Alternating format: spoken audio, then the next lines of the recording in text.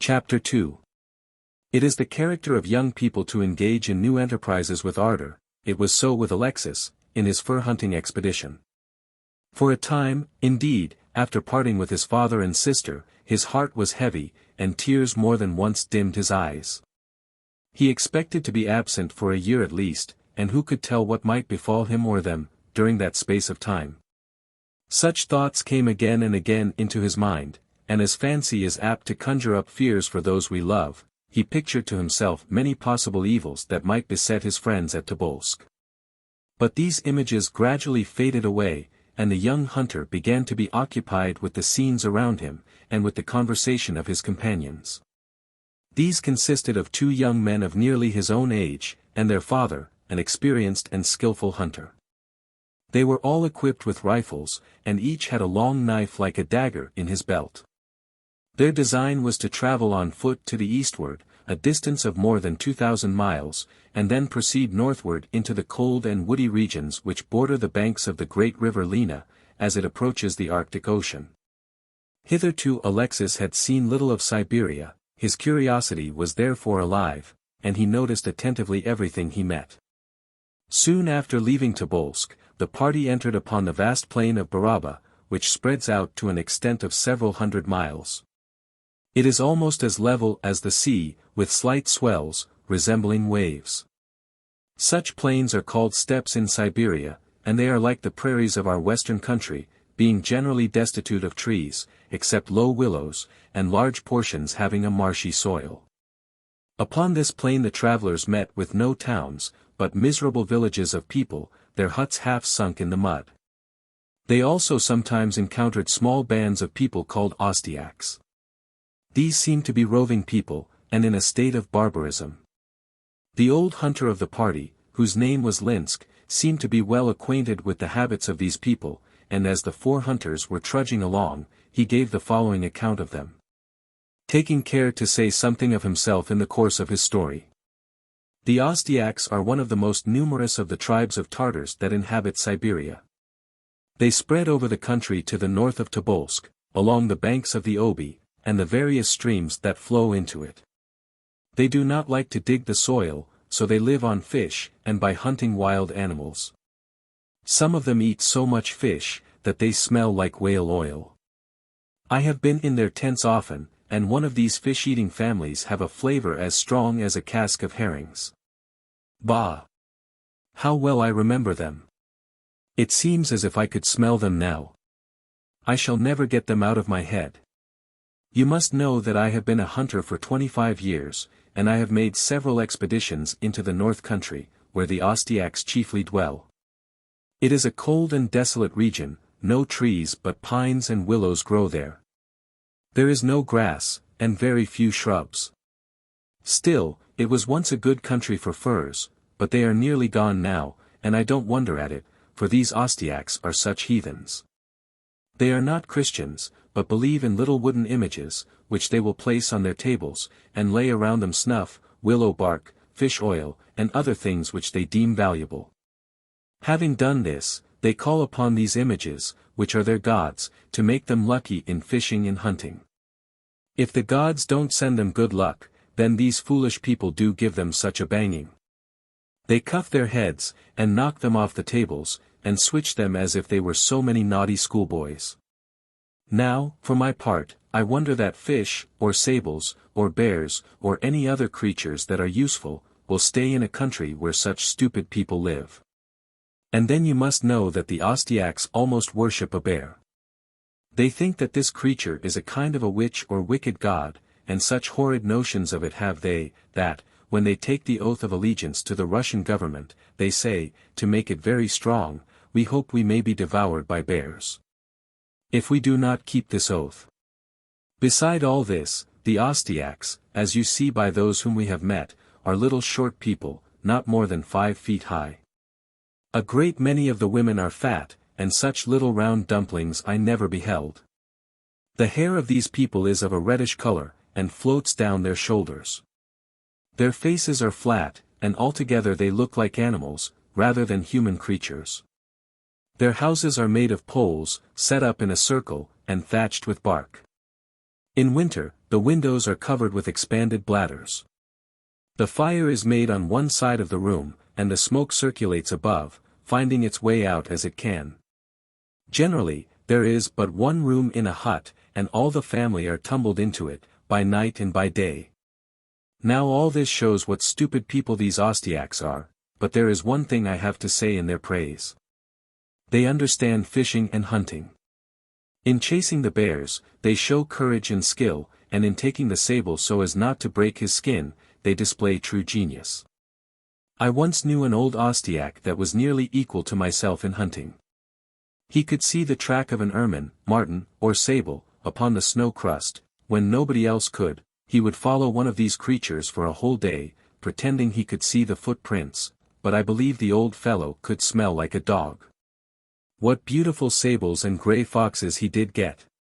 He once got 2 sable skins which were sent to St. Petersburg, and sold for $300.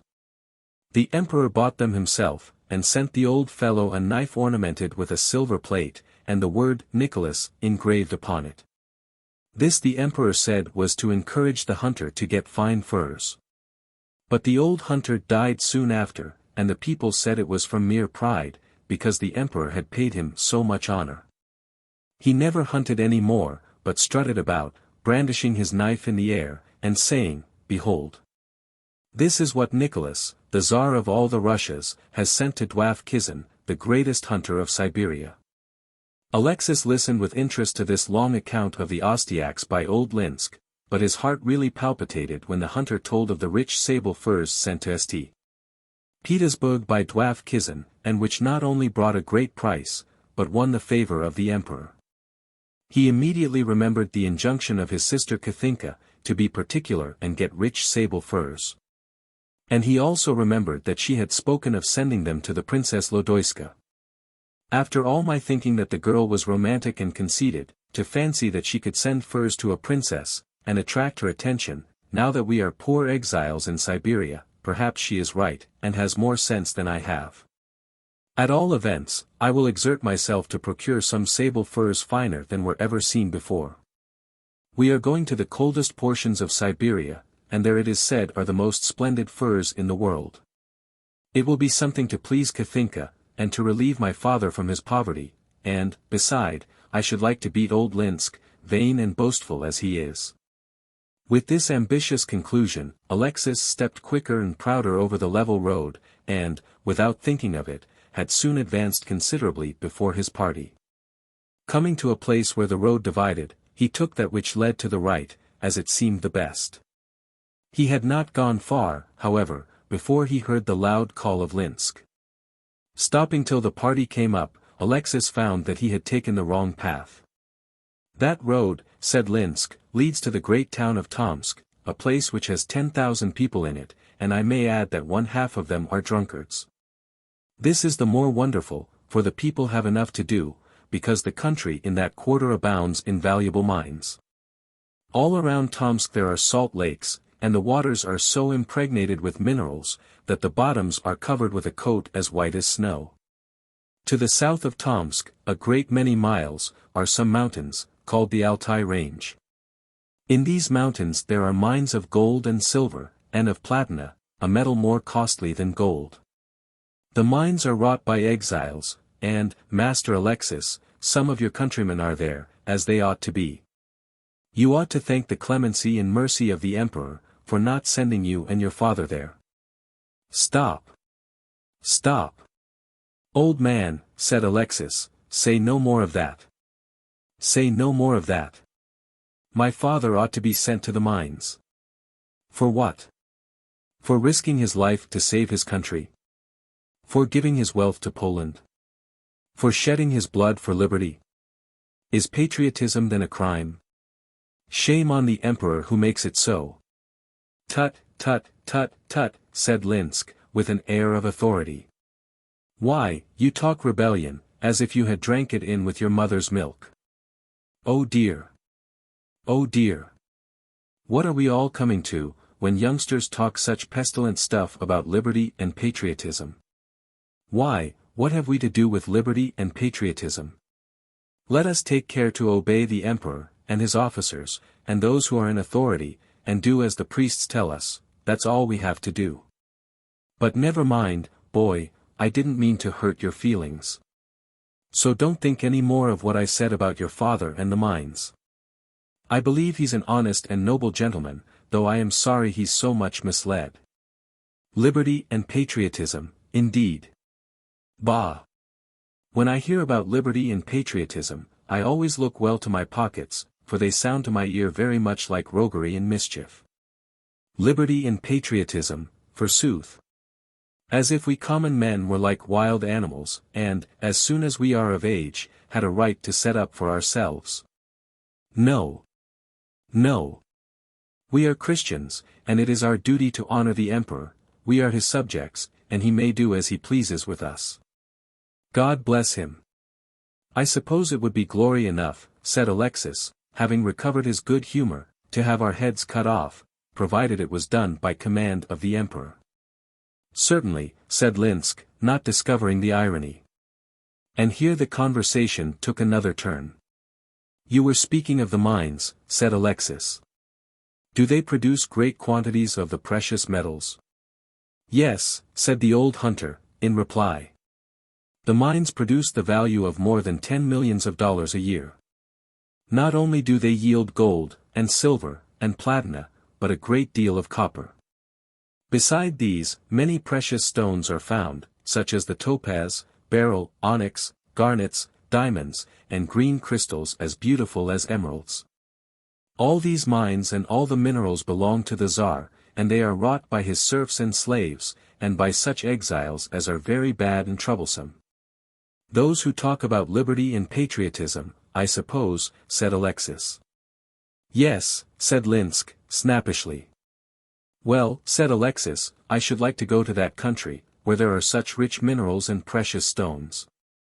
I think I could pick up enough to make myself rich. And get your head taken off besides, said Linsk.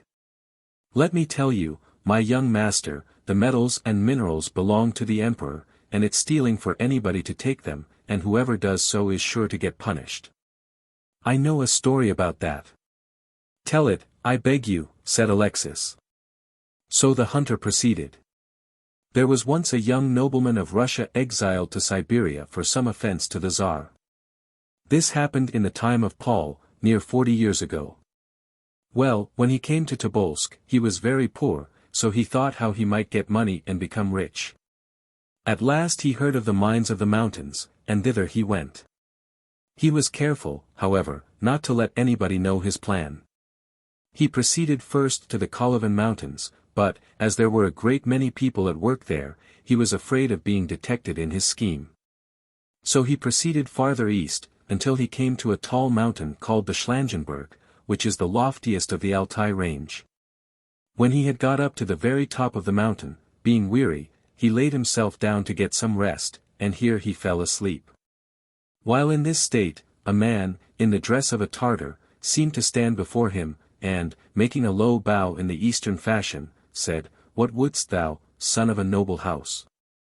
To this the young Russian replied, "Wealth, give me wealth, with this I can purchase my liberty and return to Moscow, and live again in happiness. Give me riches, with these I could buy the very soul of the emperor, for all he desires is money." When the young man said this, the image smiled on one side of his face, and frowned on the other, but he answered fairly, "Your wish shall be granted, follow me." Upon this the Russian arose and followed the mysterious stranger. They descended to the foot of the mountain, and entered a cave which was formed by nature in the rocks. It was at first a dark and gloomy room, with grisly images around, and a fearful roar as of mighty waterfalls, tumbling amid the gashes and ravines of the mountain. But as they advanced farther, the scene gradually changed. The darkness disappeared, and at last they came to a vast chamber, which seemed glittering with thousands of lamps. The room appeared indeed like a forest turned to crystal, the branches above uniting and forming a lofty roof, in the Gothic form. Nothing could exceed the splendor of the scene. The floor was strewn with precious stones of every hue, and diamonds of immense size and beauty glistened around. As the adventurer trod among them, they clashed against his feet as if he was marching amid heaps of pebbles. There were thousands of lofty columns, of a pearly transparency, which seemed to send forth an illumination like that of the moon. And these were studded with garnets, and emeralds, and rubies. The Russian was delighted, nay, entranced. He walked along for more than an hour, and still the vast room seemed to expand and grow more gorgeous as he proceeded. The diamonds were larger, and the light more lovely, and by there came a sound of music. It was faint, but delicious, and our hero looked around for the cause of it. At last he saw what seemed a river, and on going to the border of it, he discovered that it was a stream of precious stones, where garnets, and beryls, and diamonds, and emeralds, and rubies, flowed like drops of water, in one gushing, flashing current. And as they swept along, a sort of gentle but entrancing melody stole out from them, and seemed to melt the heart with their tones. "This is indeed most lovely, most enchanting," said the youth to himself. "Well and truly has my guide performed his promise." Saying this, he looked around for his guide, but he had disappeared. The young man waited for a time, but his guide did not return. At last he began to feel weary, and cast about for a place to lie down, but no such place appeared. The floor of the mighty hall was covered with precious stones, but they were so sharp and angular that they would have cut his flesh, if he had attempted to lie upon them. Pretty soon, hunger was added to the young man's wants. But how could he satisfy it? There were emeralds, and rubies, and sapphires, and diamonds, but neither meat nor bread. At last he turned around, and began to search for the way out of the grotto. First filling his pockets with the richest and rarest gems he could find. But the more he sought for the passage, the more remote he seemed to be from it. He, however, continued to wander on, but all in vain. At last he became frantic. He threw up his hands, and tore his hair, and ran fiercely from place to place, making the arches ring with his frightful screams. "Take your gold, take your jewels," said he, "and give me rest, give me bread." And, repeating this by night and by day, the young man continued to run wildly from place to place. And though 40 years have rolled away since he entered the enchanted cave, he is still there, and is still unable to obtain rest or appease his hunger. "Is that all?" said Alexis, as the hunter paused in his narration. "Yes," said Linsk. "And let it warn you and all others not to go into the mountain, to steal the gems and the gold that belong to the emperor." "The story is a good one," said Alexis, "and no doubt it has been used to frighten people from interfering with the emperor's mines, but it is an allegory, which bears a deeper meaning to my mind. It teaches us that riches cannot bring rest or health, and that a person surrounded with gold and gems may still be a most wretched being. Those very gems, indeed, may be the cause of his distress, as they may have been obtained by crime, or avarice, or other unlawful means." To be continued. The Lion and the Mouse. A fable. A lion was once going to war. He had buckled on his sword, and gathered his forces, and, with the monkey and the bear supporting his long robe behind, he was proudly marching over the plain at the head of his army. As he was proceeding, it chanced that his majesty encountered a mouse, dancing merrily over the ground. The king paused, and observed the little dancer with a grim smile of satisfaction. At this the bear grumbled, and the monkey sneered, for his majesty being in a warlike humor, they thought it meet that everybody else should be so too. But they were both speedily silenced by the lion, who spoke as follows. "Why do you grumble at this pretty little fellow?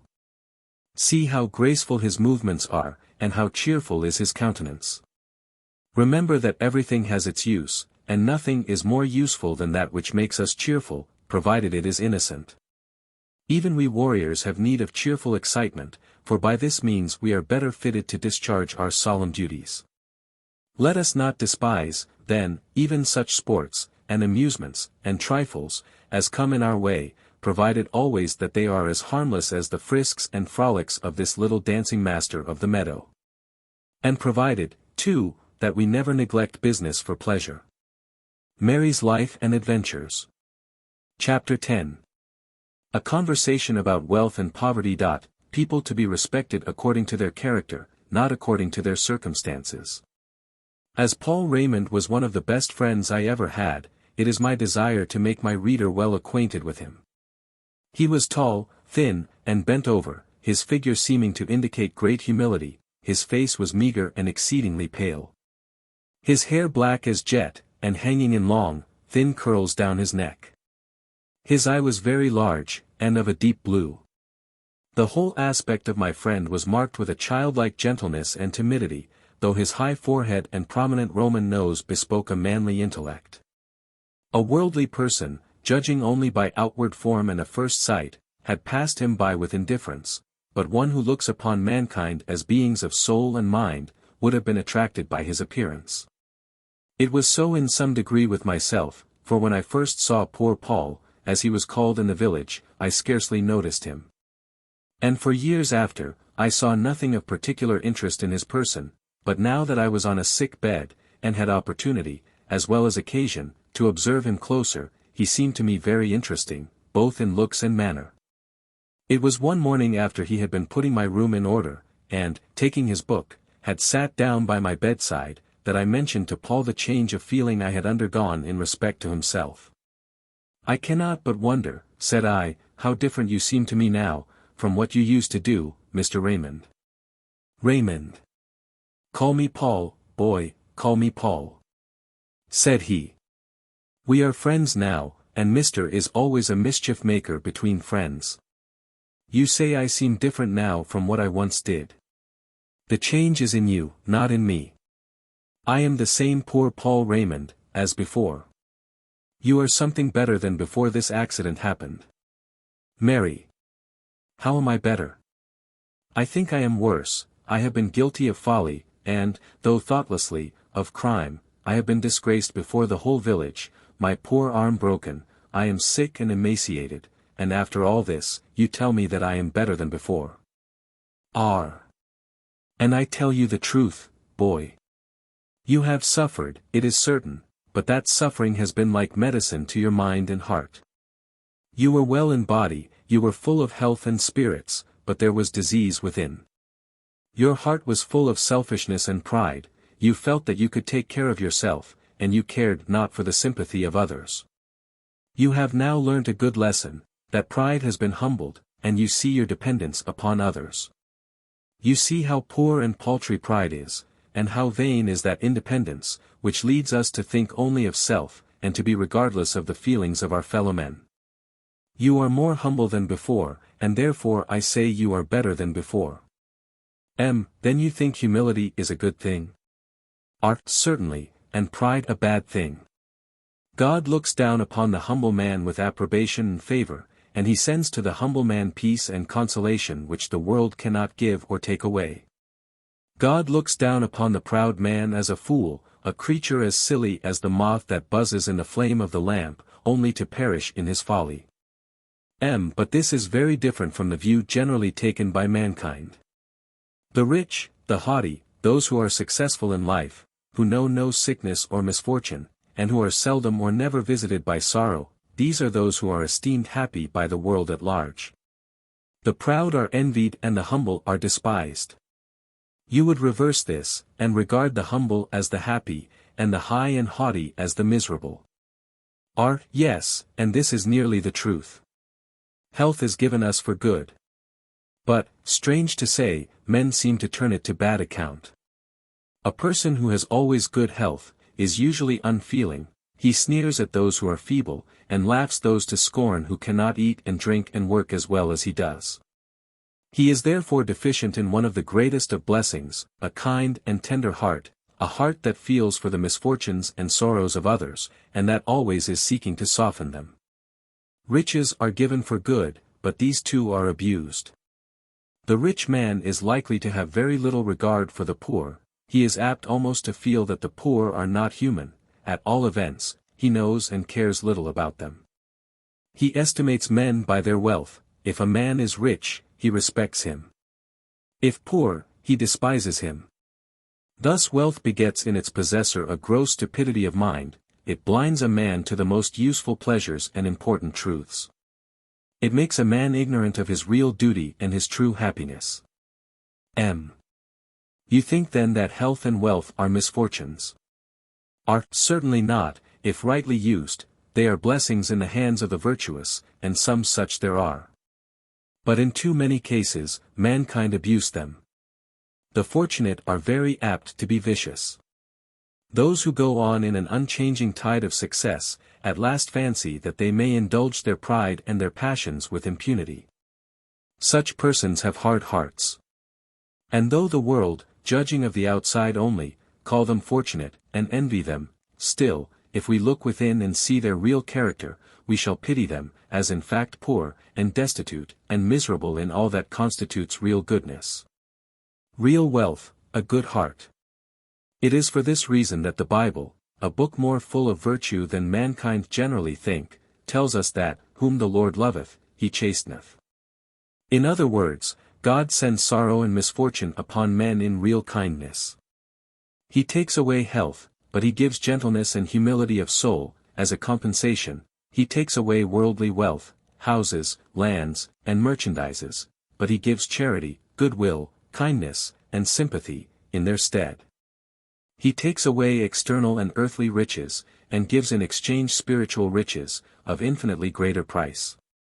He takes away dollars and cents, which only pass in this world, and are wholly uncurrent in another, and gives coin that bears upon it an image and superscription, which not only makes it available in time, but in eternity.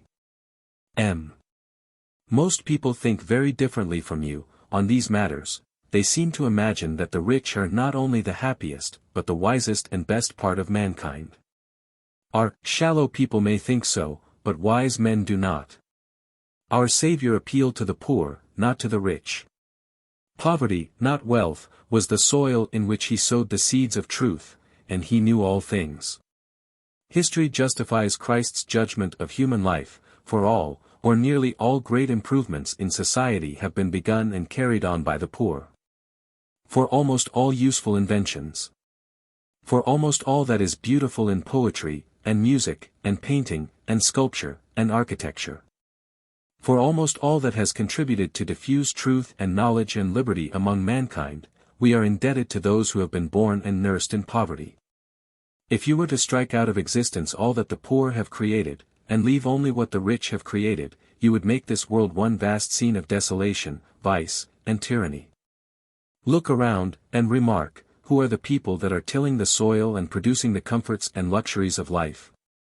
The poor, and not the rich. Who are paying the taxes and supporting the government? The poor, for they pay, in proportion to their property, much more than the rich. Who are the supporters of religion? The poor, for it is by their prayers, and sacrifices, and efforts, that it is propagated, not only at home, but in foreign lands. No Christian mission, no Bible society, no society for the distribution of tracts, was ever begun and carried on and supported by the rich. The simple truth is, that, as the poor are the producers of all the substantial comforts of life, of food, raiment, houses, furniture, roads, vehicles, ships, and merchandises. So are they the cultivators of those spiritual staples which make up the social wealth of the world: religion, knowledge, charity, sympathy, virtue, patriotism, liberty, and truth. Destroy the poor, and you destroy not only the source of worldly wealth, but of that mental, spiritual, and social wealth, which are far higher and better. You think, then, that the poor are not only the wisest, but the best part of mankind. Certainly, but do not misunderstand me. I do not say all rich men are bad, or that all poor ones are good. There are rich men who are good, wise, kind, and virtuous, and those who are so, deserve great praise, for, as a class, the rich are otherwise. And the reasons are plain. In the first place, most men who become rich, do so by being supremely selfish. They keep what they get, and get what they can. A man who has no generosity, who seldom or never gives away anything, who is greedily seeking all the time to increase his possessions, is almost sure, in a few years, to accumulate large stores.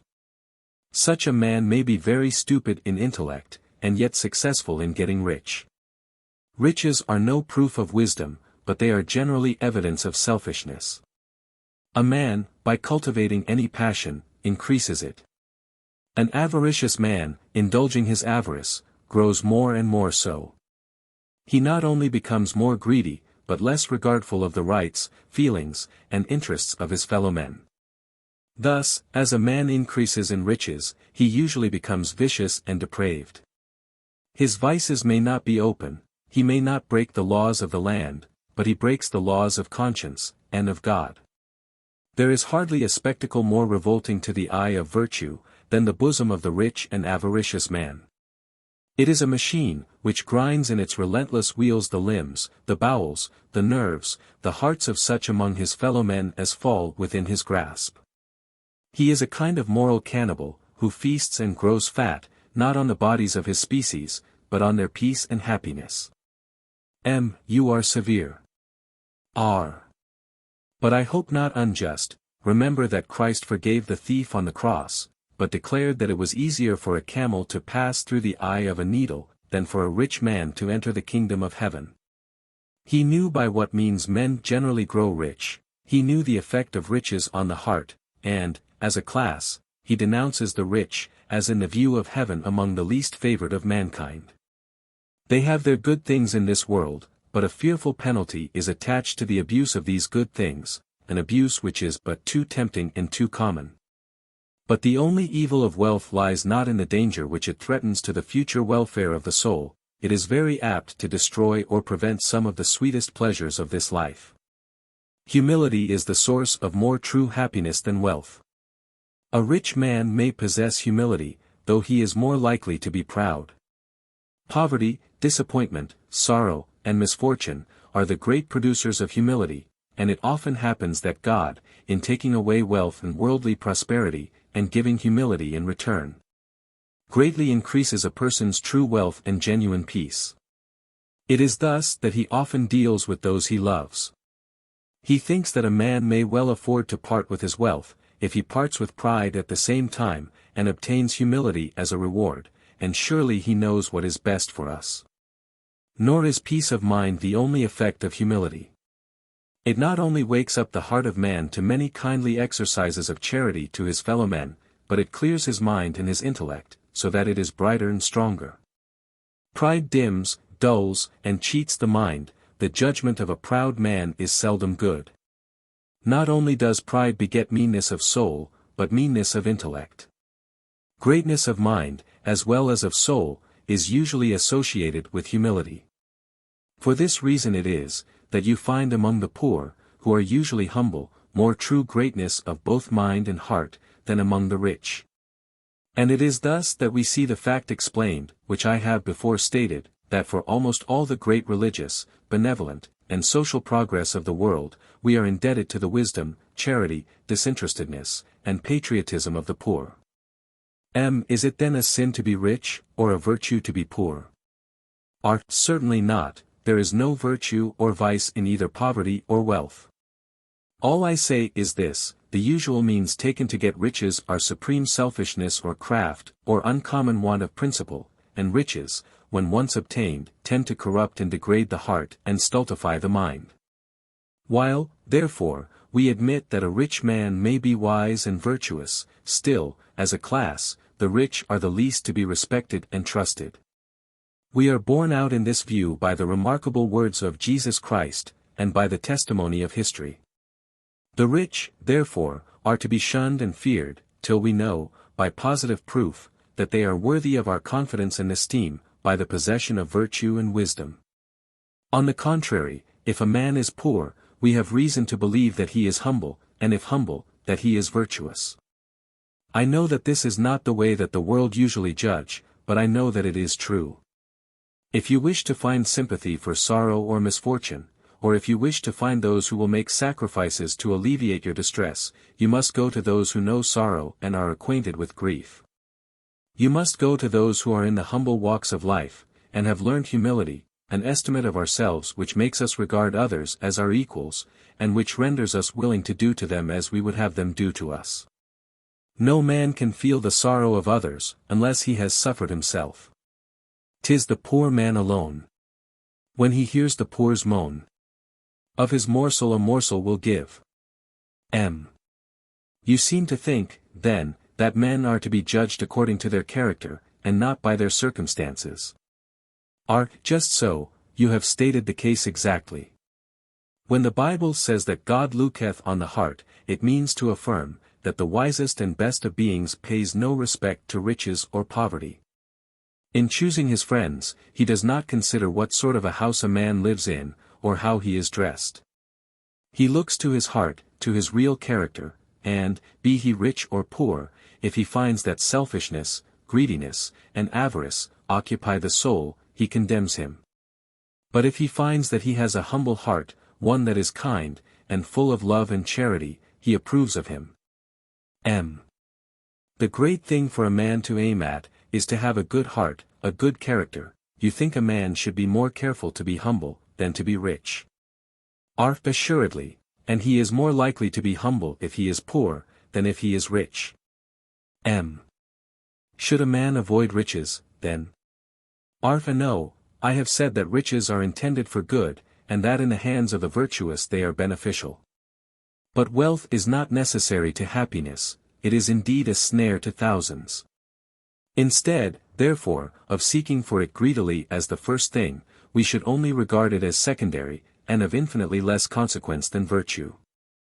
And though we should seek to avoid poverty, if it come, we may enjoy the reflection that it is safer to walk in the humble valley, than to climb along the dizzy pinnacles of prosperity and power. At all events, in wealth or poverty, in prosperity or adversity, let us cultivate humility, and judge ourselves and others by looking on the heart. Let us consider that we are good or bad, respectable or despicable, not according to our circumstances, but according to our wisdom and our virtue. I believe what you tell me, Paul, for you are wise, and all you tell me sounds true. But it would be hard to make the world believe that poverty and misfortune are desirable. Perhaps not. But I could tell you a story of real life, in which it would appear that misfortune, or what the world calls such, actually promoted happiness. Pray tell it to me. I will do so tomorrow, if you desire it. You have heard enough for today. Here the conversation ended for the time. Raymond's story, which he entitled The School of Misfortune, I shall give to my readers in the next chapter. Origin of words and phrases. He's cut a Dido. It is told in history, that Dido, a queen of Tyre, about 870 years before Christ, fled from that place upon the murder of her husband, and with a colony settled upon the northern coast of Africa, where she built Carthage. Being in want of land, she bargained with the natives for as much as she could surround with a bull's hide. Having made the agreement, she cut a bull's hide into fine strings, and tying them together, claimed as much land as she could surround with the long line she had thus made. The natives allowed the cunning queen to have her way, but when anybody played off a sharp trick, they said he has cut a Dido, and the phrase has come down to our day. He's caught a Tartar.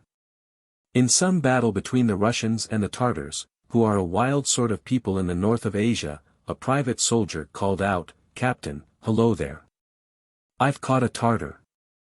"Fetch him along, then," said the captain. "Aye, but he won't let me," said the man, and the fact was, the Tartar had caught him. So when a man thinks to take another in, and gets bit himself, they say, he's caught a Tartar.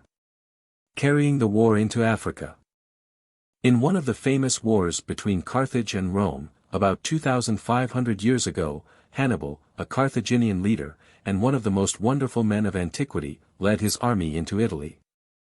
And for several years continued to threaten the city and lay waste the surrounding country. Scipio, a Roman general, saw the necessity of getting rid of Hannibal and his forces, so he determined to lead an army into Africa, and threaten Carthage, and thus make it necessary for Hannibal to return home for its defense. This scheme had its intended effect, and in all after time, this retaliating upon an enemy, by adopting his own tactics, is called carrying the war into Africa. He drives like Jehu. And the watchman told, saying, He came even unto them, and cometh not again, and the driving is like the driving of Jehu the son of Nimshi, for he driveth furiously. 2 Kings 9:20. The term Yankee is supposed to have originated with the Indians, who called the English Youngs, which came at length to be Yankees. Hoosiers. The people of Indiana are called Hoosiers, and it is said to be an abbreviation of "Who's here?" A question which used to be shouted aloud by the traveler in that quarter, when, amid the tall grass of the prairies, he heard voices, or saw the smoke of a log cabin, but could see nobody. Suckers is the designation of the people of Illinois. Because, as is said, the Galena miners used to appear in spring about the time the suckers, a large fish of the West, ascended the rivers. Wolverine is the title of a citizen of Michigan, because an animal of that name, often called the glutton, and somewhat resembling the raccoon, is common in that state. Buckeye is a tree resembling the catalpa, and it is common in Ohio. So Ohio is called the Buckeye State, and the citizens, Buckeyes. Corn crackers is the nickname of the Kentuckians, for what reason I cannot tell, but perhaps as a compliment to the soil and climate, which furnishes the people with abundance of corn, and a good appetite.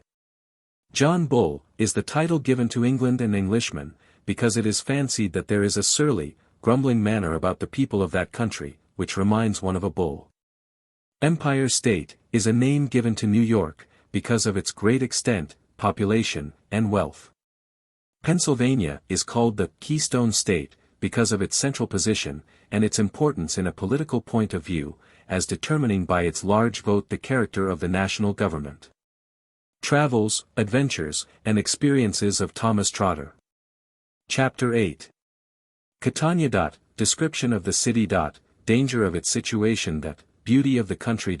Journey up Mount Etna. Great abundance of lava. Nicolosi. Visit to the crater of Monte Rossi. Grand prospect of the mountain. Continuation of the journey. A hut in the woods. A night on the mountain. Catania is a highly interesting city. I was struck with the beauty of its situation, on the seashore at the foot of Mount Etna, and with the regularity of its handsome streets, which are all straight, like those of Philadelphia. It is about the size of Boston, and is remarkably thriving and busy, for an Italian city. Almost everybody appeared to be engaged in the silk trade. Large manufactories abound in every quarter of the city, and in every street I could see the women at the doors spinning and weaving silk. There was some rain while I stayed in the city, the first I had experienced in Sicily. The people of Syracuse told me, that a day was never known when the sun did not shine upon their city. The streets of Catania were thronged with people, notwithstanding the rain, and almost every one had a silk umbrella. I remarked that all the umbrellas were of a bright red, which made the crowd look very picturesque. These rains are caused by Mount Etna, which attracts the clouds from all quarters. The showers are sometimes so heavy that the streets of the city which run up and down the mountain, become rivers of water, rushing down to the sea with such rapidity that it is impossible to ford them. For this reason all the streets which lie upon a slope are provided with movable iron bridges, for crossing. There are also abundant springs of water underground, which often burst out the sides of the mountain. I saw one of these which had sprung up through the pavement of one of the principal streets, and had been flowing for many weeks, a stream of beautiful clear water. The longest street is called Strada Etnea. It runs up the mountain several miles, exactly in the direction of the crater, and the prospect upward is terminated by the magnificent snowy cone of the mountain, 30 miles distant. No other street in the world is equal to this in singularity. Many times has this city been destroyed by torrents of lava from the mountain, but the beauty and advantages of the situation are such, that the inhabitants have always been willing to rebuild it, rather than seek another spot.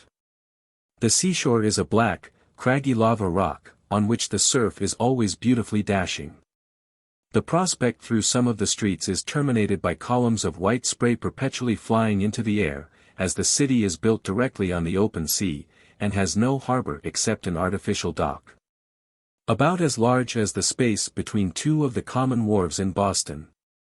The soil of all the neighborhood is black, hard lava, which looks like cast iron, notwithstanding which the country is most beautiful, abounding in gardens, orchards, olive groves, and everything rich and ornamental. Large numbers of the Sicilian nobility live here, attracted by the beauty of this delicious spot. It was impossible to look up the mighty mountain which towered into the skies over my head, without feeling a strong desire to venture up and explore its wonders. The top, for many miles, was covered with snow, and I was told that the ascent to the summit was hardly possible. However, I determined to make the trial, and hired a couple of stout mules, which are always the best animals for climbing mountains. I obtained a guide well acquainted with the mountain, who agreed to accompany me for $50 a day to any place I dared to approach. We set out on the morning of the 2nd of March. At first we found the ascent very gradual. The ground was a broken lava rock, overgrown with olive and almond trees, and prickly pears. Innumerable villages were scattered all round the lower region of the mountain, surrounded by gardens and groves. The houses appeared to be all built of lava. Indeed, there is hardly any other kind of stone or building material to be seen anywhere. Every one of the villages had a church with a dome covered with glazed tiles of variegated colors, bright red, green, blue, and yellow, so as to resemble an enormous inverted bead bag, glittering in the sun.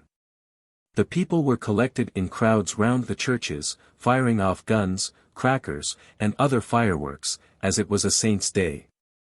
I could see no fences in the fields. In fact, I had not yet seen such a thing as a wooden fence since the day I left home.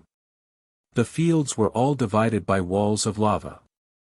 Indeed, lava serves here for stone, brick, marble, wood, and many other purposes besides. They build houses of it, wall their yards and fields, pave their streets, macadamize their roads, gravel their walks, and sand their floors with it. They grind it into soil, mix it up with mortar, manufacture it into snuff boxes, inkstands, statuary, and more things than I have time to mention. The finer sort is exceedingly hard, and takes a fine polish. In one of the squares of Catania is a lava statue of an elephant with an obelisk on his back. After going some miles up the mountain, the trees and other vegetation became scarce, and presently the road passed over nothing but rugged, barren lava rocks. At the end of about a dozen miles we came to a village called Nicolosi. Here we left our mules, and proceeded on foot to visit the crater of Monte Rossi, from which the eruption issued that destroyed Catania in 1669.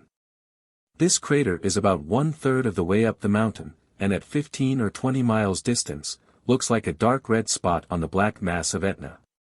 We traveled several miles over a great desert of coarse black sand, without seeing a single tree or shrub, till we came to Monte Rossi, which I found to be a mountain with a double summit and very steep sides. Consisting of coarse gravel and tufts of long rank grass, with here and there a stunted willow. It was laborious work climbing up this loose soil and holding on by the grass and twigs.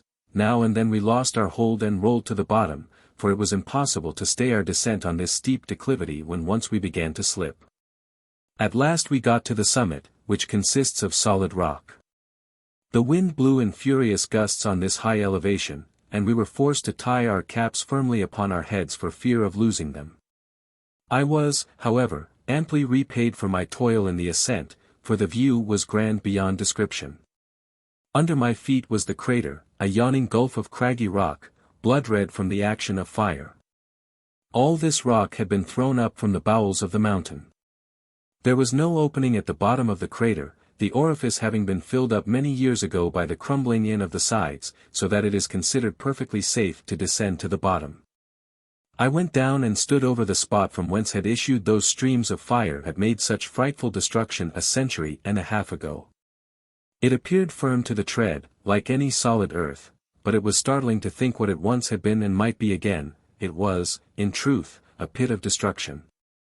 A prospect of a different description was exhibited from the top of the crater. The high point of this steep elevation shows the great body of Mount Etna on one side with grand effect.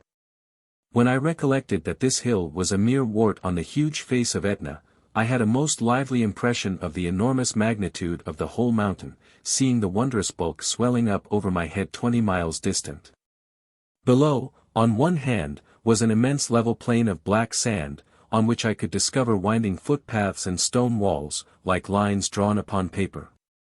Here and there I spied a traveler moving along the plain, mounted on his donkey, but at such a distance that he looked like a grasshopper astride of a mouse.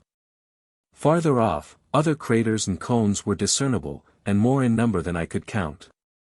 Each of these was a mountain of itself, but nothing more than a spot on the giant bulk of Etna, whose bold peak, bright with snow, rose towering above the whole. Many miles above what I should suppose to be the habitable region, I could distinguish the white walls of a monastery, surrounded by a sea of black sand. This great black plain or desert was one of the strangest spectacles I ever saw. Here and there a lonely house could be seen, with a few dwarf willows and cherry trees scattered about, but no other appearance of life except little dots of asses moving slowly along the surface of this barren and forlorn expanse. I should have remained much longer gazing at the grand prospect which spread around me on all sides, but my guide, who had probably been on the same spot hundreds of times before, was tired of remaining here, and told me it was time to continue our journey up the mountain. A little flurry of snow came on just at this moment, which hastened our departure. We ran down the hill at a rapid pace, tumbling over and over in the loose earth. Mounting our beasts at Nicolosi, we jogged on up the mountain.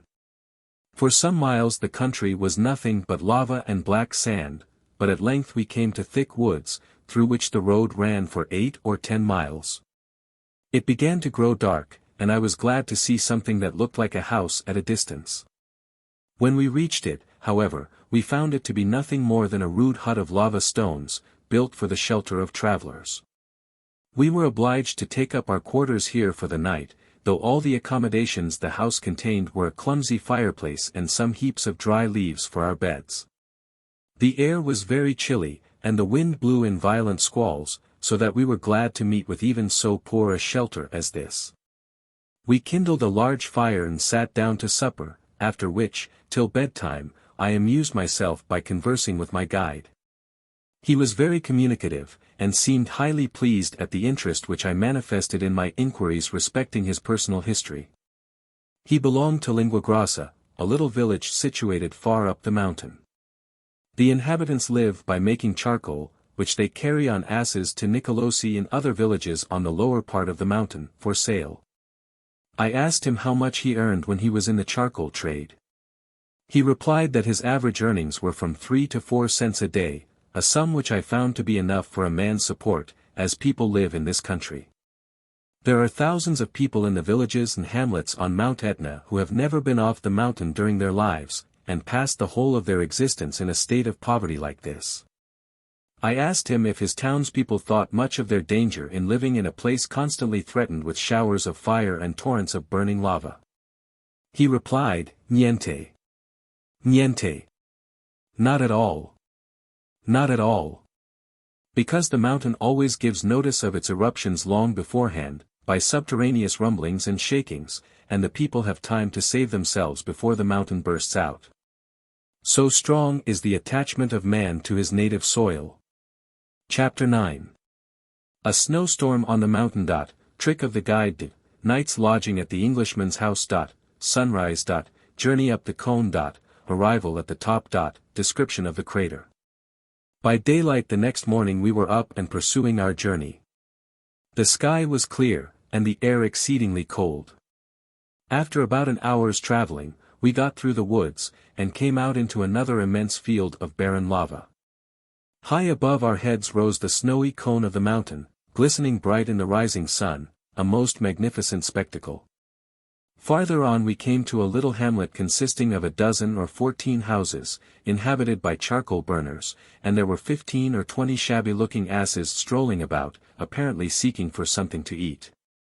But what sort of food they could pick up in this desolate place, puzzled me to guess. These animals, however, will eat almost anything, and can make a good meal upon coarse stalks and thistles. We passed by 2 or 3 large hills of a deep red color, that seemed to be recently thrown up by an eruption. Our path lay over rough heaps of broken lava, where a horse could not have gone without stumbling at every step, yet our sure-footed beasts carried us safely over the most difficult spots. About noon, the sky, which had hitherto been clear, began to grow overcast, and I could perceive that the smoke from the crater, instead of streaming off to the northeast, was now rolling down the side of the mountain directly toward us. This showed that the wind had shifted to the north, and I felt serious apprehensions when I observed the increasing blackness of the sky. My guide, who had been snuffing the air and stretching his vision in every direction for the last quarter of an hour, now assured me that a snowstorm was coming, and advised an immediate return down the mountain. I was not disposed to comply, as I had heard that these people are very ready to discourage travelers at the least appearance of any danger, because they are unwilling to encounter the cold of the upper regions. I told him to push on, and never mind the wind, which was now blowing in violent gusts. But in a few minutes, large flakes of snow began to fall, and soon the whole air was obscured. The mules showed some reluctance to proceed, and we had much ado to urge them onward. The guide kept talking of the dangers of our undertaking, and told a story of an Englishman who was lost here about 6 weeks before in a snowstorm, just like the one that was now raging. It seems he was going up the mountain with 2 others of his countrymen, and being overtaken by the snow, they strayed from the path, and got into a great plain, full of deep pools of water, covered with a thin crust of ice. In attempting to cross one of these, they broke through, and one of the travelers was drowned, the rest escaping with difficulty after losing all their baggage. This melancholy catastrophe called forth all the sympathies of my companion, who related the circumstances with many mournful ejaculations and shakes of the head, assuring me that he was a bel giovanato, or fine young fellow. As I had never heard a syllable of this story at Catania in all my inquiries respecting the mountain, I guessed at once that the fellow had made it up out of his own head, to scare me from my undertaking. I asked him if he was sure the story was true. He protested that it was true, every word, and there could be no doubt of it, for he had seen the very mule which the drowned man rode, no longer ago than last Friday, trotting through the Corso of Catania. He was a long-backed beast, dark red, mixed with iron grey, and if that was not the dead Englishman's mule, whose mule was it? I could not help laughing in his face at this odd proof of the story. He was a good deal disconcerted to see me so much amused instead of being frightened, and jogged on without telling any more tales of the misfortunes of travelers. The snow continued to fall so thick that we could see only a few yards before us. But the mules, who always follow a beaten path, continued to keep in the track till the middle of the afternoon, when the ground became so deeply covered that there seemed to be danger of their missing the way. And I began to feel some small apprehension that we might encounter an accident of the kind which had been related of the young Englishman, though I did not believe a word of the story. Luckily, about this time, the snow ceased to fall, and before sunset the sky grew clear. The prospect around me was desolate in the extreme. The whole surface of the mountain above was covered with snow, diversified here and there with huge red and black spots, where hills of burnt rock and volcanic sand, or craggy masses of lava, lifted their heads above the white expanse. Just as daylight shut in we reached a little hut called the Englishman's house, which had been erected here for the accommodation of travelers. The shelter it afforded us was exceedingly welcome, for we were almost frozen to death with the keen air of the mountain. Luckily, the building, though destitute of furniture, contained a considerable quantity of dry sticks, which enabled us to make a good fire, else we should have passed a sleepless night, for my limbs were stiff with cold and fatigue. I lay down to rest as soon as I had eaten my supper, in order to be awake before daylight the next morning, as I was determined if possible to get to the top of the mountain before sunrise. I gave my companion strict injunctions to waken me as soon as his eyes should be open. But we both slept so soundly that it was broad daylight before we knew anything about it, and by the time we were fairly on our journey, the sun rose. I was much disappointed in not witnessing this spectacle from the mountain top, as it would have afforded me something to boast of all my life. But the sight, as it was, might be thought enough to compensate for the fatigue and trouble of climbing so far. The snowy cap of the mountain, on the lower edge of which we were standing, glowed with the pure rosy tints of morning. Next to this was the green belt of forest, which first appeared dark and gloomy, but by degrees brightened into livelier tints, as the advancing sun threw his beams more directly upon the thick masses of leaves. Further down, the eye expatiated over the diversified surface of the skirts of the mountain, with its red cones, spots of green vegetation, and countless villages and towns, scattered right and left down to the water's edge.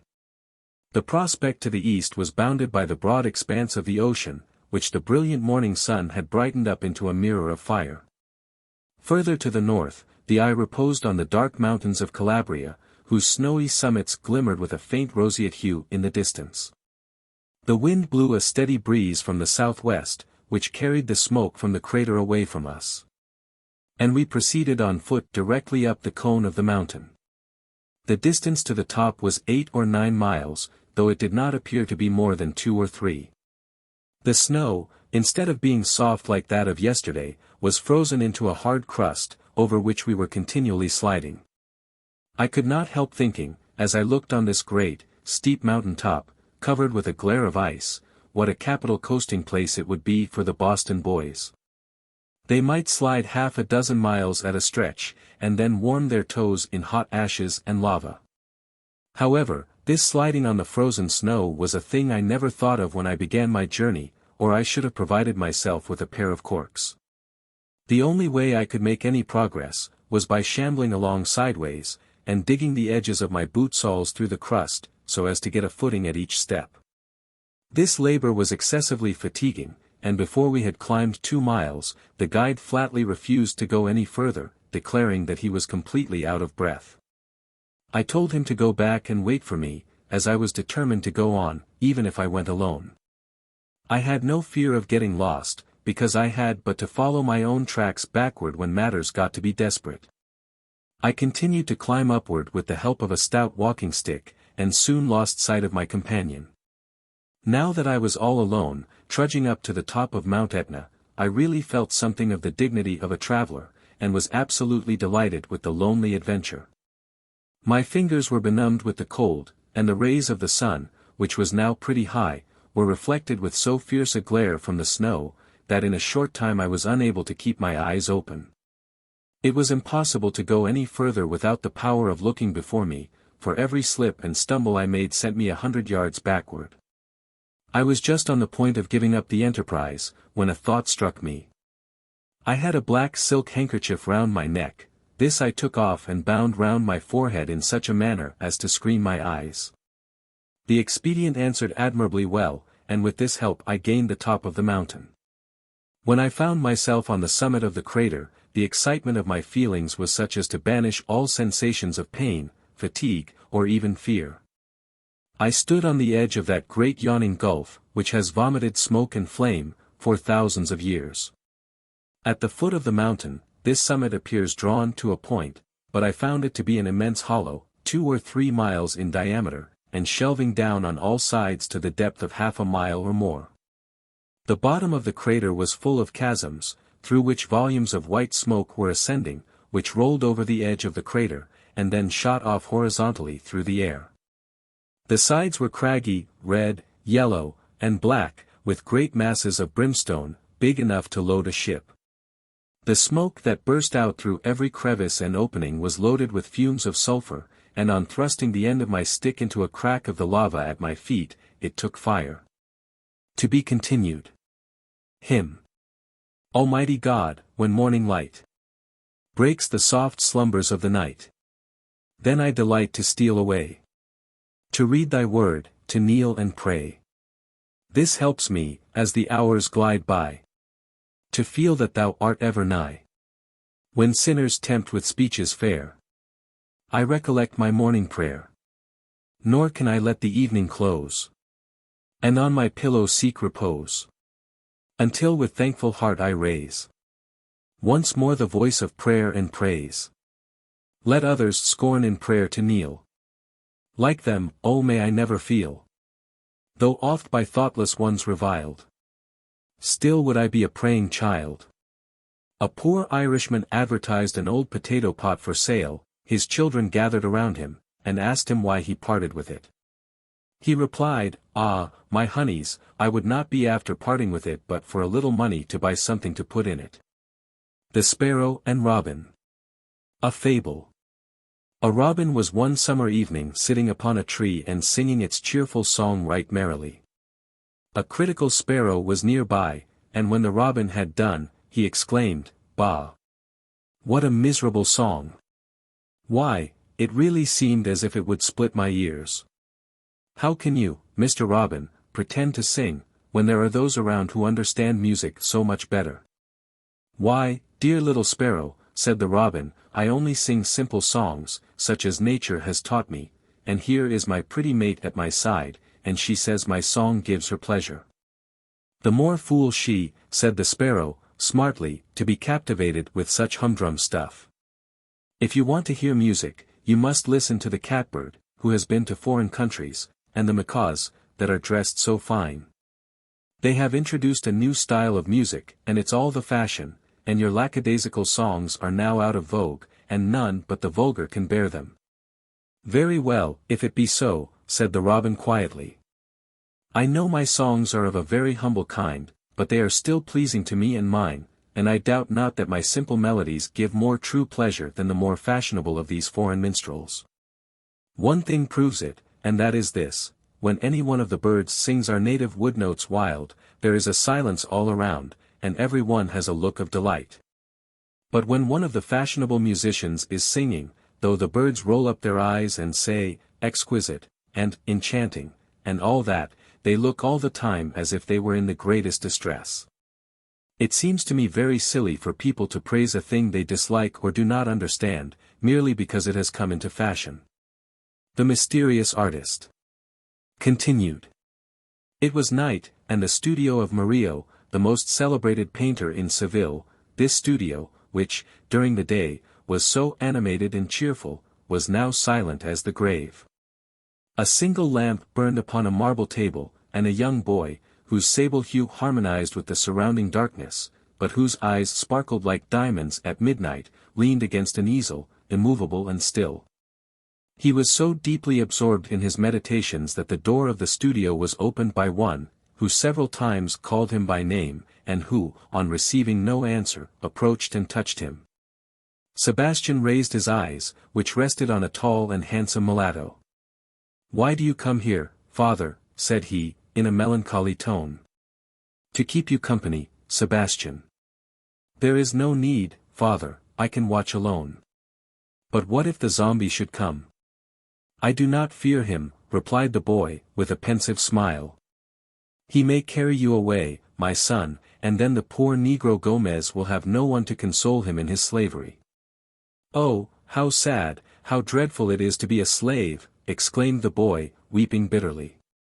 "It is the will of God," replied the Negro, with an air of resignation. "God!" ejaculated Sebastian, as he raised his eyes to the dome of the studio, through which the stars glittered. "God! I pray constantly to him, father, and I hope he will one day listen to me, that we may no longer be slaves. But go to bed, father. Go, and I shall go to mine there in that corner, and I shall soon fall asleep. Good night, father, good night." "Are you really not afraid of the zombie, Sebastian?" "My father, that is a superstition of our country. Father Eugenio has assured me that God does not permit supernatural beings to appear on earth." "Why then, when the pupils asked you who sketched the figures they find here every morning, did you say it was the zombie?" "To amuse myself, father, and to make them laugh, that was all." "Then good night, my son," and, having kissed the boy, the mulatto retired. The moment Sebastian found himself alone, he uttered an exclamation of joy. Then, suddenly checking himself, he said, 75 lashes tomorrow if I do not tell who sketched these figures, and perhaps more if I do. Oh my God, come to my aid." And the little mulatto threw himself upon the mat, which served him for a bed, where he soon fell fast asleep. Sebastian awoke at daybreak. It was only 3 o'clock. Any other boy would probably have gone to sleep again. Not so Sebastian, who had but 3 hours he could call his own. "Courage, courage, Sebastian," he exclaimed, as he shook himself awake, 3 hours are thine, only 3 hours, then profit by them, the rest belong to thy master, slave. Let me at least be my own master for 3 short hours. So begin, these figures must be effaced, and, seizing a brush, he approached the Virgin, which, viewed by the soft light of the morning dawn, appeared more beautiful than ever. "Efface this," he exclaimed, "efface this. No. I will die first, efface this, they dare not, neither dare I. No. That head, she breathes, she speaks, it seems as if her blood would flow if I should offer to efface it, and I should be her murderer. No, no, no, rather let me finish it." Scarcely had he uttered these words, when, seizing a palette, he seated himself at the easel, and was soon totally absorbed in his occupation. Hour after hour passed unheeded by Sebastian, who was too much engrossed by the beautiful creation of his pencil, which seemed bursting into life, to mark the flight of time. "Another touch," he exclaimed, "a soft shade here, now the mouth. Yes. There. It opens, those eyes, they pierce me through, what a forehead, what delicacy.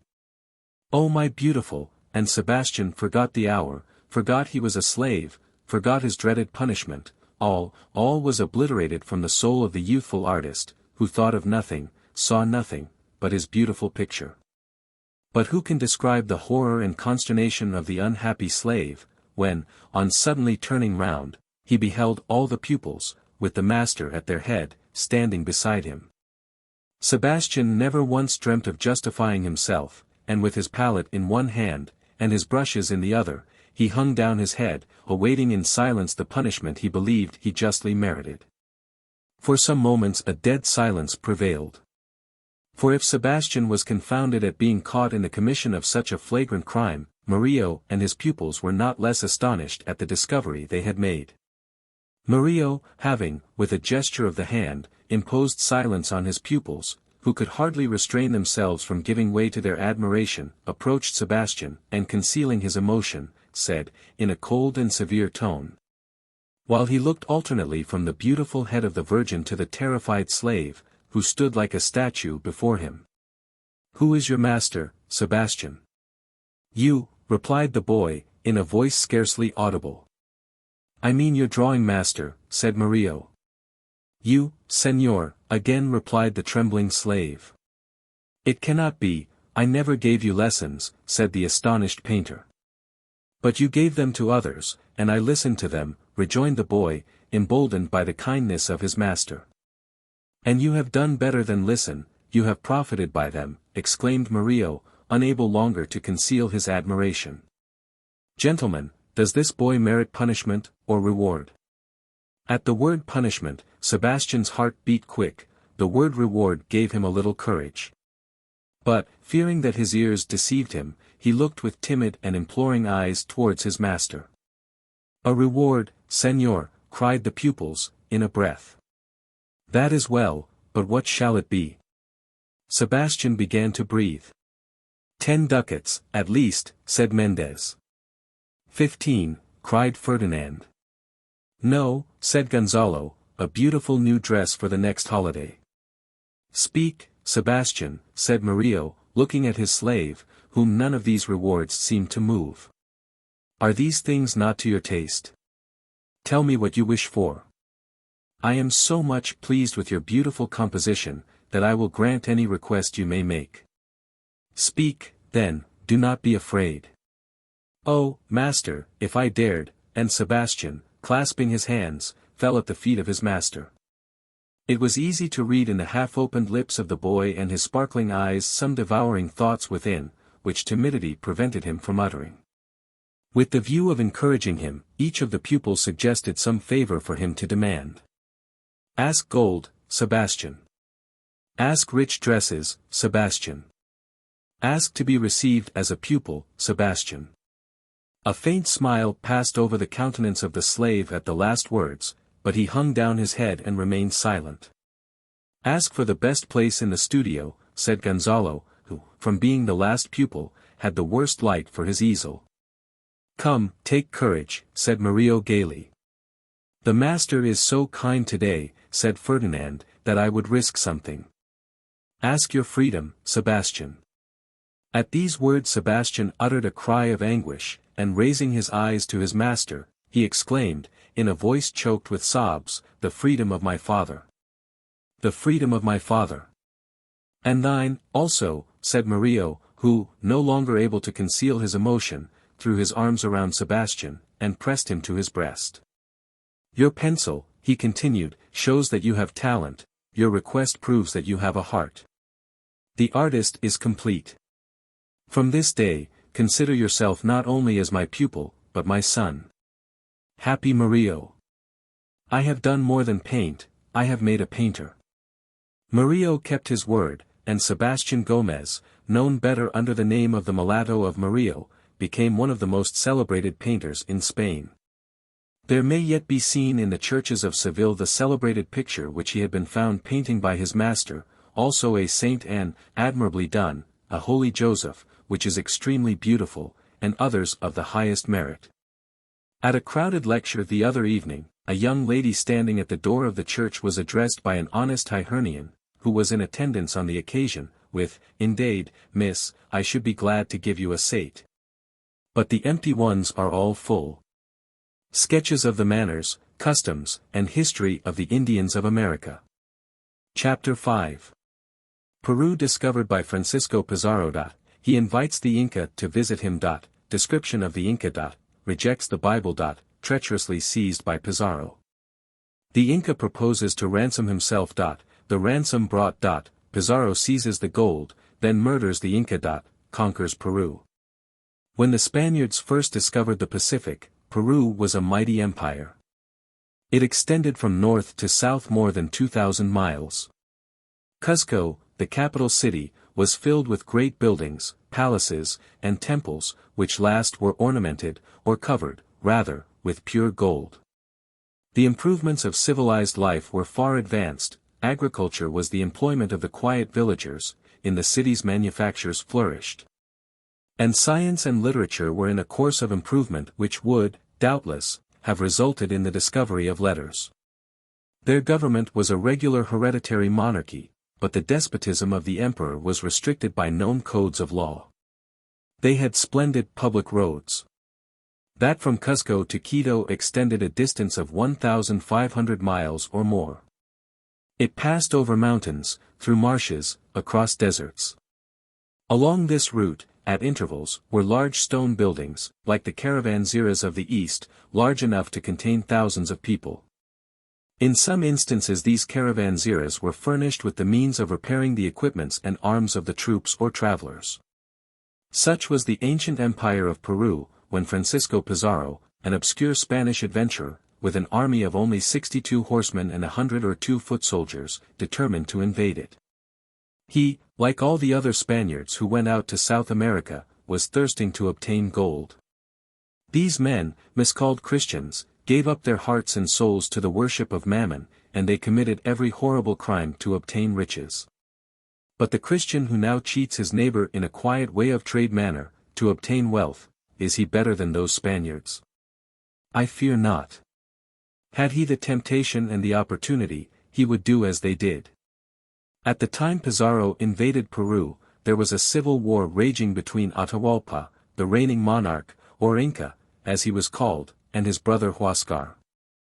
These brothers were so engaged in their strife, that Pizarro had marched into the country without being opposed, and entered the city of Caxamala on the 15th of November, 1532. Here the army of the Inca met the Spaniards. Pizarro was sensible he could not contend with such a multitude, all well armed and disciplined, so he determined by craft to get possession of the person of the Inca. He sent to invite the Inca to sup with him in the city of Caxamala, and promised then to give an account of his reasons for coming to Peru. The simple-hearted Inca believed the Spaniards were children of the sun. Now the Inca worshipped the sun, and thought he himself had descended from that bright luminary. He was very anxious, therefore, to see the Spaniards, and could not believe they meant to injure him, so he consented to visit Pizarro. Atahualpa took with him 20,000 warriors, and these were attended by a multitude of women as bearers of the luggage, when he set out to visit the Spaniards. The person of the sovereign was one blaze of jewels. He was borne on a litter plated with gold, overshadowed with plumes, and carried on the shoulders of his chief nobles. On his forehead he had the sacred tuft of scarlet, which he wore as the descendant of the sun. The whole moved to the sound of music, with the solemnity of a religious procession. The Inca putting the Bible to his ear. When the Inca entered the fatal gates from which he was never to return, his curiosity was his chief emotion. Forgetting the habitual oriental gravity of the throne, he started up, and continued standing as he passed along, gazing with eagerness at every surrounding object. A friar, named Valverde, now approached, bearing a cross and a Bible. The friar commenced his harangue by declaring that the Pope had given the Indies to Spain, that the Inca was bound to obey, that the book he carried contained the only true mode of worshipping heaven. "Where am I to find your religion?"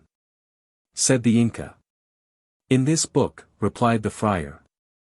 The Inca declared that whatever might be the peaceful intentions of the Spaniards, he well knew how they had acted on the road, how they had treated his caciques, and burned his cottages. He then took the Bible, and turning over some of the leaves, put it eagerly to his ear. "This book," said he, "has no tongue, it tells me nothing." With these words he flung it contemptuously on the ground. The friar exclaimed at the impiety, and called on his countrymen for revenge. The Inca spoke a few words to his people, which were answered by murmurs of indignation. At this moment Pizarro gave the signal to his troops, a general discharge of cannon, musketry, and crossbows followed, and smote down the unfortunate Peruvians. The cavalry were let loose, and they broke through the Inca's guard at the first shock. Pizarro rushed forward at the head of a chosen company of shield-bearers, to seize the Inca. Pizarro seizing the Inca. That sovereign was surrounded by a circle of his high officers and devoted servants. They never moved except to throw themselves upon the Spanish swords. They saw that their prince was doomed, and they gave themselves up to his fate. The circle rapidly thinned, and the Inca would soon have been slain, had not Pizarro called to his soldiers to forbear. He wished to take the Inca alive, that he might extort gold from him for his ransom. Pizarro, therefore, rushed forward, and, seizing the Inca by the mantle, dragged him to the ground. The Peruvians, seeing his fall in the midst of the Spanish lances, thought he was slain, and instantly gave up the battle. In the force of their despair they burst through one of the walls and fled over the open country. More than 2,000 were left dead within the gates, while not a single Spaniard had been killed. It was a murder rather than a battle. The Spaniards proceeded to plunder the camp of the Inca, and he, seeing their passion for gold, offered to purchase his ransom. He offered to cover the floor of the chamber where he was confined with wedges of gold and silver. The Spaniards laughed at this, as they conceived, impossible proposal. The Inca thought they despised the small sum he had offered, and starting to his feet, he haughtily stretched his arm as high as he could reach, and told them he would give them that chamber full to the mark he then touched with his hand. The chamber was 22 feet long, 16 wide, and the point he touched on the wall was 9 feet high. Pizarro accepted the proposal, and sent messengers to Cuzco to obtain the ransom. These brought back 26 horse loads of gold, and 1,000 pounds weight of silver. The generals of the Inca also brought additional treasures of gold and silver vessels, and the room was filled. Pizarro grasped the treasure, and divided it among his troops, after deducting 1/5 for the king, and taking a large share for himself. Pizarro had promised to set the Inca at liberty, but it is probable he never intended it. After he had, in the name of the Inca, drawn all the gold he could from the country, he barbarously murdered the poor Indian chief. There is a tradition that the fate of the Inca was hastened by the following circumstance. One of the soldiers on guard over him, wrote the name of God on the thumb nail of the Inca, explaining to him at the same time the meaning of the word. The Inca showed it to the first Spaniard who entered. The man read it. The Inca was delighted. And Pizarro appearing at the moment, the important nail was presented to him. But Pizarro could not read. The conqueror of Peru could not write his name. And the Inca manifested such contempt towards him for this ignorance, that Pizarro resolved he should not live. After the Inca's death, another long and bloody war, or, rather, ravage, commenced. The Spaniards finally took Cuzco, the royal city, plundered the temples, and desolated the land, till the Peruvians, in despair, submitted to their chains, and became the slaves of the Spaniards. Since that time the Spanish power has always governed Peru, till the revolution in 1823, when the colonists threw off the yoke of the mother country. But, in justice to the kings of Spain, it should be remembered that they have frequently made laws to protect their Indian subjects in South America. Still the poor natives were often, indeed always, cruelly oppressed by the colonists. But now the spirit of liberality and improvement is ameliorating the condition of all the laboring classes in the independent Republic of Peru, and the Indians are entitled to the privileges of free citizens. Chapter 6. Indian Tradition. Manco Capac. His reign.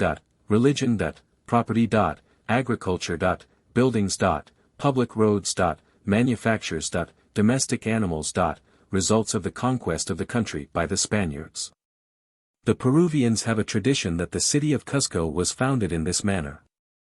The early inhabitants of the country were ignorant, and brutal as the wild beasts of the forest, till a man and woman of majestic form, and clothed in decent garments, appeared among them.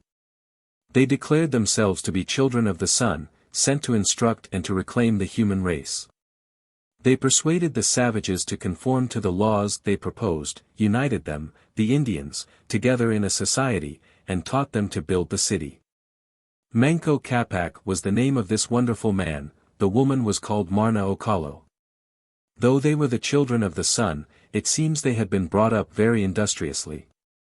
For Manco Capac taught the Indians agriculture, and other useful arts, and Marna Ocalo taught the women to spin and weave, and make feather garments. After the people had been taught to work, and had built houses and cultivated fields, and so on, Manco Capac introduced such laws and usages as were calculated to perpetuate the good habits of the people. And thus, according to the Indian tradition, was founded the empire of the Incas. The territory was, at first, small. But it was gradually enlarged by conquering the neighboring tribes, merely, however, to do good by extending the blessings of their laws and arts to the barbarians, till the dominions of the Inca Atahualpa, the 12th in succession, extended from north to south along the Pacific Ocean above 2,000 miles.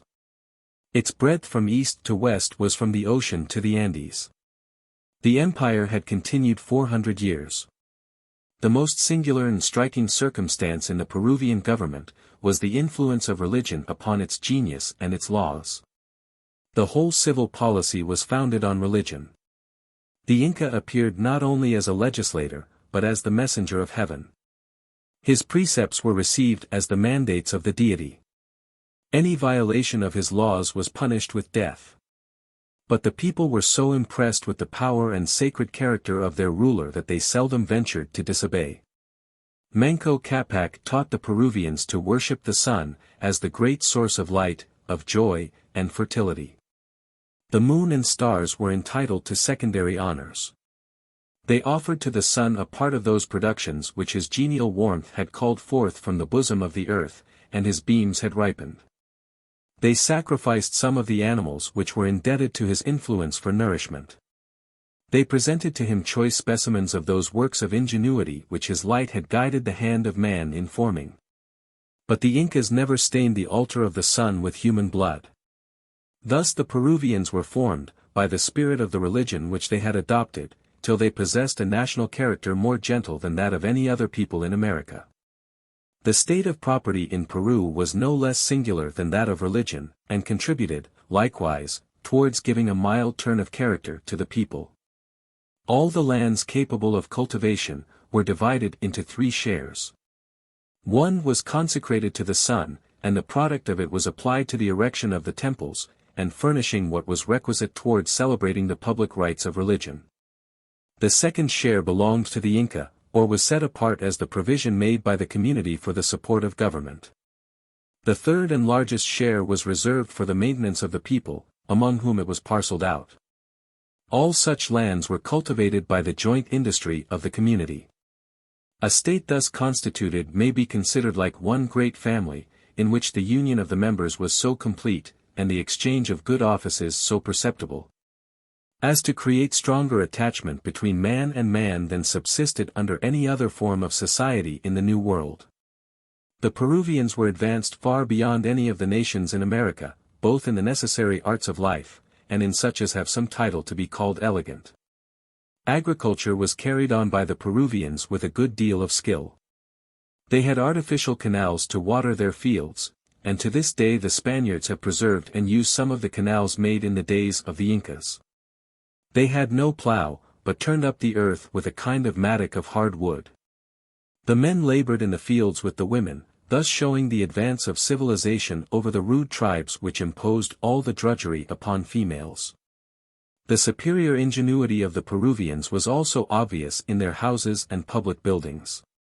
In the extensive plains along the Pacific Ocean, where the sky is always serene and the climate mild, the houses were, of course, very slight fabrics.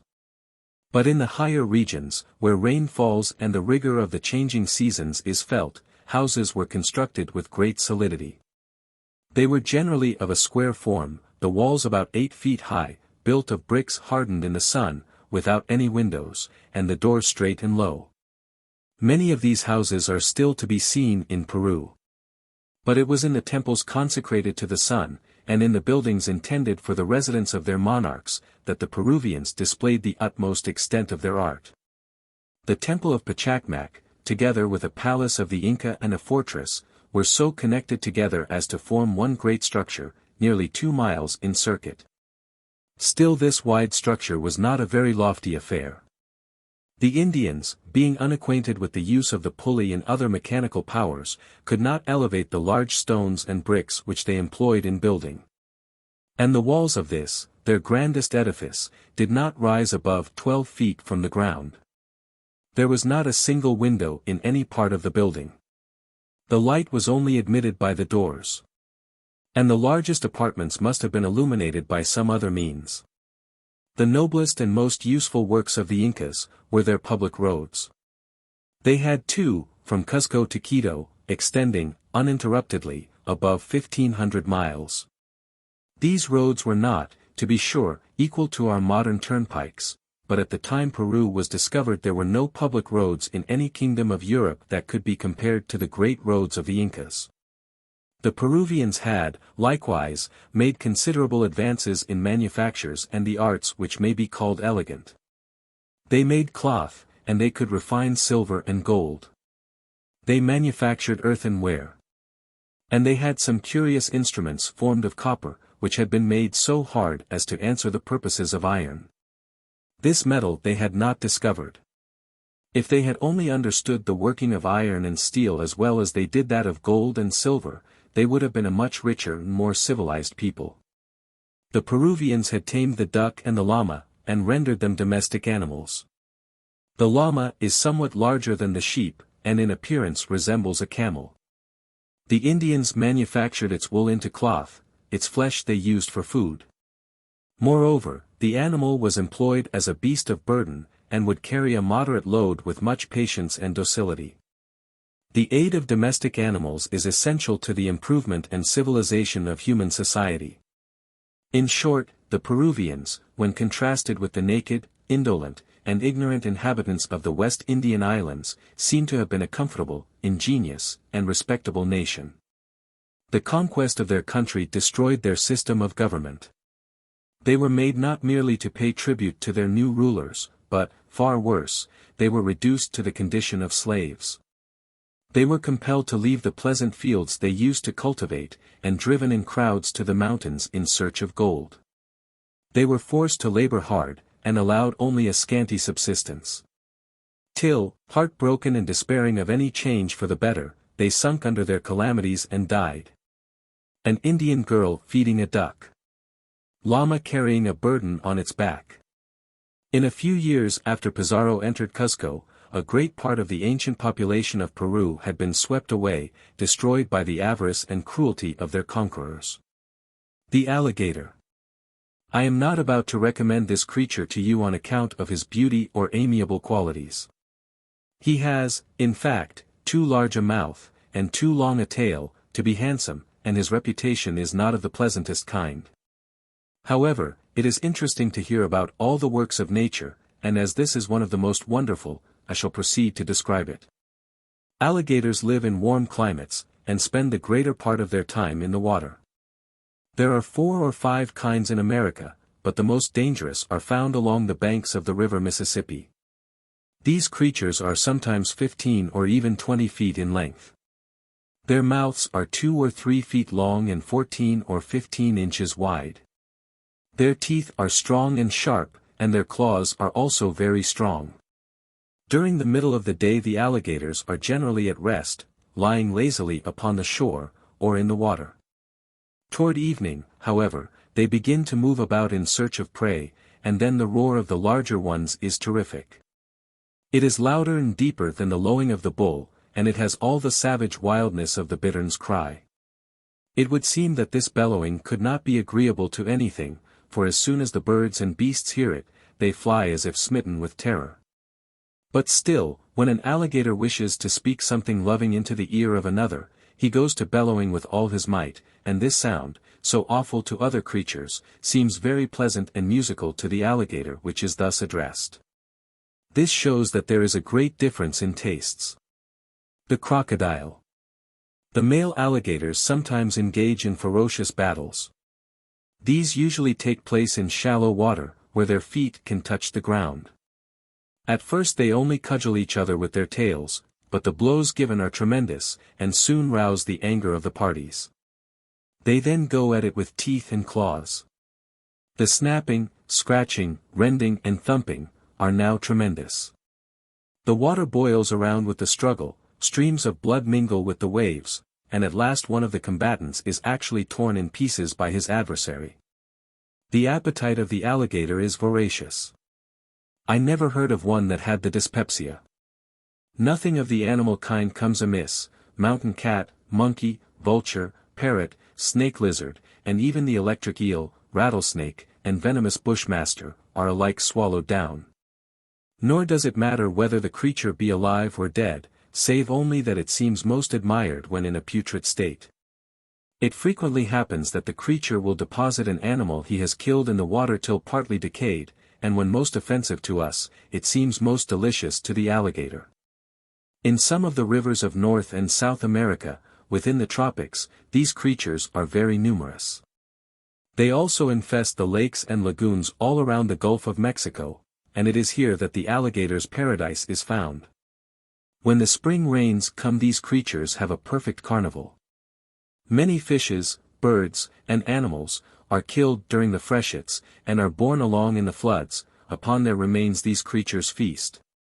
And as the vulture is provided by Providence to devour and remove offal from the land, which would otherwise infect the air and produce pestilence, so the alligators are the scavengers of the waters, and clear away putrescence that would otherwise render them poisonous and unapproachable to man. So, after all, the alligator has his part to play in the great economy of nature, and is actually very useful. The alligator is nearly the same as the crocodile of the eastern continent. The females lay eggs, and one of them is said to produce 100 in a season.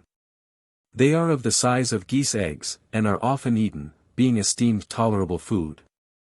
The eggs, being deposited in the sand and covered up, are hatched by the heat. Graham's parrots, like cuckoos, form their notes deep in the throat, and show great aptitude in imitating the human voice. A lady who admired the musical talents of Graham, the celebrated singer, gave him a parrot, which she had taught with much care. A person who saw it at Graham's house, thus describes it: after dinner, during a pause in the conversation, I was startled by a voice from one corner of the room, calling out in a strong, hearty manner, "Come, Graham, give us a song." Nothing could exceed the surprise and admiration of the company. The request being repeated and not unanswered, the parrot struck up the first verse of God Save the King, in a clear, warbling tone, aiming at the style of Graham, and sung it through. The ease with which the bird was taught was equally surprising with his performance. The same lady prepared him to accost Catalani, when dining with Mr. Graham, which so alarmed Madame that she nearly fell from her chair. Upon his commencing Rule Britannia, in a loud and intrepid tone, the chantress fell upon her knees before the bird, expressing, in terms of delight, her admiration of its talents. This parrot has only been exceeded by Lord Kelly's, who, upon being asked to sing, replied, "I never sing on a Sunday." Never mind that, Pole, come, give us a song. No, excuse me. I've got a cold, don't you hear how hoarse I am? This extraordinary creature performed the 3 verses entire of God Save the King, words and music, without hesitation, from beginning to end. Mungo Park and the Frogs. The tales of travelers often appear to us incredible, merely because they relate things different from our own observation and experience.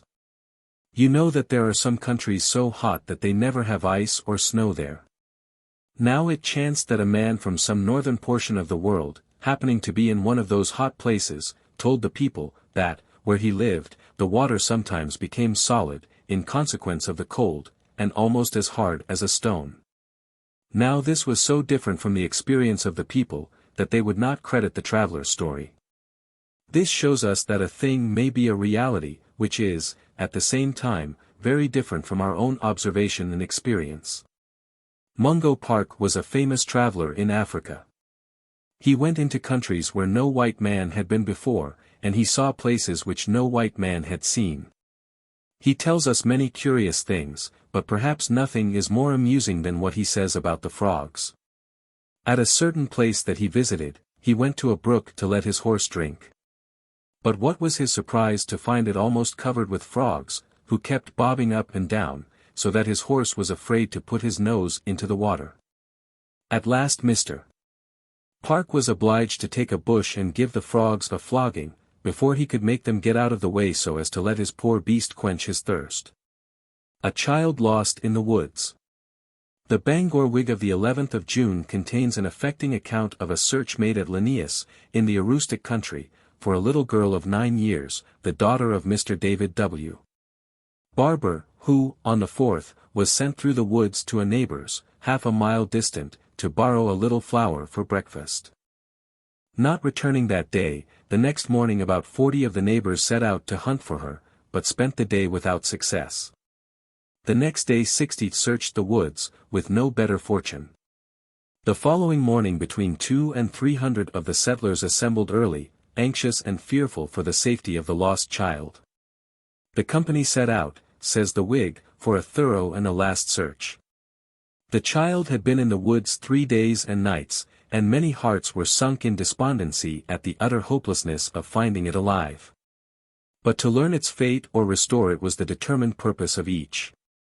Half the day had been expended in advancing into the forest. It was time for returning, but who could think of doing so while an innocent child might be wandering but a few rods in advance?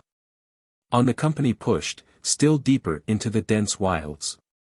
The sun had reached the meridian, and was dipping down toward the west.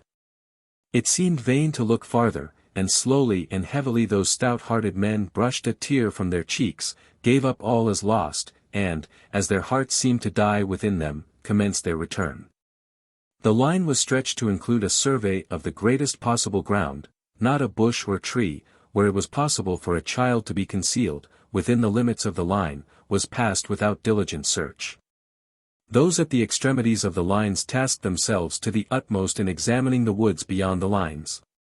They had traveled for some time, when, at the farthest point of vision, the man on one flank thought he saw a bush bend. He ran with swelling heart. He hesitated. Was it his imagination? He gazed a moment. The bush bent again, and the head of the little wanderer was seen. He rushed forward, and found the little girl seated upon a log, and breaking the twigs she had plucked from the bush which so providentially led to her discovery. She did not appear to be frightened. Said she had lain in the woods 3 nights, and had not seen or heard any wild beasts, and that she thought she should get to Mr. Howard's for the flour before night. At first she did not appear hungry or weak, but after eating a piece of bread her cries for more were very piteous. She was found about 3 miles from where she entered the woods. Her clothing was very thin, and the large shawl she had on when she left home she had carefully folded and placed in the pillowcase, not even putting it over her during the night, as she innocently said, to keep from dirtying it. Or her mother would whip her. Our informant states that she is now as well and happy as the other children. The sun, if the sun were inhabited as thickly as some parts of our earth, with human beings, it would contain 850,000 times as many as the earth. Autumn. Words and music written for Mary's Museum, the latter by Geo. J. Webb. Andante. The summer departed. So gentle and brief. Pale autumn is come. With its sere yellow leaf. Its breath in the vale. Its voice in the breeze. A many-hued garment. Is over the trees. In red and in purple. The leaves seem to bloom. The stern slayer comes. It hath spoken their doom. And those that may seem with rubies to vie. They tell us that beauty blooms only to die. Yet sad as the whispers of sorrow its breath, and touching its hues as the garment of death. Still autumn, though sad and mournful it be, is sweetest and dearest of seasons to me. The Hyena. Mary's Museum. Volume 2. Number 3. Mary's Life and Adventures. Chapter 11. Raymond's Story of the School of Misfortune. I shall now proceed to repeat, as accurately as I am able, Raymond's story promised in the last chapter. It was as follows. There once lived in a village near London, a youth whom we will call R. His parents died when he was young, leaving him an ample estate. He was educated at one of the universities, traveled for 2 years on the continent, and, at the age of 24, returned to the paternal mansion, and established himself there. Being the richest person in the village, and the descendant and representative of a family of some antiquity, he became the chief personage of the place. Beside all this, he was esteemed remarkably handsome, possessed various accomplishments, and had powers of pleasing almost amounting to fascination. He was, therefore, courted and flattered by the whole neighborhood, and even lords and ladies of rank and fashion did not disdain to visit him. The common people around, of course, looked up to him. For in England, where distinctions in society are established by government, and where all are taught to consider such distinctions as right and best, the great, as they are called, are usually almost worshipped by the little. Surrounded by luxuries, and flattered by everybody, it would seem that R might have been happy. But he was of a discontented turn, and though, for a time, these things pleased him, he grew tired of them at last, and wished for some other sources of pleasure and excitement. At the university he had imbibed a taste for reading. But he could not now sit down to its quiet and gentle pleasures. He had been in the gay society of London and Paris, and had drank the cup of pleasure so deeply, that nothing but its dregs remained. R. was therefore restless, discontented and miserable, while in the possession of all that usually excites the envy of mankind. He was rich beyond his utmost wishes, he was endowed with manly beauty and the most perfect health. He was admired, flattered, cherished and sought after, yet he was unhappy. The reason of this he did not know. Indeed, he did not look very deeply into the matter, but went on from one scene to another, seeking enjoyment, but turning with distaste and disappointment from everything. He was, however, too proud to let the world see his real condition. He kept up a fair outside, sustained his establishment with magnificence, and dressed himself, when he went abroad, with elegance and care. He affected gaiety in company, often led in the dance, was ever foremost in the chase, and was usually the life of the circle wherever he went. There were few, perhaps none, who imagined that, under this aspect of prosperity, the canker of discontent was gnawing at the heart. Yet such was the fact, of all the people of the village, R was esteemed the most happy and fortunate. But he was in truth the veriest wretch in the place. And though this may doubtless seem a rare instance, yet we have good reason to believe that often, very often, there is deep misery, untold and unsuspected, in the great house, where only elegance and luxury are seen by the world at large. Very often the beggar at the door would not exchange conditions with the lord of the lofty hall, if he could know his real condition. R. had now reached the age of 30 years, and instead of finding his condition or the state of his feelings to grow better, they seemed rather to grow worse. He became more and more unhappy. Every morning when he rose, it was with a kind of dread as to how he should contrive to kill time, to get through the day, to endure his own listlessness, or dissatisfaction, or disgust. The idea of setting about some useful or honorable employment, that would occupy his thoughts, give excitement to his faculties, and bring satisfaction to his conscience, never entered his head. He had never been taught that no one has a right to lead an idle or useless life, and that no man can be happy who attempts to live only for himself. It is indeed a common opinion among rich people that they are under no obligation to engage in the active duties of life, that they are not bound to labor, or toil, or make sacrifices for society. That they are in fact privileged classes, and may spend their time and money with an exclusive regard to themselves. Arthur was educated in this foolish and narrow-minded opinion, and here was the real foundation of all his misery. Could he only have discovered that happiness is to be found in exercising our faculties, in using the means, and employing the power, that Providence has placed in our hands, in some useful pursuit, and in this way alone, he might have been saved from a gulf of misery, into which he was soon plunged. At this period, which was soon after the Revolutionary War, America was attracting great attention, and R. Having met with one of his college mates who had been there, and who gave him glowing accounts of it, he suddenly took the determination to sell his estates and set out for America, with the view of spending the remainder of his days there. He knew little of the country, but supposed it to be the contrast in everything to that in which he had lived, and thinking that any change must bring enjoyment, he sold his property, and taking the amount in gold and silver, set out with it in a ship bound for New York. The vessel had a prosperous voyage till she arrived in sight of the highlands near the entrance of the harbor of New York. It was then that, just at evening, smart gusts began to blow off the land, and the captain showed signs of anxiety, lest he should not be able to get in before the storm, which he feared was coming, should arise. The passengers had dressed themselves to go on shore, and most of them, anxious to see friends, or tired of the sea, were anticipating their arrival with delight. R., however, was an exception to all this. He went upon the deck, looked a few moments gloomily at the land that was visible low down in the horizon, and then retired to the cabin, where he gave himself up to his accustomed train of discontented and bitter thoughts. I alone, said he to himself, of all this company, seem to be miserable, all are looking forward with pleasant anticipations of some happiness, some enjoyment in store for them. But for me, what have I to hope? I have no friends here. This is a land of strangers to me.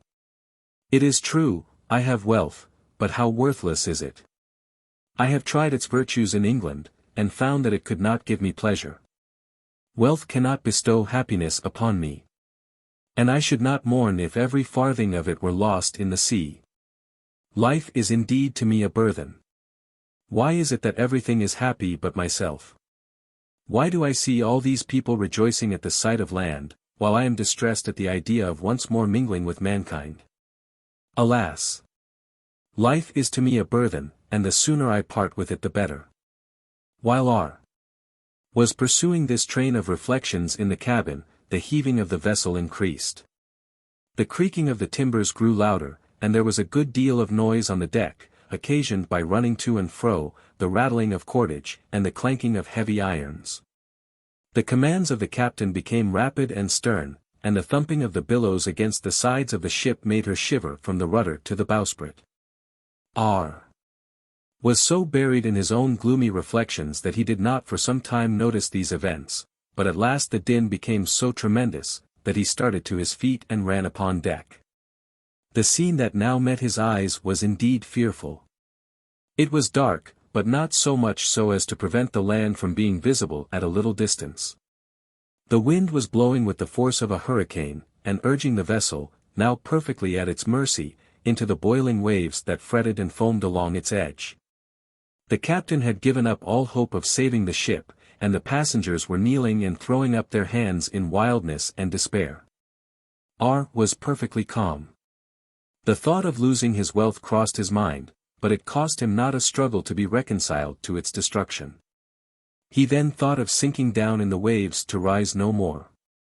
To this, too, he yielded, saying briefly to himself, "It is best it should be so."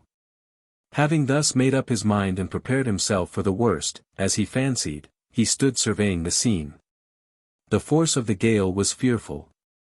As it marched along the waters, it lashed their surface into foam, and burst upon the ship with a fury that seemed every moment on the point of carrying away her masts. At last, the vessel struck. A moment after, her masts fell, with their whole burthen of spars, sails, and rigging. The waves then rose over the stern of the helpless hulk, and swept the whole length of it. Several of the passengers were hurried into the tide, there to find a watery grave. Some clung to the bulwarks, and others saved themselves in various ways. Arthur was himself plunged into the waves. His first idea was to yield himself to his fate without an effort, but the love of life revived, as he saw it placed in danger. He was an expert swimmer, and exerting himself, he soon approached the masts, which were still floating, though entangled with the wreck. It was in vain, however, to reach them, owing to the rolling of the surf. Several times he nearly laid his hand upon them, when he was beaten back by the dashing waves. His strength gradually gave way, and he was floating farther and farther from the wreck, when he chanced to see a spar near him. With a desperate effort, he swam to this, and was thus able to sustain himself upon the water. The night now grew dark apace, and R. being driven out to sea, was parted from the wreck, and could distinguish nothing but the flashing waves around him. His limbs began to grow cold, and he feared that his strength would be insufficient to enable him to keep upon the spar. His anxiety increased, an awe of death which he had never felt before sprung up in his bosom, and an intense desire of life, that thing which he had so recently spurned as worthless, burned in his bosom. So little do we know ourselves until adversity has taught us reflection, that a few hours before fancying that he was willing and prepared to die, now yearned for safety, for deliverance, for life, with an agony he could not control. His feelings, however, did not overpower him. Using every effort of strength and skill, and rubbing his chilled limbs from time to time, he was able to sustain himself till morning. He could then perceive that the vessel had become a complete wreck, and that the fragments were floating on the waves. He could not discern a single human being, and was left to infer that all beside himself had perished. In this situation, benumbed with the cold, faint and exhausted with exertion, he was on the point of yielding himself a prey to the waves, when a pilot boat came into view. It gradually approached the place where he was, and at last seemed so near him as almost to be within the reach of his voice. At this critical moment she made preparations to tack, and thus change her direction. R. noticed these movements with indescribable anxiety. If she were to advance a few rods more, he should be discovered and saved. If she were to change her route ever so little, she would pass by, and he, unobserved and helpless, would perish. The experience of years seemed now crowded into one moment of agony. Weary, cold, exhausted, the poor sufferer wished not now to die, but to live. "Help, help," cried he with all his strength. "O God, send me deliverance from these waves."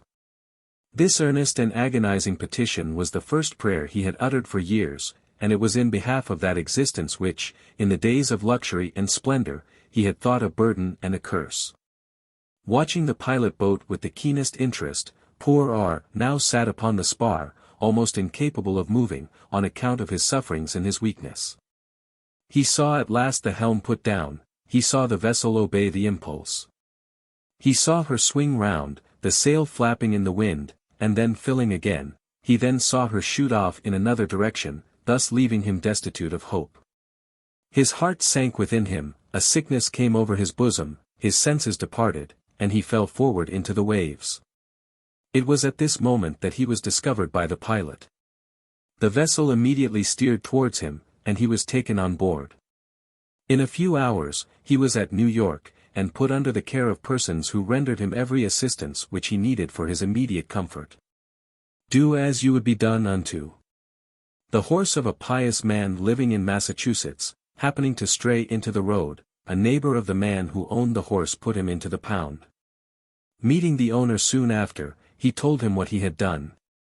"And if I catch him in the road again," said he, "I'll do it again." "Neighbor," replied the other, "not long since I looked out of my window in the night and saw your cattle in my meadow, and I drove them out and shut them in your yard, and I'll do it again." Struck with the reply, the man liberated the horse from the pound, and paid the charges himself. A soft answer turneth away wrath. Money. He who expends money properly, is its master, he who lays it up, its keeper, he who loves it, a fool. He who fears it, a slave, and he who adores it, an idolater. Country of the Samoyeds. Aurora Borealis. The Siberian Sable Hunter. Chapter 3. For several days the adventurers continued their journey, without encountering anything worthy of being recorded. It is true that an hour seldom passed in which thoughts, feelings, or incidents, did not occur to Alexis, of some interest. And if we could transfer them here with the same vividness that they touched his mind and heart, it would be well to put them down.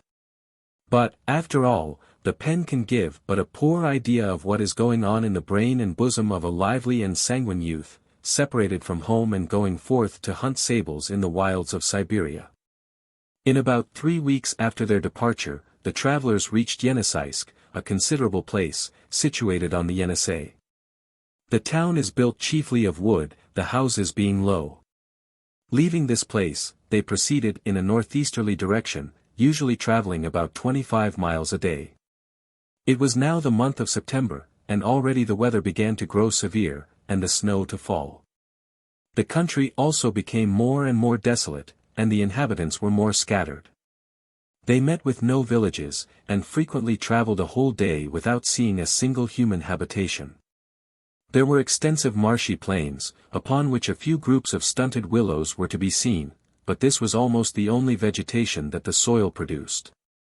The journey was not only uninteresting and depressing, but it was, in some respects, laborious and severe. Old Linsk, however, kept up the spirits of the party by his incessant prattle. And, as he had seen a good deal of life and possessed a retentive memory, he not only enlivened his companions, but he communicated a large amount of useful information. It is true that all his opinions were not just or wise, but among some chaff there was a good deal of wheat. After crossing the river Yenisei, and leaving the town of Yeniseisk, he had a good deal to say about these things, particularly the former. "I once went down that river," said he, "entered the Arctic Ocean, passed into the Sea of Obi, and up the river Obi to Tobolsk. The whole distance was more than 2,500 miles, and we were gone 4 months.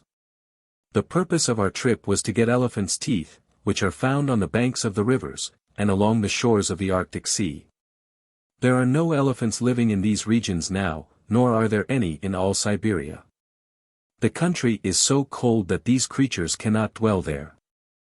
It appears that Siberia must have had a warmer climate once than it has now, for not only do we find elephants' bones, but those of the buffalo, and other animals, which can only subsist in warm countries. It was interesting to see the bones of buffaloes and elephants along the shore of the ocean, but teeth were scarce, for, cold and desolate as the country is, many people had been there before us, and gathered up most of them. We made out pretty well, however, for we entered the forests as winter approached, and shot some bears, and sables, and ermines, and what we lacked in elephants' teeth we made up in furs. Beside what we gained in the way of trade, I got a good deal of information and enjoyed some fun, my plan being to make the best of everything. Along the banks of the Yenisei, the inhabitants are Ostiaks, and are chiefly fishermen. And a sad set they are. I don't know how it happens, but it seems to me that those who live on fish have the most thirsty throats of any persons in the world. All the people were addicted to drinking brandy, and never did I see so much drunkenness and riot. It is bad enough all over Siberia, the people generally believe in evil spirits, but brandy is the worst of them all. The man that invented brandy has done more mischief to the human race than it is possible to conceive, and those who contrive to sell it and diffuse it, are only aiding in brutifying the human species. But it is a thrifty trade, and many rich men are engaged in it. They flourish in this world, and so did the rich man we read of in Scripture, but he did not fare very well in another world. I can't say how it was, but I have always thought that Dives was a brandy dealer, and that was the reason he was so tormented. This is very strange, said Alexis, for you drink brandy yourself, Linsk. That's all true, was the reply. I can't help it. I've got into the habit of it, and I can't get out of it. It's one of the worst parts of the story, that when brandy has got its clutches upon you, you can't pull them off. It's with brandy as with the evil spirit, when you've once made a bargain with him, you must go through with it. So it is with those Ostiaks along the Yenisei. They whip their wooden gods because they don't send them good luck in hunting and fishing. But they should whip their own backs, for if they fail in anything, it is generally because they get drunk, and are incapable of using their skill and strength to advantage. They know that brandy is at the bottom of all the mischief, but still they drink, and lay all to the gods that they do not like to impute to themselves. To the north of the Ostiaks are the Samoids, who live along the shore of the Arctic Ocean the whole extent of Siberia. They are few in number, for the country is so cold and barren, that it is impossible they should greatly increase. They are very short, and I believe are the smallest people in the world. They eat a great deal of fish, and, what is very odd, they seem to like it best when it is a little tainted. They have many reindeer, and in the autumn hunt white foxes, with the skins of which they buy brandy. The country inhabited by the Samoids is the most cold and dreary that can be imagined. The snow lasts for 9 months of the year. The storms are almost incessant for a great part of the time, and in winter the cold is so intense as to freeze brandy, though the people contrive to thaw it again. But the most wonderful thing is this: the sun sets in November, and does not rise again till the next May, so the night is 6 months long. The moon, however, shines a great part of the time, and it is never dark during that period. The northern lights, sometimes called aurora borealis, are very brilliant, and it is easy to read by them. The Samoids, however, have no books. They spend most of their time in winter in sitting in their huts and telling long stories. I will tell you one, which an old fisherman said he had heard repeated in one of their dwellings while he was staying with them. There was once upon a time an old Samoid fisherman that had the most beautiful daughter that ever was seen. She was very short and very fat, and her skin shone like blubber oil, her eyes were small and black, her teeth were large and of a beautiful yellow hue. Her hair, also, was yellow, and being matted together, hung down in a thick mass upon her shoulders. This fair girl was of an olive color, and such were her charms that all the young men who saw her fell desperately in love with her, save one. This latter was a fisherman, and famous for his skill in every species of adventurous sport. He was very dexterous in spearing the seal and sea otter, in managing the sealskin boat, and in driving the reindeer sledge over the snow. Now, although the beautiful lady, whose name was Lise, enslaved all others, this hero of the fishhook and spear set her charms at naught. And, as the fates are very whimsical, the beautiful girl, disdaining the addresses of all besides, became desperately enamored of him. She took every opportunity in her power to please and fascinate him, but all to no purpose. Lord, for that was the name of the fisherman, resisted her advances, and in fact treated her with marked neglect, if not disdain. This appeared very wonderful to everybody, and especially to Lise, who made up her mind that some evil-minded spirit had bewitched Lord, and thus enabled and disposed him to resist her charms. She therefore determined to go to an island at some distance in the ocean, where she had an uncle living, and, under pretense of visiting him, to consult a famous sorcerer, or magician, who dwelt there, and, if possible, to obtain his counsel in the matter. Now Lise was well skilled in the arts of managing a boat, so she determined to go alone. She got into a boat made of sealskins, and set forth upon the sea, having bade her friends farewell, who were at the landing to take leave of her. It was expected that she would return the next day, but she came not. The second day, the third, and the fourth, passed away, but the beautiful Lise did not return. At length some anxiety existed among her friends as to her welfare, and even the interest of Lord was roused. He determined to set forth in search of her, and that very day, entering his sealskin boat, he departed for the magician's island. It is important to observe that, previous to starting, Lord, who generally avoided brandy, took a large draught, by the advice of an aged fisherman, not so much to exclude the cold as to keep out witchcraft. Things went pretty well with Lord in the first part of his voyage, but after a while, according to his account of the matter on his return, as he began to approach the magician's island, he caught a glimpse of it. But it was bobbing up and down like a porpoise before a squall.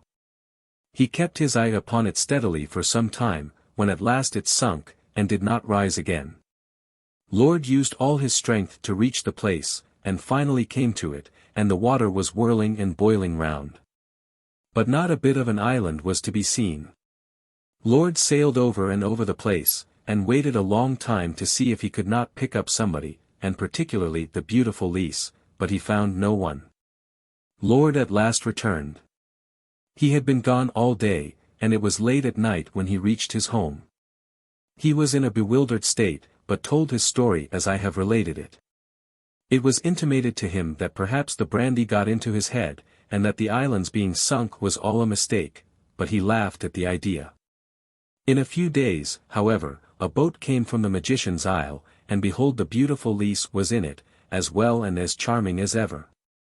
Her friends came to see her, and her lovers returned, and all congratulated her upon her good looks, and upon her escape from being carried to the bottom of the sea with the magician's island. This made her stare, upon which they told her the adventure of Lord. It being now ascertained that the island of the magician was still standing in its place, Lord became an object of general ridicule. And as he was no longer a hero in the estimation of the people, Lise began to think she could live without him. Accordingly, when she met him she tossed up her head, and passed him by with disdain. This brought Lord to his senses, and he began to see that Lise was very beautiful, and pretty soon he found out that he could not live without her. So he wooed her, but at first she would not listen to him. After a great deal of teasing, however, she consented, and they were married. But ever after, if anything went wrong, Lise would jeer him about the magician's island, that bobbed up and down like a porpoise before a storm, and at last went down to the bottom. This would always bring Lord to terms. And, in short, by means of this affair, Lise not only got her husband, but she used the story ever after to manage him, for it gave her a power over him like that of a strong bit in the mouth of a headstrong horse. Nor was this all. The people in those parts found out that Lise went to the island to consult the magician, and they imputed Lord's conduct entirely to his interference in behalf of the beautiful girl. But the only real magician in the case was the brandy, for Lise did not find the magician at home, and, though she waited some days, she did not see him. However, when people are superstitious, common things always grow mighty wonderful in their eyes. Superstition is like a pair of spectacles that I heard of once. They happened to have a mosquito on one of the glasses when the owner put them on. So he thought he saw a flying bear skipping over the distant hills, when it was only the mosquito upon his spectacles. Habit. When we have performed any action once, it is easier to do the same or a similar act on a second occasion. Jugglers acquire great skill in using their hands and all parts of their bodies by this means. We can exercise our minds with less difficulty, the more frequently we attempt it. We call this the law of habit. This law extends over our moral natures, so that morals consist very much in habits. We do right the more easily as we practice it, and wrong increases in our characters by every new violation of right. He who tells a small untruth today, will be likely to tell a larger one tomorrow, and that little girl who begins to obey her conscience when very young, may hope, through the power of habit, to obtain great goodness when she comes to be a woman. If we wish to be good and happy, we must form correct moral habits, that is, we must do right always, so that it shall soon become easier to us than to do wrong. It would be very difficult for a lad, who had never used a profane word, to speak even one such word. Pure language would be as easy to him as to breathe. This is the state in which every person should keep himself. For if he does wrong but a single time, he knows not how soon he shall do it again and again, until he becomes utterly vicious. Habit not only strengthens our active propensities, but also weakens the impression things make upon us. If we saw a man's limb amputated by a surgeon, it would excite our feelings deeply. But those who perform those operations frequently, feel little sympathy with the sufferer. It is not only what we do, but what we see, and hear, and feel, therefore, that is to be regarded in the formation of our habits. In regard to impressions, we should recollect, that, although we cannot prevent a thing from affecting us as it does, when actually before us, yet we can keep ourselves out of the sight and reach of objects that affect us unfavorably. In order to relieve others who are in pain, it is necessary we should feel a sympathy for their sufferings. But if we look on men, or even on animals, that are in pain, frequently, and from mere curiosity, we shall soon feel no sympathy for the distressed, nor desire to relieve them. It is therefore wrong to accustom ourselves to witness sufferings needlessly and without reflection. Many bad objects may give us powerful impressions at first, but if we dwell upon them, and strive to resist their effects, we shall perhaps overcome them. So of good impressions. The young lady who is tempted to resort to public places of amusement, where health and morals are exposed, suppose it to be to spend a whole night in dancing and festivity, may think that pleasanter than to attend a useful lecture, or to engage in instructive conversation. But let her remember the force of habit. If she frequent public balls, her taste for valuable objects of pursuit will diminish. While the habit of preferring the lecture room, or a profitable volume to read, or a useful conversation, when once formed, will make the employment more agreeable than scenes of dissipation. Accustom yourself to contemplate the beauties of nature, and you will soon learn to associate all that is pure, elevating, and holy with the works of God. The glorious sun, once merely a convenient object, will now seem to you a teacher of the sublimest emotions. River, forest, flower, and field will teem in your mind with the choicest influences and impressions. Travels, Adventures, and Experiences of Thomas Trotter. Chapter 11. Descent into the crater of Mount Etna. Novel site for a house. The great chestnut tree. Return down the mountain. Journey to Messina. Beauty of the scenery. Sicilian spinners. Extraordinary strength of the ass. Mountain torrents. Sights on the road. My readers left me in the last chapter at the top of Etna, standing on the edge of the crater and looking down into that smoking gulf with feelings of wonder and awe. The situation was not without its dangers. But the sublimity and grandeur of the scene tempted me to additional hazards. I determined to go down into the crater, though I had heard of people making the same attempt, and paying for their rashness with their lives. It is natural enough that there should be such stories, but I never knew one well authenticated. In fact, the inside of the crater offers as firm footing as the outside, and the only risk is in going too far down. I ventured in, taking good care to feel the way before me with my stick, and holding on to the projecting crags in my descent. I found the surface to consist of broken rocks of lava, mingled with hard sulphurous masses, cinders, and ashes. By the time I had descended a stone's throw, I encountered a strong smell of sulphur, which soon became overpowering, and forced me to direct my course farther to windward. I proceeded along laterally, some distance, and then struck downward again. But the sulphurous smoke steamed up so hot from all the crevices and openings around me, that I was obliged to stop for fear of suffocation. I then seated myself for a few moments on a brimstone rock, and gazed at the strange scene around. The edge of the crater rose up like an immense wall over my head, shutting out every prospect except that of the sky, and the tremendous gulf beneath my feet was full of smoking hills and yawning chasms. There was no fear of being interrupted in this strange solitude, and notwithstanding the wild and threatening looks of this fiery region, I felt as safe as if I had been at the foot of the mountain.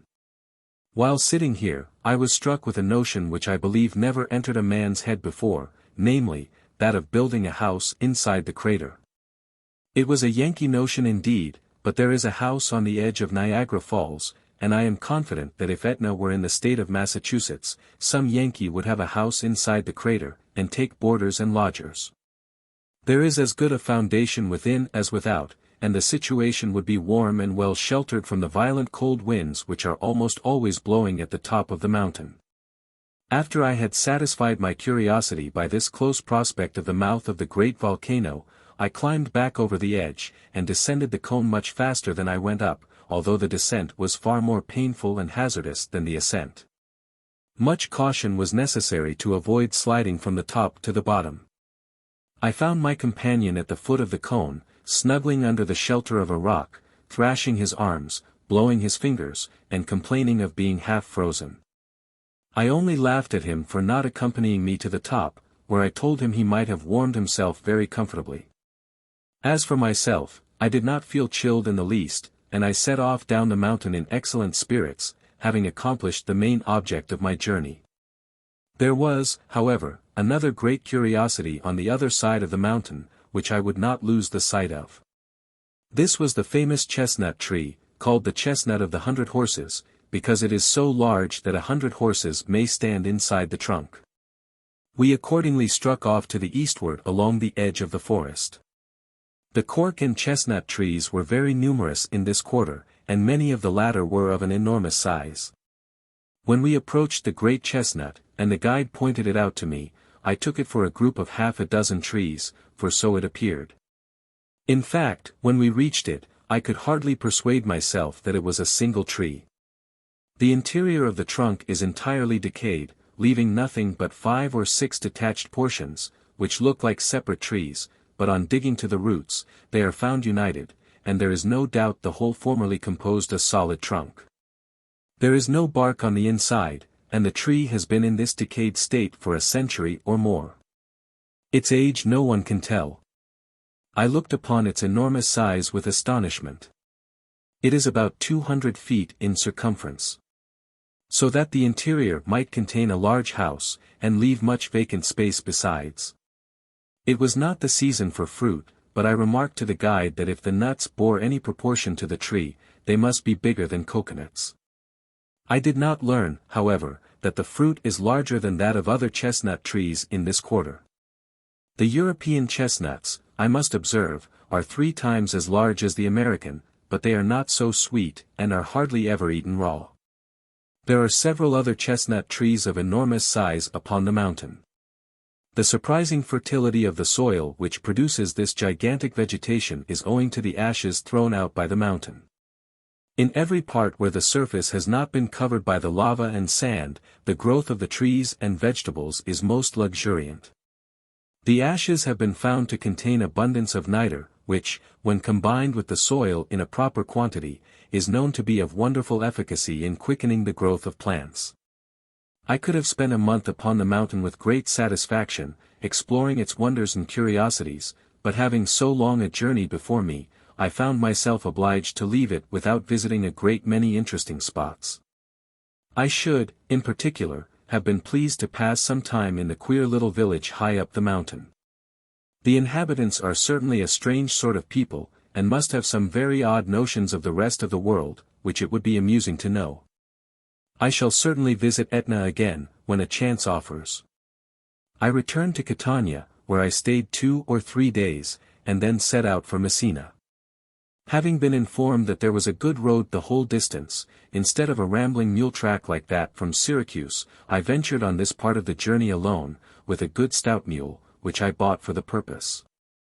The road ran along the seashore at the foot of the mountain, and I was more and more struck with the beauty and grandeur of the scenery.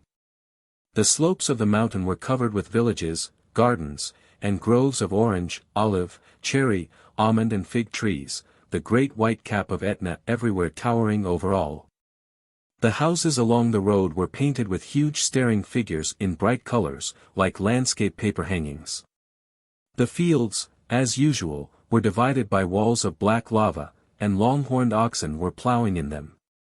Droves of donkeys were going to the city with loads of dry vine stalks for the bakers' ovens, and others bore casks of wine, long and shaped like eel pots, slung over their backs. I met also wagons loaded with lemons, as our countrymen cart their potatoes to market. In the walls along the road, at almost every step, were niches containing pictures of the Virgin, to which the people paid their adorations. As I proceeded further, I came to huge rocky cliffs overhanging the road, and all overgrown with the prickly pear. Herds of goats were clambering up and down the steep precipices, and browsing among the rocks. Sometimes the road passed along the side of a mountainous crag overhanging the sea, with a parapet on one side, over which I looked down a fearful depth, and saw the ocean dashing under my feet. In other places the road was cut through a solid rock. Everywhere the prospect offered the most enchanting scenery. In some places the slope of the mountain was cut into terraces, which looked like tiers of gardens piled one upon another. The vineyards did not look so blooming as most of the other cultivated grounds, for the vines were not yet in leaf, the peasants were hoeing round them and setting the props. The road passed through a great many villages, and in all, the streets were full of women. Many of them carried jugs of water on their heads, and others sat before the doors spinning tow. They use only a spindle and distaff. They hold the distaff in the left hand, give the spindle a twirl with the right, and let it swing in the air, the spinner drawing out the tow as it flies round. The thread is then wound up on the spindle, and another twirl given to it. In this manner they are accustomed to run about the streets and spin, which I think may fairly be called spinning street yarn. I had often heard that the ass was a strong-backed animal, but I never had stronger evidence of the fact than upon this journey. As I was jogging along the road towards noon, I espied a figure coming towards me with the strangest movements that ever I witnessed. It had the appearance of a man, but he moved in so awkward a manner, shambling and toddling onward by jerks and hitches, that I knew not what to make of the sight. When he came nearer, I discovered that it was an enormous long-legged fellow, astride of a little dwarfish donkey, not bigger than a 2-year-old calf.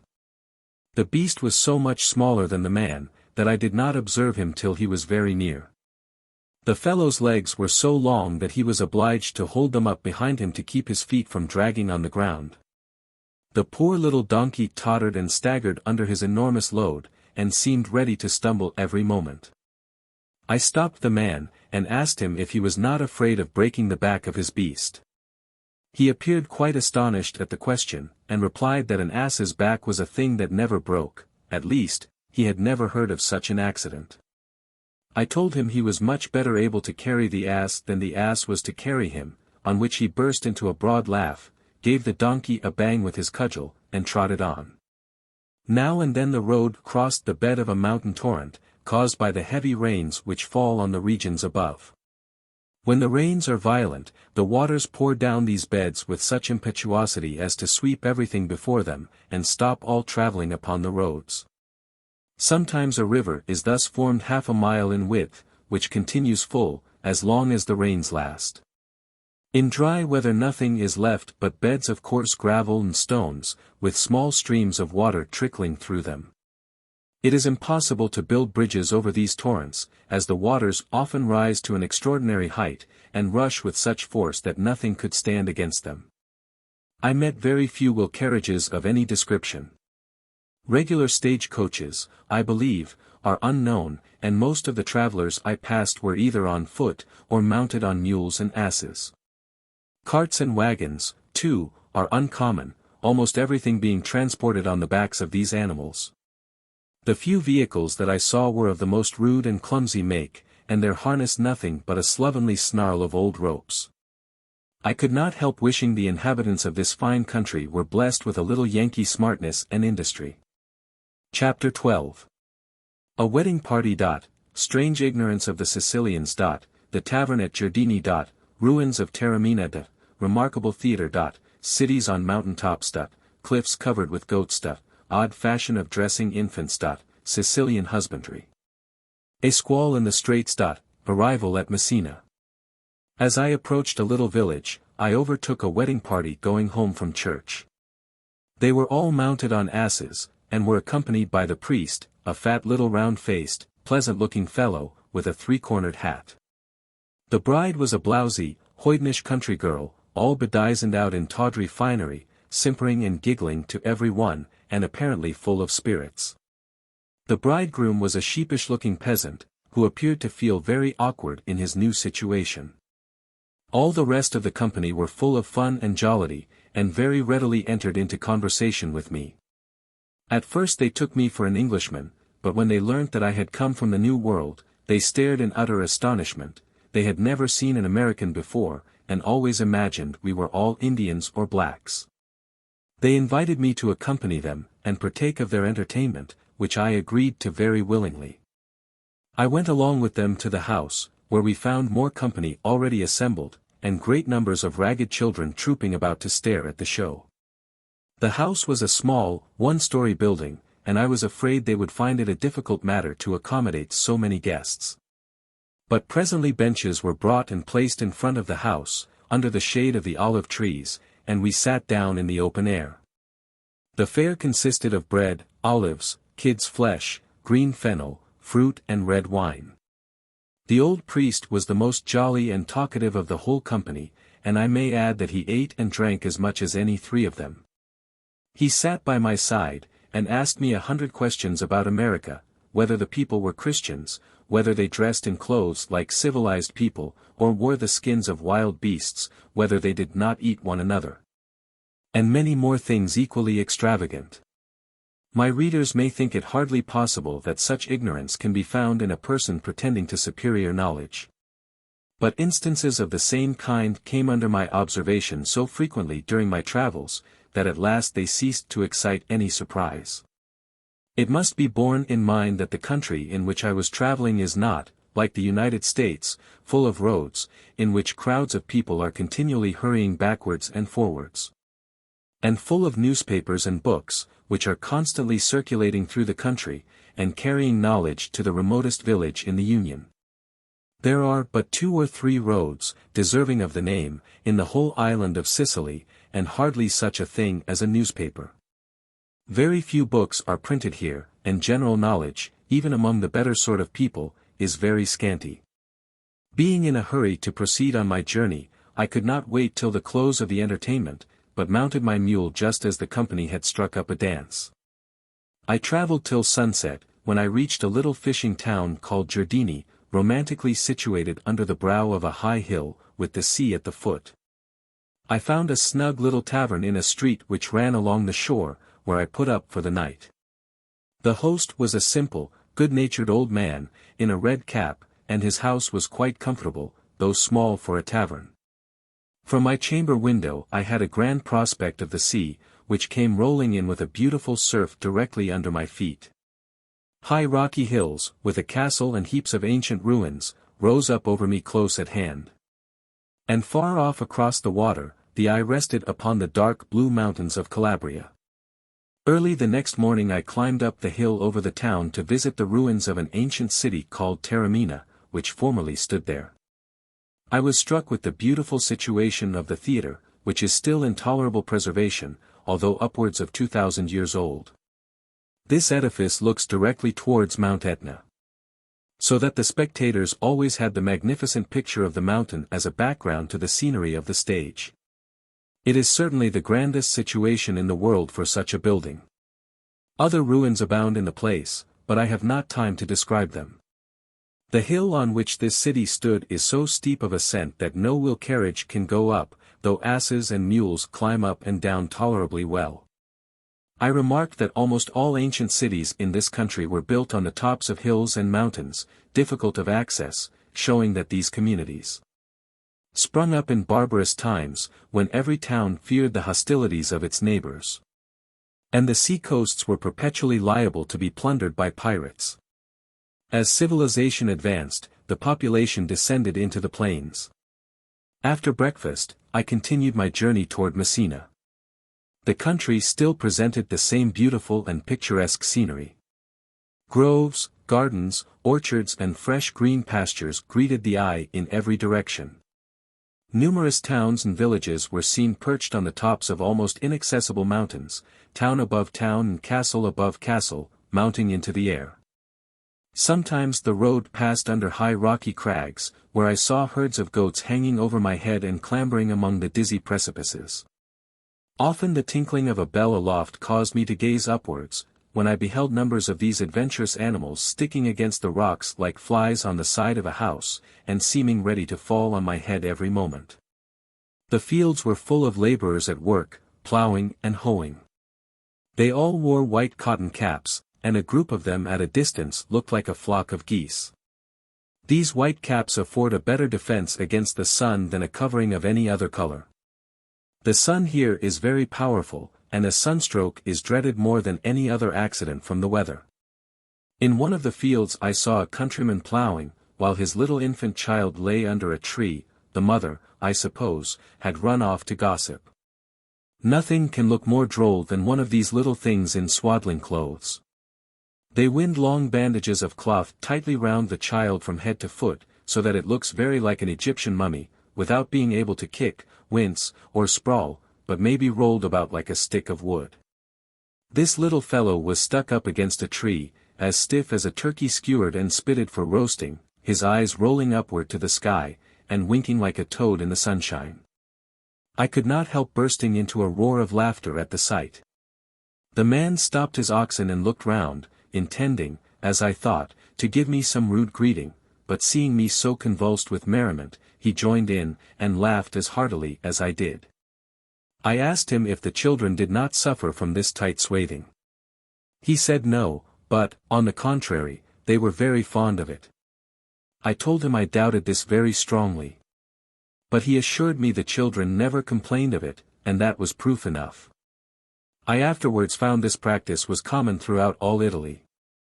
I did not see a cow during the whole journey. Horses too were of rare occurrence. The country people hardly ever own these animals, but, instead of them, use goats and asses, which are much cheaper. Pasturage for cows and horses is expensive. But the goats can clamber among the rocks and nibble the herbage that grows beyond the reach of man. The asses feed upon thistles, and any sort of coarse vegetation. The multitude of these animals makes the landscape look exceedingly picturesque to the eyes of an American. Nothing can be more diverting than the frolics and caperings of the little kids, as they gallop round their mothers while feeding. The young donkeys look very comically. They are ragged, scraggy and wild, and I have been many times startled by their uncouth appearance when I have met with them browsing among the lonely mouldering ruins. If it were not for their long ears, they might be taken for young lions. I continued to pass rich cultivated fields and immense groves of olives. About the middle of the afternoon I came in sight of a wide extent of the coast of Calabria on the opposite side of the straits. The land was black, craggy and mountainous, with steep and rugged chasms. Nearly opposite, I could discern the white walls of Reggio. The sky, which had hitherto been clear and serene, now became obscured, and dark clouds gathered in the northeast. Presently I observed great heavy, spongy masses of cloud rolling down the Calabrian mountains toward the sea, looking very ragged and wild. I judged that a squall was about to burst upon us, for this narrow strait, hemmed in by mountains on each side, is particularly subject to sudden and violent gusts. The sky continued to grow blacker, and presently the wind came down the strait with a most furious blast, lashing the sea up into a perfect foam. There were 12 or 15 vessels in sight, standing up the strait, when the squall came on. Among them were a Neapolitan sloop of war and an English merchant brig. The rest were small vessels with lateen sails. All except the Englishmen took in sail at the first appearance of the squall. They were familiar with these parts, and knew what was coming. The Englishman, thinking there could be no danger, kept all his canvas spread, when, in an instant, the blast struck him with such force that both masts snapped off like pipe stems, and the vessel lay a mere hulk on the water. A heavy shower of rain came pouring down the next moment, which drove me into a house for shelter, and when the sky cleared up, there were no vessels to be seen. I continued my journey, and just after sunset arrived at Messina. To be continued. There is sense in truth, and truth in virtue. A friend should bear his friend's infirmities. The oak and the reed. A fable. An oak stood on the bank of a river, and growing at its foot was a reed. The oak was aged, and its limbs were torn away by the blasts of years, but still it lifted its head in pride, and looked down with contempt upon the reed. At last there came a fearful tempest. The oak defied it, but the reed trembled in every fibre. "See," said the oak, "the advantage of strength and power, see how I resist and triumph." While it spoke thus, a terrible rush of the gale beset it, its roots gave way, and it fell to the earth with a tremendous crash. But while the oak was thus destroyed in its pride, the humble reed bowed to the blast, and, when this was past, it arose and flourished as before. Thus it is that the weak and the humble are often safe, when the strong and proud are dashed to the earth. Humility is a great virtue, for it teaches us to submit to the ways of providence, and not to place a proud dependence on our own strength, which, after all, is but weakness. Sincerity. Emma, said Mr. Robinson to his daughter, I could not help feeling hurt today at the very cool way in which you greeted your cousin. I thought my child was warm and affectionate, and had, besides, an especial love for Eliza. So I have, Papa, replied Emma, blushing, and I should have expressed pleasure, only I had just said I hoped no one would come to prevent my writing some letters this morning. But, my love, that is a poor affection which could not stand such a trifling self-denial. Indeed, Papa, you do not understand me. I did not at all mind relinquishing my intention, and I thoroughly enjoyed my cousin's company. Then why did you not receive her joyfully? Simply because I was afraid of being insincere. To speak so differently in the space of a few minutes, I thought would be like the man who blew hot and cold from the same mouth. Oh, now I see and respect your motive, but still, Emma, it was a mistaken one. Were you really pleased to see Eliza? Oh yes, Papa.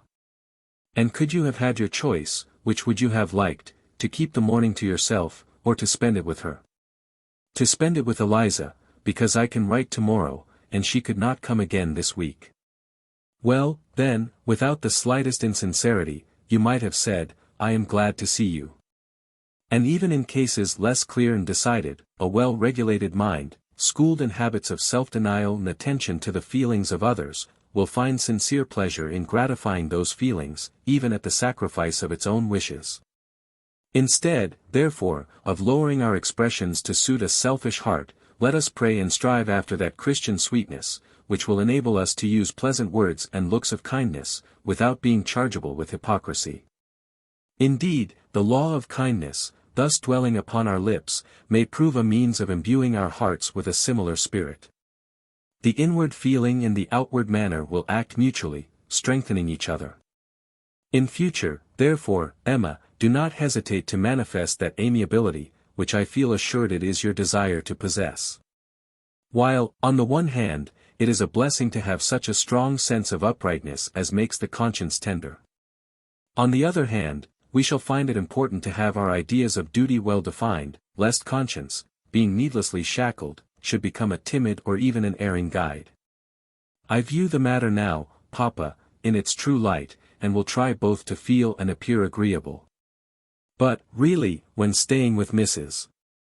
Merlin, I did see such turns, and twists, and contradictions, often occurring in the course of 5 minutes, that, in order to avoid such despicable deceit, I have almost run into the opposite extreme. Of course, I have mentioned the subject to no one, for it would ill become me to remark on the conduct of an elder and superior, who has always treated me kindly, though, for aught I know, my visit might have been very unpleasant. But may I, Papa, tell you the curious history of the refusal of an invitation, the day after I arrived, and ask you what you think of it? Certainly. I have just said it is important to have well-defined views of right and wrong, and shall, therefore, be most happy to assist in forming yours. Well, then, Papa, we were walking in the garden after breakfast, when a note was brought to Mrs. Merlin. She glanced her eye over it, and then, turning to me with a smile, said, How perplexing. I wish to enjoy you entirely today. I have several things to show you, but Mrs. Morley invites us to dinner, and I have already declined her favors 3 times. What shall we do? You have a cold. I replied, I should greatly prefer a quiet afternoon with you, but I have no cold that deserves to be named. Mrs. Merlin stood for a few moments gazing up into the clouds, with the note in her hand, then all at once, in a very animated tone, she exclaimed, Oh, we can manage it, only look how heavy the clouds are. I shall press your slight cold into my service, and say, if it be fine, we will give ourselves the pleasure of going, but should it rain, our friend must kindly excuse us. Rain it will, so we shall please ourselves, and not displease any one. The visit might have proved tolerably agreeable, but we shall spend our evening much more pleasantly at home. The answer was dispatched, and afterwards, as we came in from a drive, Mrs. Merlin said to the servant, "James, watch the weather, and let me know the moment it begins to rain." The rain came just in time to serve our purpose. So when Dr. Merlin returned from his medical round, we sat comfortably down to dinner. In the midst of which, my first surprise began. "We were invited to Mrs. Morley's today, dear," said Mrs. Merlin, "but I knew you would be tired, and not fit to go, and I should not have liked to leave you alone, so I declined it." The doctor thanked her with a grateful smile, which I could not help thinking was very little merited. Trifling, however, was this variation, compared with the hypocrisy of the following morning, when Mrs. Morley herself happened to call. I looked so provokingly well, that Mrs. Merlin was forced to say she really hoped my cold had almost departed, but, being an only child, I was such a precious charge, that she sometimes felt almost a nervous responsibility. "I told my friend," continued she, "what an agreeable visit it would be, and charged James to watch the weather to the very last minute." Now, Papa, both these assertions were, in a sense, verbally true, but do you not think, in reality, they were falsehoods? Most assuredly. I would not knowingly have placed you under such influence upon any consideration. I cannot feel sufficiently thankful, my love, that you were not contaminated. The reaction produced on your mind is harmless, compared with what assimilation would have been. We will take care how we subject Mrs. Merlin again to such a nervous responsibility. Yet, Papa, observed Emma, half frightened at the decision with which her parents spoke, Mrs. Merlin is uniformly kind to me, and she is often an improving, and always a most entertaining companion. The society, too, which I meet there, is calculated to impart a little polish, of which I have considerable need. No, Emma, I would not give a farthing for such varnish. May your character shine throughout with Christian brightness, springing from the cultivation, not the destruction of principle. I thought more favorably of Mrs. Merlin. For with characteristic dexterity, when conversing with me, she has suited herself to my taste. Even now, however, I would not speak with severity.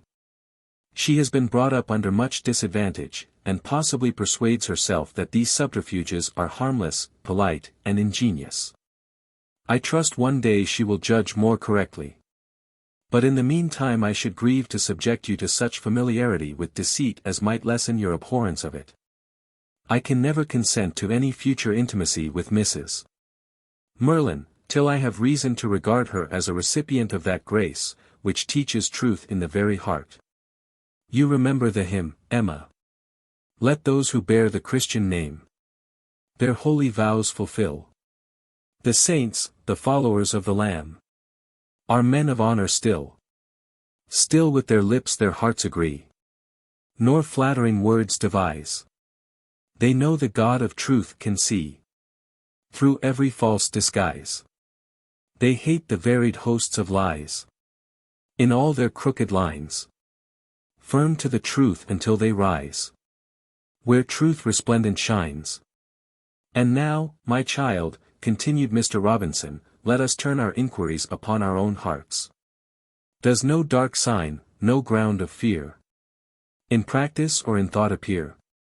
How strange it is that we, who have such high notions of integrity in our intercourse with our fellow creatures, should so often fail in our transactions with him before whom all things are naked and open, and who will accept only the worship of the heart. Oh, my child, when our prayers, our praises, our duties, are laid in the balance, what must be said of them all? They are found wanting, replied Emma, with deep and solemn feeling. Most wanting, said her father emphatically. Corrupt fruits from a wild and poisonous tree. Let us then take those hearts which God's word and our own experience declare to be deceitful above all things, and desperately wicked, let us take them to the fountain opened for sin and uncleanness, even the blood of Christ, which cleanseth from all sin. Without his precious atonement and perfect obedience to the divine law, how ruinous must have been our guilt, how utterly naked and destitute our souls. But can we hope that they are pardoned and accepted? Let us seek, also, their daily renewal. Continuing instant in prayer, and watching thereunto with all perseverance, let us unsparingly detect all their crooked ways, and pray that the Spirit of holiness and truth would work in us to will and to do of His good pleasure. Oh, how can we sufficiently magnify that complete and great salvation, which redeeming mercy offers to our fallen race? Blessed be the Lord God of Israel, for He hath visited and redeemed His people. And blessed be His glorious majesty forever. Let the earth be filled with His glory, and let the whole world say, Amen. I do say Amen, Papa, rejoined Emma, fervently. And I do hope I am truly thankful for those instructions which have shown me the value of spiritual blessings, and taught me also that in simplicity and godly sincerity I ought to have my conversation in the world. S. That's a very bad cough you've got, friend Smith. Yes, neighbor Jones, but it's the best I've got. The man who is guilty of the theft is frequently the first to cry, Stop thief. The hyena. I am a very good-natured person. Apt to see things in a favorable light, fond of picking out pleasant objects to contemplate, and am usually able to find agreeable qualities in everybody and everything. But I must confess, that, with all my disposition to be pleased, I can see very little that is pleasant in the countenance of the hyena. What a horrid fierce look he has! His countenance seems to bespeak perpetual hunger and thirst for blood. He looks as if his supper would taste all the better if it were attended by the agonized struggles and cries of the victim upon which he feasts. He really looks as if pain and distress would be but as pepper and spice to his meal. But the fact is, no animals are cruel, that is, fond of inflicting pain from mere malice. Even the tiger slays but to eat, and the hyena, ill-favored as he is, has his part assigned to him by nature, and this is a useful one to man and beast. He is a native of the warm parts of Africa, and the southern part of Asia. He seldom kills an animal except when pressed by want, preferring to feed upon the carcasses of those he may find slain. It is a horrid part of the story of this creature, that he will sometimes go into a graveyard and dig up the remains of people buried there, and he will, also, follow the march of an army to feast upon the slain after a battle. Living in hot countries, and feeding upon the decayed flesh of animals, the hyena is useful by removing putrid masses of flesh that would otherwise infect the air with pestilence. He is thus a scavenger, and shares with the vulture the task of delivering the countries they inhabit from fruitful causes of fatal disease. Though we may not admire the face of the hyena, still we perceive that the world could not well do without him. There is a common notion that the hyena is so wild in his nature as to be untamable, but this is a mistake. The creature is frequently tamed in India, and then lives quietly about the house like a dog. He is attached to those who are kind, but is spiteful and revengeful to those who abuse him. This change in the character made by training, is a strong proof of the force of education, for not only is the tamed hyena made gentle in reality, but his countenance is actually rendered mild and inoffensive. This shows that the character is written in the face, and bids young people beware how they let their passions mark themselves upon their countenances. Jewish women. We do not read that a Jewess was to be seen among the crowds of priests and the rabble who insulted the Son of Man, scourged him, crowned him with thorns, and subjected him to ignominy in the agony of the cross. The women of Judea believed in the Savior, they loved, they followed him, they assisted him with their substance, and soothed him under afflictions. A woman of Bethany poured on his head the precious ointment which she kept in a vase of alabaster. The sinner anointed his feet with a perfumed oil, and wiped them with her hair. Christ, on his part, extended his grace and mercy to the Jewesses. He raised from the dead the son of the widow of Nain, and Martha's brother Lazarus. He cured Simon's mother-in-law, and the woman who touched the hem of his garment. To the Samaritan woman he was a spring of living water. The daughters of Jerusalem wept over him. The holy women accompanied him to Calvary, brought balm and spices, and, weeping, sought him at the sepulchre. His first appearance, after his resurrection, was to Mary. He said unto her, Mary. At the sound of that voice, Mary Magdalene's eyes were opened, and she answered, Master. The reflection of some very beautiful ray must have rested on the brow of the Jewesses. Story of Philip Brusque. Chapter 6. Serious Adventures. It might seem that, under the circumstances described, Emily would have been surprised and alarmed as the dark figure emerged from the shadow of the rock, and stood forth in the full light of the moon, but she betrayed no such emotion. On the contrary, she proceeded directly towards the person, and was soon clasped in his arms. The meeting was evidently one of affection, yet apparently there was more of grief than joy, for sobs and sighs seemed to choke the utterance of both.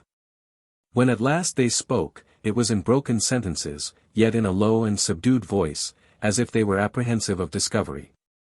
After remaining here for nearly half an hour, Emily bade her companion a hasty farewell, and climbing up the rock, with a light and hurried step proceeded toward the tent which had now become her home. She was still at some distance, however, and as she was passing through a thicket of orange trees, she was abruptly accosted by a man, who placed himself in her path, and calling her by name, took hold of her arm, as if to arrest her progress. Emily saw at a glance that it was Roger, and her eye did not fail to remark, at a little distance, a dark group of men, whom she readily conjectured to be his companions. Emily felt that she was in danger, but she lost not her self-possession. Shaking off the grasp of Roger, and standing aloof, she said, Is it possible that this rudeness is offered by Roger? It is a poor occupation for a gentleman to insult a woman, because she is alone and unprotected. A gentleman, said Roger, sneeringly. I am no gentleman, thanks to the gods. No, no, fair Emily, I am something better, I am a freeman and a lover. Indeed, said Emily. Is he a freeman who takes advantage of the strength that nature has given him, to injure and distress one who is weaker than himself? Is he a lover, who wounds and insults the pretended object of his regard? Nay, fair lady, said Roger. This sounds mighty pretty, and in France would be heroic, but remember that we are not now under the tyranny of artificial laws and despotic fashion. We are now restored to the rights and privileges of nature. There is no government here, save that which is established by the God of nature. I will not stay to hear you, said the young lady, indignantly. Every word you utter is an insult, every moment you detain me you are guilty of insolence and wrong. Shame, shame upon a Frenchman who can forget to be woman's protector, and become woman's tyrant. Mighty fine all this, certainly. But remember that I repudiate France and the name of Frenchman. I am a man, that is enough, and I shall assert man's privileges. You must listen, you shall hear me. Look around, and everywhere you see that in the dynasty of nature all is regulated by force. There is a power of gravitation, which controls matter, and bids the earth roll round in its orbit. Even matter, then, the very soil, the inanimate clod, the senseless stones, obey the law of force. And it is so with the animal tribes. Among birds, the eagle is master of the raven, with quadrupeds, the lion is lord of the forest. With fishes, the whale is monarch of the deep. Then, in communities of animals, we see that everything is regulated by power. Even among a band of wolves, the strongest has the first choice, privileges are exactly proportioned to power.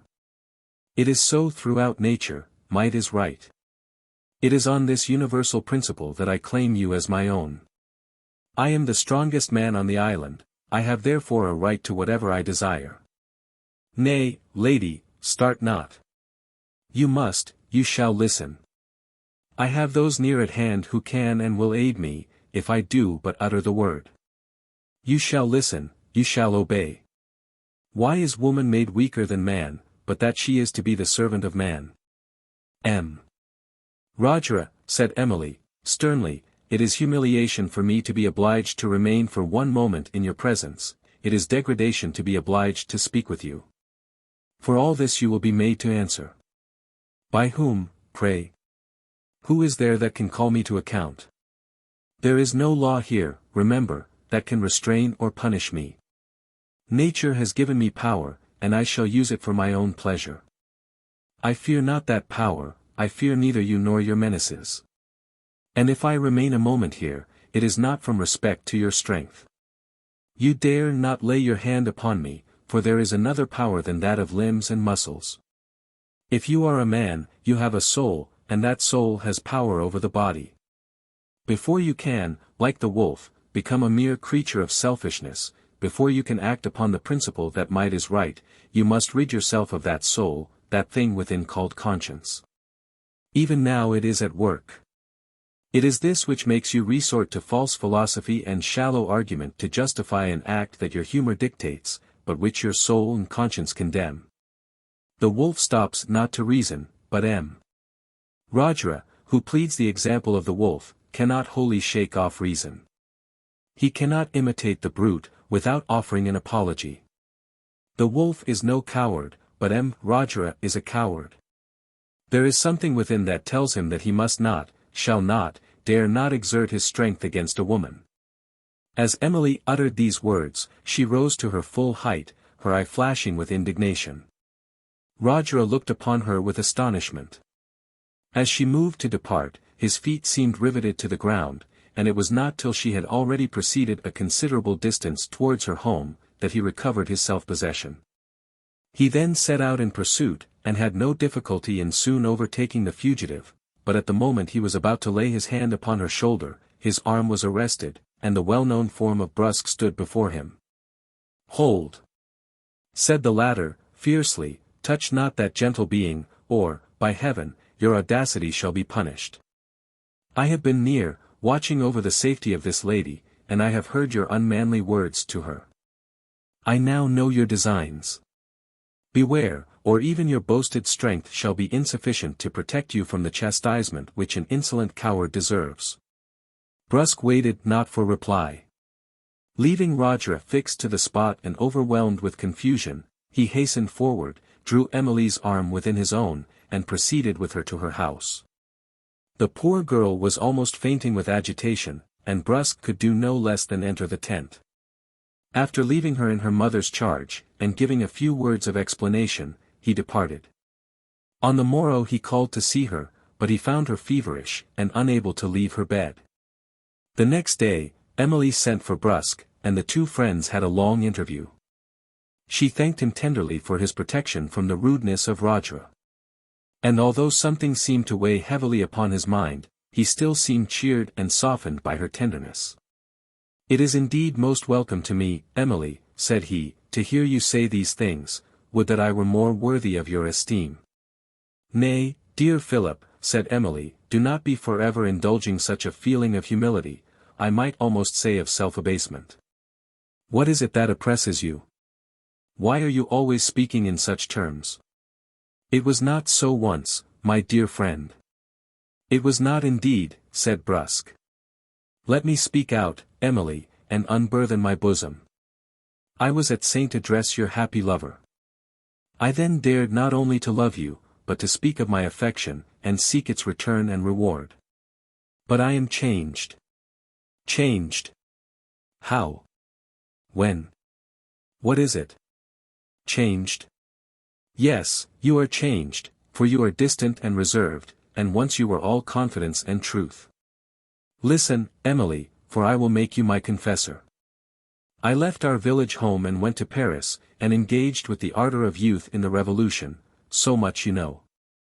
But you do not know that I shared in the blood and violence of that fearful frenzy, and which I now look back upon as a horrid dream. You do not know that I was familiar with the deeds of Robespierre, and Danton, and Marat. Yet so I was. These hands have not indeed been dyed in the blood of my fellow-men, but yet I assisted in many of those executions, which now seem to me little better than murders. It is in your presence, Emily, that I most deeply realize my delusion. There is something in your innocence and purity, which rebukes and reproaches my folly, and makes it appear as unpardonable wickedness. I once loved, nay, I love you still, heaven only knows how truly. But I should ill act the part of a friend by allying your innocence to my degradation. Emily was now in tears, and Brusque became much agitated. "Speak to me, my friend," said he. "Dry up those tears, and let your sense and reason come to our aid. I will be guided in all things by you. If you banish me, I will depart forever." "No, no indeed," said the weeping girl. You must stay and protect my poor parents. You must stay and be my protector also, for heaven only can tell how soon I shall stand in need of protection from violence and wrong." Brusque was evidently touched by this appeal, but the gleam that seemed to light up his face for a moment was instantly followed by a cloud upon his brow. Emily saw it, and said, "Why this doubt? Why this concealment? What is it, Philip, that disturbs you?" "I will be frank," said he. "Since we have been upon this island, I may have seemed distant and indifferent towards you. But my heart has ever been with you, and indeed often, when you knew it not, I have been near you. This night, I was on the rocks by the seashore, and witnessed your meeting with someone there. Tell me, Emily, who was that person?" Emily was evidently disconcerted, but still she replied, firmly, "That is a secret, and must remain so for the present. It shall be explained in due time, but I pray you, do not seek to penetrate the mystery now." "Well, Emily, it is not for one like me to dictate terms. My confidence in you is so complete, that I believe you are right, however strange it may seem, that, on this lone island, you are in the habit of meeting a man, and a stranger, upon the solitary seashore. And with marks of affection that seem only due to a brother." Emily started at these words, but she made no reply. Brusque went on. "I submit to your law of silence. But, my dear Emily, as you have appointed me your protector, and given me a right to consider myself as such, let me tell you that events are approaching which will demand all our courage, as well as our wisdom. And I cannot but feel the most anxious fears as to the result. You allude to the state of the island. I do. The anarchy is now at its height. Rogera has rallied round him the rough and the ignorant, and taught them that license is liberty. While he cajoles them with dreams of freedom, he is seeking his own object, which is to become sole master and despot of this island, and I fear these deluded men will be his dupes and instruments. It is always the case that the ignorant and degraded portion of the community are disposed to run after those who flatter, only to cheat them. The condition of the island is in every respect becoming alarming. The fruits, that were lately so abundant, are fast diminishing, because they belong to no one in particular, and no one has any power or interest to preserve them. We have no fields tilled, for the lands are common to all. If a man were to cultivate a field, he has no right to it, and if he had, there is no government which can secure to him the product of his toil. Everything is therefore going to waste and ruin. We shall soon be in danger of starving if this state of things continues. Nor is this the worst. Rogera will soon bring matters to a crisis, and try the law of force. And what is your plan?" "I intend to procure, if possible, a meeting of all the men of the island tomorrow, and after showing them the actual state of things, and the absolute necessity of established laws to save us from famine and from cutting each other's throats, I shall appeal to them once more in behalf of settled government. I have hopes as to the result, but still, my fears outweigh them. It is impossible to yield to the demands of Rogera. Nothing but giving up all to him and his brutal followers, will satisfy him. If we cannot obtain the consent of a majority to the formation of some settled laws, we must come to the question of necessity and determine it by blows. If it comes, it will be a struggle of life and death. I know it, dear Philip. I have long foreseen it. I am glad that you take it so calmly. I should be flattered if your quiet were the result of confidence in me. Well, well, but you are fishing for a compliment, and I will not tell you that I depend on you alone. I may have hopes from another source. Will you tell me from whom? Nay, I shall keep my secret, but be assured that in the hour of danger, should it come, heaven will send us succor. Good night. Good night, dear Emily, good night." And so the lovers parted. Brusque sought his home, but with mingled feelings of pleasure and pain. The restoration of former relations between him and Emily was a source of the deepest satisfaction. But many circumstances combined to cloud his brow and agitate his heart with anxiety. An incident from ancient history. About 470 years before Christ, Xerxes, king of Persia, was leading an immense army against the Greeks. It is said that it consisted of 1,000,000 of men.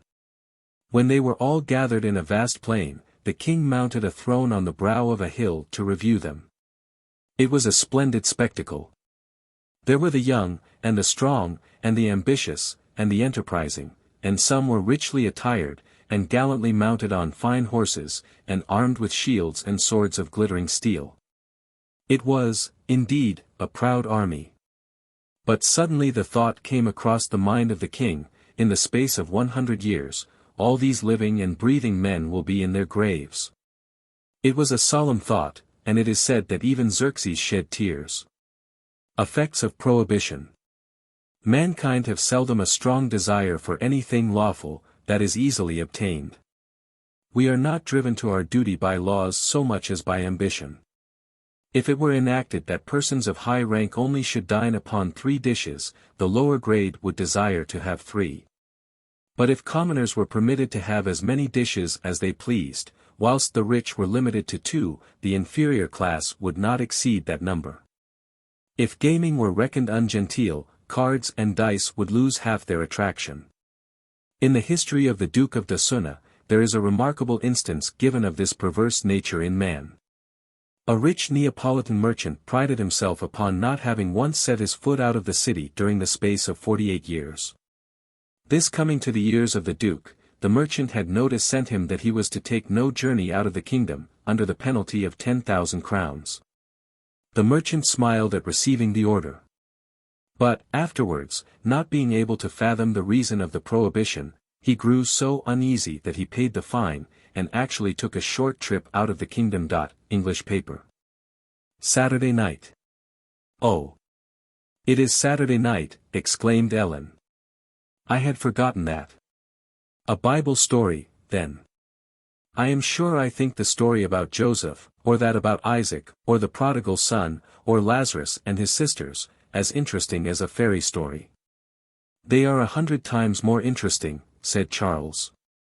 It was the custom of Ellen's mother to tell her children a short story every night after they were in bed. She was very glad to find that the true and instructive histories from the good book interested her children as much as those stories that were contrived to delight them. My dear children, she said, I shall not tell you a story from the Bible tonight, but I am going to relate an anecdote, which, you know, means a short story, of some little children of our acquaintance. There are 2 children who have a great and kind friend, who is always taking care of them, whether they are awake or asleep. I suppose you mean their mother, said little Charlie, who was always impatient to get at the story. No, my love. This friend gave them their father and mother. Oh, you mean God, whispered Ellen. Her mother did not reply to her, but proceeded. This bountiful friend has given to them the most beautiful and wonderful gems in the world. Gems. What are gems, mother? Asked Charles. Precious jewels, my dear. Those I am speaking of are very small, but so curiously formed that as soon as the casket which contains them is opened, there is immediately painted on them a beautiful picture of all the objects toward which they are turned. If it be a landscape, like that which you see every morning from your chamber window, there appear on the gems those beautiful mountains that rise one above another, the mist that curls up their sides. The bright lake that glistens in the depth of the valley, and which you call the mountain mirror, Ellen, the large orchards, with their trees gracefully bending with their ruddy and golden fruit.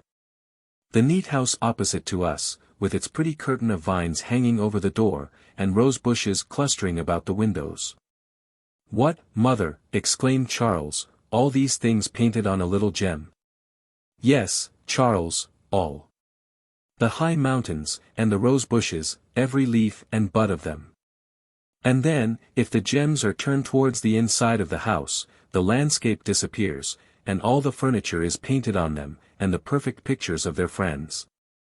Not such pictures as you see done by painters, looking grave and motionless, but smiling, speaking, and moving. "Oh, mother, mother," exclaimed Ellen, "this is a fairy story, after all." "Are there, in reality, any such gems?" asked Charles, who did not like that the story should turn out a fairy story. "There are, my dear Charles, and the same friend who gave the children these gems has given to them many other gifts as wonderful. He has given to them an instrument by which they can hear the music of the birds, the voices of their friends, and all other sounds, and another by which they can enjoy the delicious perfume of the flowers. The fragrance you so often spoke of, Ellen, when the fruit trees were in blossom, and the locust trees in flower, and the clover in bloom."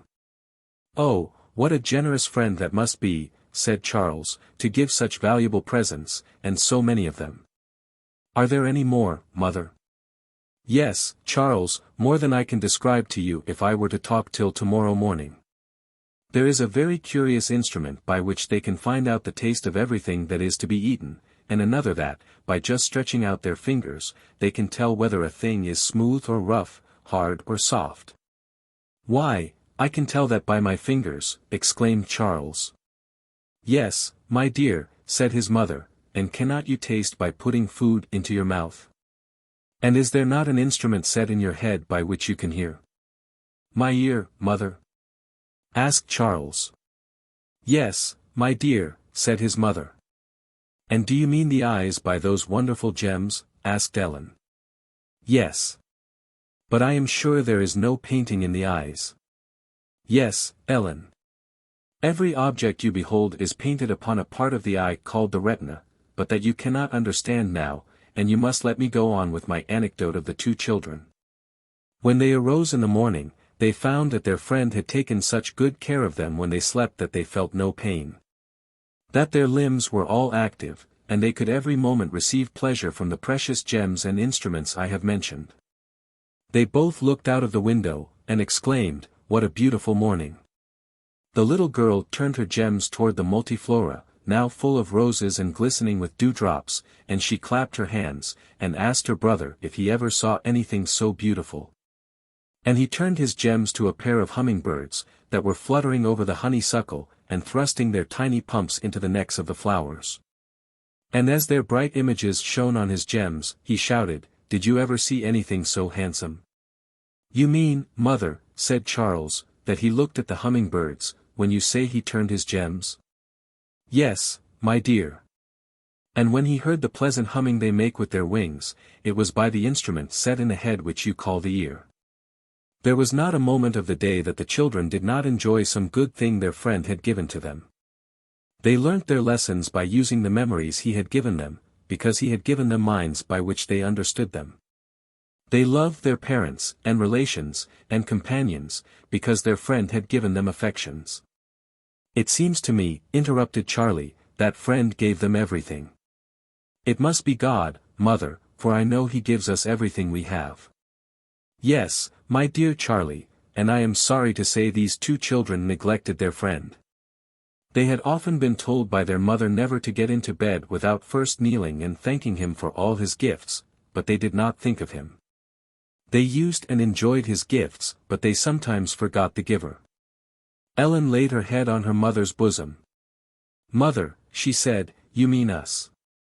"My dear Ellen," replied her mother, "your conscience is like the ring in the fairy tale. Yes, I did mean you and Charles. I was sorry, when I came into the room tonight, to see you getting into bed without saying your prayers. God has given you a voice to speak, my children. Your dog, Charles, cannot speak to thank God for anything he receives, but you can." "And I will," exclaimed the good little boy, ashamed that he had been ungrateful and thoughtless. "Come, Ellen, we will jump up and say our prayers, and," he added in a whisper, "we'll speak for too. Cromwell at Croydon Palace. Oliver Cromwell. This individual was one of the most wonderful men that ever lived. He was born at Huntingdon, in England, April 28, 1599. It is related of him, that, when an infant, a large ape seized him, and ran with him up to the top of a barn. There the creature held him, and refused, for a long time, to give him up, frightening the people with the idea that he should let him fall. It is said that, while he was still young, a gigantic female figure appeared at his bedside, and foretold his future greatness. Cromwell was well educated, but, after quitting the university, he became very dissipated. At 21, he married Elizabeth Bouchier, from which time he became regular in his life. In 1625 he was chosen to Parliament. And thus began, at 26 years of age, that public career which ended in his becoming the sole ruler of England, and one of the most energetic and powerful sovereigns of Europe. He was soon distinguished as a speaker in Parliament, always taking part against the court and the established church. In 1642, when civil war was about to commence, he raised a troop of horse, and seizing the plate of the University of Cambridge, appropriated it to the paying of the expenses of the army. He was engaged in several battles, where he displayed the utmost skill and courage. In 1645, the famous Battle of Naseby was won by his valor and good management. And, in consideration of his services, Parliament voted him the annual sum of £25,000 during his life. King Charles I, against whom Cromwell and his party were acting, was betrayed into their hands by the Scotch. By the intrigues of Cromwell, he was tried, condemned, and beheaded. Cromwell himself became, soon after, the ruler of the kingdom, under the title of Lord Protector of the Commonwealth of England, Scotland and Ireland. Though he had obtained his power by a series of violent acts, and by the practice of every species of hypocrisy, Cromwell now set himself about promoting the strength, power, and prosperity of his kingdom. Though this was done harshly, yet it was with wisdom and energy. The country flourished at home, and the name of England was much respected abroad. But though Cromwell had risen to the utmost height of honor and power, he was a miserable man. He was perpetually haunted with superstitious fears, the promptings of a conscience ill at ease. The death of the king, which was effected by his management, weighed upon his spirit like a murder. He went constantly armed, and yet he was constantly in fear.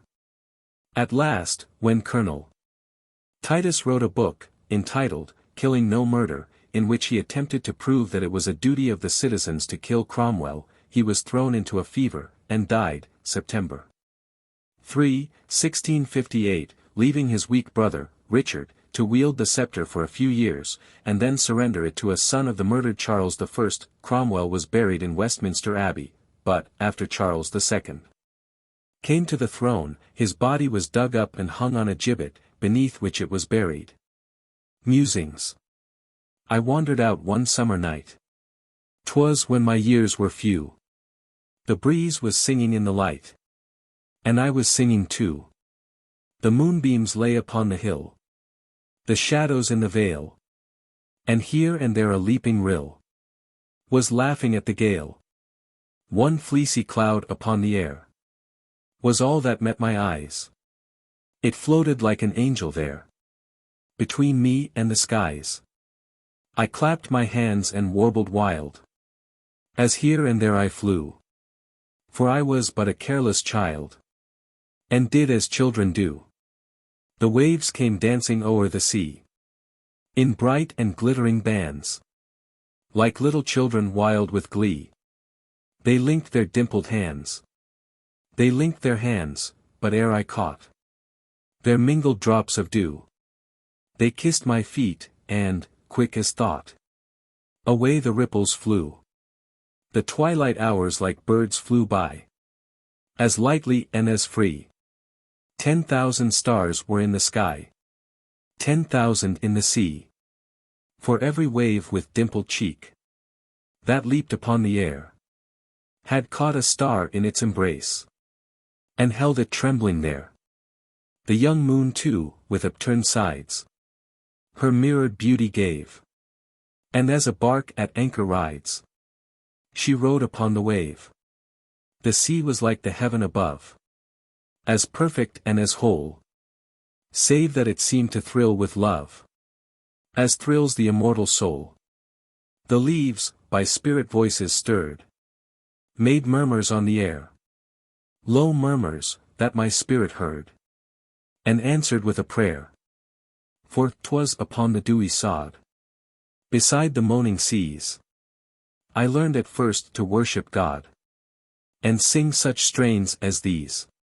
The flowers, all folded to their dreams, were bowed in slumber free, by breezy hills and murmuring streams, where'er they chanced to be. No guilty tears had they to weep, no sins to be forgiven. They closed their eyes, and went to sleep, right in the face of heaven. No costly raiment round them shone, no jewels from the seas. Yet Solomon upon his throne was ne'er arrayed like these. And just as free from guilt and art were lovely human flowers, ere sorrow set her bleeding heart on this fair world of ours. I heard the laughing wind behind, a-playing with my hair, the breezy fingers of the wind, how cool and moist they were. I heard the night bird warbling o'er its soft, enchanting strain. I never heard such sounds before, and never shall again. Then wherefore weave such strains as these, and sing them day by day, when every bird upon the breeze can sing a sweeter lay? I'd give the world for their sweet art, the simple, the divine. I'd give the world to melt one heart, as they have melted mine. South Lit. Mess. Anecdote of an atheist. An atheist on his deathbed was addressed by his son. Father, the physician says you can live but a few hours. I know it, my son. Have you anything to say to me? My father, you and my mother have held different creeds. My mother is a Christian, you believe there is no God. Shall I follow her faith or yours? My son, said the dying parent, believe in the God of your mother. Thus it is in the hour of sickness, at the moment when the frail supports of pride and passion are wrecked, that the sinking atheist clutches at the plank of the Christian. Thus it is that the atheist, when he is brought upon the stand before his Maker, confesses that his creed is not one that he would wish to bequeath to his children. Who made this? Here is a picture of the bones or skeleton of a horse. What a wonderful piece of mechanism it is! How many bones and joints, and how they are all fitted to each other. Now, every horse has such a skeleton or framework of bones, and who contrives and makes them? Can men make such curious machinery? Certainly not. Men may make steamboats, and ships, and cotton factories, but they cannot make the bones of an animal, nor can they put muscles and life to these bones. Now, if man cannot do these things, who can? God only, he only can do these wonderful things. Wisdom of the Creator. The happy proportioning of one thing to another shows the wisdom of the Creator. Man, for instance, is adapted to the size and strength of a horse. If men were giants, they could not ride horses. If men were either pygmies or giants, they could not milk cows, mow grass, reap corn, train vines, or shear sheep, with anything like the conveniency they do now. If men were pygmies, they would be lost in the grass and rushes, and their children would be carried off by birds of prey. Every one can see, that, other things being as they are, man would suffer by being either much larger or smaller than he is. Yankee Energy. A few days since, a gentleman of the city of New York was standing near the canal, at Albany, when he saw a small yawl boat approaching him, propelled by a lad about 17 years of age. The boat contained also the boy's mother, 6 sisters, and a small brother. Our friend asked him where he was from, and where bound, and was answered, in substance, as follows. We are from Ohio. My father died there, and as we were nearly destitute, mother thought we had better go back to Saybrook, Con, where we used to live, so we raised money enough to get this boat and started from Ohio last fall. We came through Lake Erie, and got into the canal, where we were stopped by the ice. During the winter we hauled our boat up by the side of the canal, where we remained till the ice broke up. Sometimes we were considerably cold, and at times were sick a little, but on the whole we all got along right smart. We shall go down the North River, and up the Sound to Saybrook. During this conversation, our friend was walking along the margin of the canal. Our noble Yankee boy, being unwilling to lose any time, kept constantly propelling his boat forward, the younger brother, a lad of only 7 or 8 years of age, steering the craft. It was Sunday morning, and the mother and daughters were clad in their Sabbath suits, and engaged in reading. A small furnace was standing on the deck of the boat, and a sail, snugly stowed, was lying fore and aft. The few cooking utensils, bedding, and clothing belonging to this poor family, were securely placed under the deck. Here is an instance of industry and perseverance, which commends itself to the notice of the rising generation, and the present one too. No doubt, if this boy lives, he will yet make a stir in the world. And if we knew his name, we would publish it. Who made man? Look at the foot, how ingeniously is this contrived. Look at the arm, what piece of mechanism can compare with it? But of all parts of the body, the eye is perhaps the most wonderful.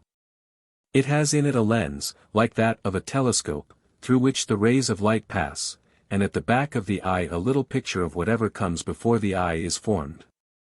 This picture falls upon a nerve which lines the interior of the eye, and thus it is we see. All this contrivance is very ingenious. And observe how the eye itself is placed in the head. See how easily it turns this way and that. Consider these things, and tell me, who but a superior being, one who contrives, one who thinks, could have made man? Power of God. The sun is as large as 337,000 of our worlds. Jupiter is as large as 1,281 of our worlds. Mercury flies along in its path at the rate of 20 miles in a second. Uranus is 17 times as large as our world, 1,800,000,000 of miles from the sun, and flies along at the rate of 240 miles every minute. Here, then, is the power of God. A world, with all its mountains, and oceans, and kingdoms, is but a pebble in the hands of the Almighty. The birds adieu. The words and music composed for Mary's museum. Farewell to the meadow. For summer is past. Farewell, for its leaves now whirl o'er the blast. Farewell to the bough, where my cradle was swung, and the song of my mother was joyously sung. 2. How sweet was that song of the light-hearted bird! No other I'll sing. 'Twas the first that I heard.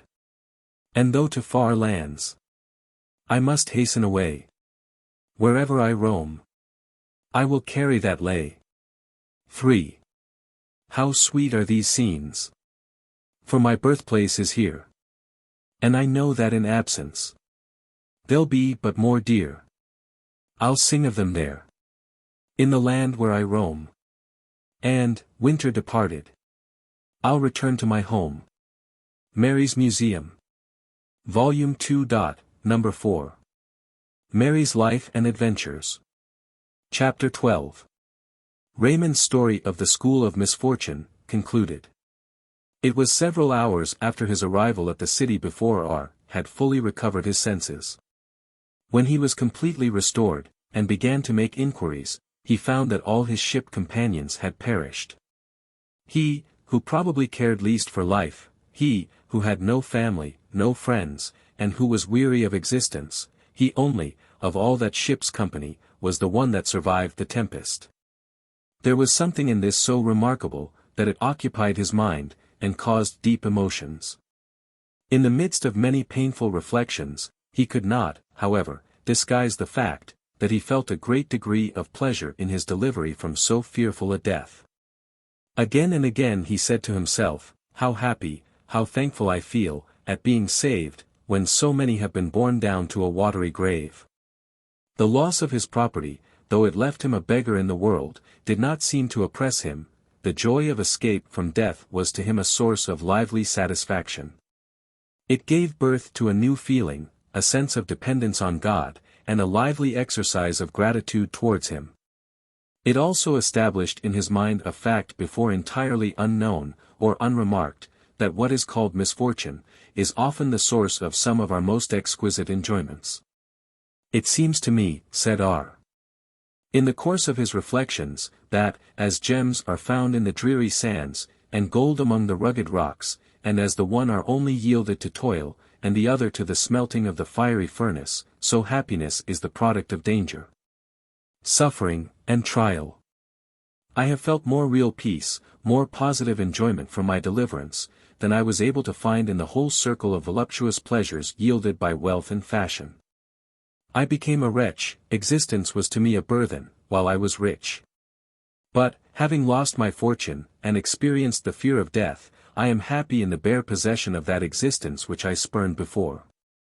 Such were the feelings and reflections of R, for a few days after his escape. But at length it was necessary for him to decide upon some course of action. He was absolutely penniless. Everything had been sunk with the ship.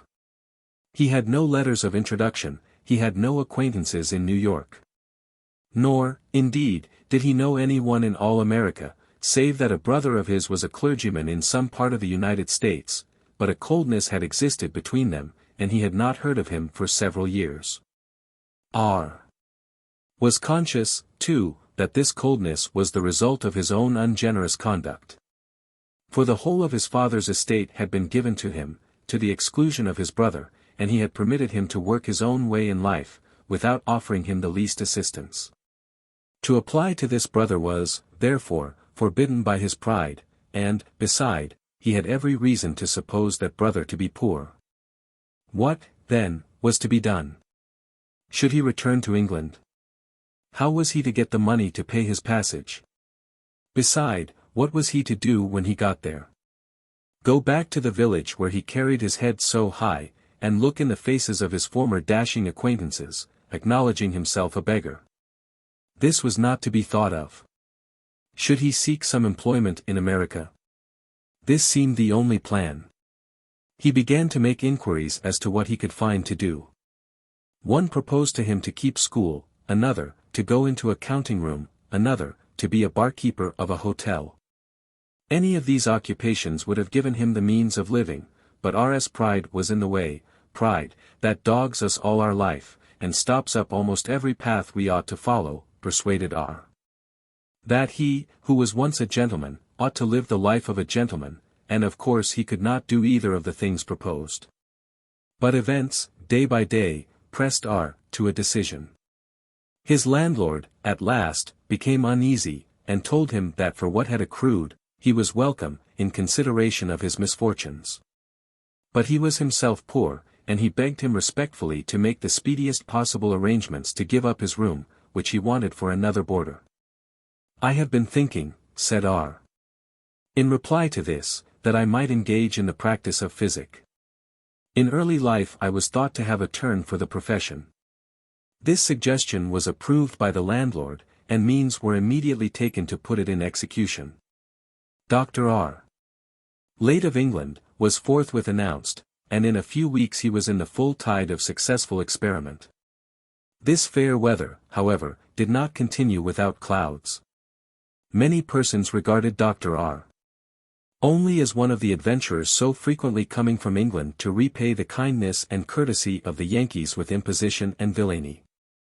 Various inquiries and stories were got up about him, some having a sprinkling of truth in them, and, for that reason, being very annoying. R., however, kept on his way, paying little heed to these rumors, fancying that, if left to themselves, they would soon die.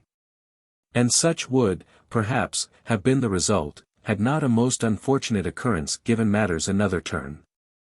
In the house where R. boarded, several small sums of money, and certain ornaments of some value, were missed by the boarders, from time to time. Suspicions fell upon a French servant in the family. But as nothing could be proved against him, he was retained, and a vigilant watch kept over his actions. Discovering that he was suspected, this fellow determined to turn the suspicion against R. He, therefore, in the dead of night, took a valuable watch from one of the rooms, and laid it under the pillow of R.'s bed. This was done with such address, that neither the gentleman from whom the watch was stolen, nor R. himself, saw anything of it at the time. The watch was missed in the morning, and the French servant was arrested. But as soon as the chambermaid began to make up R.'s bed, behold, the pilfered watch was there. The French servant was at once released, and R. was arrested, briefly examined, and thrown into prison. The circumstances in which he had come to the country now all made against him. The unfavorable rumors that had been afloat respecting him were revived, all the stories of swindlers that had visited the country for 20 years back, were published anew, with embellishments. In short, R. was tried and condemned by the public, while he lay defenseless in prison, and long before his real trial came on. The subject became a matter of some notoriety, the circumstances were detailed in the newspapers. A paragraph noticing these events met the eye of R.'s brother, who was settled as a minister of the gospel in a country parish not far distant, and he immediately came to the city. Satisfying himself by a few inquiries that it was indeed his brother who was involved in difficulty and danger, he went straight to the prison, with a heart overflowing with sympathy and kindness. But pride was still in the way, and R. haughtily repulsed him. The pious minister was deeply grieved, but he did not the less seek to serve his brother.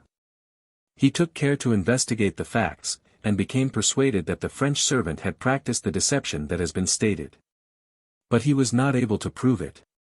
He employed the best of counsel, but, in spite of all his efforts, and all his sympathy, R. was found guilty, condemned, and consigned to prison. Up to this time, the pride of R. had sustained him. But it now gave way. He had borne the loss of fortune, but to be convicted of a low, base theft, was what his spirit could not endure. His health sunk under it, and his reason, for a time, departed. His sufferings during that dark hour, God only knows. He at last recovered his health and his senses, and then he heard, that, on his deathbed, the French servant had confessed his iniquity. It was from the lips of his brother, and under his roof, where he had been removed during his insanity, that R. learnt these events. He was released from prison, and his character was cleared of the imputation of crime. From this period R. was an altered man. His pride was effectually quelled, no longer did that disturber of earth's happiness, the real serpent of Eden, remain to keep him in a state of alienation from his brother. The two were now, indeed, as brothers. But there were other changes in R. His health was feeble, his constitution was broken, his manly beauty had departed, and he was but the wreck of former days. But, strange as it may seem, he now, for the first time, found peace and happiness. He had now tasted of sorrow, and was acquainted with grief. This enabled him to enter into the hearts of other men, to see their sorrows, and to desire to alleviate them. A new world was now open to him. A world of effort, of usefulness, of happiness. In the days of prosperity, he had no cares for anybody but himself, and mere selfishness had left him a wretch while in possession of all the supposed means of bliss. He had now made the discovery, more important to any human being than that of Columbus, that pride is the curse of the human race, and humility its only cure. That trial, sorrow, and misfortune are necessary, in most cases, to make us acquainted with our own hearts, and those of our fellow men. And that true bliss is to be found only in a plan of life which seeks, earnestly and sincerely, the peace and happiness of others. Here ended R.'s story of the School of Misfortune. And I had no difficulty in discovering that he had been telling the story of his own life, though he had, in some respects, as I had reason to suppose, departed from its details. To be continued. Story of Philip Brusque. Chapter 7. A new effort to form a government. Speeches. Anarchy and violence. Despotism. The morning after the events detailed in the last chapter, was one of deep interest to the people of Fredonia.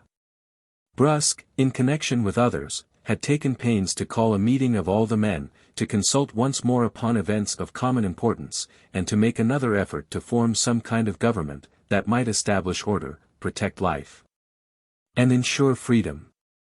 There were none whose feelings were more deeply enlisted than those of the women, and, as is usual with this sex in matters of a public nature, they were on the right side. They felt their own weakness and dependence, and appreciated the necessity of government and law to protect them from brutality and violence. Nor did they feel alone for themselves. They perceive that where there is no government, there can be no safe and comfortable home, that children cannot live quietly and securely with their parents. That everything we cherish in life is insecure, and liable to be taken away by the wicked and the violent. The several dwellings of the settlement being near together, on the occasion of which we are speaking, the women were gathering in groups, with anxious faces. Those who had young children, were seen hugging them to their bosoms, as if, before night, these innocent and helpless things might have no other protection than a mother's arm could give. There was much passing to and fro among them, and they spoke with their heads close together, and in whispers, as if fearful of being overheard. At 9 o'clock in the morning, persons began to assemble upon the southern slope of the beautiful hill on which the cave called the Castaway's Home was situated. It was a lovely spot, covered with a thick clump of palm trees, and commanding, through the openings of the branches, a wide prospect of the surrounding ocean. All the men of the island were soon there, and as they gathered under the trees, they were divided into two groups, by their sympathies, feelings, and purposes, though not by design. In one group was the father of Emily, M. Bonefils, a man of more than 70 years, whose locks were as white as the snow, and whose face beamed at once with benevolence and spirit. There was, however, in his countenance, at this time, a mingled look of grief and anxiety by no means usual to him. By his side sat all the oldest men of the company, together with Brusque, and most of the educated and intelligent men of the island. The other group was composed of Roger, most of the sailors, and several other men. They were generally young persons, whose education had been neglected, and whose course of life had left them to the indulgence of their passions. There were 2 or 3 of them who were kind-hearted, though ignorant and simple men. The two parties consisted of about equal numbers, some 20 of each. They sat for some time, looking each other in the face, but saying little. The Rogerites looked gloomy and scowling, the Brusquites had an air of anxiety, but still of resolution. It was apparent to all, that, if something could not be done for the cause of good order on the present occasion, riot and bloodshed were likely to be the inevitable and immediate consequence. After a long period of silence, M. Bonefils, being the oldest man in the assembly, arose, and proposed that they should come to order by choosing a moderator to preside over the assembly. There was instantly a shout of M. Bonefils.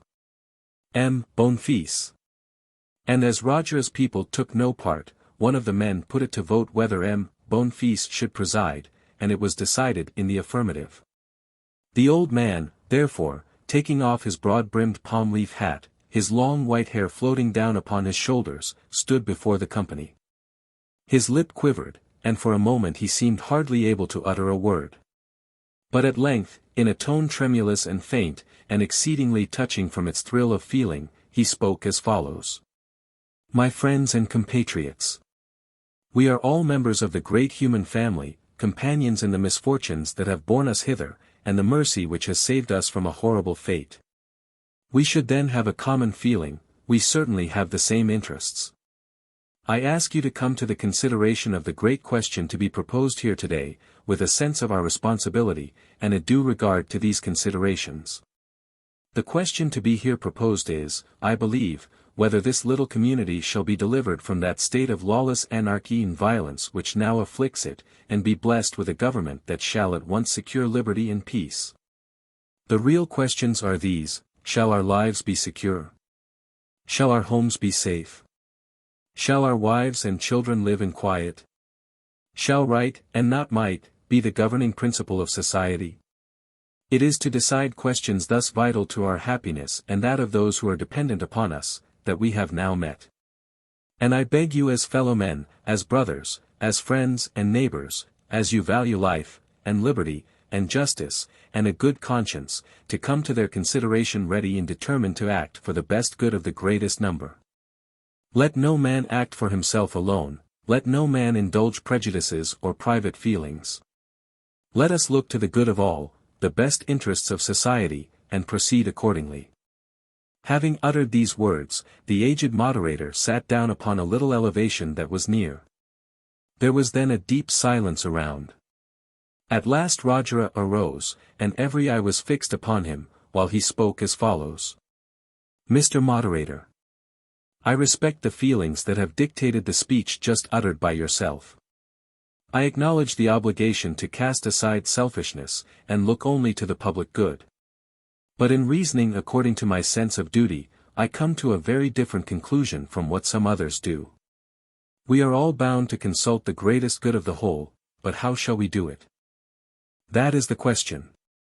We have already met once before, and the persons here present, after mature deliberation, have decided that they will have no other government than such as is founded in nature. They have decided that an artificial system of government and laws only tends to mischief, to enslave the many and favor the few. Then why this meeting? Are we a parcel of boys or silly women, as fickle as the winds, undoing one day what we have done another? Sir, I am opposed to a constitution, I am opposed to enacted statutes and laws. I am opposed to kings, presidents, judges, legislators, and magistrates. What are these but public bloodsuckers, living upon the toil and sacrifices of the rest of the community? Away with them, and let every man do what seemeth good in his own eyes. Things will all get adjusted to this system in good time. There is an instinct in the animal tribes which is thought to be borrowed from divine wisdom.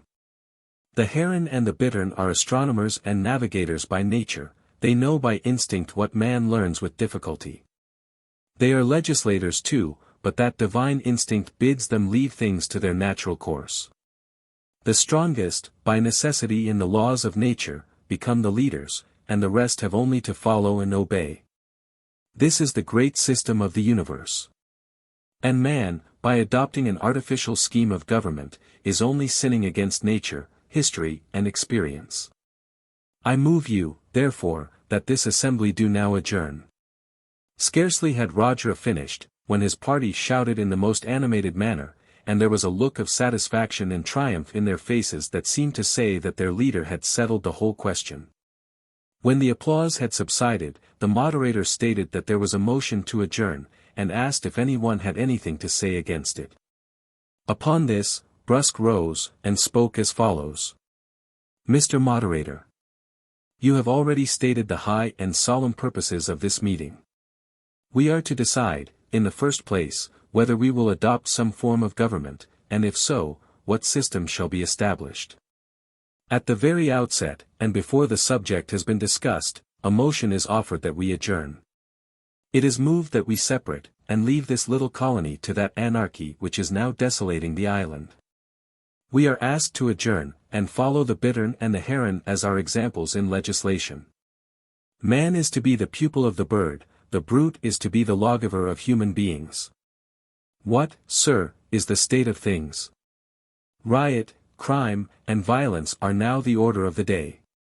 One murder has already been committed, and the man whose hand is stained with his brother's blood is here, as free as the rest.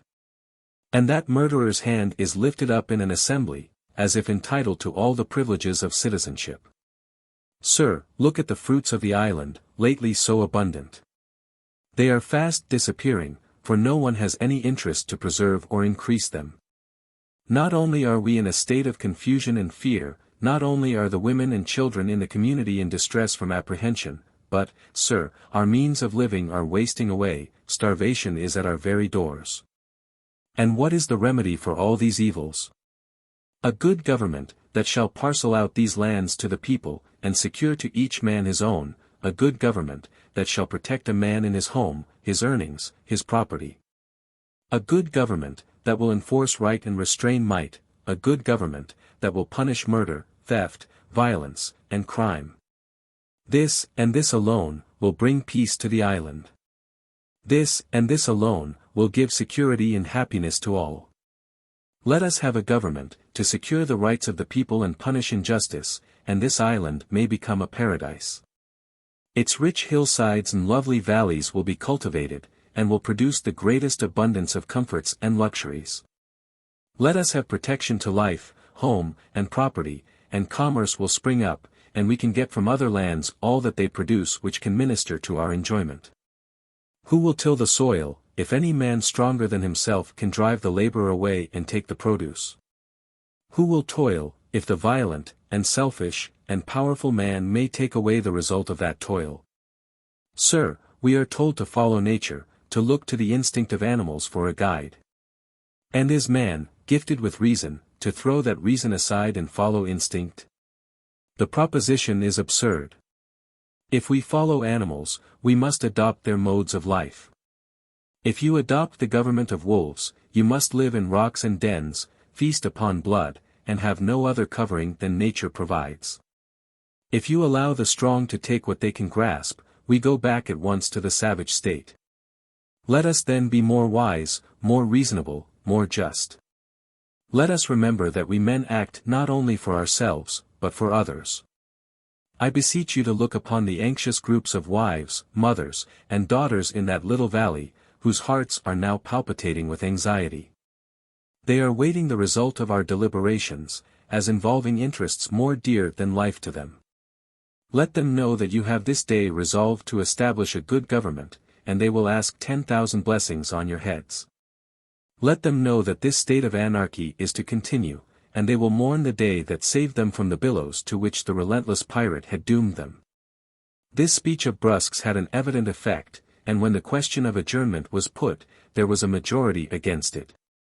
Brusque, greatly encouraged, then rose, and moved, that it was the sense of the assembly that the best good of the people required the immediate adoption of some form of government. No sooner was this motion put, than Roger, fearing that it might be carried, sprang to his feet and, drawing a dagger, brandished it in the air, at the same time addressing his party as follows. My friends, are you not sick of this folly? This hypocrisy, this child's play? Away with it all. Let us be men, let us be free. Down with that hoary fool, and this false-hearted knave. Saying this, and pointing to M. Bonfils and Brusque, he led the way, and rushed upon them. His men followed as with one impulse. The aged moderator was struck to the ground by a single blow, and Brusque, taken by surprise, was thrown down, and two stout men, seizing upon him, tied his hands and feet fast. The rest of Brusque's party, after a short skirmish, fled down the hill to the village, where they were received with cries of consternation and despair.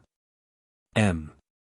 Bonfils and Brusque were taken to the Castaway's Cave, which Roger now made his headquarters, and where his party soon assembled.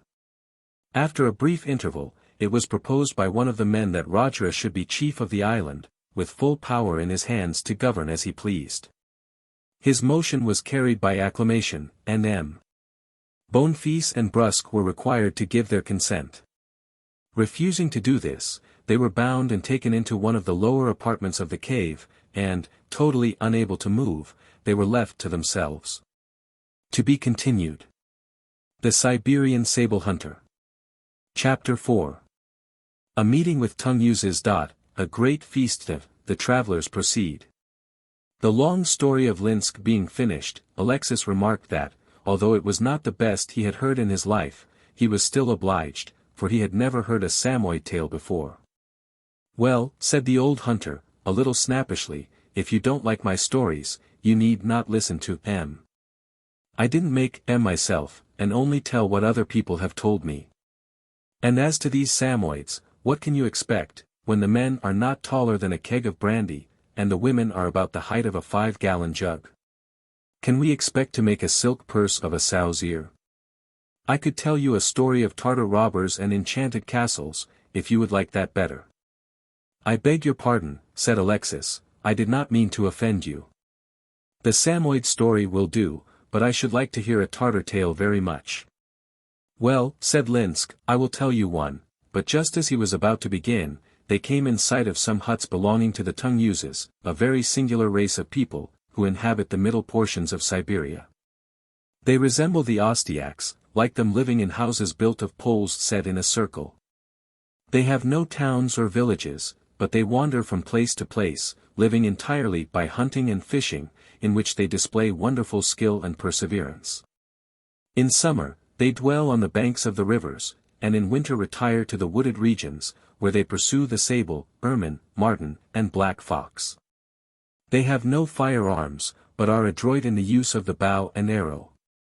In the spring, they carry or send their furs to Yakutsk, a considerable town on the Olekminsk River, and the great fur market of Siberia.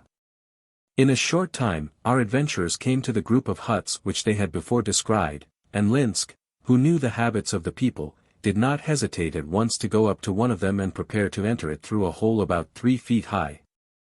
That was left as a door. He was met at the entrance by a man of about 50 years of age, and dressed in a short coat made of a wolf skin, and a pair of flannel trousers, that looked as much like a petticoat as anything else. He gazed at the 4 hunters for a moment with some distrust, but then seemed satisfied, and made a sign of welcome. The conversation soon brought other persons out of the several huts around. These consisted of men, women, and children, all low in stature, and with skins of the color of a smoked ham. The men were dressed nearly in the same fashion as the person first described. The women were attired in short cotton gowns and flannel petticoats that reached but little below the knee. The children were half naked, or clad in cotton wrappers. Several of them had on cast-off sealskin jackets reaching down to the middle, and making them look like half boys and half beasts. They were a queer-looking set of people, but seemed frank and good-natured, and invited the strangers to spend the night, which was now approaching, with them. Linsk, who knew the language pretty well, accepted the offer, and the party was led to one of the largest huts. Alexis noticed 2 large reindeer in a little pen attached to the dwelling, and observed several large dogs, who now awoke from their repose and came smelling suspiciously around the newcomers. On entering the hut, the scene presented was a curious one. The whole interior consisted of one room. This was circular, of a conical form, and about 20 feet across. Benches were set around, upon which the wife and 1 or 2 other women were sitting. The fire was built in the center, and, there being no chimney, the whole hut was filled with smoke, but the inmates did not seem to mind it. The children were crawling upon the floor like pigs. After staying a while in the hut, it was announced that supper was ready, and the travelers soon found that it was to be a feast. The men of the party had been on a fishing expedition, and, having been absent a week, had scarcely tasted a bit of food during that period, and their families at home had been fasting in the meantime. One of the huts had been assigned to the cooking of the meal, and it was to be eaten in the same place. When the sable hunters came to the hut, they found about 60 people there, of all sexes and sizes. Already had the revel begun. For the hunger of the party was beyond control. The feast itself was a sight to see. For large iron cauldrons had been set over the fire, filled with fishes of all sorts, though chiefly cod. They were thrown in together without dressing, heads, tails, entrails, fins, and scales. A huge quantity of deer's grease and a little salt had been put in. A brisk fire had then been kindled beneath, and the whole fried or boiled into a mighty chowder. The steam that gushed from the door of the hut was almost strong enough for a supper. It was so rank as to satisfy Alexis and his 2 younger companions, who soon went out of doors, and mingled with the people there. A feast of wolves could not have been more voracious. Knives, forks, and plates were not thought of. Each one ran into the hut with a wooden bowl, and, dipping it into the cauldron, brought forth the seething mass, and while it yet seemed boiling hot, they devoured it with a rapacity absolutely amazing. The scalding heat seemed not to be the least hindrance. There was no ceremonious blowing and cooling, down it went, one dishful after another, as if it were a strife to see who could devour the most in the shortest space of time. In 2 or 3 instances the children upset their bowls, and picking up the food from the ground, heedless of the dirt attached to it, ate it down. No matter if it was trodden upon, it was all the same. One of the children was seen by Alexis, flat upon his stomach, lapping up the broth, from the earth, that had been spilt. Among this crowd, the dogs came in for their share. But they were often obliged to dispute their claims to the remnants with the greedy children. Among all this coarseness, the strangers were treated with the utmost hospitality, as, indeed, they had been ever since their departure from Tobolsk. After the meal had been finished, a few of the men treated themselves, apart, to brandy, in which entertainment our adventurers were permitted to join. A scene of drunkenness followed, after which the men staggered to their several houses. Linsk and his companions were comfortably lodged, having drank but sparingly. In the morning the travelers left their Tungusian friends, and set out on their journey, offering to pay for their entertainment, which was, however, refused.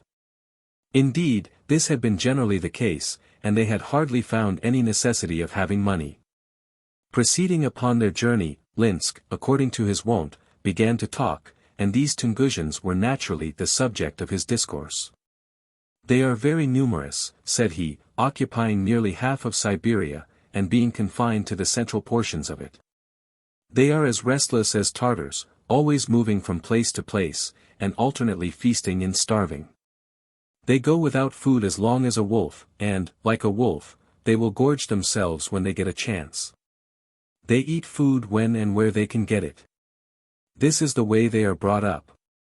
I have seen them eat candles, soap, and raw pork. I was once at a place where a reindeer died of disease. They threw him whole upon a fire, singed him a little, and then eat him, leaving nothing but the bones. A real hungry Tungusian will eat 20 pounds of meat in a day." Alexis would have expressed some doubt of all this, had not the scene he had witnessed prepared him to believe it, and had he not found that Linsk, though loyal to servility, and not a little inclined to superstition, was still a man of veracity in all that related to his own observation and experience. He went on with his description, therefore, without interruption. "Yet, greedy as these people are, they have their good points, as I believe all God's creatures have. They are honest, frank, and hospitable. If they love feasting, their willingness to share the meal with a stranger is a greater virtue. And they are not so stupid as one might expect, from their swallowing such oceans of lard.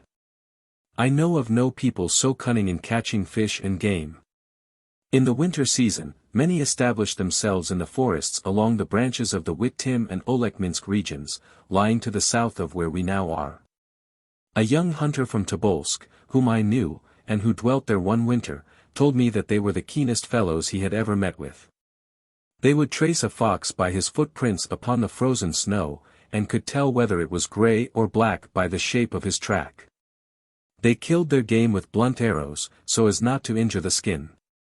And so careful were they of the sable, that when they found one on a tree, they would not shoot him, but make fires beneath, and smoke him, until the creature would fall at their feet. The fact is, that the Tunguses are such good hunters that the wild beasts have found them out, and have pretty much left their country. The fine sables are now seldom found where they used to be abundant, and those who would hunt them must go farther north, where we are going. These people have no books, and their religion is a strange belief in stupid gods, whom they worship under the guise of little wooden images. They believe in witchcraft and sorcery. And there are a good many cheats among them, who pretend to practice these forbidden arts. To be continued. Wisdom of the Creator. The fact that the Creator is a being who thinks, who exercises wisdom, and exerts power, is illustrated by the provision he has made for the wants of animals, arising from their peculiar condition. The human teeth afford a striking instance of this. The infant is to live by milk taken from its mother, and it can take its nourishment in without teeth much more conveniently to itself and its nurse, than with them. Accordingly, it has no teeth. Nor do they come till about the time that it takes other food that may require teeth. We see the same careful foresight in providing that the horns of calves and lambs do not grow till they have done sucking, as they would be in the way in performing that operation. But in regard to the human teeth, a still further prospective contrivance is made at the very beginning. The jaw of a grown person is much larger than that of an infant, and the first teeth are therefore entirely too small to fill the jaw of an adult. It is accordingly provided that, at the age of 8 or 10 years, the first set of teeth shall be shed, and larger ones come in their place. And the preparation for them is made at the outset, a row of teeth being actually set in below the first, ready to grow when these are gone. The providing of milk for young animals is another admirable proof of the designing wisdom of the Creator. Milk is a fluid of a very nutritious quality, and no art of man can make it. As soon as the young are produced, the milk is ready for it, and not before. And how wonderful, how ingenious, is the whole contrivance by which young animals are provided with food, in a manner the most curious, and of a kind the most suitable. Washington a teacher to the young. There is no name in the annals of any country more revered than that of George Washington.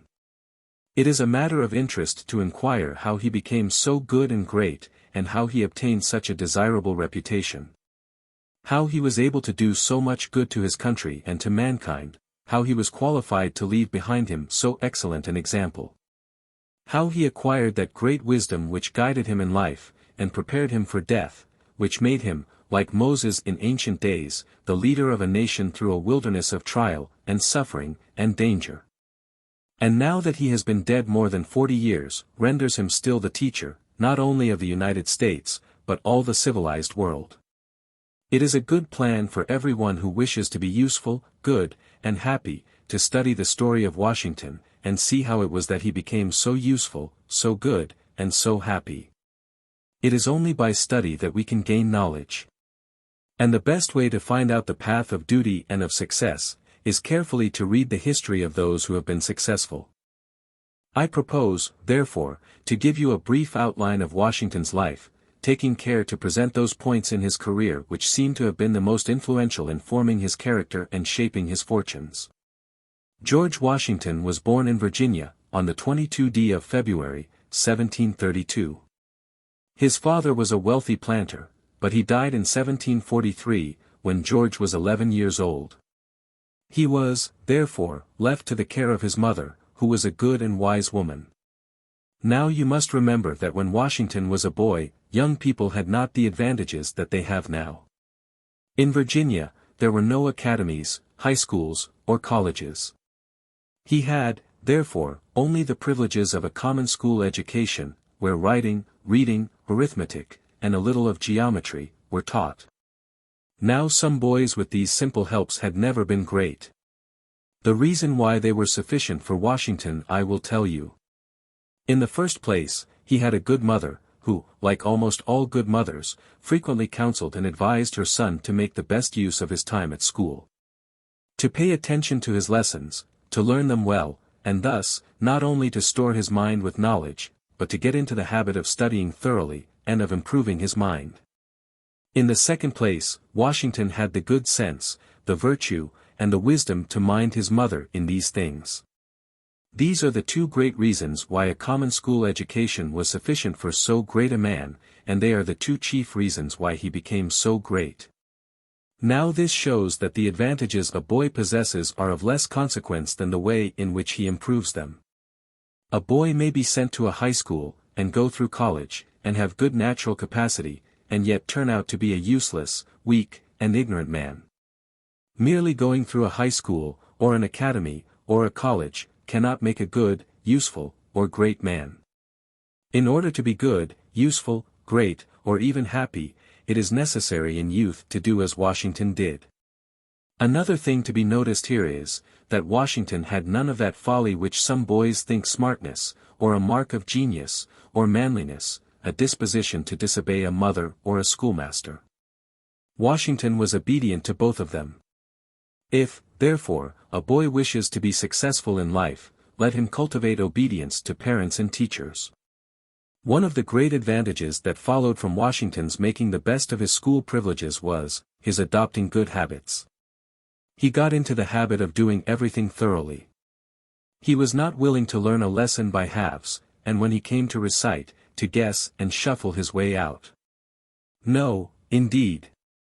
He did not leave a lesson till he had mastered it, till he knew all about it, till he had stamped it so firmly in his mind as to make the impression indelible. The reason why habits are so important, is, that they hang about a person, and actually guide him through life. When a man has got the habit of doing a thing, it is easy to repeat it, and it is hard to act otherwise. Habits may be illustrated by a railroad. The cars run easily upon the track, and it is difficult for them to get away from it. What work a car would make in attempting to run over the rough ground. Now, the mind is very like the car. It slides along glibly enough upon the rails of habit, but it works hard and makes little progress over a place where it has not been before. Thus, if a boy gets into the habit of lying, he lies, as a locomotive glides upon its track, with great rapidity, smoothness, and ease. And if he has once got into this habit of lying, and then attempts to tell the truth, he feels as if he had got off the track, and is like a car running over the common ground. The importance of this matter of habit is seen upon a little reflection. We must remember what has been said before, that the things we do once or twice, we are likely to repeat. We are, therefore, always forming habits, good or bad. And children frequently get them settled as a railroad track, before they are aware of it. Now, these habits may ruin those who adopt them, and turn into evil the best advantages that they can enjoy. If a boy gets the habit of studying in a halfway, slovenly, slipshod manner, he is almost certain to be greatly injured thereby. If he goes to college, he there continues the same habit, when he comes out, he still carries it with him. When he enters upon business, it still hangs about him. He does nothing well, or thoroughly, he is careless and slovenly in all he does, there is imperfection and weakness in his career, and finally he turns out an unsuccessful man. If he is a merchant, he usually fails in business; if a lawyer, a physician, or minister, he is generally at the tail end of his profession, poor, useless, and despised. Such is the mighty influence of our habits. And remember that they are formed in early life. Remember that every day feeds and fosters our habits. It is interesting to trace the way that Washington's youthful habits operated upon him.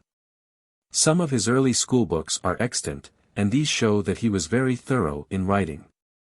He even took the pains to write out, in a fine hand, the forms in which notes of hand, bills of exchange, receipts, bonds, deeds, wills, should be drawn. Thus he cultivated the habit of writing neatly, of being patient in copying papers, and of being accurate in making copies, and at the same time he made himself acquainted with the forms of drawing up business documents. In all this, we see the habit of doing things patiently, accurately, and thoroughly. We see that Washington had so trained himself, that he could sit down and do that which was mere toil, and which some boys would think stupid drudgery. Another thing that is remarkable at this early period of Washington's life, is, that in writing he was careful to study neatness and mechanical precision. Several quires of his school manuscripts remain, in which he worked out questions in arithmetic and mathematics. These manuscripts are very neatly executed, there are several long sums which are nicely done and beautifully arranged. There are, also, extensive columns of figures, and all set down with careful precision. Another thing visible in these manuscripts, is, that Washington studied accuracy, his sums were all right. What a beautiful illustration of the great man's life! His youthful manuscripts show that he learned to render his schoolboy pages fair, to work out all his sums right. Thus he started in life, and thus he became qualified to make the pages of his history glorious, the footing up of his great account such as the sentiment of justice throughout the world would approve. Another thing that had great influence in the formation of Washington's character and in securing success in life, was, that very early he adopted a code or system of rules of behavior. This was found among his papers after his death, in his own handwriting, and written at the age of 13. I will give you a few extracts from this code of manners, or rules of conduct. Extracts. Every action in company ought to be with some sign of respect to those present. Be no flatterer, neither play with any one that delights not to be played with. Read no letters, books, or papers in company. Come not near the books or papers of another so as to read them. Look not over another when he is writing a letter. Let your countenance be cheerful, but in serious matters be grave. Show not yourself glad at another's misfortune. Let your discourse with others on matters of business be short. It is good manners to let others speak first. Strive not with your superiors in argument, but be modest. When a man does all he can, do not blame him though he succeeds not well. Take admonitions thankfully. Be not hasty to believe flying reports to the injury of another.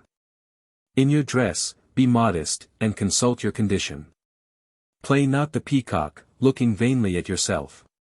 It is better to be alone than in bad company. Let your conversation be without malice or envy. Urge not your friend to discover a secret. Break not a jest where none take pleasure in mirth. Speak not injurious words either in jest or earnest. Gaze not on the blemishes of others. When another speaks, be attentive. Be not apt to relate news. Be not curious to know the affairs of others. Speak not evil of the absent.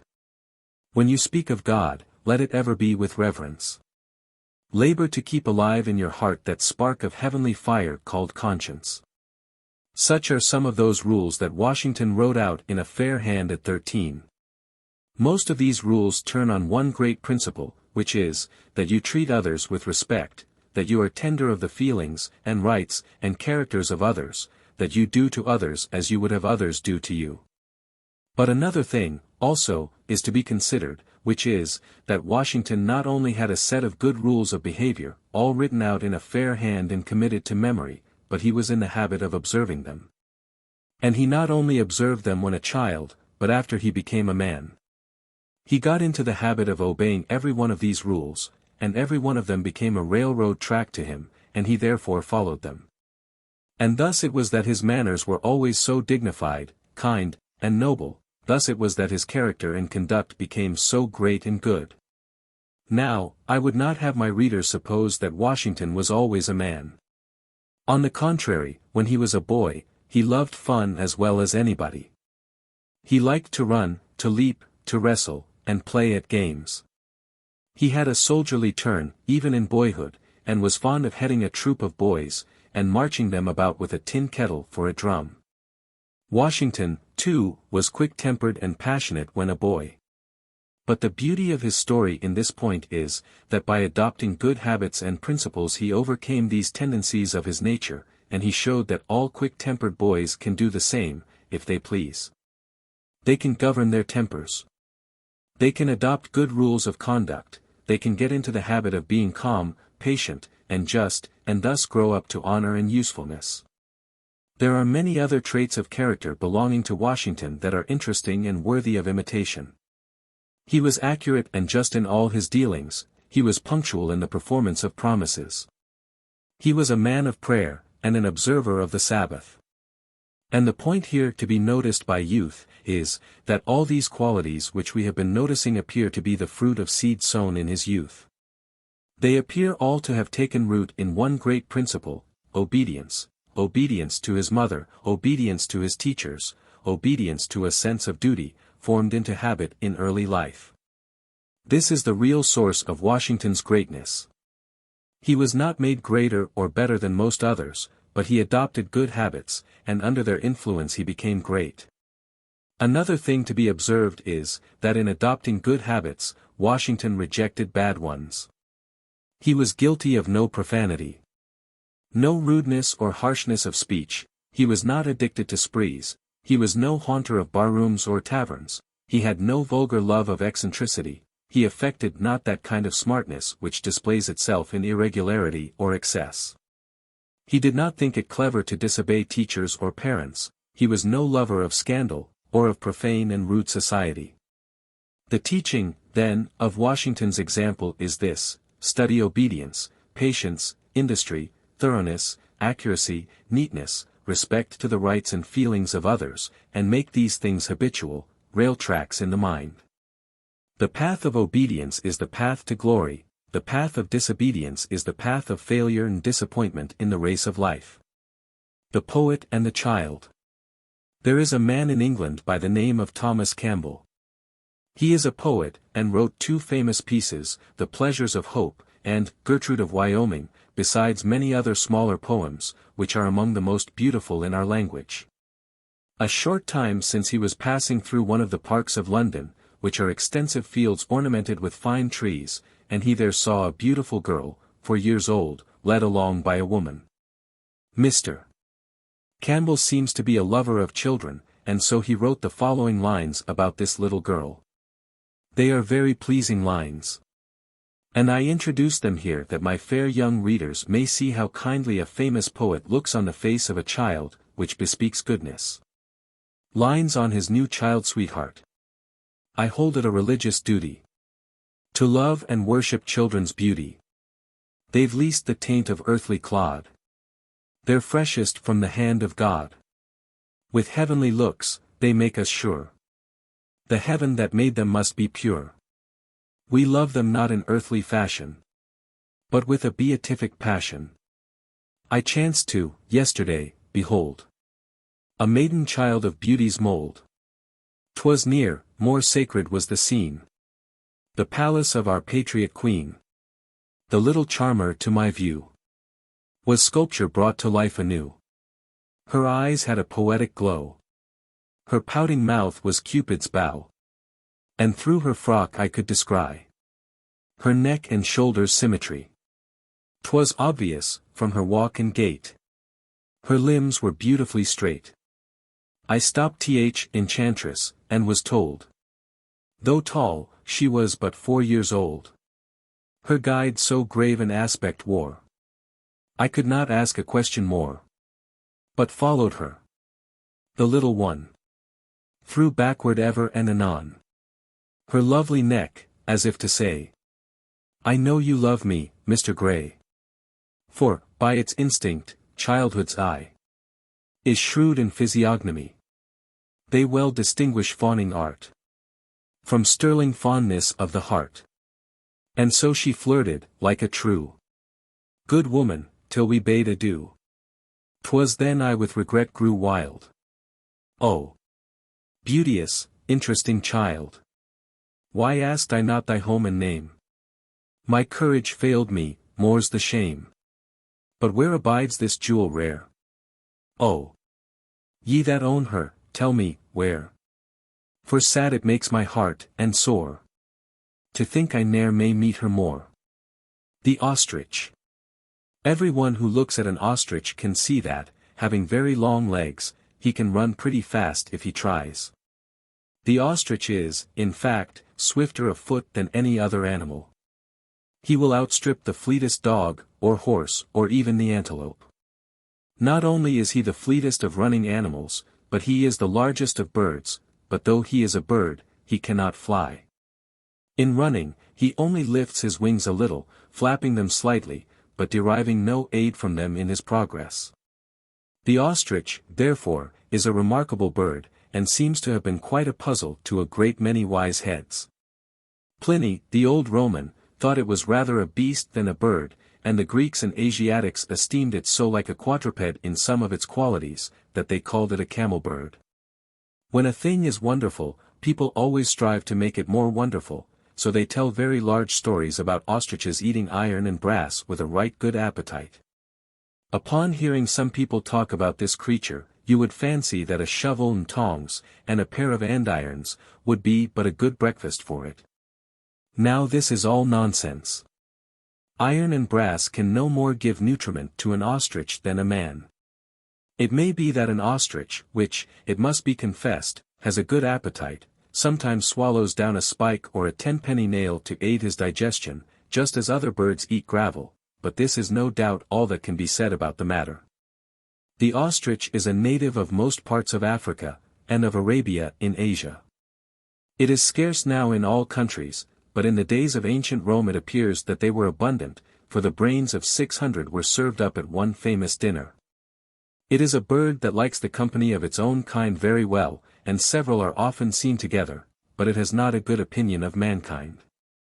It seeks places remote from the haunts of men, and seems to prefer the desert and the solitude. When pursued, it does not run straight forward, but wheels round in circles, keeping pretty near its enemy, and is thus often killed by being shot, or struck with a kind of spear. The creature is generally inoffensive, and seeks safety by flight.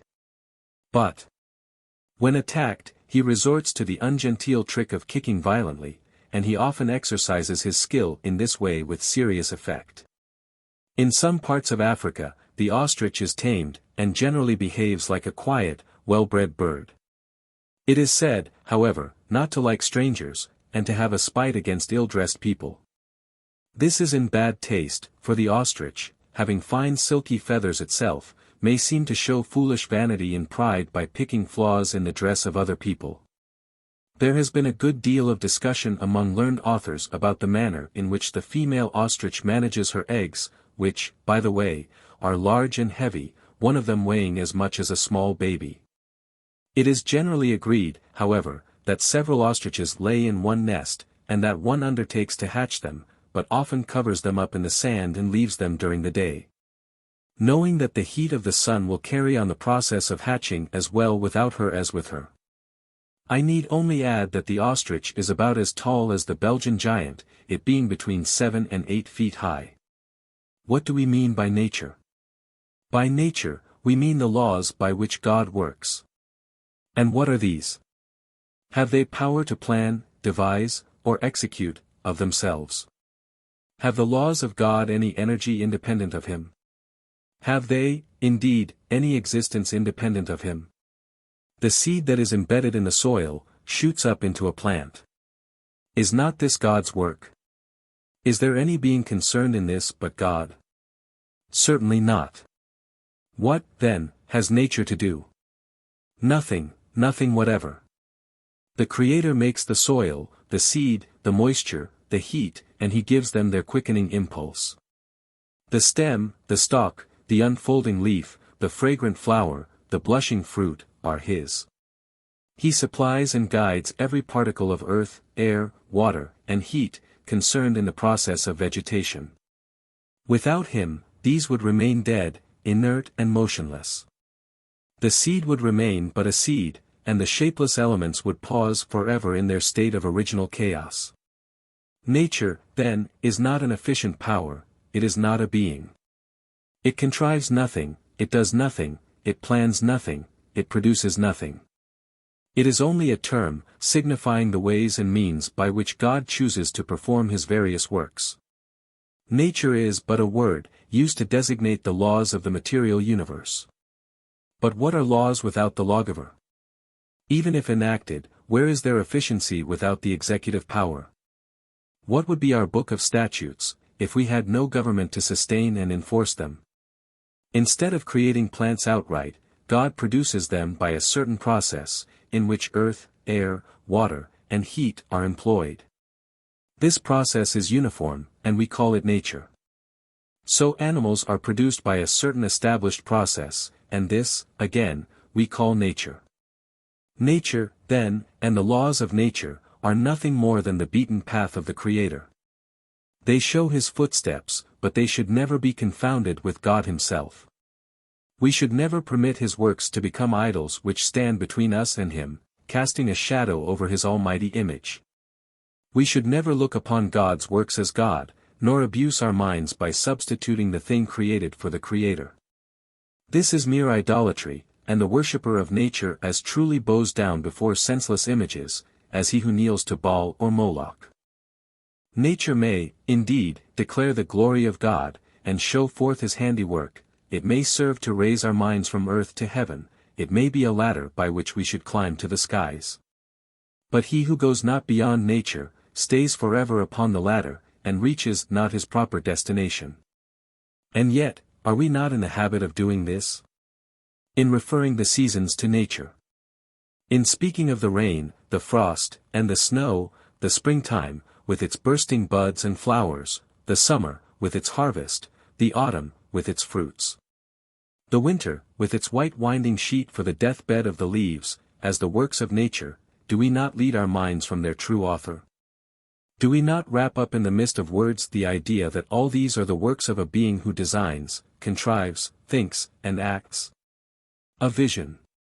On parent knees, a naked, newborn child. Weeping thou satst, while all around thee smiled. So live that, sinking in thy last long sleep. Calm thou mayst smile while all around thee weep. The beautiful sentiment in the above stanza, translated from the Persian by Sir William Jones, struck me so much the other day, while I was reading the life of that excellent man, that I laid down the book to meditate upon it. It was a rainy, dull afternoon, the fog hung heavily on the mountains, the smoke rose drowsily from the chimneys, the cat and dog had forgotten their feeds, and were sleeping on the rug at my feet. I caught the sluggish spirit of the day, and leaning my head back in my rocking chair, the room and its furniture gradually faded from my sight, and the following dream or vision occupied my imagination. A little girl appeared before me in her freshest childhood, and her mind just opening to the outward world. She held in her hand a pure white blank tablet, which had been given her at her birth, and from which she was never to part, in this world or the world to come. At first she ran recklessly and gaily forward without heeding the tablet, which, nevertheless, received certain impressions from every circumstance of her life. These impressions were, for the most part, gradually effaced as she proceeded, though a portion of them were deepened, and some became brighter and more precious. Among these last were the marks made by the tender love of brothers and sisters, and the watchings, and gentle rebukes, and prayers of parents. These, at first, were scarcely perceived, and often quite unheeded. But I saw afterwards, when the child had become a woman, and had gone far on in her journey in life, she would gather from them courage to go forward, and strength to resist temptation. As she proceeded on her youthful course, I inferred her diligence from the number and distinctness of the images on her tablet. And their value, from the frequency with which she recurred to them, through her whole progress, as to a well-filled storehouse for constant use. As my eye followed her course, I perceived some figures, scarcely visible, hovering around her. I looked long and intently before they were quite defined to my sight, but, by degrees, they became more and more distinct, till at last I saw every expression, every movement, and even fancied I detected their purposes. On one side was a female of thoughtful and tranquil aspect, who evidently regulated all her steps in relation to far distant objects, to which her clear, penetrating glance extended. I at first thought, from her expression of purity, and her simple robe of snowy whiteness, that she must be innocence. But I looked again, and saw her glossy hair was wreathed with amaranths. Immortal amaranth, a flower which once, in paradise, fast by the tree of life, began to bloom, and which has since ever been, among the spirits elect, the emblem of virtue. While the young maiden, for she who started a child had now become a tall and slender girl, kept her eye fixed on virtue, and followed her footsteps, her tablet was being inscribed with beautiful and ever-brightening characters. And though her way sometimes lay through entangled paths, and clouds were over her head, and darkness round about her, yet, when it was again light, and I could see her tablet, I perceived that during these dark passages of her course she had ineffaceable images. I wondered that virtue, since, after all, it was but virtue in the human form, never faltered, or was bewildered in these difficult passages, and while I wondered, a new keenness was imparted to my vision. And I saw the radiant form of religion bending from heaven and communicating her holy energy to virtue. But there were other figures in the maiden's train, and one in particular, whom I knew at once, by the miraculous variety of alluring forms which she assumed, to be temptation. She was always full of smiles, and promises, and winning ways, and she carried in her hand a magic glass, by which she excluded the distance from the maiden's eyes, and gave false and beautiful aspects to whatever was present or near. And often did she lure her from the side of virtue, and plunge her into troubles, from which she could only be extricated by the intervention and struggles of her true friend. Though sometimes, when the maiden yielded to temptation, that deceitful spirit led her through the flowery paths, yet she always left her in the hands of remorse, a withered hag, whose name was written in letters of fire on her breast, and who held an iron pen, with which she engraved black and frightful images on the tablet. The maiden looked at them with affright and sorrow, and penitence, a tender and pitiful nymph, tried to wash them out with her tears, but, though they became fainter, it was impossible to efface them. And the maiden, grieving that these records of her wandering with temptation must forever and forever remain on her tablet, appealed to virtue for aid. And virtue pointed her to religion, who, it seemed, could alone enable her to resist the wiles of temptation. And now I saw, that, as her communications with religion became more frequent, and their intercourse more intimate, though often assailed by temptation, the maiden was always victorious in the contest. And at every step she gave more and more attention to her tablet, and felt a more intense desire that it should be impressed with beautiful and brightening images. I know not how much farther I might have traced her course, had not my little Helen come bounding in from school, the dog barked, and I was waked. I told my dream to the little girl. And what did the tablet mean? She asked. Oh, it was but a dream, Helen. Yes, but all the rest had a meaning, and there ought to be one to the tablet. Well, then, my child, let it mean memory. And, if you like my dream, let it persuade you to store your memory with beautiful and indelible images. Stories for the Young, by Miss Sedgwick. The Sun and Wind. A Fable. The sun and wind once fell into a dispute as to their relative power. The sun insisted, as he could thaw the iceberg, and melt the snows of winter, and bid the plants spring out of the ground, and send light and heat over the world, that he was the most powerful. It may be, said he, that you can make the loudest uproar, but I can produce the greatest effect. It is not always the noisiest people that achieve the greatest deeds. This may seem very well, said the wind, but it is not just. Don't I blow the ships across the sea, turn windmills, drive the clouds across the heavens, get up squalls and thundergusts, and topple down steeples and houses, with hurricanes? Thus the two disputed, when, at last, a traveler was seen coming along, and they agreed each to give a specimen of what he could do, and let the traveler decide between them. So the wind began, and it blew lustily. It nearly took away the traveler's hat and cloak, and very much impeded his progress, but he resisted stoutly. The wind having tried its best, then came the sun's turn. So he shone down with his summer beams, and the traveler found himself so hot that he took off his hat and cloak, and so decided that the sun had more power than the wind. Thus our fable shows that the gentle rays of the sun were more potent than the tempest, and we generally find in life that mild means are more effective, in the accomplishment of any object, than violence. The Kamchatka Lily. In Kamchatka there is a lily called the sarana, which almost covers the ground with blossoms. The roots of this lily are good to eat when they are baked, and are sometimes made into bread. There is a little mouse in Kamchatka, which lays these roots by in its own storehouse, and when the weather is fine, it brings them out to dry in the sun. Sometimes the people of that country look for the storehouse of the little mouse, and carry away the roots, but they always take care to leave some behind for the poor mouse that has had the trouble of collecting them. Habits which concern ourselves. From our first days we are much absorbed in the affairs of self. It is necessary we should take food, and we do it for ourselves alone. This leads a very little child to put everything he can reach into his mouth.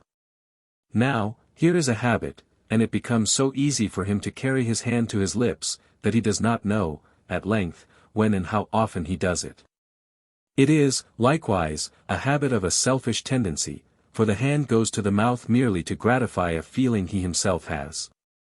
But he soon comes to do many other things, and in all his little actions he thinks of self. James will not give John a part of his apple, because he is in the habit of eating apples, and whatever else he can get, always by himself. This is wrong. And if he do not reform his selfish habit, he will be a complete miser when he arrives at manhood. Habit not only affects our impressions, but our active propensities. Hardly any habit is the source of more faults than heedlessness. It is especially so in children. Why is that boy sitting idle in his seat at school? Because he is heedless. He has formed the habit of looking off his book, and around the schoolroom, whenever the eyes of his teacher are turned from him. He has done it so often, that he is not sensible of being idle, until his teacher calls him to attend to his studies. The want of attention not only makes us poor scholars, but poor in purse, and poor as men. I will tell you an allegory, to show you the sad consequences of heedlessness. There is a hill called Experience. Many people are going up this hill. On the top of it is a temple, called the Temple of Truth. On the side of the hill are fruit trees, bearing good fruits of all kinds, but if the people are not careful, they make themselves sick by eating it, and must take medicine, or they become more and more sick. 2 men set out to ascend this hill. The name of one was Observation, and that of the other Inattention. Observation looked at everything near him as he went up the hill. And when he became sick, he thought of the fruit which had made him so, and was careful not to eat too much of it and make himself sick again. Inattention, when sick, thought of nothing but of being well again, and when he got well, he ate again. And when he had hurt himself, he got up again and ran on, without minding what hurt him. As observation was going up the hill, he fell in company with attention, and they walked on together, and soon became friends. Inattention preferred to walk alone. As he was going on his way, he came to a river by the wayside, and, although he did not know how to swim, he jumped into it without thought, and was near being drowned. When observation and attention, arriving at the place, pulled him out, and saved his life. The three persons then went on together. They soon came to another river, and inattention, regardless of the dangers which he had just escaped, and of the advice of his fellow travelers, would go into it, and was drowned, although they tried to save him. So the friends went on without him, and after many years traveling, they arrived at the Temple of Truth, on the top of the hill, and were rewarded for their perseverance and care, while inattention was punished for his negligence and folly. We should form the habit of keeping our good resolutions. If we wish to improve, we must see our errors, and resolve to correct them. Without such resolutions, we shall always do the same wrong things which we do now. But one point we must never forget, which is, that the oftener we break our good resolutions, the less likely are we to keep any we may form. Samuel is very apt to be passionate. He will, when he is angry, sometimes speak improperly to his father, or strike his little sister. He knows this is wrong, and every night he is sorry for it, and resolves not to get angry the next day. But he has broken just such a resolution so often, that it is growing more and more difficult for him to govern his temper. The only way he can reform, is to form the habit of making resolutions very deliberately, and always carrying them into full execution. It is important that we acquire fortitude. We must bear many disappointments and much pain so long as we live. If we began to bear them firmly in childhood, we should all make brave, patient, and submissive men. God does not send us troubles without intending to make us better by the use of them. But without fortitude, affliction only hardens our hearts. We have seen very young children bear pain without a single complaint. In sickness, some are so calm and patient, that you would not know, except by their countenance, that they were sick. It is essential to form the habit of keeping our little bodily afflictions to ourselves. It is our duty to do it, for we only make others unhappy by continually talking of our own troubles. And we make the suffering appear the greater to ourselves, also, the more we dwell upon and converse about it. So of extreme cold and heat, we should begin in childhood to bear them without tears and complaints. It will give us no relief to think of them, and magnify our sufferings by relating them to others. Troubles of mind should be borne habitually with fortitude. James has broken one of his skates, but no one would know it from his appearance. He does not cry, or fret, or complain to his companions, or at home. His tears he knows will not mend it, he only determines to be more careful in future, and, as soon as he is able, to purchase a new pair of skates. We should always consider, too, that our Father in heaven intends to teach us wisdom and submission to his will, by our smaller, as well as greater troubles. Anecdotes of Haydn. The great musician, Haydn, was the son of a wheelwright. His father used to play on the harp, and on holidays, his mother would sing while he played. And whenever the little boy heard this music, he would get two pieces of wood, like a violin and the bow that plays on it, and he would seem to be playing to his mother's singing. And as long as he lived, Haydn loved to play the airs his mother then sung. It happened that a relation of his parents, who was a schoolmaster, came to see them, and, thinking the child clever, he offered to bring him up, and his parents accepted the offer.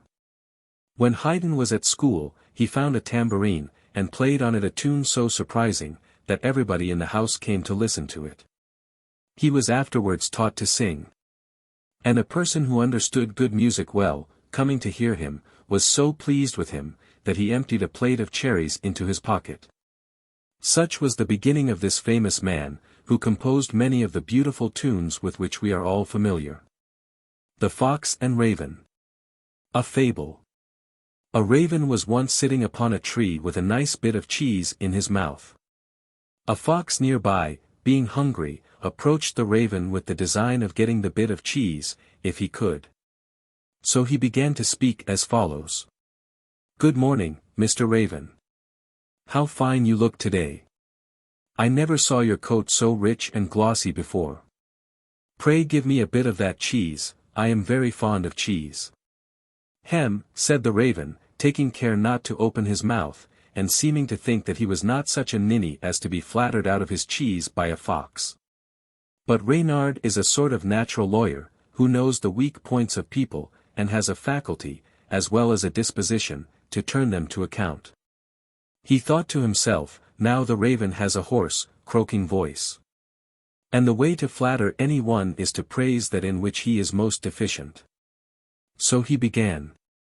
"Well, my dear raven, I told you I wanted the cheese, but, in point of fact, I care nothing about it.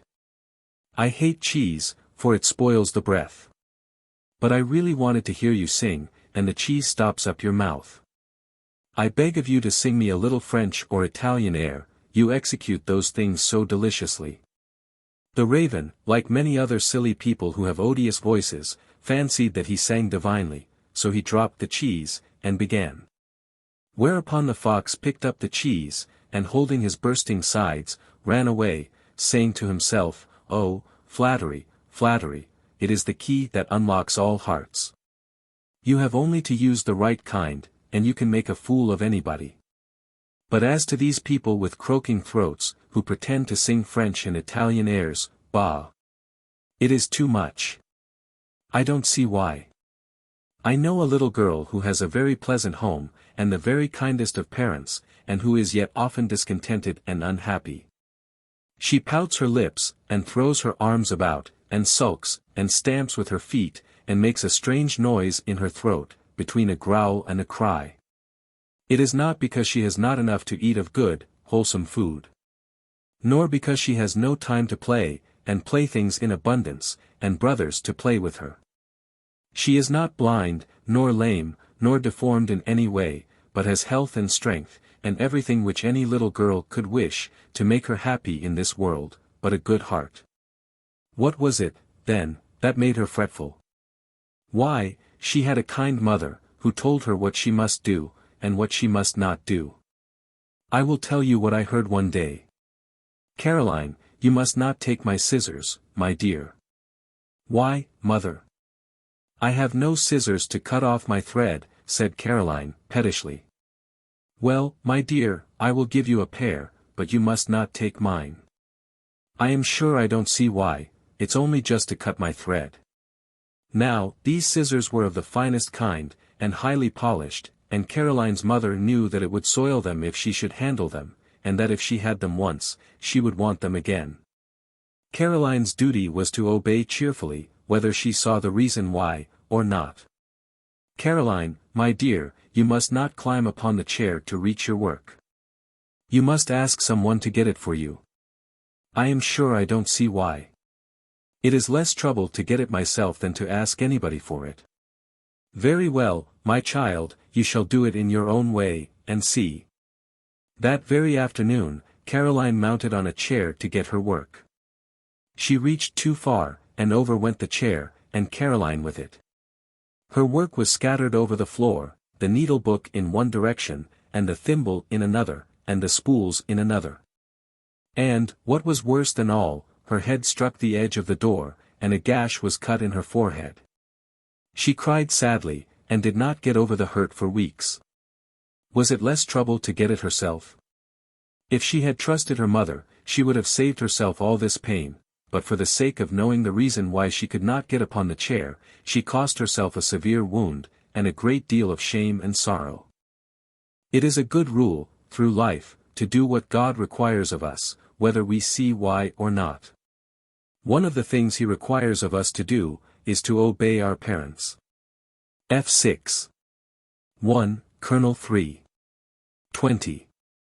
There is a chapter in the Bible, of which you cannot read 3 verses without crying. What chapter is it?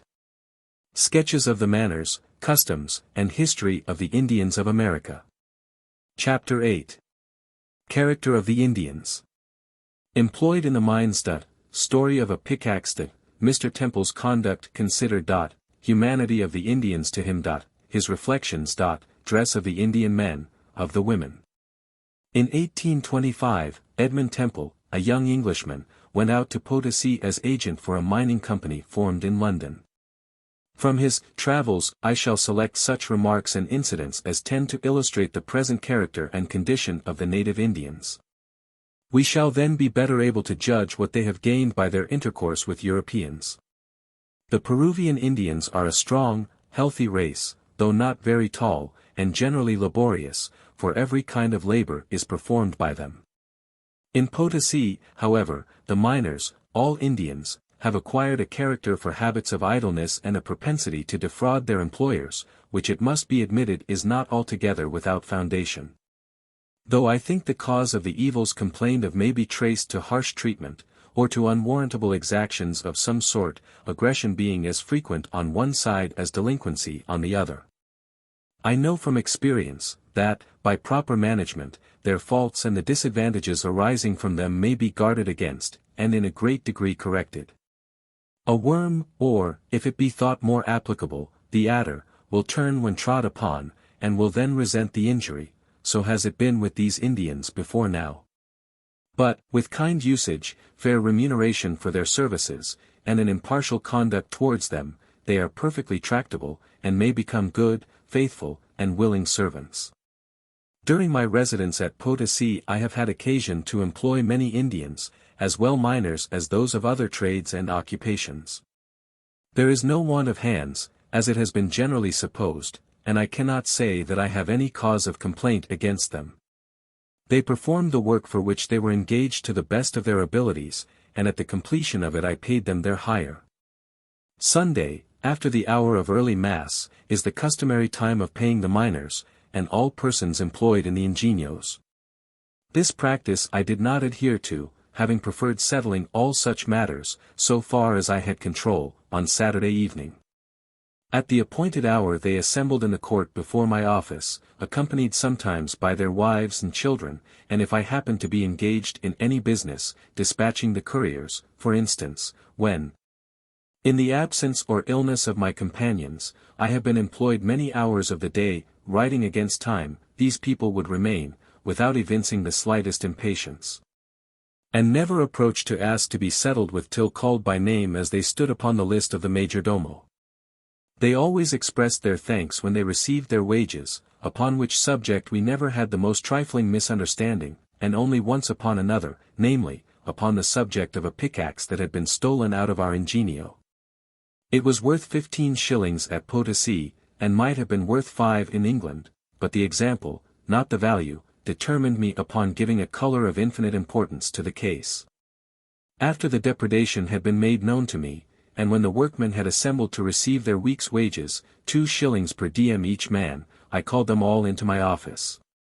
Merely for the sake of exhibiting myself in the highest possible degree of dignity, a clerk never looked so dignified as behind his own counter, and whilst they stood like culprits in humility before me, with their hats off, I sat proudly elevated upon my judgment seat, with my hat on, and in my hand a pen, a just emblem of my office, it is true, and at the same time calculated to convey terror to the mind of the thief, who knew that, if detected, I should instantly employ it in an application to the alcalde for the infliction of fine and imprisonment.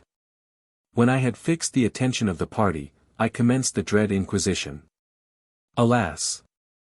Many of their forefathers, for crimes of as little note, or even the bare suspicion of them, had been condemned by a more horrible inquisition, and before judges less disposed to render justice and mercy than their present one. Although it will appear that even he was obdurately relentless. I put the question. Who stole my pickaxe? Dead silence, each looked at each, and all looked at me. Who stole my pickaxe, I say? Quien sabe? Who knows? Said a low voice in the crowd. Who knows, said I, why, some of you know. And I, too, must know, before I pay you 1 real of your wages. I then proceeded to question each individual by name. Gregorio Medrano, did you steal the pickaxe? No, senor. Bernardino Marque, did you steal the pickaxe? No, senor. Casimiro Chambi, did you? No, senor. And so on through the whole list with the same profitless result. The Indians, like the lower class of Irish, preserve inviolable secrecy respecting their own concerns. An informer is looked upon as a wretch unworthy to live among honest men, or if permitted to live is loathed as a demon. Assured, therefore, that I should never succeed in detecting the exact thief, although we all well knew he was one of the party present, I proceeded to judgment upon all of them. Know, then, hermanos míos, dear brothers, that my sentence is this, that the majordomo do now, immediately, and on the spot, put into his hat as many grains of maize as there are of you here present. That those grains shall be all white save one, which shall be black, and he who draws that black grain shall pay for a new pickaxe. Here consternation became general and evident, but, from the natural darkness of the Indian complexion, it was impossible to discover the delinquent from any change produced on his countenance by the inward workings of his mind. Now, Senor Majordomo, shake your hat well, shake it. I say, that no suspicion of partiality may be entertained. Let each man in succession put his hand in and take 1 grain of maize, then withdraw it, taking care to keep his hand shut, and not to open it until ordered so to do. This being done, they all stood before me with their right arms stretched out at full length, and the hand firmly closed. Now for the detection of the thief. Open. Queso. What is all this? Majordomo. What is the reason of this? Said I, for to my astonishment every hand was empty. I really don't know, sir, they must have drawn the grains and swallowed them, for not a single one remains in my hat. Said the majordomo, turning his hat mouth downwards to prove that nothing was there. Amazement was at its height, it was evidently a case of bruxeria, witchcraft. Inoquinti Sambrano observed that it was the miraculous interference of Saint Demas, to prove that there was no thief among them. But, notwithstanding my surprise and confusion, I determined that the saint should not keep my pickaxe without paying for it. I desired the majordomo to give me his hat. Upon examining it the witchcraft was explained. In obeying my orders, to shake the hat well, every grain of maize had absconded through a rent in the crown, and the floor being covered with thick straw matting, they fell upon it unheard. We therefore proceeded with more caution to a second drawing, when the black bean appeared, on the show of hands, in that of Basil Calameo, from whose wages I directed the majordomo to purchase the best pickaxe that could be had in Potosi. From that hour I never heard of any pilfering. I do not record this procedure of Mr. Edmund Temple as a pattern of justice. Mr. Temple, in taking the worth of the pickaxe in the manner he did, from Basil Calameo, without doubt punished an innocent person, and excited the superstitious fears of the ignorant Indians, both, very wrong actions.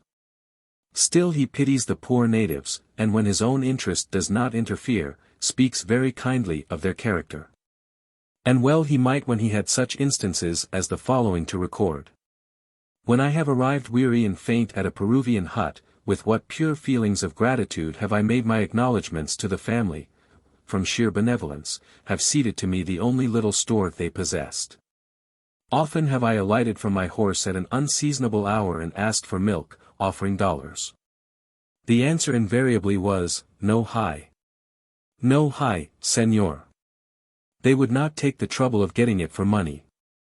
But when I said, I am very unwell, my brother.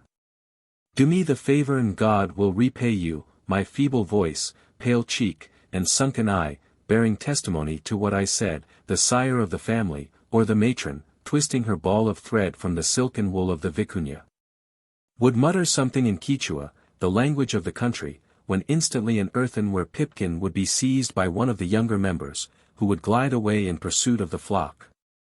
And returning quite breathless from the haste he used, would present me with the milk, without a question as to the payment. And this is savage hospitality. Could I expect more among the most polished people of the earth? Should I always have obtained as much? In another place Mr. Temple observes, I felt no apprehension of losing a single article of my baggage.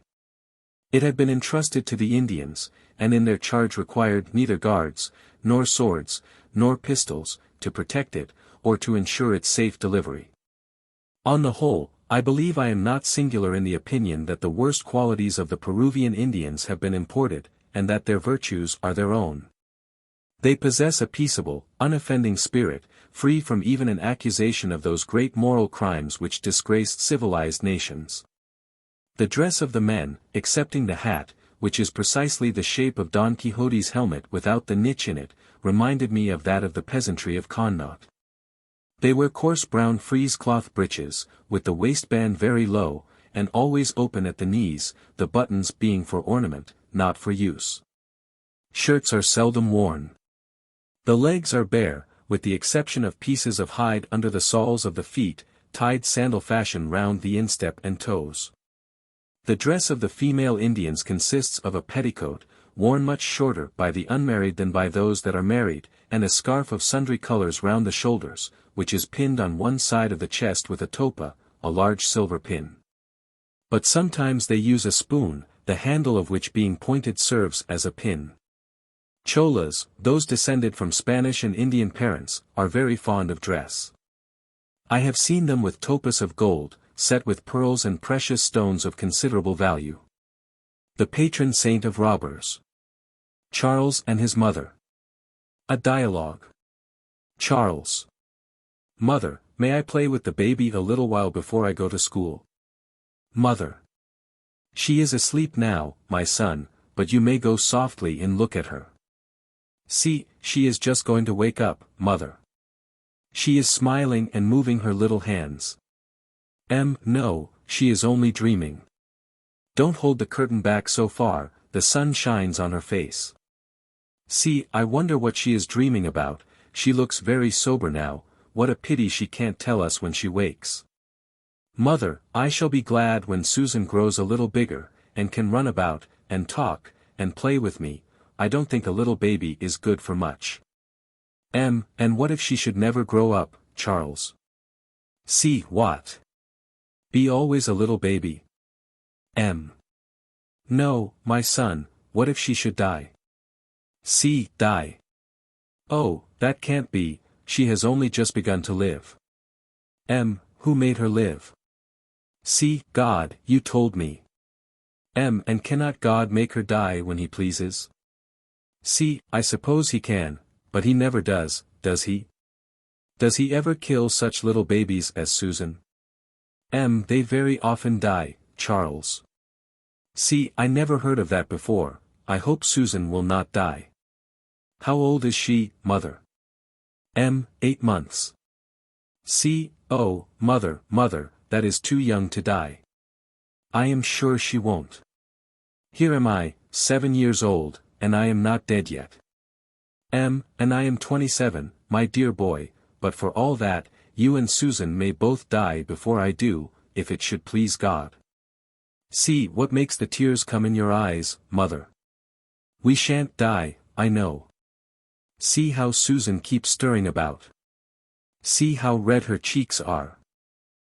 She is not well, she is feverish, Charles. Do you know there are 2 little white teeth trying to get through her gums, and they give her a great deal of pain? I shall send for the doctor today. The clock is striking 9, Charles, and you must go to school. See, oh dear. And where is my little satchel? And where is my spelling book, I wonder? You had better look in the breakfast room, and, Charles, be sure you shut the window, it is very damp this morning. See, yes, mother. I wonder what I did with my cap. Don't bang the door, Charles, and don't forget to shut the window. I must take the baby down this morning. Tuesday morning. Charles meets the doctor coming out of his mother's chamber. See, are you the doctor, sir? Yes, my little man. See. Is the baby almost well again? Oh no. No. See, why, they told me you were coming to cure her, and you came 3 times yesterday, for I saw your old horse out of the schoolroom window. But she is very sick, little boy. Somebody left a window open yesterday when it was almost raining, and the nursery maid carried her into a damp room while they were sweeping the nursery. Oh, doctor, what shall I do? What shall I do? Don't cry, my little fellow. What is the matter, now? It was I, that left the window open. Mother told me to shut it, and I was hunting for my cap and forgot all about it. Well, that was wrong, but hush up. If your mother hears you sobbing so bitterly she will feel much worse. It was a pity you forgot the window. Oh, my poor little sister. Will you cure her? You can cure her, sir, can't you, sir? I will try, but God must help us. And won't he help you? Do you think he will make Susan die? I cannot tell, indeed, but you must ask him to make her well. How can I ask him? In your prayers, do you not say your prayers every night?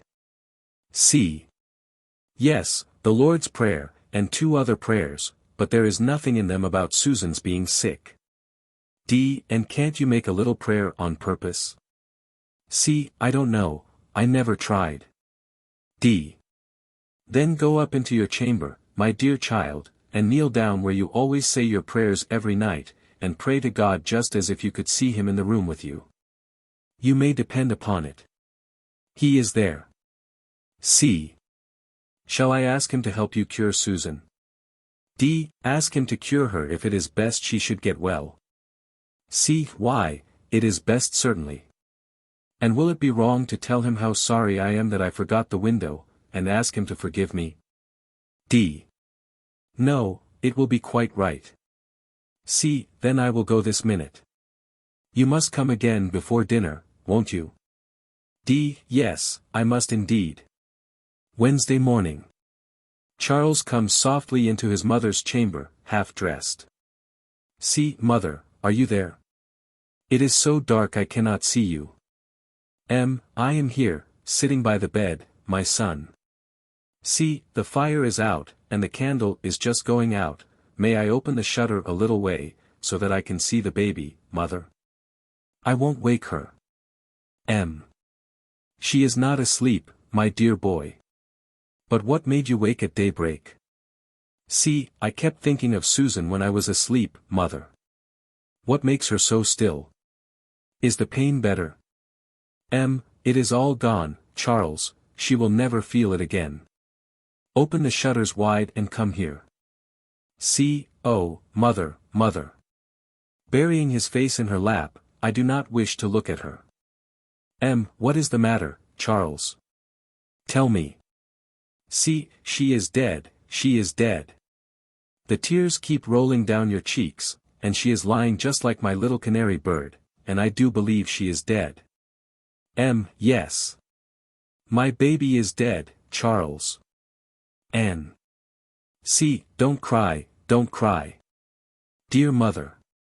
You did not cry when I came in, I will leave off crying if you will, mother.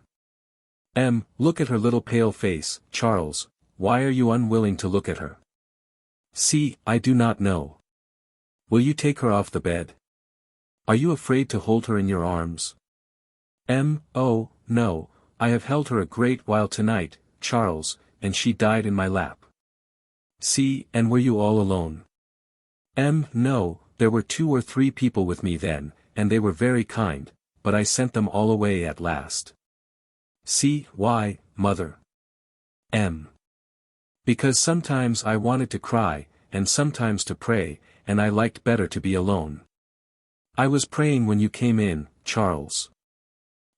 Mother, I prayed yesterday about Susan, but God did not mind it. What makes you pray now that she is dead? I was praying that I might remember how happy little Susan's soul is, and that I might not be so wicked as to complain because God had taken her away again, and that I might be a better woman now, and think more of heaven. You need not pray for that, mother, you are a very good woman, the best woman in the world. Nobody can be good without praying, my son, and I had a great many things to beg of God. I was asking him to make the little boy who is spared to me, a good child. Mother, that is because I forgot the window. No, my child, I was not thinking of that then. But if you should pray to God to help you to cure your faults, you will find it becomes much easier for you. Then why did he not cure Susan's sickness when I begged him so hard? Are you sure it would have been better for Susan to live? I don't know, she would have cried sometimes, I suppose. But she never will cry now, Charles, her soul is with God in heaven, and her body cannot feel pain now. But it would have been better for us if she had lived to grow up, mother. What makes you cry again? Enter Aunt Catherine. I am glad you have come, Aunt, I have made mother cry again, and I cannot help crying too. I do think it would have been better for us if Susan had not died. Your mother thought so at first, Charles, but now she knows it would have been wrong to have wished little Susan here just for her own pleasure, when the little creature is happier in heaven. Besides, God would not have taken her if it had been for your mother's real good to let her stay. I cannot understand that, do you, mother? I do. But I cannot talk about it now. So sudden. 3 days ago she was well. Come, my dear child, come and let me finish dressing you, and your mother will talk to you about Susan very often. Kiss the dear baby's cheek, Charles, your mother is holding her up to you. If she could only be made alive again. Hush, do not sob so loud. Come with me, Charles, and I will tell you how we think God has already made her alive in heaven. John Doré. We must not always judge of a thing by first sight. Here is a picture of a fish called John Doré. And a fierce-looking fellow he is, but in point of fact, he seems to be a quiet sort of fish, behaving as well as others of his race. It is difficult to get at the characters of creatures down in the deep where John lives. But as he is gaily marked with gold spots, we may believe that he passes for a kind of fop among his fellows. His name, John Doré, means the same as gilded John. Out of the water and cooked, this fish is much esteemed for his flavor. And in England he is a favorite upon the table. The publishers express their hearty thanks to the writers of the following, and hope the example here set may be followed by many other black-eyed and blue-eyed friends of Robert Mary. Carmel, N.Y., June 23, 1841. Gentlemen, we have seen several interesting notices of your little magazine in the Saturday Courier, and in other papers, which give it such good recommendation, that we have determined to send for it. We have no doubt that if you would send a subscription paper to this village, many subscribers could be obtained for the museum. We have enclosed money enough to take the museum for 8 months, and if it proves equal to our expectations we will take it much longer. It is difficult to enclose $1.50 in a letter, but if we can obtain some subscribers for you, this difficulty can be remedied. You may be curious enough to know why the term "we" is used. We will explain. A short time since, during the winter, it was proposed in the family to which we belong, by one of the members, to do something to help pass away the long evenings more agreeably. One proposed one thing, another proposed another, but finally all determined to subscribe for some other paper, although we already took 4, none of which, however, except the Ladies' Garland, seemed to suit the younger portion of the family. Instead of going immediately to our father for the money, we thought the better way would be to obtain it by our own industry. So we went to work. Each was to put in at least a penny a week, and more if we thought proper. This method incited the little ones to industry. In a short time we had money sufficient to pay for any magazine. We sounded around some time to find one which would blend instruction with delight. We sought in vain among the mammoth sheets. For such trash as they contained we thought unworthy to be let loose among the youthful portion of any family. After a while, looking over the Saturday Courier, we came across a notice of Mary's Museum, and, from the hearty recommendations given, we thought we had found the very thing for which we had before sought in vain. And now we, the members of this family, send the cash necessary to take this paper for the time before named, and please direct it to E. L. Carmel, N.Y. Bees. When a swarm of bees settle in a hive, the first thing they do is to build cells which serve for cradles, and then they lay by something which is called bee bread. This is gathered from the flowers like honey. And the use of this bee bread is to feed the young bees. It is said that bees know the persons who are kind to them. I have heard of a lady who attended a great deal to her bees, and they seemed to be pleased to hear her voice. Sometimes, after a storm, she would gather them up and wipe them, and lay them in her warm hand till they recovered, and they would never sting her, but would buzz about her as if they were pleased and grateful. Up in the morning early. Music written for Mary's Museum, by Geo. J. Webb. 1. Up in the morning early.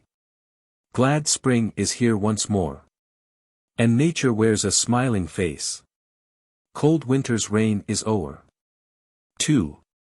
Up in the morning early. And seek the gay, green bowers. Before the sun drinks up the dew that glitters on the flowers. 3. Up in the morning early. The birds are on the wing. The air is full of music sweet. How merrily they sing. 4. Up in the morning early. There's balm in every breeze. It comes from every vine-clad bower. From blossoms of the trees. 5. Up in the morning early. Oh, haste to leave your bed. Before above the eastern wave the sun shall peep his head. Mary's Museum. Volume 2.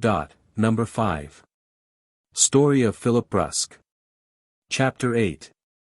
Scarcely had these events transpired when Rajra issued an order for all the men of the island to come forthwith before him, and acknowledge their allegiance to him. That is, to own him as chief of the island, and promise obedience to his government. About half of them came, but nearly a dozen men of brave hearts resolved to die rather than submit. They were roused to resistance by the women, among whom Emily was first and foremost. This young lady was small of stature, of a light and graceful form, and bearing a general aspect rather of gentleness than spirit. And her general character conformed to this. But now she was greatly changed. Her dark blue eye was lighted with unwonted fire, her brow was arched, her lip compressed, and all who looked upon her were struck with the calm, yet determined and resolute bearing of the once tender and timid girl.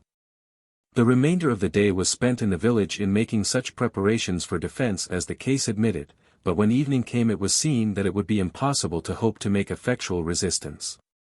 It was with expectations of attack, and the gloomiest forebodings, therefore, that the villagers, of whom by far the largest part were women and children, saw the night approach. In spite of these apprehensions Emily made preparations to go forth alone. Her design was at first resisted by the leaders, but she whispered something to one or two of them, and they permitted her to depart. She took her course toward the rocky cliff along the seashore which has been before described. This was in the rear of the hill upon which Rajra's party was posted. The cliff was, indeed, but the base of the hill, and at a very short distance from the cave where Emily knew that her father and lover were confined, but she knew, also, that they were guarded by Rajra and his men. The direct course from the tents to the cave was by an open lawn, terminating in a steep ascent up a grassy hillside.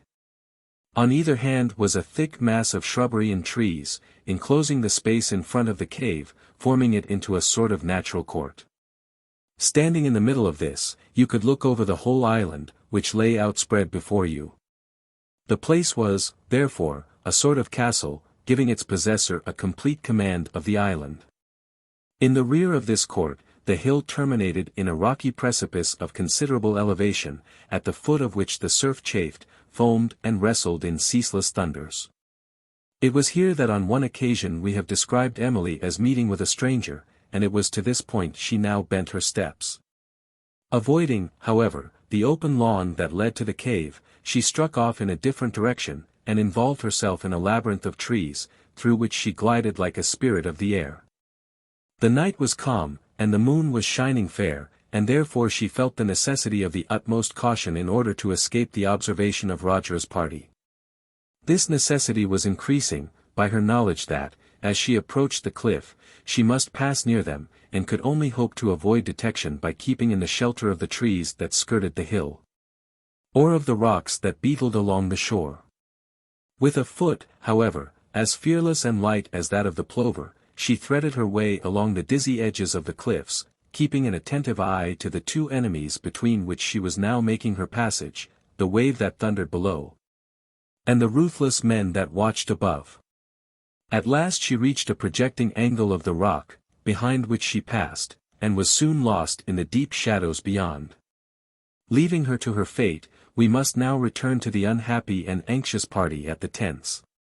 The women and children had been gathered within the dwellings, and the mothers had sat down to watch by their offspring. It is one of the beautiful things in life that children lose their fears and their cares, and sink into sweet repose, when they know that their mothers are at the bedside. There is not, perhaps, in the compass of human experience so blessed a feeling as that of the child going to sleep in a situation of peril, under the guardianship of its mother. It is a feeling of bliss which can only be compared to that of the Christian, who, knowing the uncertainty of life, lays himself down upon a peaceful pillow at night, trusting in his God. Such were the scenes within the tent. Without, there were about a dozen men, either sitting or standing, and armed with such weapons as they had been able to provide. No firearms of any kind had been brought from the ship, owing to the forecast of Brusque, who dreaded their introduction into the island. Neither party, therefore, had in their possession a musket or a pistol. Roger had a cutlass, and most of his men were provided with daggers. The party in the tent were similarly armed. They relied, however, chiefly upon clubs, if an assault should be made, which various circumstances led them to expect in the course of the night. About 2 hours after Emily had departed, a bustle was heard in the direction of the cave, and soon a dark mass was seen descending the hill. This gradually approached the tents, and at last it was seen to consist of Roger's entire force, saving only one man, who had been left to guard the tent and watch over the prisoners, Brusque and Bonfils. They were not only armed, for the most part, with daggers, but with heavy clubs, thus presenting a very formidable array. Roger was at the head of his force, and marching near to the tents, which were defended by a rude and slender barricade of boxes, planks, timber and trees, summoned the party within to surrender. After a short pause, the leader, who was the captain of the vessel, mentioned in the early part of our story, replied as follows. Roger, we are here to defend women and children, and you know the duty of men in such a case. You may succeed, for you have 25 men, and we have but 12, but we shall each man sell his life as dearly as he can. I say to you, and to the men with you, that we are here to lay down our lives if it be necessary. I warn you, therefore, that you provoke a struggle of life and death, and though you may prevail, some of you, at least, can hardly fail to fall. And, I ask you, is the object you have in view such as men can consent to lay down their lives for? Is it such as men are willing to kill their fellow beings in order to obtain? To this Roger replied, You are fools, madmen, surrender to me, acknowledge my government, and you shall all be free, I will secure to you your rights and possessions. It is in vain, said the captain, for the wolf to preach freedom and security to the lamb. Sir, we know you better, we know that you are a ruthless man, bent upon the gratification of your passions. If you prevail tonight, this island is thenceforth but a scene of cruelty and oppression. These poor women will become the slaves of one who is cruel himself, and who will teach his subjects to become little better than brutes, and these children will be without protection. We have no chance but to do our duty, and, if heaven so decree, to die. This is sheer madness, said Roger, I am not the brute you take me for. Grant me one request, and I will leave you in safety, at least for tonight. And what is that request? Said the captain. That you deliver the young lady, Emily Bonfils, up to me, was the reply. She is not here, said the leader, and were she here, she should not be given up. You must pass through 12 stout hearts before you can touch one hair of that young lady's head. We will see, said Rajra, and ordering his men to advance, they rushed upon the barricadoes at several points. The captain's party met them, and a desperate struggle ensued. There was a fierce clashing of clubs, with shouts, and cries, and groans. In the midst of the confusion, Rajra, backed by 2 of his party, sprung over the bulwark, and being familiarly acquainted with the arrangement of the tents, entered that in which Emily's parents dwelt. It was now only occupied by her aged mother, who sat upon the ground, with a lamp at her side. Her countenance bore the marks of anxiety, but not of terror. When Rajra entered, she arose, knowing him well, and with dignity and calmness she said, "Why, Rajra, is this intrusion into a woman's apartment, and at this hour?" "I beg your pardon," said Rajra, respectfully. "I was seeking your daughter. Where is she?" "She is not here," said the mother. "Tell me where she is, then," said Rajra, his passion rising into rage. "I cannot," was the calm reply. "Tell me where she is," said Rajra, in tones of thunder, "or by heaven your grey hairs shall not save you." "As you please," said the lady.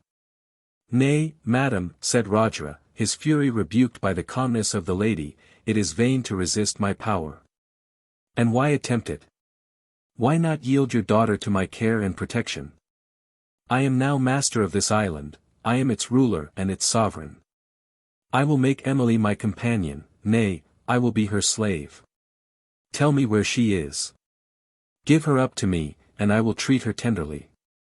Rajra, do you think me so foolish as to be beguiled by words which are belied by actions? You came here with force, and, threatening to take the life of the mother, talk of tenderness to the child. Telling me that my grey hairs shall not save me, you promise to be kind to my daughter, if I will give her up to you. Shall the brooding dove believe the hawk when he asks for her young ones, even though he swears to protect them? Shall she believe him and give them up? Nay, sir, you came here to use force, and you will have your way. Yet I fear you not. Ruthless as you are, you dare not lay your hand upon an aged and unprotected woman. The blood of a French heart will gush out, every drop of it will leave his breast, before it will nerve a man's arm to such a dastardly deed. Listen to reason, said Rajra. Listen, yourself, said the lady, leave this place, withdraw your men, restore us all to liberty and peace, then come and ask my daughter. And if she, in the free exercise of a woman's choice, will give you her hand, I will not oppose it. This cannot be, I know her heart is set upon that dreamer, brusque. And you, then, are to play the tyrant, force her to forego her wishes. Compel her to give up the man she loves, and become the plaything of the man she must abhor. And you call this treating her tenderly? Oh, God, is there a being on this earth that can be guilty of such tyranny? Yes. Man, lordly man, is such a creature when the restraints of government and law are withdrawn. This passes all patience, said Rajra, fiercely. I say, old woman, as you value your life, tell me where your daughter is, or I will strike you to the earth this instant. Here. Here I am, was heard from the opposite side of the tent, and Emily, entering at the instant, stood before Rajra. But she was not alone, a youth of a commanding figure, with pistols in his belt and a sword in his hand, was at her side. Placing himself before Rajra, he said briefly, What means this? Rogers was evidently astonished. He gazed at the stranger for a moment, and satisfying himself that he had never seen him before, replied, Who are you? By what right do you meet and question me here? By the best right in the world. I am the brother of this fair girl, I am the son of this aged and insulted lady. There is some mistake, said Rajra. There is no mistake, said François, for it was indeed he, François Bonfils, who has figured in the earlier part of our story. Leave this place instantly. I go, said Rajra, but follow me. François followed him out. The battle was raging around, and its issue was still doubtful. Brusque was at the head of the tent party, and among them could be seen the aged form of Bonfils. Roger took in these facts at a glance. His mind seemed for a moment to be bewildered, and his resolution to falter.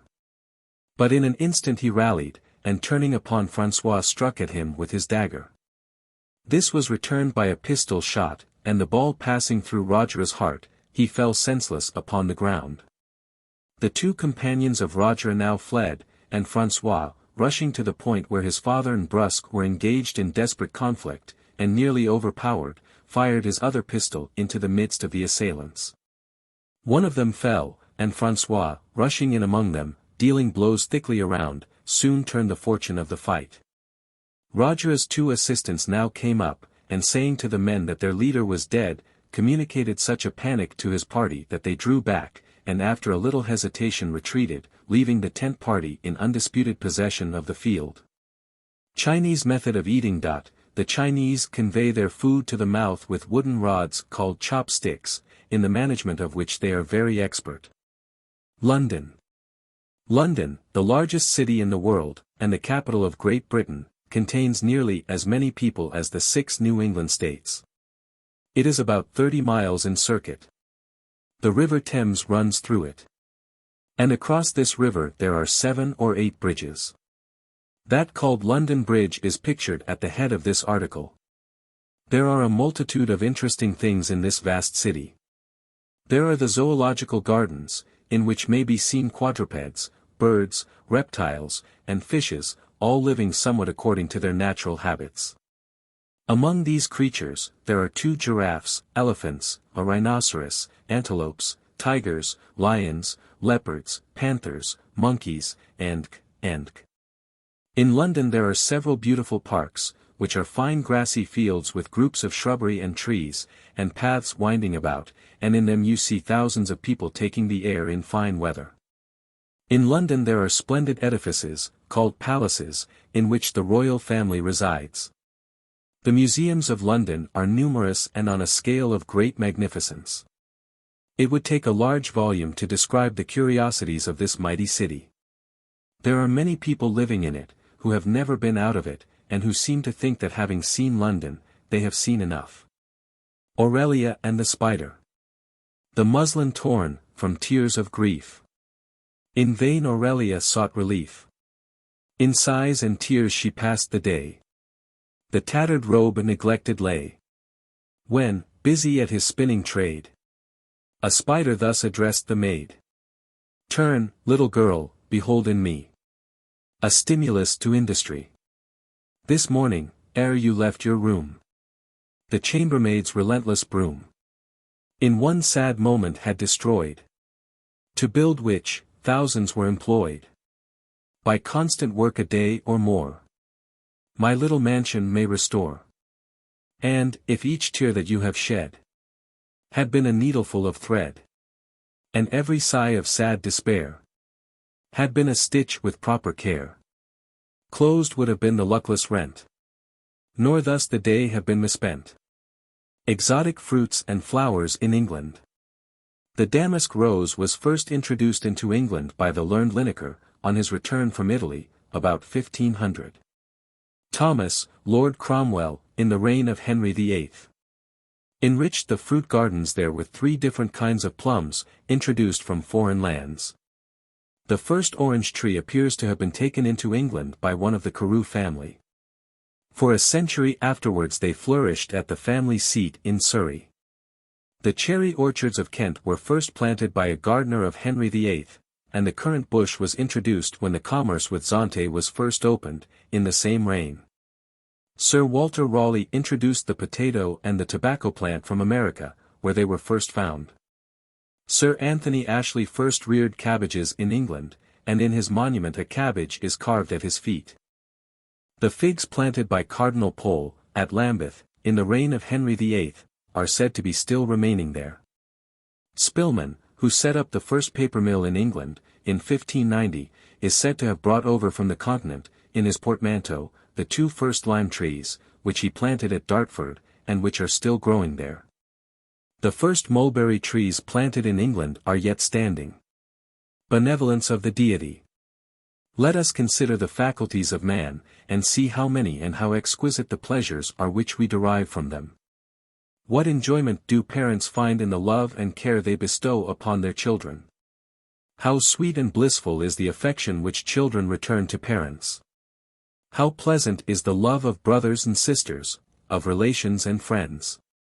And then, let us reflect upon the beauty that is spread over the face of nature. Why are flowers so beautiful, and so infinitely varied, if not to bestow pleasure upon man? Why, if God is not benevolent, has he made hills and valleys, and rolling waves, and rushing waters, so beautiful? Why has he made the forms and motions of birds so charming, if not to give pleasure? If the Creator did not intend to delight us, why did he spread sublimity over the mountains, and teach man to feel it? Why did he robe the heavens in azure, and make a myriad race of beings to feel their mingled majesty and beauty? Why did he clothe all vegetable nature in green, and make human beings with eyes to relish it above all other hues? Why did he teach the birds to sing, the waters to murmur forth melody, the trees to bend in beauty and grace to the pressure of the breeze? Why, if God is not a beneficent being, did he make this world so pleasant, endow it with light, and color, and music, and perfumes, and place beings here adapted to the appreciation and enjoyment of these things? The heart. Every time the heart beats, the blood is sent through the arteries as water gushes through a syringe, and at the same time an equal amount is received from the veins. Thus 250 pounds of blood pass through the body every hour. In the whale, the tube through which the blood is emptied into the arteries is a foot in diameter, and at every stroke of the heart the blood rushes with a velocity like that through the sluice of a mill. Sketches of the manners, customs, and history of the Indians of America. Chapter 9. Almagro attempts to conquer Chile. His misfortunes. Cruelty to the natives. Battle with the Promancians. Almagro retires to Peru. His death. The conquest of Peru by Francis Pizarro has been already recorded. Among the officers who assisted in the conquest was Diego Almagro, a chosen friend and fit companion for the ruthless Pizarro. But the friendships of the wicked are easily set aside whenever self-interest operates. Pizarro wanted all the gold of Peru, and he persuaded Almagro to attempt the conquest of Chile. The Spaniards had heard that Chile was a country rich in gold and silver, and Almagro, flattered with having such a field of wealth entirely to himself, was induced to undertake the conquest. Filled with these sanguine expectations of great booty, he began his march for Chile near the end of the year 1535. He had an army composed of 570 Spaniards and 15,000 Peruvians. 2 roads lead from Peru to Chile. One is by the sea coast and destitute of water or provisions, the other, for the distance of 120 miles, passes over the Andes. This last Almagro took, for no other reason but because it was shortest, and he was impatient to reach his golden harvest. But he paid dearly for his folly. His army, having been exposed to infinite fatigue and many conflicts with the adjoining savages, reached the Cordilleras just at the commencement of winter, destitute of food, and almost of clothing.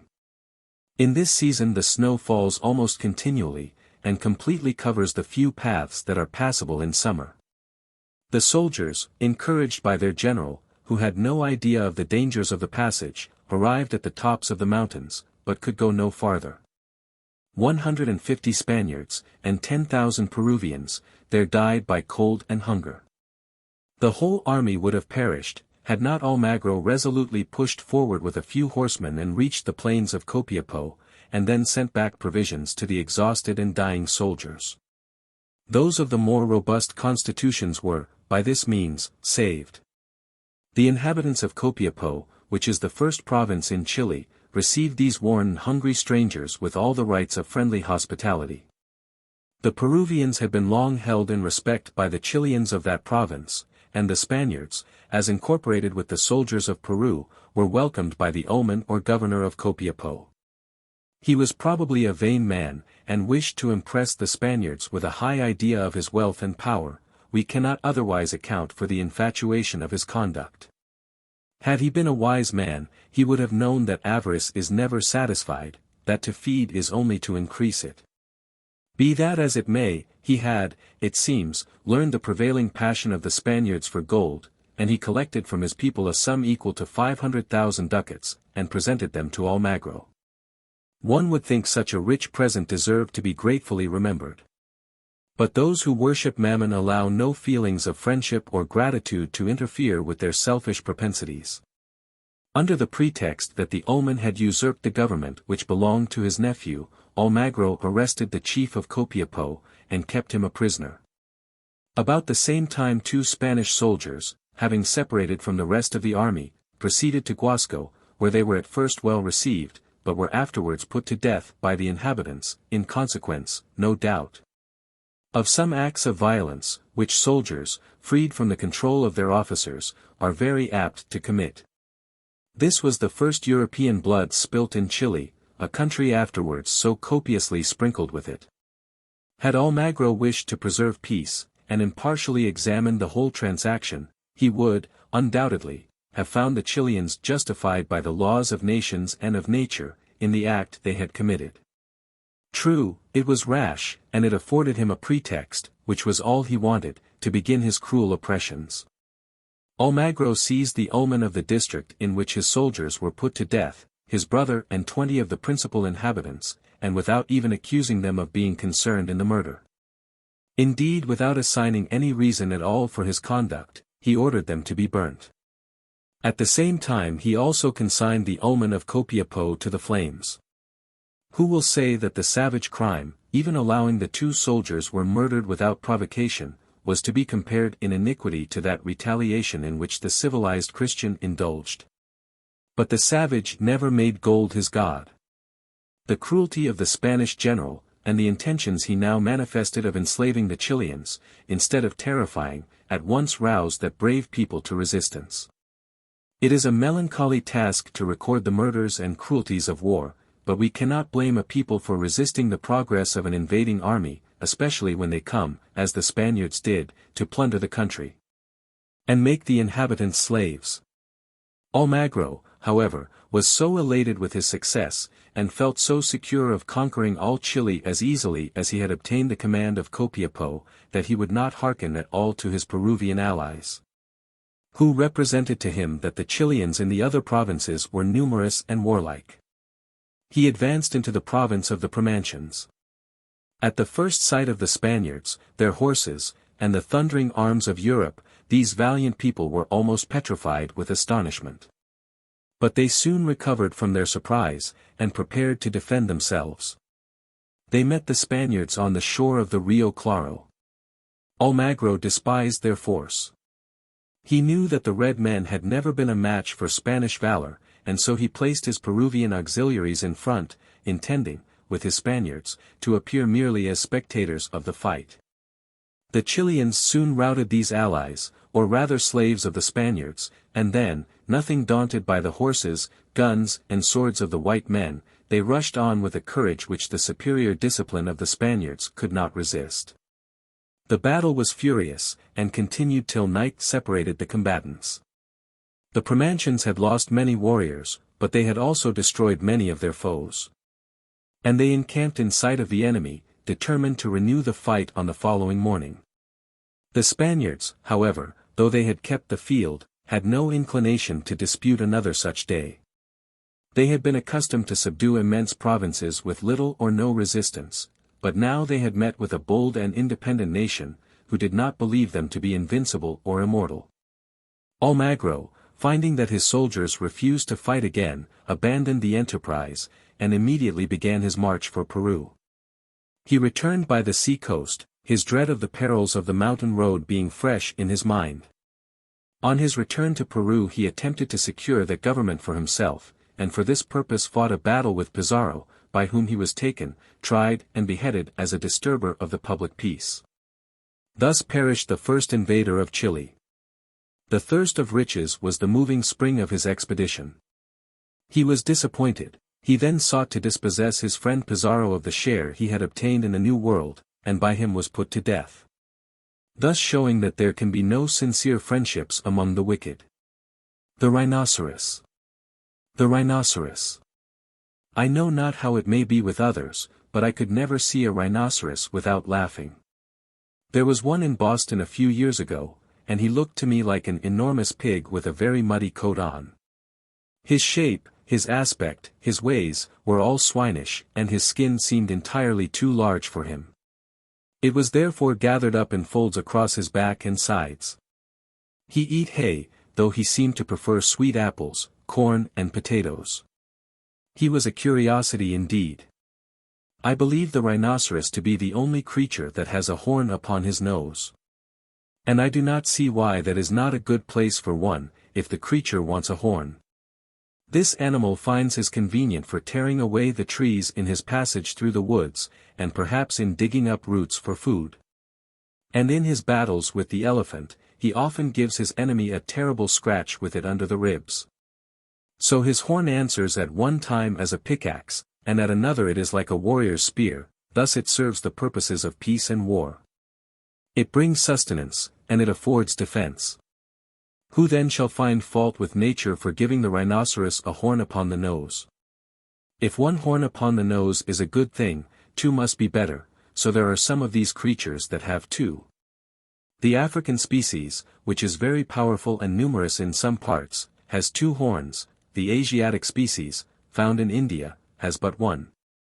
This latter kind is seldom more than 6 or 7 feet long, but those of Africa are sometimes 12 feet. They are, therefore, excepting the elephant, the largest of quadrupeds. In India the hunting of the rhinoceros is famous sport. The people go out mounted upon elephants, and usually find 5 or 6 of these animals in a drove. Their hides are so thick that it is difficult to kill them. One will often receive 20 bullets before he falls. The rhinoceros attacks an elephant fearlessly, and endeavors to get his horn under him so as to rip him open. But the elephant, finding what he would be at, turns his tail to the assailant, who gives him a hunch behind, and tumbles his huge enemy upon his knees. Then the men upon the elephant fire their guns and pepper the thick hide of the rhinoceros with their bullets. Thus goes the fight, and after many adventures, and much danger, and plenty of accidents and hair-breadth escapes, and a vast waste of gunpowder and lead, the game usually runs away. Or perhaps it is left as a trophy of the sportsman's skill and prowess upon the field. The rhinoceros feeds entirely upon vegetables, always living near water, and taking a frequent wallow in the mud, or a bath in the wave. He is fearful of man, and though dull of sight, has an acute scent and a sharp ear, which enable him usually to keep out of reach of the being he dreads so much. It is only when hunted and closely pursued, that he turns to fight, and then he is fierce and formidable. In confinement he becomes quiet and stupid, though he sometimes gets into a fury, and then he rends his cage in pieces with ease. It is almost impossible to confine him when his rage is excited. Briars and berries. 'Twas on a gloomy, smoky day. If rightly I the date remember. For certainly I cannot say. About the middle of September. When I, astride my pacing grey, was plodding on my weary way, to spend the night and preach the word, to people who had never heard the gospel, or, to say the least, had never viewed it as a feast of fat things full of marrow. In sadness as I rode along, and crossed the silver Unadilla, the robin sung his plaintive song, and faintly drooped the fading lily. The smoky sky, no longer blue, assumed a dim and dusky gray, and autumn o'er my feelings threw the coloring of its own decay, and filled my heart with sorrow. I, in my mind, was pondering o'er the miseries that beset the preacher, the persecutions which he bore, the scoff and scorn of every creature. His heated brain, his frame worn down, emaciated and dyspeptic. The hardened bigot's iron frown, the jeers and satire of the skeptic. One mocking revelation's page, the other ridiculing reason. And then the storms we must engage, and all inclemencies of season. In this desponding, gloomy mood, I rode perhaps a mile or two, when lo! Beside the way there stood a little girl, with eyes of blue, light hair, and cheeks as red as cherries. And through the briars, with much ado, she wrought her way to pick the berries. Quoth I, my little girl, it seems to me, you buy your berries dear. For down your hand the red blood streams, and down your cheek there rolls a tear. Oh, yes, said she, but then, you know, there will be briars where berries grow. These words came home with keen rebuke to me, who mourned life's little jostles, and called to mind the things that Luke has written of the first apostles, who faced the foe without a fear, and counted even life not dear. And since, from that good hour to this, come pleasant or come stormy weather, I still reflect that human bliss and human woe are mixed together. Come smiling friend or frowning foe, there will be briars where berries grow. Brown. The Crow's Court of Law. There is a kind of crow which is seen in the south of England in flocks about the middle of autumn. It is called the hooded crow. These crows go away towards the north in spring. They are very tame, and will go into the yards of houses to pick up food. They are not very like the common crows, for their backs are ash-colored, and their heads, throat, wings and tail, are black, and they have two cries. One of them being like the voice of the common crow, and the other something like the crowing of a cock. It is said that in some places where these birds are found, 100 or 200 of them will now and then meet together, as if upon some fixed plan, and at these times a few of them sit with drooping heads, and others look very grave, as if they were judges, and others are very bustling and noisy. In about an hour the meeting breaks up, when 1 or 2 are generally found dead, and it has been supposed that this meeting is a sort of trial of some crows who have behaved ill, and who are punished in this severe way for their bad behavior. The story of the supposed miser. A great many miles to the east is a country called France, in the southern part of which is a large city called Marseilles. In this place there once lived a man by the name of Guizot. He was always busy, and seemed very anxious to get money, either by his industry, or in some other way. He was poorly clad, and his food was of the simplest and cheapest kind. He lived alone, and denied himself all the luxuries and many of the comforts of life. He was honest and faithful, never taking that which was not his own, and always performing his promises. Yet the people of Marseilles thought he was a miser, and they held him in great contempt. As he passed along the streets, the rich men looked on him with scorn, and the poor hissed and hooted at him. Even the boys would cry out, "There goes old Skinflint, there goes old greedy Gizzard." But the old man bore all this insult with gentleness and patience. Day by day, he went to his labor, and day by day, as he passed through the crowd, he was saluted with taunts, and sneers, and reproaches. Thus, time passed on, and poor Guizot was now more than 80 years of age. But he still continued the same persevering industry, still lived in the same saving, simple manner as before. Though he was now bent almost double, and though his hair was thin and white as snow. Though his knees tottered as he went along the streets, still the rude jokes and hisses of the throng pursued him wherever he went. But, at length, the old man died, and it was ascertained that he had heaped together, in gold and silver, a sum equal to $200,000. On looking over his papers, his will was found, in which were the following words. I was once poor, and I observed that the poor people of Marseilles suffered very much for the want of pure, fresh water. I have devoted my life to the saving of a sum of money sufficient to build an aqueduct to supply the city of Marseilles with pure water, so that the poor may have a full supply.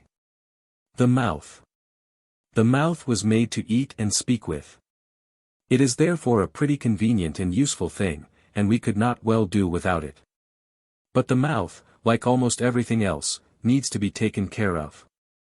Sometimes the mouth will pout, and make a child look very disagreeable.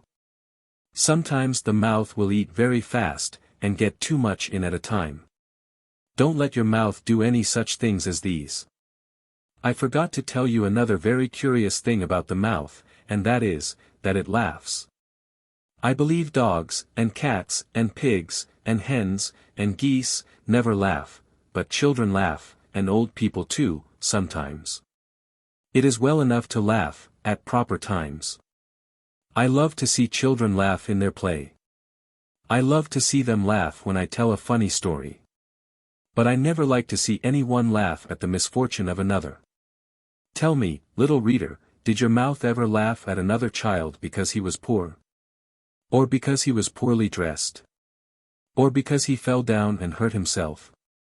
Or because he happened to know less than you do? If your mouth has ever done any of these naughty things, I pray you, little reader, teach your mouth better manners. Peter Pilgrim's account of his schoolmates. Number 3.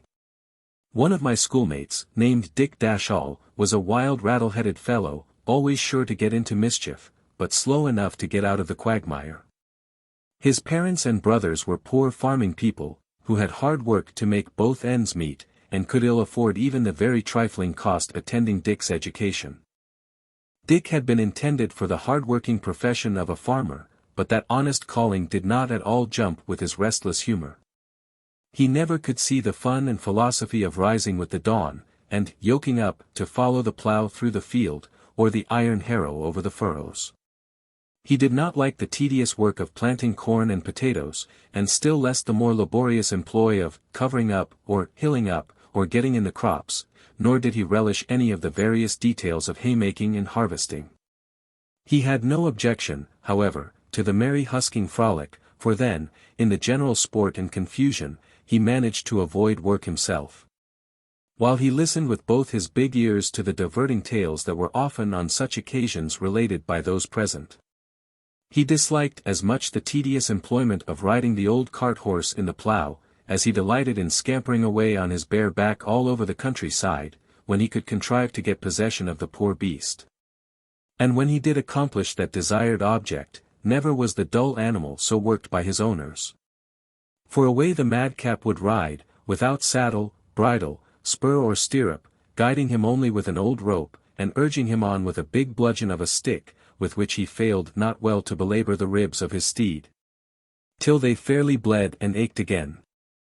At length, one of his runaway frolics terminated fatally to the poor brute, whom he attempted to swim across a rapid and deep river near the village, in which essay the horse was drowned, and Dick only escaped by skillful swimming. Which was almost the only valuable accomplishment that he possessed. Dick seemed to be filled with the very evil spirit of all mischief.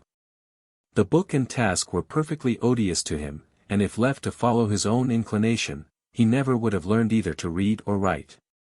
Indeed, as it was, his best attempts with the pen looked more like pot-hooks and fish-hooks than good civilized letters. No mortal could have deciphered them. And then his copybook was one blotch of ink from beginning to end. His arithmetic and grammar books, though showing, by their numerous thumb marks and dog's ears, that they had been pretty thoroughly handled by his seldom washed fingers, were about as intelligible to him as so many volumes of Greek or Arabic. The deep lore contained in their pages was much too profound for his understanding, and never did any ideas from them penetrate the thickness and dullness of his brain. Or, if they ever by any chance found an entrance there, they must have laid in a torpid state, for no one could ever discover that such scraps of knowledge existed in his head, through the outlet of the tongue and voice. But though Dick could not inscribe legible characters with his pen, yet he had a sort of natural talent for drawing rude sketches with pencil, pen, or even a bit of charcoal, and most ridiculous and striking caricatures would he produce with them. The droll expression and awkward figure of the old pedagogue himself furnished him with a fertile subject for his wit, and various and laughable were the burlesque representations he gave of him. Every scrap of paper that he could lay hands on, every piece of broken slate, and even the very walls of the schoolhouse and the board fences in the neighborhood, were covered with all sorts of strange figures, hit off, too, with no little talent and humor. This love for sketching and caricaturing seemed to be the peculiar bent of his genius, and it proved to him and his mates a source of great amusement. When the term of his instruction had well nigh expired, and it became necessary for him to decide to what species of employment he should devote his talents and attention, it happened that an itinerant portrait painter strolled into the village. And, taking the best room of the inn, announced, through a staring painted placard at the window, that he was ready to paint, for a small consideration, the portraits of the good people of the place, in a most artist-like and expeditious manner. Nor was he long without his patrons. First the squire, and then the parson and his lady, and the doctor with his lady, and a half-score of children, and then many of the most substantial farmers and tradesmen of the vicinity, were seen to enter at the inn door. And in a few days returned to their several homes, each one bearing in his hands a large highly colored piece of canvas, in which one might perhaps detect some remote likeness to the bearer or some of his family. Finally, the worthy innkeeper himself, with his rosy-faced dame, and some half-dozen overgrown daughters, figured in full-length beauty, in one mingled group, upon the artist's canvas. And presently a span-new signboard of "The White Horse" was seen creaking and swinging in all the freshness of new paint from the tall signpost at the tavern door. This flaming specimen of the fine arts proved a great object of admiration and remark with all the grown gossips and little children of the village, till at length, the 9 days having elapsed, the wonder ceased. Dick very soon made the acquaintance, and gained the goodwill of the artist, first by running on all his errands, in his communication with his patrons, and afterwards by his unfeigned expressions of admiration at the inspection of the artist's gallery, which comprised a few dowby copies of the old masters, and a number of unpaid and unclaimed portraits from the artist's own easel. Before the worthy artist took leave of the village, Dick had so far ingratiated himself into his favor, that he agreed to take him with him, and impart to him all the knowledge of his art that he was able to give. Receiving in return due assistance from Dick, as a sort of artist of all work, which phrase might be understood to comprise any and all kinds of menial occupation. But Dick was deeply smitten with the love of painting, and eagerly caught at this golden opportunity of ridding himself from the irksome drudgery of book and task, and learn to be a painter of faces himself. While at the same time he should have some opportunity of seeing in his rambles not a little of the men and manners of the world. Poor little Dick!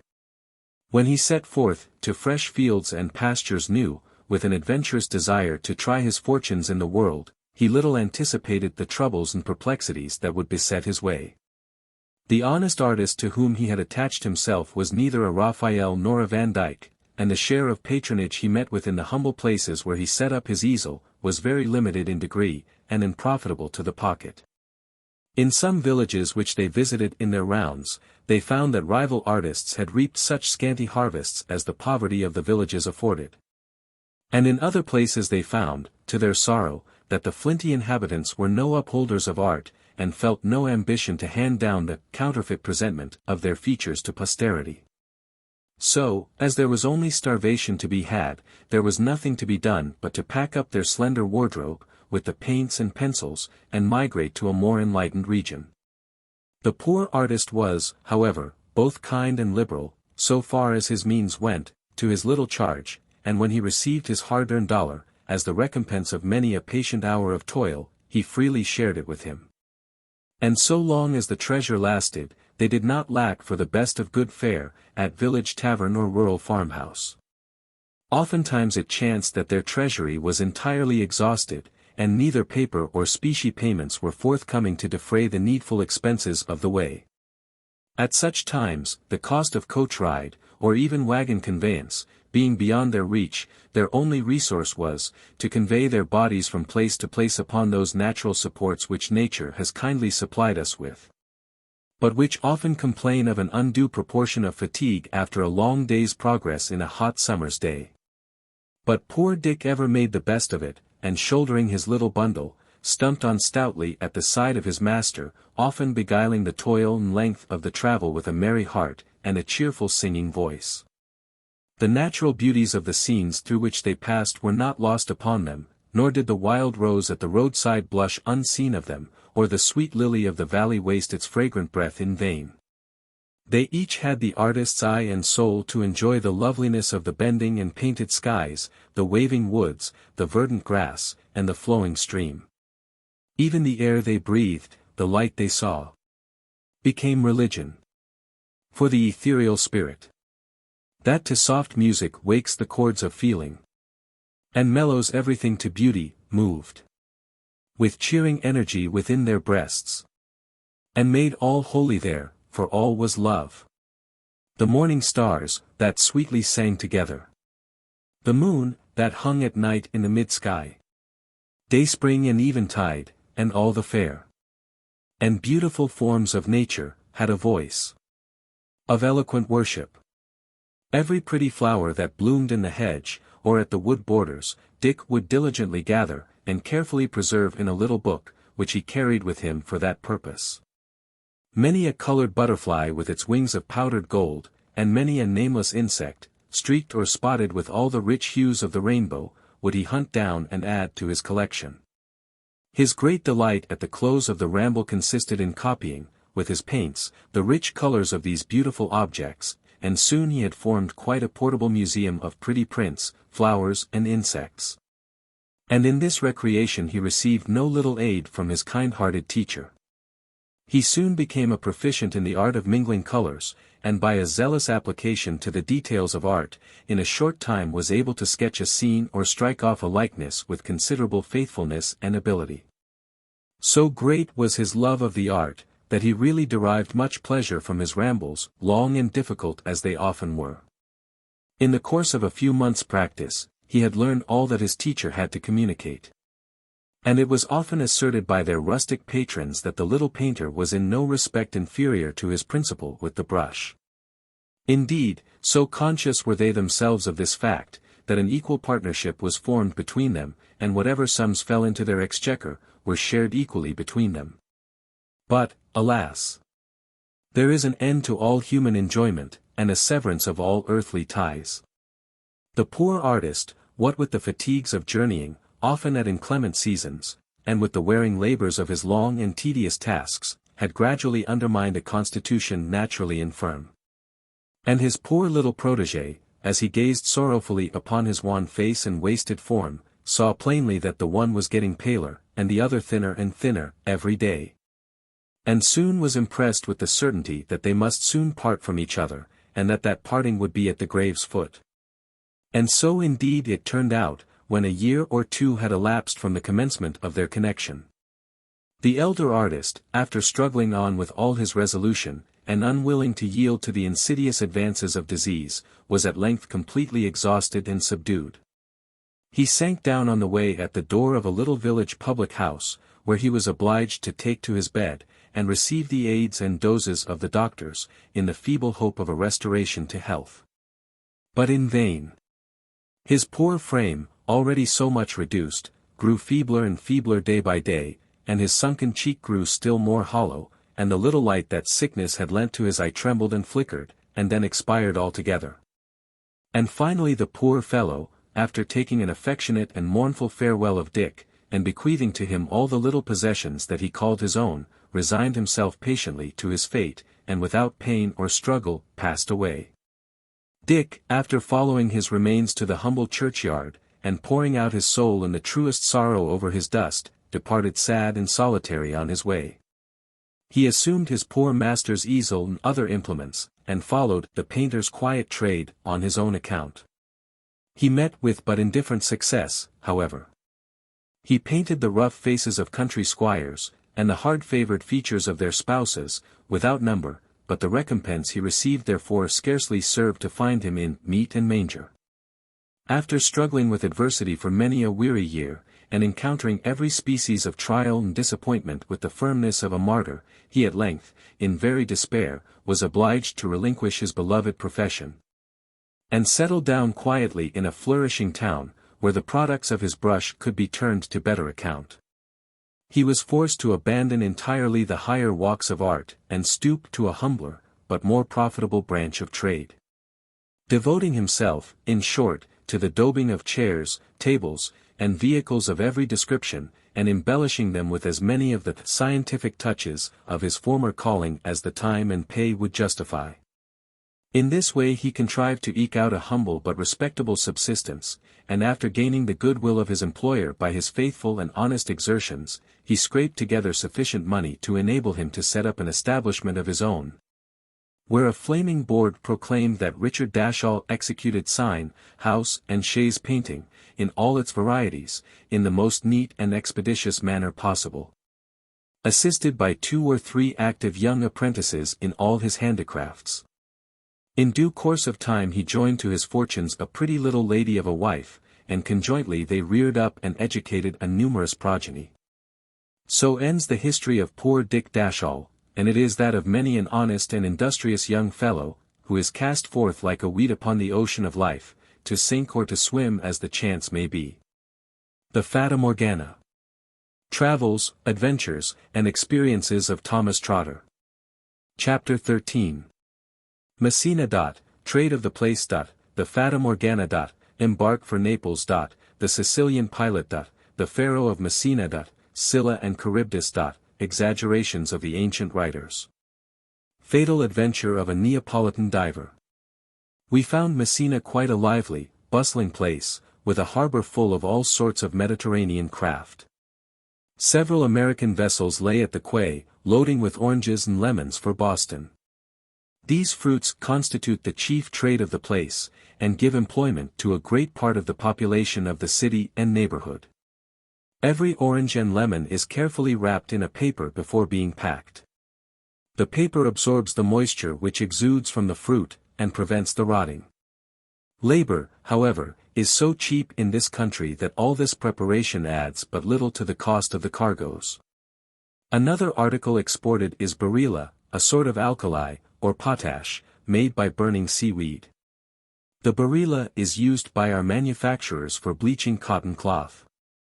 The city is very handsomely built, and has several fine squares, ornamented with statues and fountains. It has suffered severely from earthquakes at different times, and was once nearly destroyed. But its admirable situation for commerce has caused it to be rebuilt after every catastrophe. It stands just within the narrow strait which divides Sicily from the Italian coast, and has a very safe harbor, formed by a strip of land running out into the sea, in the shape of an elbow, which appears almost the work of art. In the interior, the city is enclosed by steep, rocky hills, which rise immediately from the walls, and shut out all prospect of the country, but the view toward the sea is very grand. The strait is 6 or 8 miles wide in this part, though in the clear and transparent atmosphere of these regions, it does not appear to be more than 3 or 4. The mountains of Calabria rise up majestically from the blue sea, dark, craggy, and frowning, with now and then a fleecy white cloud melting away on their summits. Feluccas, with lateen sails, are gliding up and down the straits. And the white walls of Reggio rise from the water's edge on the opposite side. This is the spot on which that remarkable phenomena, called the Fata Morgana, has been observed. On the Italian side of the strait the inhabitants are sometimes astonished to behold in the air the images of castles, towns, palaces, houses, ships, and being unable to account for these appearances, they ascribe them to magic. And these airy phantoms are supposed to be the work of a fairy named Morgana. The true cause is a certain rarefaction of the air, which brings into view objects far below the horizon. And the phenomena is not difficult to explain by the principles of optics. This appearance is not uncommon, near the shore, in all parts of the world. Lighthouses, towers, ships, and appear stretched up to 3 or 4 times their actual height. The sailors call this looming up. None of these apparitions, however, are so remarkable as the Fata Morgana. On the 7th of March I went on board an Italian brig bound to Naples. It was a dead calm by the time we got out of the harbor, so we drifted back again and dropped anchor. Next morning the calm continued, and on looking across the water, we saw little specks of white cloud, hanging motionless on the sides of the mountains, a sure sign that no wind was stirring there. The sea was as smooth as glass, and I expected a long delay, but presently a light breeze came down the strait. Though this was ahead, we determined to take advantage of it. We therefore got out the boats and warped out of the harbor, when we set our sails and beat up the straits to the north. Italian sailors are not very expert in the nicer arts of seamanship, and we made very little headway by our tacking. About the middle of the afternoon we dropped anchor, close to the Sicilian shore. There was a little village, with a pretty church at the water's edge. The coast exhibited low sand hills, with patches of green soil. After lying at anchor 2 or 3 hours, the wind hauled round, and we set sail again. About sunset we reached the mouth of the strait, where the extreme end of Sicily approaches close to the Italian shore. This is called the Faro of Messina. Here we set the pilot ashore, after an immense bawling and vociferation, occasioned by a dispute as to the amount of his fee. The Italians can seldom bargain to the amount of a shilling, without making a clamor and din as if it were a matter of life and death. The pilot wanted about 20 cents more than the captain was willing to pay. They plunged at once into a noisy dispute, argued, contradicted, bawled, sputtered, grinned, stamped their feet, and flourished their arms like a couple of bedlamites. The sailors took part in the squabble. Every ragged rogue put in his oar, and had something to say, till the hurly-burly became outrageous.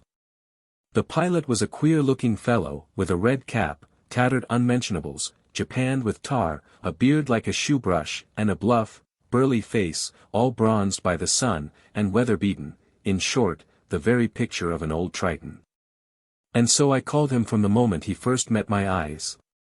I never laughed more heartily than at the sight of this squabble, but at length they agreed to split the difference, and old Triton paddled ashore, tolerably well satisfied. The sun was going down as we passed out the strait. We had but a small breeze before, but almost in an instant we were assailed by violent gusts of wind that obliged us to take in our canvas. The captain pointed toward the rocky shore, and said to me, "There is Scylla." I looked in the direction, and saw a huge, craggy rock not far from the shore, against which the waves were dashing. Here were Scylla and Charybdis, so famous in classical history, and so terrible to the mariners of old times. Homer, in his Odyssey, thus describes them. Dire Scylla there a scene of horror forms. And here Charybdis fills the deep with storms. When the tide rushes in her rumbling caves. The rough rock roars, tumultuous boil the waves. They toss, they foam, a dire confusion raise. Like waters bubbling o'er a fiery blaze. The ancients, who were timid and unskilful in their navigation, give us exaggerated accounts of the dangers of the sea. Scylla they imagined to be a horrid monster, who sat on the seashore, and devoured the crews of such vessels as came within her reach. Charybdis was a fearful whirlpool, which swallowed up both ships and men. Very little of this description is true. Scylla is no monster, but only a steep, craggy rock, which is dangerous enough should a vessel run against it, but it is so easily seen that none but a very unskilful navigator need be afraid of it. Charybdis is no whirlpool, but only a spot where the winds and currents, drawing through the narrow strait between Italy and Sicily, cause a rough, chopping sea, with sudden and violent gusts. These, indeed, were great dangers to the small craft used by the ancients, but American sailors would laugh at them. Some writers are of opinion that there was in reality a dangerous whirlpool in the strait, and that it has been destroyed by one of those violent earthquakes that have so often shaken the earth and sea in this quarter. It is my opinion, however, from a view of the coast on both sides, that no such alteration has taken place, and that the spot was no more dangerous in ancient times than it is at present. The marvelous part of the description is owing to the fictions and exaggerations of the ancient poets. But, at any rate, the water is very deep in the strait, and, like many other places in different parts of the world, it has the popular reputation of being bottomless. There was a man at Messina, famous for his exploits in swimming and diving, like our Sam Patch. He used to dive to immense depths in the water, and could walk on the bottom of the sea, if we are to believe his own story, for nobody ever went down with him to ascertain the truth. The King of Naples tempted him to dive into the Gulf of Charybdis, by throwing a golden cup into the sea. He plunged in after it, but was not seen again till some days afterwards, when his body was found on the shore, 30 or 40 miles distant. Chapter 14. A calm among the Lipari Islands. Manners of the crew. Stromboli. A natural lighthouse. A gale of wind. Fright of the crew and danger of the vessel. Loss of the topmasts, and narrow escape from shipwreck. Arrival at Lipari. Next morning, as I went on deck, I found the wind had died away, and left us becalmed among the Lipari Islands. We were close to the island of Stromboli, which looked like the top of a mountain rising out of the water, with the smoke constantly pouring out at the top. All these islands are volcanic, and send forth flame and smoke occasionally, but Stromboli is constantly burning. Notwithstanding this, there are several thousand inhabitants upon it, who live chiefly by fishing. They pass a strange life, constantly pent up between fire and water. All day we lay becalmed, and I amused myself with looking at these curious islands through a spyglass, and watching the odd behavior of the crew. They were picturesque-looking mortals, as all the Mediterranean sailors are, exceedingly ragged, noisy, and good-humored. When they were not telling stories, or cutting capers, they were sure to be eating. Indeed, there was very little time during the voyage that their jaws were not in motion. The principal food was bread and vegetables. There was a pile of greens on the deck nearly as big as a haycock. It was a species of fennel, which the Italians eat raw. The sailors munched it by handfuls as they went about their work. There was no meat in all the ship's stores, but now and then a mess of fish was served up to the crew. They drank freely of red wine, but I never saw any one of them intoxicated. The calm continued through the day and the following night. After dark, the summit of Stromboli began to grow red, and all night long it shot up streams of fire, giving a light that might be seen a great way off. This island is a natural lighthouse, loftier and more efficient than any work ever constructed by man. Volcanoes, with all their danger, are not without their uses. A little after sunrise, a light breeze sprung up from the north, and by 10 o'clock it blew pretty fresh. This was a head wind again, but we preferred it to a calm, as we were enabled to make some progress northward, by tacking.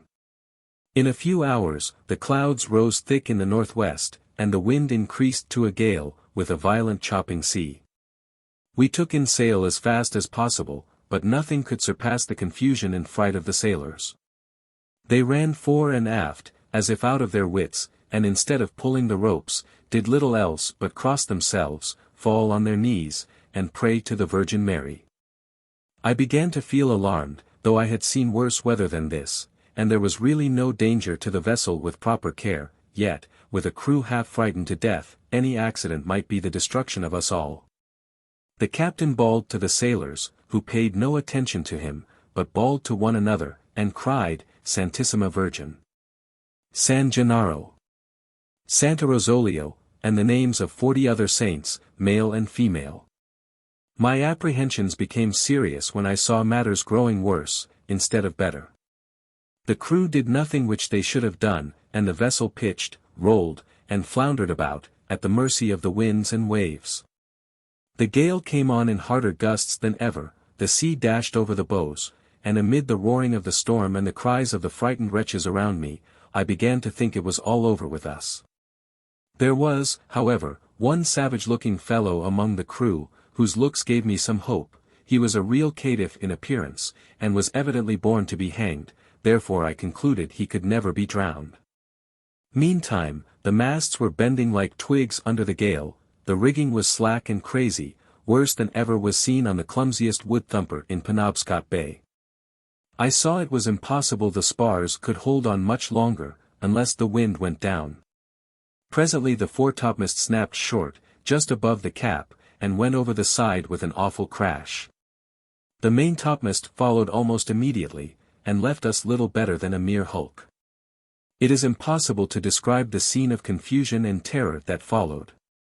The miserable crew lost all courage and self-possession. They threw themselves upon their knees, and called upon the saints to save them. Had they behaved with the least coolness and discretion in the beginning of the gale, they might have guarded against this disaster. For my part, I almost gave myself over for lost, and as to my gallows-looking friend, I am quite certain that he lost for a time all hopes of dying by a rope. In fact, there was not a man in the whole crew but would have given his whole ragged wardrobe for the chance of a dry death. The vessel was now entirely unmanageable, and fell off with her broadside to the wind. A heavy sea came rolling on, and how we escaped being thrown on our beam ends, I hardly know, but the vessel continued to roll and labor, with the sea dashing over the deck, to such a degree that I expected every moment would be our last. By good fortune at length she fell off still further, and brought her stern to the wind. The crew recovered from their fright sufficiently to attempt doing something to save their lives.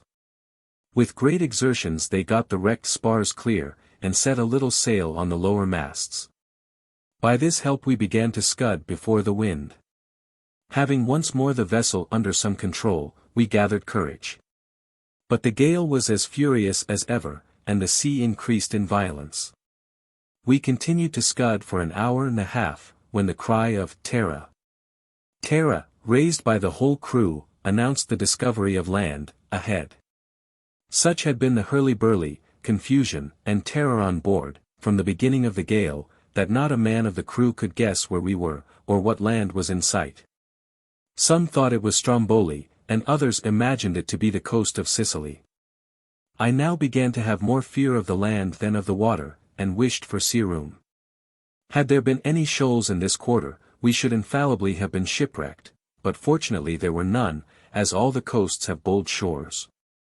The land was high and mountainous, and we presently made it out to be the island of Lipari, about 30 miles from Stromboli. We steered as close to the island as we dared, and ran under the lee, where the height of the land broke the force of the gale. In this shelter we cast anchor, and found ourselves tolerably safe, with the probability that the gale would blow over in a few hours. I thanked heaven for our escape, but formed a resolution never to trust myself at sea with Italian sailors again, as long as I had any other means of pursuing my rambles.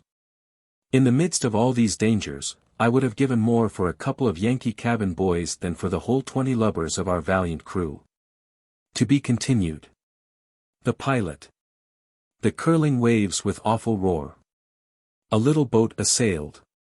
And pallid fear's distracting power. O'er all on board prevailed. Save one, the captain's darling child, who steadfast viewed the storm. And, fearless, with composure smiled at danger's threatening form. And fear'st thou not, a seaman cried, while terrors overwhelm? Why should I fear? The child replied. My father's at the helm. Thus when our earthly hopes are reft, our earthly comforts gone, we still have one sure anchor left. God helps, and He alone. He to our cries will lend an ear. He gives our pangs relief. He turns to smiles each trembling tear, to joy each torturing grief. Turn to Him, mid sorrows wild, when terrors overwhelm. Remembering, like the fearless child, our Father's at the helm. Mary's Life and Adventures. Chapter 13. Sick Room Incidents and Reflections.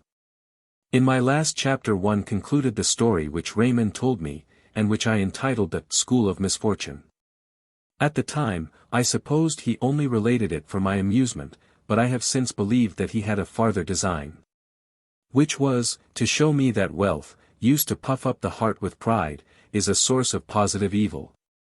And that poverty, sickness, misfortune, humiliation, provided they make the heart tender toward mankind, and open new springs of sympathy in the soul, are like kind and gentle schoolmasters, teaching us the true art of happiness.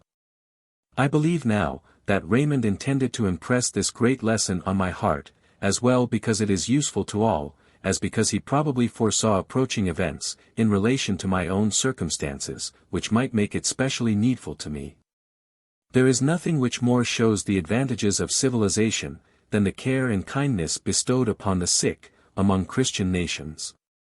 With savages, the sick person is usually left to himself, where, like a wild beast, he must await, in solitude, the result of his disease. There is little sympathy offered to him, there is no kind hand to wipe the cold sweat from his brow. No watchful friend at his bedside to supply every want, and alleviate, as far as may be, every pain. Sickness with the savage is solitary and desolate, with Christians, though it has its pains, it has its alleviations. I suffered much during the period of my confinement, as well from my broken limb as the fever that raged in my veins. After this was past, I also suffered from excessive languor. But still, in the midst of all this, and though my mind was pained with shame and mortification, for the folly which had brought these evils upon me, I had a sense of peace and happiness shining through it all. This was wholly derived from the kindness of my friends. When Raymond sat by my bed, his benignant eye resting upon me, I felt an indescribable degree of delightful emotion, composed, I believe, partly of gratitude, and partly of a confidence that all that could be done, would be done, in my behalf.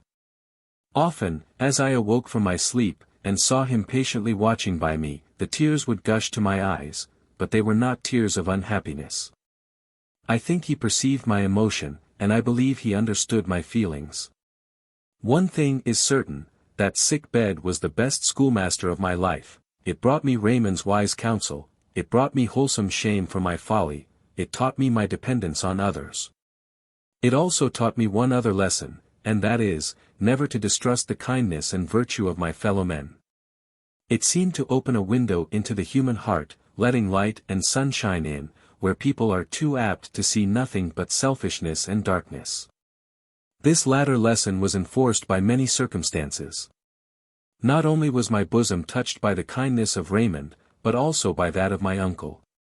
Twice each day did he come to see me, and he always treated me with more tenderness than seemed to belong to his nature. He was a hale man himself, and it was his boast that he had never had a sick day in his life. Indeed, he had little sympathy for sickness, and usually expressed himself in terms of contempt toward everybody that chanced to be less robust than himself. When I was at the height of my fever, he insisted that all I wanted, in order to make me well again, was some roast beef and raw brandy. Still, he did not interfere with the course prescribed by the physician, and took pains to see that everything was done for me that was deemed useful or necessary. My companions of the village often sent to inquire after me, and Bill Keeler frequently stole in just to look at me, and say, "God bless you, Bob." All these things went to my heart. But nothing affected me more than an event which I must notice with some detail. The schoolmaster of the village was one of those men who seek to accomplish every object by some indirect means. He was what is called a cunning man, and was, withal, exceedingly fond of power, in the exercise of which he was capricious, tyrannical, and unjust. At first he treated me with the greatest attention, and in fact picked me out as one of his favorites, upon whom he lavished his smiles and his praises. He had great faith in flattery, and believed that any person, young or old, might be caught by it, and while it seemed to be his object to propitiate me, he laid it on pretty thick. I was well enough pleased with this for a time, though I had a sort of distrust of the man who could condescend to such means, and enter into such schemes of policy. And even though I yielded to his views, in many things, I had still no respect for, or confidence in, him. There was in the school a boy by the name of William Barry, son of a poor Irishman, that lived in the village. He was remarkably small of his age, but exceedingly active, and withal lively and intelligent. At the same time he was shrewd and witty, and, perceiving the weak points of the schoolmaster's character, occasionally made them the target of his wit. As the master rendered each boy in the school a spy upon his fellows, he knew everything that was said and done, and poor Bill Barry was often punished for the freedom with which he indulged his tongue. In process of time, Will and myself became the antipodes of the school. I was the favorite, and he the reprobate. Whatever he did was wrong, whatever I did was right. Under such circumstances, it was natural that we should be rivals, and it was, no doubt, a part of the plan of the politic schoolmaster, to keep us thus divided, that he might rule the more effectually. During this state of things, several of the schoolboys were one day skating upon a river that ran along the western border of the town, Will and myself being of the number. It had been filled with heavy rains, and was now of considerable width and depth. In the deepest part there was a breathing hole in the ice, which, of course, we all sought to avoid. As I was swiftly skating toward this place, with the intention of turning aside as I approached it, one of my skates struck a small stick, which brought me down. And, carried forward by the impetus of my course, I was instantly plunged into the opening of the ice. I sunk beneath the surface of the water for a moment, but then rose, and caught hold of the ice, which, however, broke in my hands as I grasped it. It was but a few seconds before I was completely chilled. But, by this time, the boys around had raised a shout of terror, and several of them had gathered at a little distance, and were soon either silent with dismay, or raising idle screams for help. Among the number I noticed Bill Barry, and though I had been accustomed to speak lightly of him, I confess that at that fearful moment my only hope rested in him. Looking at me intently for a moment, and then casting a searching glance around, he sped away like an arrow. In the space of a minute, he returned, bringing a rail which he had plucked from a neighboring fence. Calling aloud for all around to give place, he laid the rail down upon the ice, and dexterously slid it across the opening, pushing it so close as to bring it within my reach.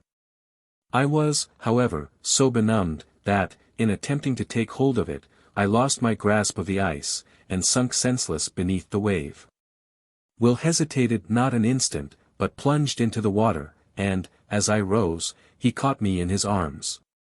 Grasping me tight by the right arm, while he held on to the rail by the left, he supported himself and me, at the same time he commanded the boys to get 2 more rails.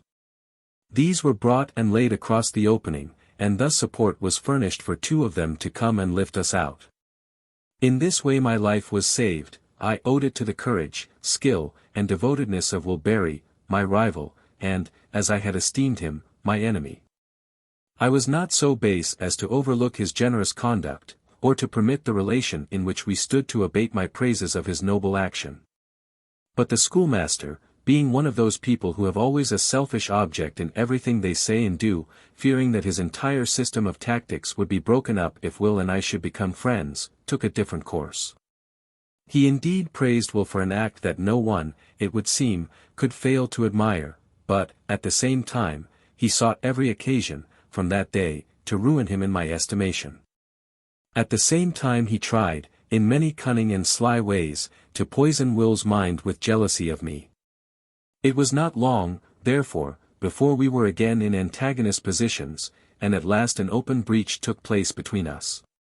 In process of time, Will went to learn a trade of a carpenter, at the distance of a mile or 2, and then I seldom saw him. Whenever we met we did not speak to each other. This was the state of things, when the accident happened which laid me on a bed of sickness. While I was recovering, I often thought of Will Barry, and my heart reproached me keenly for permitting my better feelings to be turned against him. In short, I yearned to see him, and it was while I was one day thinking about him, that I saw him come softly to the door and ask Raymond how I was. I instantly called him to my bedside, and I never felt a warmer emotion than when he came, and I threw my arms around his neck. He, too, was much affected, and tears, the first I ever saw the gay-hearted fellow shed, fell upon my cheek. From that day we were friends, and I thus learned to put a just value upon a generous heart, though it may belong to a poor boy. To be continued. A little child's joy.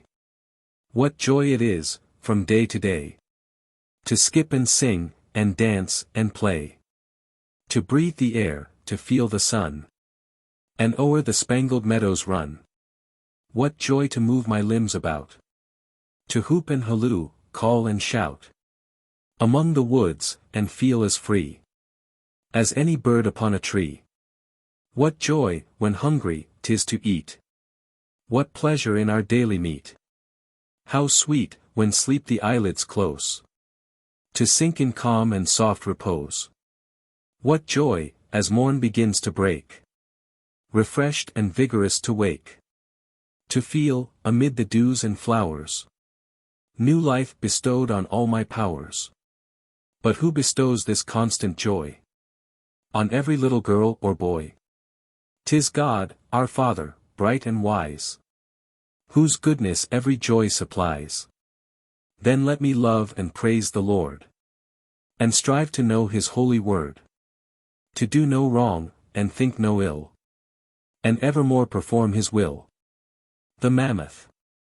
In several of the United States persons have frequently found the bones of a huge animal, called the mammoth, or mastodon. One skeleton, nearly complete, has been found, and set up in Peale's Museum, in Philadelphia. There is no such creature to be found now, on the earth, as a mastodon, nor has there been, since the memory of man. It seems that it must have resembled an elephant, but was twice as large. In Siberia, a few years ago, a fisherman discovered the body of a mastodon, embedded in the ice. The skin was nearly entire, and it was covered with woolly hair. After about 2 years, this body thawed out, and fell to the ground from the elevated place in which it was first discovered. The flesh, as well as skin, gradually disappeared, but the bones were secured, and being taken to St. Petersburg, in Russia, were set up in a museum, where they are still to be seen. The remains of many other animals, now extinct, are found in different countries, as well as traces of vegetables, such as are not met with now on the face of the earth. This is a very interesting subject, and I propose hereafter to say more about it. Geordie and the Sick Dog. An English Story.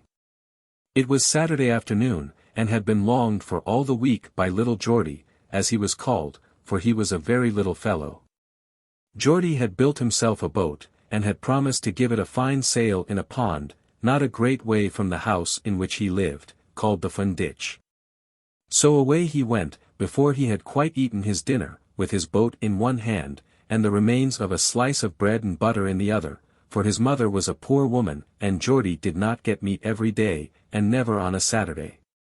But his cheeks were rosy, and his eye was bright, and his ringlets laughed in the wind as he ran along, looking at his boat with eyes of delight all the way, and every now and then taking a huge mouthful, and then stopping for breath, for fear the dry crumbs should be blown down his chest.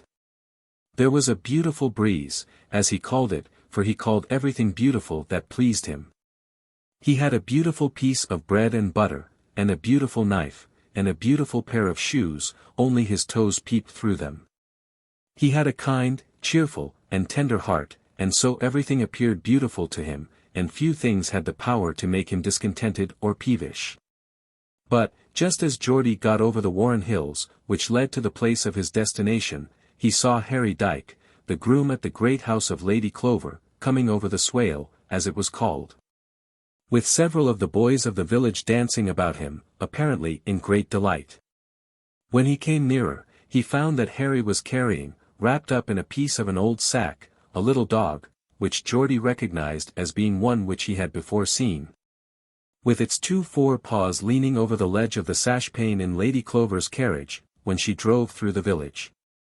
One of the boys had got a couple of brickbats, and a long piece of cord, and seemed very officious. He called out to Harry, "Harry, let me throw him in, will you, there's a good fellow. But why'n't you give him a knock on the head, just one knock to dazzle him?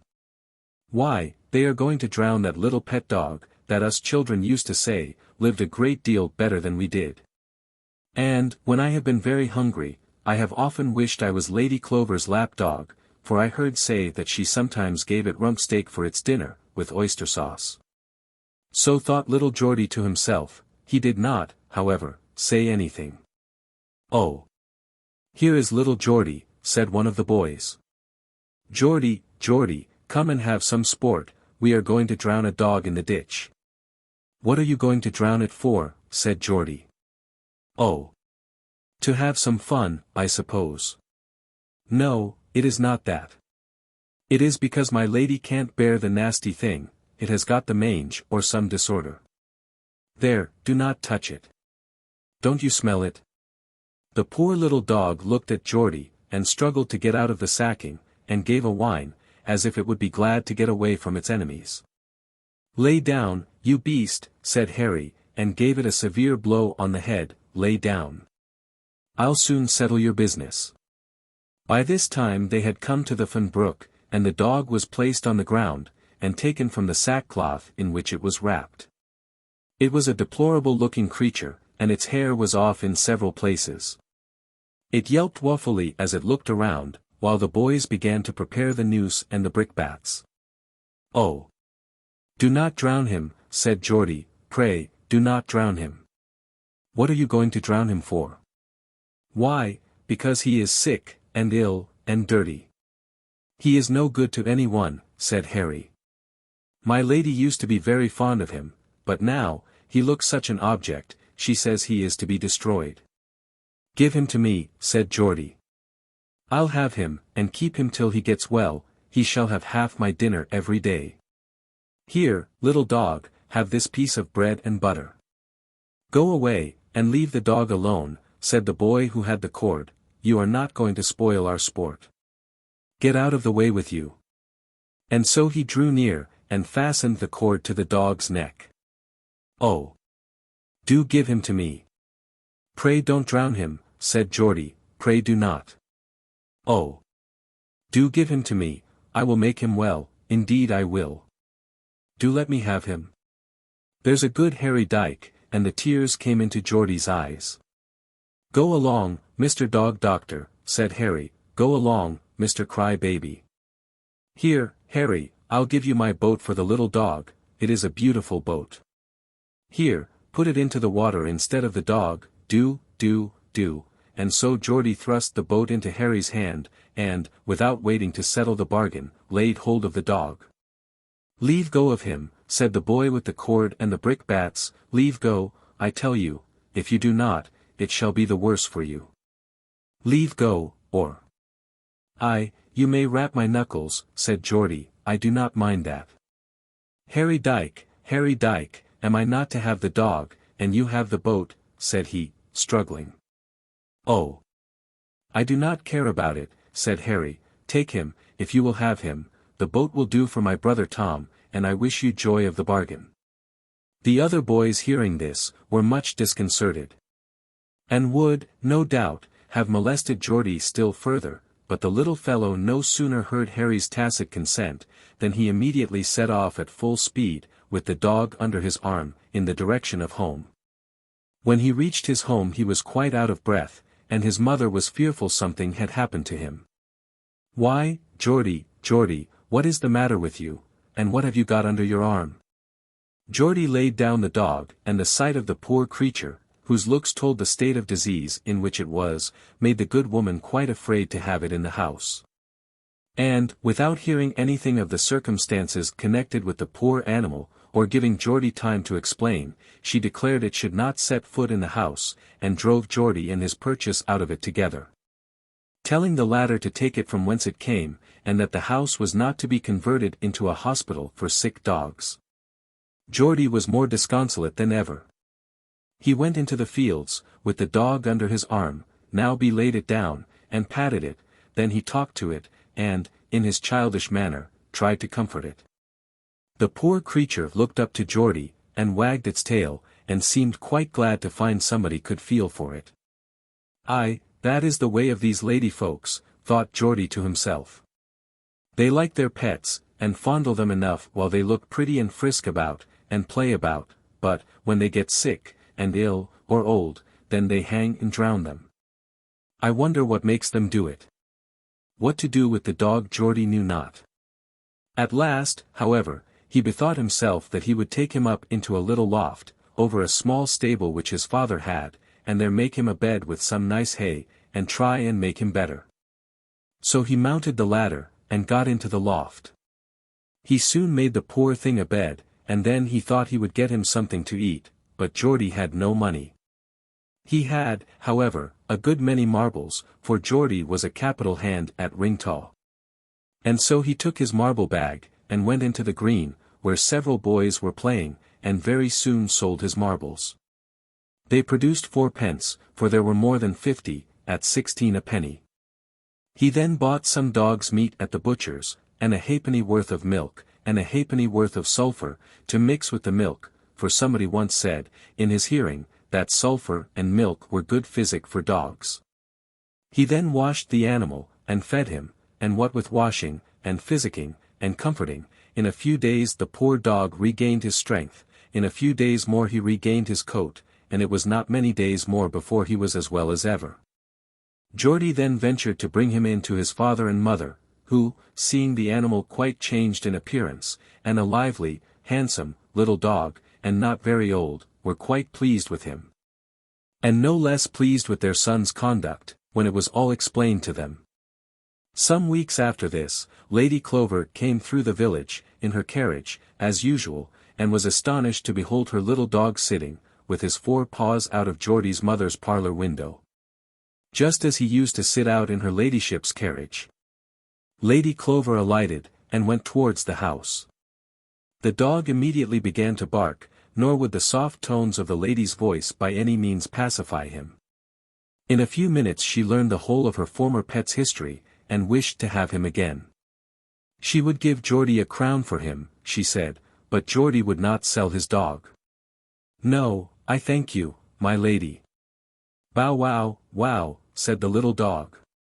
"He might be sick again, my lady, and then he would be drowned, my lady." "Bow wow, wow, bow wow, wow." "Keep the plaguesome creature quiet," said her ladyship, "and hear me." "Bow wow, wow, wow, wow, wow, wow," said the little dog. Her ladyship could not obtain a hearing, and left the cottage in high displeasure. "I would not sell him for his weight in gold," said Geordie, not to Lady Clover. It was some years after this that Geordie grew almost a man, and Chloe, for that was the dog's name, grew old. Geordie's father had prospered in life, and, from being a poor caretaker, had become a respectable farmer. One night he returned from market with a considerable sum of money, arising from the sale of his crops, the principal part of which he had to pay away to his landlord in a few days. Some evil-disposed fellows had obtained a knowledge of this money being in the house, and determined to break into and rob it, perhaps also to murder those who might oppose them. It was a very dark night, and all were sound asleep, when Black Bill, and 2 companions, approached on tiptoe, to make an entrance in the back premises. By means of a centre-bit they had soon cut a panel out of the wash-house door.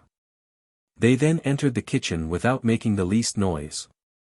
Black Bill had a large carving knife in one hand, and a dark lantern in the other, and, supposing the money to be in the bedroom, was mounting the stairs, to take it at any hazard.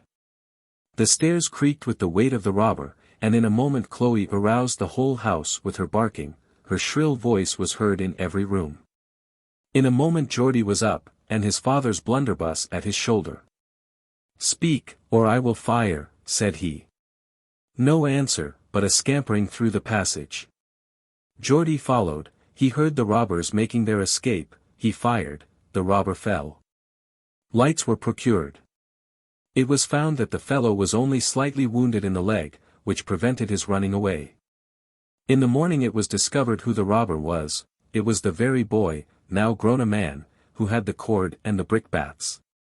Chloe did not live long after this, but died of sheer old age, not, however, you see, till she had amply repaid the kindness which had been bestowed upon her by Geordie. Learn from this, my little readers, a lesson of humanity. The Sable Hunter. Chapter 5. A dissertation upon going on foot. A fearful adventure with wolves. Having taken leave of their Tungusian friends, the travelers proceeded on their journey, hoping, before many days, to reach Yakutsk, a large town on the Lena, and the great fur market of eastern Siberia. Here they intended to stay a few days, and then proceed down the Lena, in pursuit of game. Alexis expected also to find a letter there, from his sister, which was to be sent by the mail, and which would, of course, travel faster than the pedestrian party. Incited, therefore, by several motives, the adventurers pressed cheerily forward upon their journey. But it was now October, and the ground was covered with snow. Every day, indeed, more or less snow fell, and the hunters found their progress much impeded by it. But in traveling, as in almost everything else, practice makes perfect. A man who is well trained to walking, can travel farther in a month than a horse. And as the power of going from place to place, without being dependent on horses, railroads, or even money, is a great thing, I advise all young persons, particularly young men, to learn to perform journeys on foot. The best way to travel over a country, is to go as a pedestrian. You can then stop and see the people along the road, and thus get acquainted with their manners and customs, their ways of living, acting and thinking. Some of the pleasantest passages in my own life, occurred when I was journeying on foot, and they are perhaps more delightful in my recollection, that I had then a good, sound pair of legs, and now, alas! One of them is replaced by a timber toe. If I had time, I could relate many little incidents, to show that a traveler on foot is ever welcome to the hut, the log cabin, or the farmhouse, along the road. And that his stories, his news, or even his company, are esteemed good pay for his lodging and his fare. But I must proceed with my story of the sable hunter, or I shall never get through with it. When I began, I expected to dispatch it in 2 or 3 chapters, but the journey, as well as old Linsk's tongue, is much longer than I expected. For some time after the party started, Alexis found his feet sore and his limbs weary, at night, and more than once, he felt homesick and discouraged. But he was a youth of much energy of character, and he felt the importance of making a great effort in behalf of his father and sister, upon whose happiness the whole power of his soul was now concentrated. Beside these motives to effort, Linsk took pains to enliven the spirits of his party, by putting a cheerful face upon things, and by telling his tales, of which he seemed as full as a hive is of bees. And there was this difference between Linsk's tongue and the little honey-makers, that while they grow torpid as the cold weather comes on, his organ of speech seemed to wag all the faster for it. A flurry of snow was usually a prelude to a story, and a real storm seldom failed to bring out something interesting.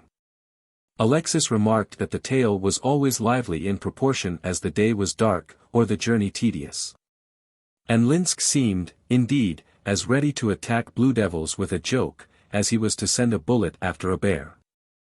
I note these things with some particularity, because I conceive that cheerfulness is a great virtue, and that it is of infinite importance in those passages of life which seem to demand of us patient endurance and protracted effort. Cheerfulness is the best of all stimulants, and I advise my young friends to lay in a good stock of it. It produces 2 excellent effects: it makes a person agreeable to himself and to others. As I have said, the weather was now stormy, and the country through which the hunters were passing, was to the last degree dreary and desolate. It was generally level, or slightly undulating, and nearly destitute of vegetation. Occasionally they came to extensive forests, consisting of low pines and cedars, and sometimes there was a deep ravine, where the fir trees grew to a considerable height, and so matted together as hardly to admit the light between them. One gloomy afternoon, as the party were winding their way through a forest, which covered a range of broken hills and ridges, the younger portion had gone before, leaving Linsk a little in the rear. Turning an angle in the road, they lost sight of him, and went on for several minutes, forgetting that he was not with them. By and by, they heard a sharp whistle, and then a rifle shot, and then a call, that made the sullen woods echo, as if filled with 20 voices. They instantly looked around, and seeing that Linsk was not with them, turned back, and ran with all their might, knowing that something must have happened, to cause so loud and urgent a summons. Turning the angle in the road, and pushing on for about a dozen rods, they came upon a scene which amazed and alarmed them. There stood old Linsk, battling for life, in the midst of a pack of wolves. One of the beasts lay dead at his feet. But another had hold of his leg, and a huge fellow, nearly as tall as the old hunter himself, was laying his paws upon him, and threatening to seize him by the throat. The coolness of Linsk was admirable. He waited his opportunity, and then stretching himself to the full height, he brought down his powerful arm, and striking his dagger in the side of the wolf, laid him prostrate in an instant. He then bestowed a kick upon the rude fellow that had hold of his leg, and hitting him by the side of the head, made him roll over and over in the snow. Linsk fell upon him, but the creature, being only stunned, got up, and was about to run away, when the old hunter, now more furious than the wolves themselves, seized him by the tail, and whirling him round and round, sought to dash out his brains upon the frozen earth. The animal seemed amazed and frightened, and set up such a hideous howl, that all the rest of the pack took to flight, and even the beast upon which Linsk had fastened, slipped through his fingers and fled for life. Happening to take the direction of the young men, now coming up and near at hand, he came pretty near Alexis, who levelled his rifle and shot him through the head. "Well done," cried Linsk, clapping his hands, "well done, Alexis. You're a true hunter, after all. Phew! I am all out of breath. Bravo, boys. It's the first bit of fun I have had since we set out. St. Nicholas!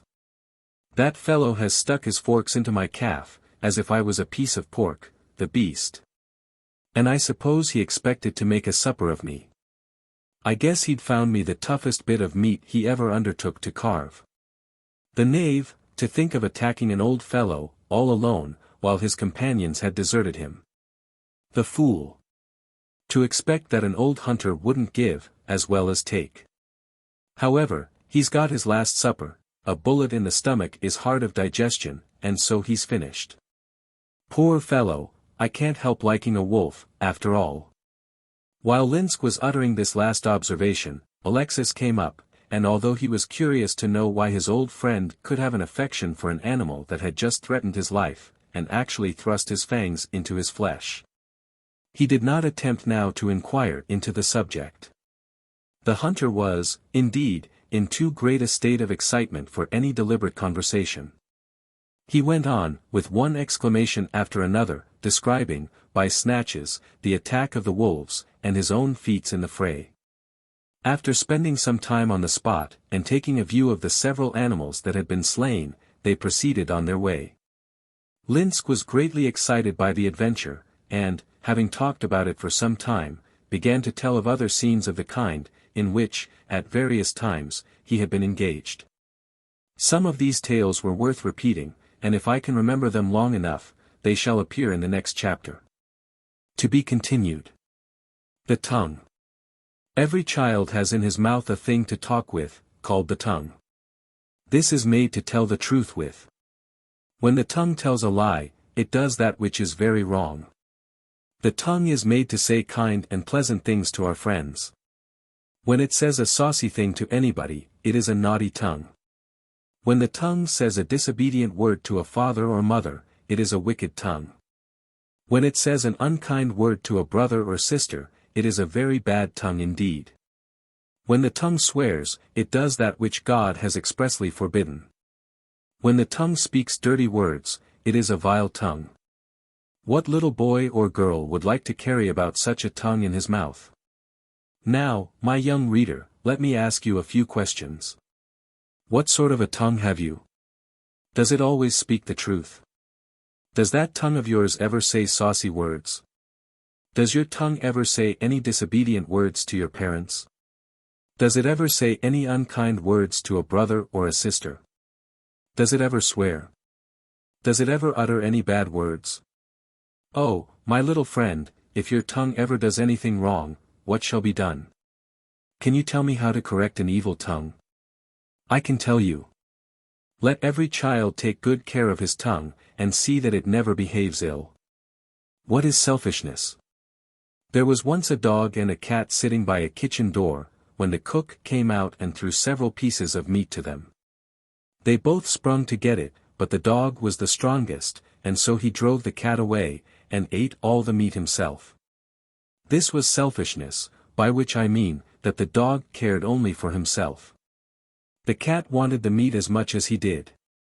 But he was the strongest, and so he took it all. But was this wrong? No, because the dog knew no better. The dog has no idea of God, or of that beautiful golden rule of conduct, which requires us to do to others as we would have them do to us. Dar. What says? Let dogs delight to bark and bite. For God hath made them so. Let bears and lions growl and fight. For 'tis their nature too. But children have a different nature, and a different rule of conduct. Instead of biting and fighting, they are required to be kind and gentle to one another, and to all mankind. Instead of being selfish, like the dog, they are commanded to be just and charitable, by which I mean, that they should always give to others what is their due, and also give to others, if they can, what they stand in need of. If a child snatches from another what is not his, he is selfish, and very wicked. If a child tries in any way to get what belongs to another, he is selfish, and is as bad as a thief or a robber. Selfishness is caring only for oneself. It is a very bad thing, and every child should avoid it. A selfish person is never good, or happy, or beloved. How miserable should we all be, if every person was to care only for himself. Suppose children and grown-up people were all to be as selfish as cats and dogs. What constant fighting there would be among them. How dreadful would it be to see brothers and sisters snarling at each other, and pulling each other's hair, and quarreling about their food and their playthings. We ought to be thankful that God has given us a higher nature than that of beasts, and enabled us to see and feel the duty of being kind and affectionate to one another.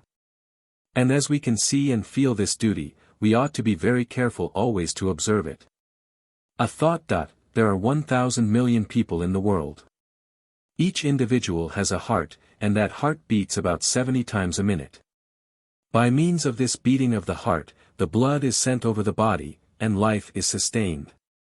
How great must that being be, who can keep 1,000 millions of hearts beating 70 times every minute, thus sending the blood through the veins and arteries of 1,000 millions of people. Winter. Music composed for Mary's Museum, by G. J. Webb. 'Tis winter, the morning is grey. A cold-looking sky is above us today. And see, where the hilltops are naked and brown. The pretty white snowflakes come quietly down. They come in their beauty, like spirits of light. And wrap the chilled earth with a mantle of white. Beneath it the daisies are sheltered and warm. And safe from the blasts of the pitiless storm. And soon, when the sunbeams of summer shall come, they'll start up anew from their snow-covered home. They'll spread their green leaves over valley and plain, and catch the bright dews in their blossoms again. Mary's Museum. Volume 2. Number 6. Sketches of the Manners, Customs, and History of the Indians of America. Chapter 10.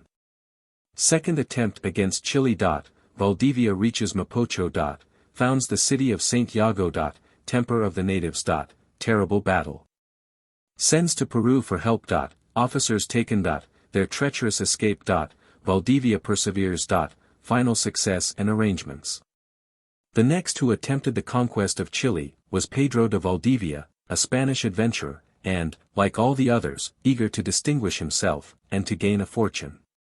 However, he was not so cruel and avaricious as many of the adventurers. He determined to establish a permanent settlement in Chile. He began his march in the year 1540, with 200 Spaniards, and a numerous body of Peruvian auxiliaries. He had also some monks, several women, and a great number of European quadrupeds, with everything requisite for a colony. He pursued the same route as Almagro, but, as it was in the summer, he passed the Andes without trouble, and entered Copiapó. But he found a cool reception, though it was warm weather. The people had learned the fate of Peru, and were determined not to allow their country to be plundered by the Spaniards, if they could help it.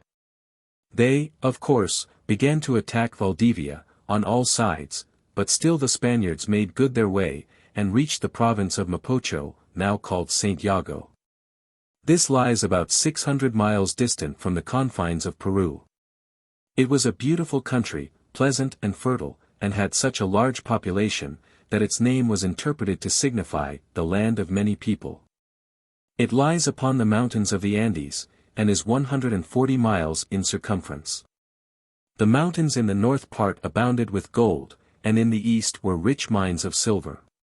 Valdivia admired the country, and determined to possess it. He accordingly began his settlement, by founding a city, which he named St. Iago, in honor of that apostle.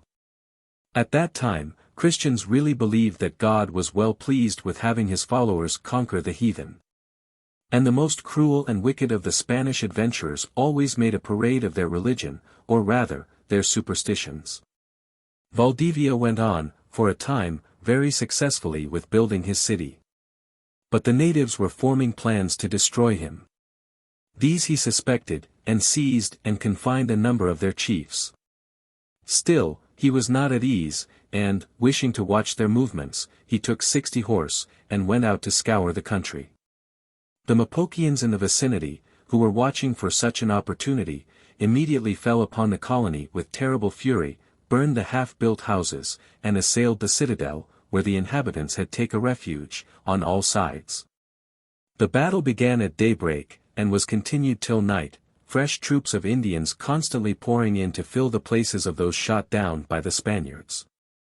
The commander of the fort sent, during the night, a messenger to Valdivia, who immediately returned.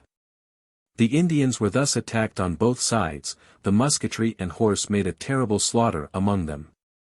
They had no arms but bows and slings, yet they fought most furiously, till nearly all their army was destroyed. Valdivia thus relieved the siege, and rebuilt the city, but, for 6 years, the natives were constant in their attacks. They cut off the Spaniards at every opportunity, destroyed the crops, and, finally, rendered all the fertile plains around St. Iago uncultivated and desert, and then retired to the mountains. The Spanish soldiers had become heartily tired of this fighting life. A few battles did very well, but to spend year after year in warfare was not at all comfortable.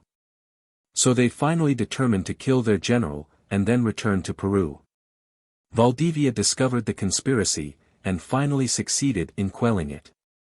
About the same time, he obtained possession of a rich gold mine, in the valley of Quilota. And, by distributing the gold freely among his men, he found that they soon grew contented. But he discovered that he needed more soldiers, as the natives were far from being subdued. And he had constantly to keep a detachment of troops to guard the miners. At length, Valdivia resolved to send, by land, 2 of his captains, Monroy and Miranda, with 6 companions, whose spurs, bits, and stirrups he directed to be made of gold, hoping thus to entice the Spaniards in Peru to come to his assistance. These messengers were escorted by 30 horsemen, who were to accompany them to the borders of Chile. They reached Copiapo. Here they were attacked by 100 archers, commanded by Cordio, an officer of the Ulman. The Spaniards were all slain, except the 2 captains, who, dreadfully wounded, were taken prisoners, and brought before the Ulman. That prince resolved to put them to death. But, at the solicitation of his wife, the Ulmina, he finally consented to spare them. She unbound them with her own hands, dressed their wounds, and treated them like brothers. When they were fully recovered, she desired them to teach her son the art of riding, as several of the horses had been taken alive in the defeat. The 2 Spaniards readily consented to her request, hoping that they should find means to escape. This was natural, nor would it, perhaps, have been wrong, had they not committed a most horribly ungrateful crime to effect it. They were not strictly guarded, and frequently rode out with the young prince. One day, as this youth, the son of their benefactress, was riding between them, escorted by his archers, and preceded by his lance-bearer, Monroy suddenly attacked him with a poniard he had concealed, and gave him several mortal wounds. While Miranda wrested the lance from the officer, and, in the confusion caused to the escort by seeing their young prince bleeding on the ground, these 2 treacherous Spaniards easily escaped. But this breach of faith was ultimately of great disadvantage to the Spaniards. That one unprovoked murder probably caused the death of hundreds. Because the natives never, after the occurrence, seemed to have put any faith in the professions of the white men. The succeeding year or 2 were spent by Valdivia in fighting, and founding cities. The natives were gradually losing strength and hope, many were slain in the wars, and some yielded to what seemed inevitable, and became the allies of the Spaniards. Still, there was much for these invaders to endure. At one time, the Copiapians, to revenge the murder of their prince by Monroy, killed 40 Spaniards. And, not satisfied with that vengeance, they persuaded the Coquimbanes to massacre all the inhabitants of a colony which had been founded in their territory, and to raze the city of Serena, which Valdivia had caused to be built, to its foundations. In 1549, the city was rebuilt in a more advantageous situation, but every advantage had to be purchased at the point of the sword, and paid for by human blood. After a contest of 9 years, and almost incredible hardships, the Spanish power seemed established in that part of Chile which had, formerly, been under the dominion, or, rather, superintendence, of the Peruvian Empire. Valdivia then proceeded to distribute the conquered lands among his officers, as had been done in the West Indies and Peru. Then he was ready to undertake the conquest of the remaining provinces of Chile.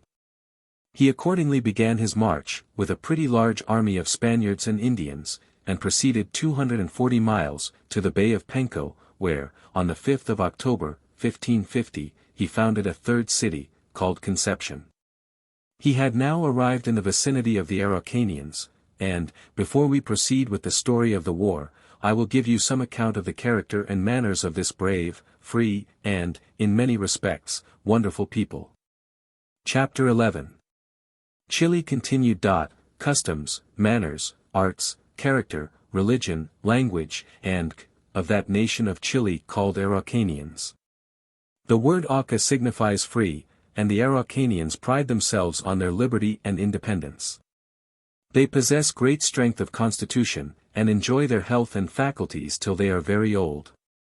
They rarely begin to be gray before they are 60 or 70, and are not bald or wrinkled till 80. Their complexion is of a reddish brown, but much clearer than that of any other Indians. One tribe, the Borowanes, which live on the mountains, have as fair complexions, red and white, as Europeans. But, in general, the Araucanians are well distinguished as red men. They have round faces, small, animated eyes, a rather flat nose, a handsome mouth, even and white teeth, and small feet and hands. The men pluck out their beards, but the hair on their heads they permit to grow to a great length. It is coarse, and black, and they wind it in tresses around their heads, and on no account allow it to be cut. The women are delicately formed, and many of them, especially among the Borowanes, are very handsome. Their moral qualities are superior to those of any other of the native nations of America. They are courteous, hospitable, faithful to their engagements, grateful for services rendered them, and, generally, generous and humane towards the vanquished. They are exceedingly brave and patriotic, and enthusiastic lovers of liberty. These noble qualities are obscured by the vices inseparable from the half-savage state of life they lead, unrefined by literature, and unenlightened by the Christian religion. They are often guilty of drunkenness. They practice polygamy, and they are very proud of themselves, and entertain a haughty contempt for all other nations. The men dress in the following manner: they wear a shirt, vest, and a pair of short, close breeches. And a cloak, called a poncho. It is an oblong piece of cloth, about 3 yards long and 2 wide, with an opening in the middle for the head, and is a very commodious and useful garment. Their clothes are made of wool, which they manufacture into cloth, and all the dress, except the poncho, is colored a greenish blue. This is the favorite color of the nation. But the poncho may be either white, red, or blue, with stripes a span broad, on which are wrought the figures of flowers and animals, in all manner of colors, and the border is ornamented with a handsome fringe. The Araucanians wear on their heads a bandage of embroidered wool, in the form of the ancient diadem. They raise this, as a mark of courtesy, when saluting any one. When going to war, they ornament it with beautiful plumes. They also wear, around the body, a long woolen girdle, handsomely wrought. Persons of rank wear woolen boots, of various colors, and leather sandals, but the common people always go barefooted. The dress of the women is very modest and simple.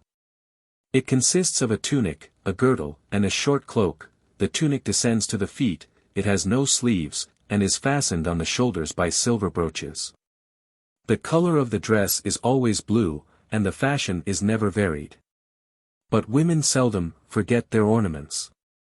And these Araucanian ladies decorate their hair, which, divided into tresses, is allowed to float gracefully over their shoulders, with a profusion of false emeralds, and they wear necklaces of glass, and rings of silver on every finger.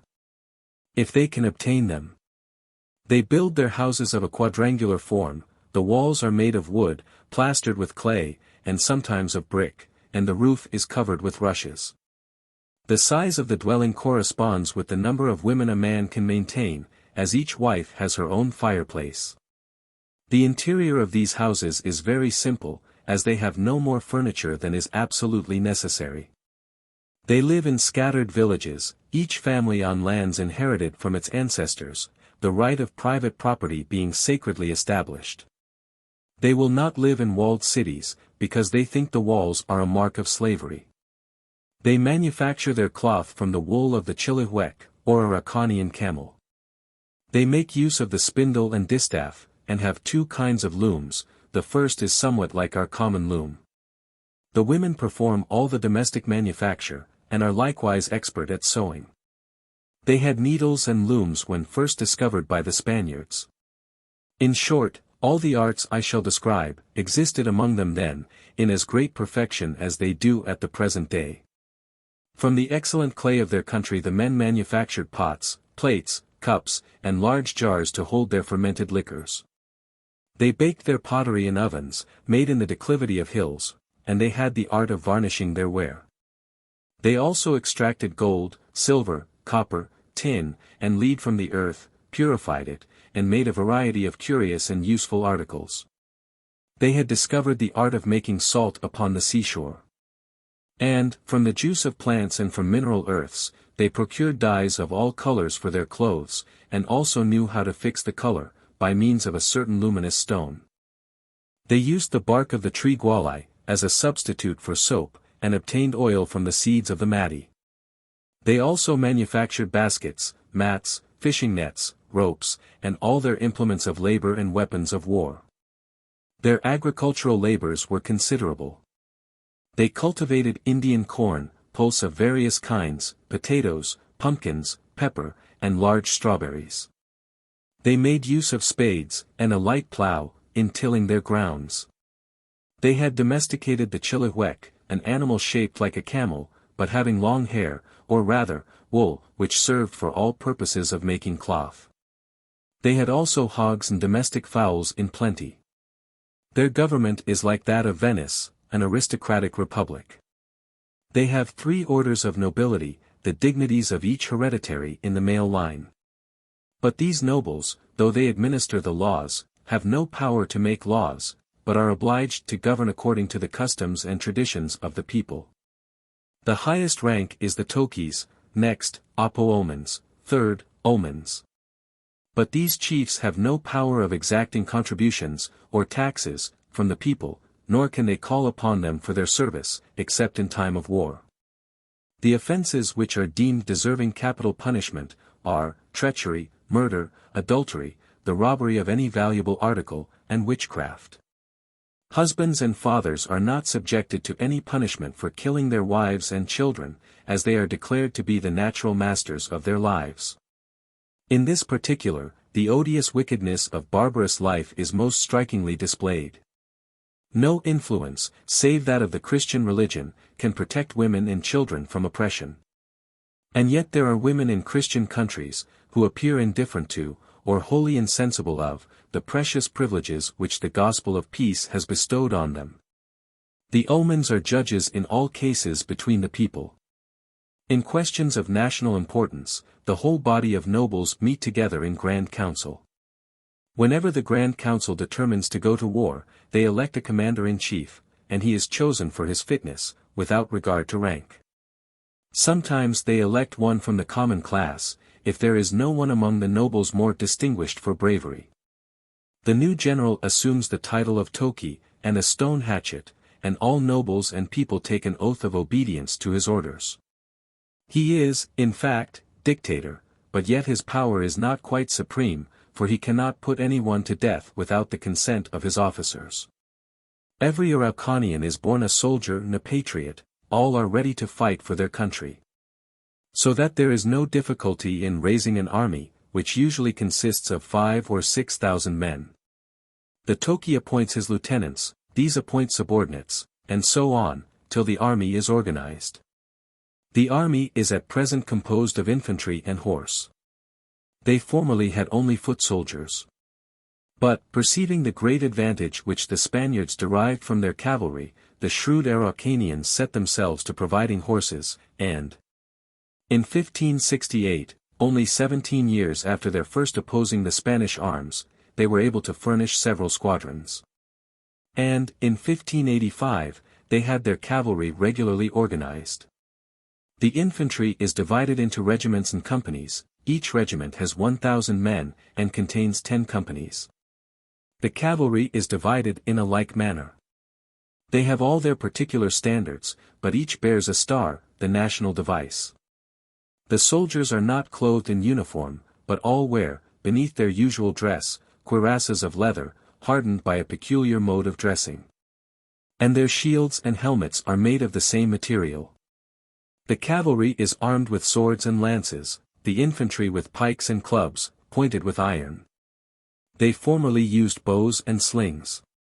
But, when fighting with the Spaniards, they found these would not do, so, to avoid the effect of the musketry, they adopted pikes and clubs, and immediately closed in and fought hand to hand with the enemy. They used firearms with great skill, whenever they took powder and muskets from the Spaniards, but, as soon as the powder was expended, they returned to their own way of fighting. They were, however, very anxious to learn the secret of making powder, and, it is reported, tried one very extraordinary experiment. There happened to be a few Negroes with the Spanish troops. These, the Araucanians thought, were the powder magazines, or, at least, that the Spaniards used them in making powder. So, happening to take a poor black man prisoner, the Araucanians first covered him with stripes from head to foot, and then burned him to a coal, in order, by reducing it to powder, to obtain the so much wished-for secret. But the cruel experiment failed. The troops of this warlike nation are very vigilant, and always choose excellent positions. They are, moreover, acquainted with the art of constructing military works, and of protecting themselves with deep ditches, which they guard with branches of thorn. When action becomes necessary, they separate the cavalry into two wings, and place the infantry in the center, the files being arranged in such a manner that a pikeman and one who carries a club always fight side by side. They are brave, indeed utterly fearless, in battle. Though they know full well that the first ranks will be exposed to almost certain destruction, they eagerly contend with each other for these posts of honor. As soon as the first line is cut down, or swept away by the cannon, the second occupies its place, and then the third, pressing on, until they succeed in breaking the front ranks of the enemy. In the midst of their fury, they preserve the strictest order, and perform all the evolutions directed by their officers. The most terrible of these are their club-bearers, who, Hercules-like, destroy or beat down all before them. The prisoners they take are usually made slaves, until they are exchanged or ransomed. They seldom put a prisoner to death. The religious system of the Araucanians differs, in some respects, from that of other Indian nations. They acknowledge a supreme being, the author of all things, whom they call Pilan, a word derived from Puli, the soul, and signifies the supreme essence.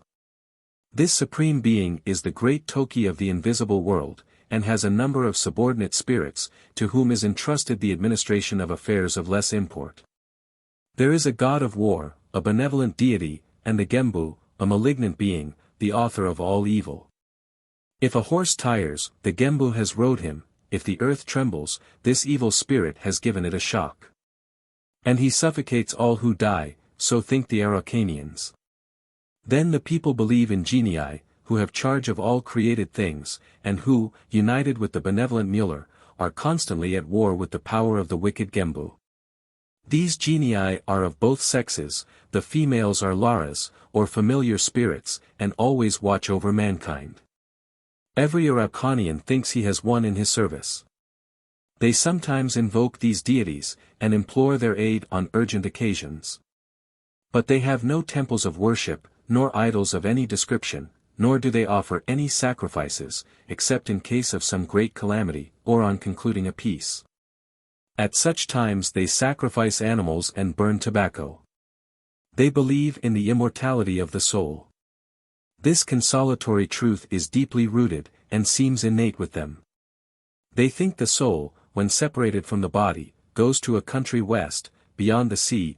One part of this land is pleasant, and filled with everything delightful, it is the abode of the good. The other part, desolate and wretched, is the habitation of the wicked. Missionaries are much respected, and well treated among them, and have full liberty of preaching their tenets. But yet, very few of the natives have ever been converted to Christianity. Still, they would seem to be the most likely of any of the Indian nations, to become, by suitable instruction, rational and real Christians. Their mode of worship, or manner of thinking respecting religious subjects, is more pure and spiritual than that of any other heathen people. And if books, in their own beautiful language, could be furnished them, and schools could be established among them, and good men and women, teachers of righteousness, in example as well as precept, would devote themselves to the work of instruction. It seems as though this interesting nation might be soon raised to the high rank of a civilized and Protestant Christian republic. The Araucanians divide time as we do, into years, seasons, months, days, and hours, but in a different method. They commence their solar year on the 22d of December, calling this solstice Thomathapantu, the head and tail of the year.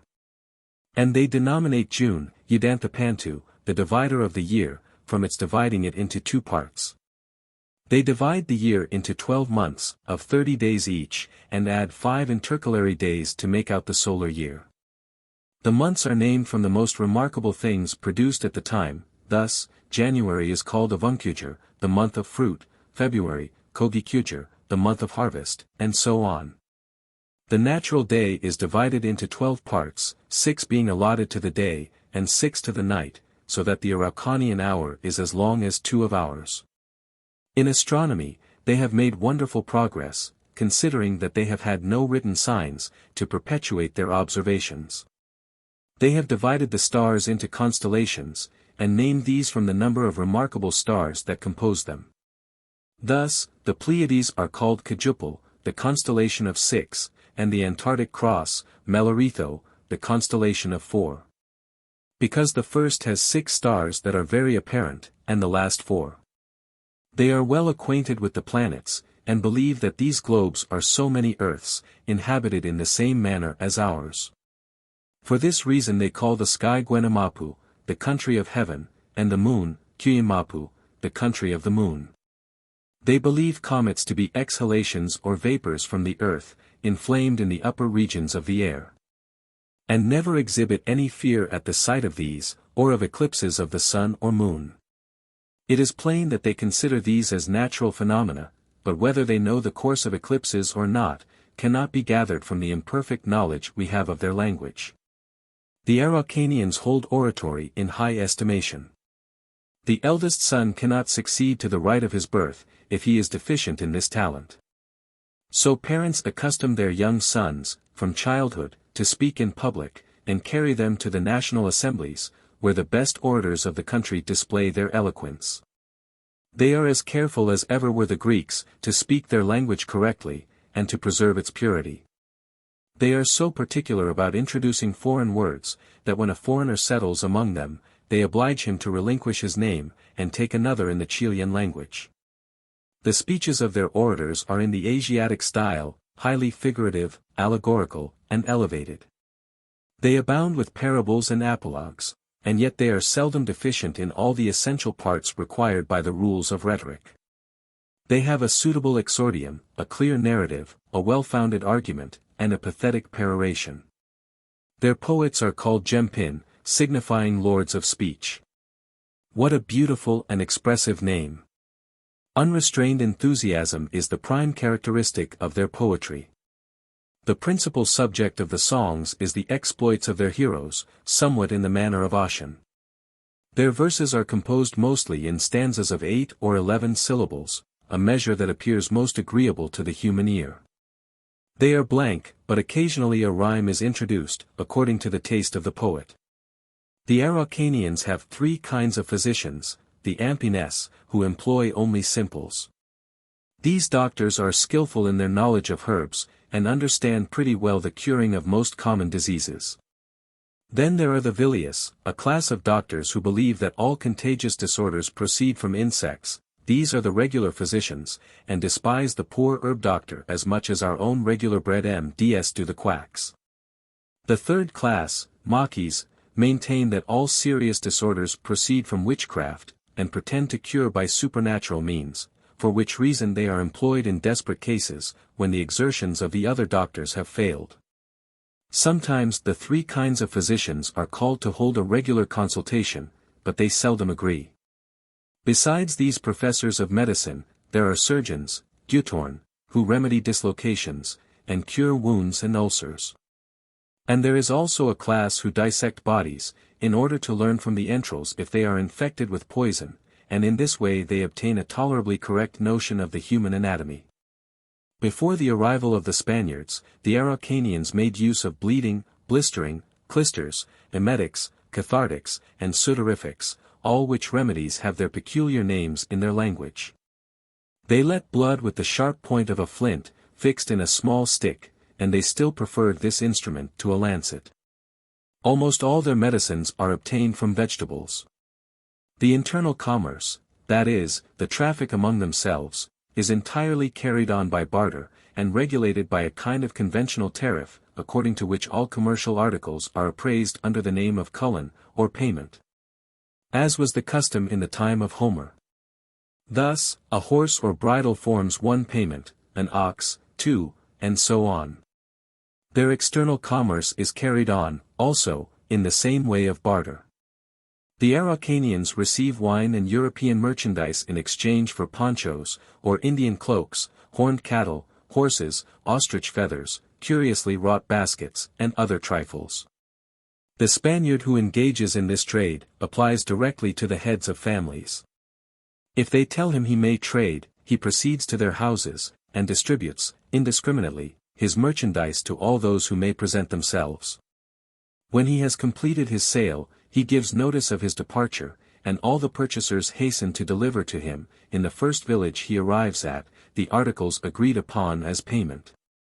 And never has there been known an instance of the least failure of punctuality. Would that those who bear the name of Christians, would always observe as good faith in their contracts as these Indians. The pride of this people has been before noted.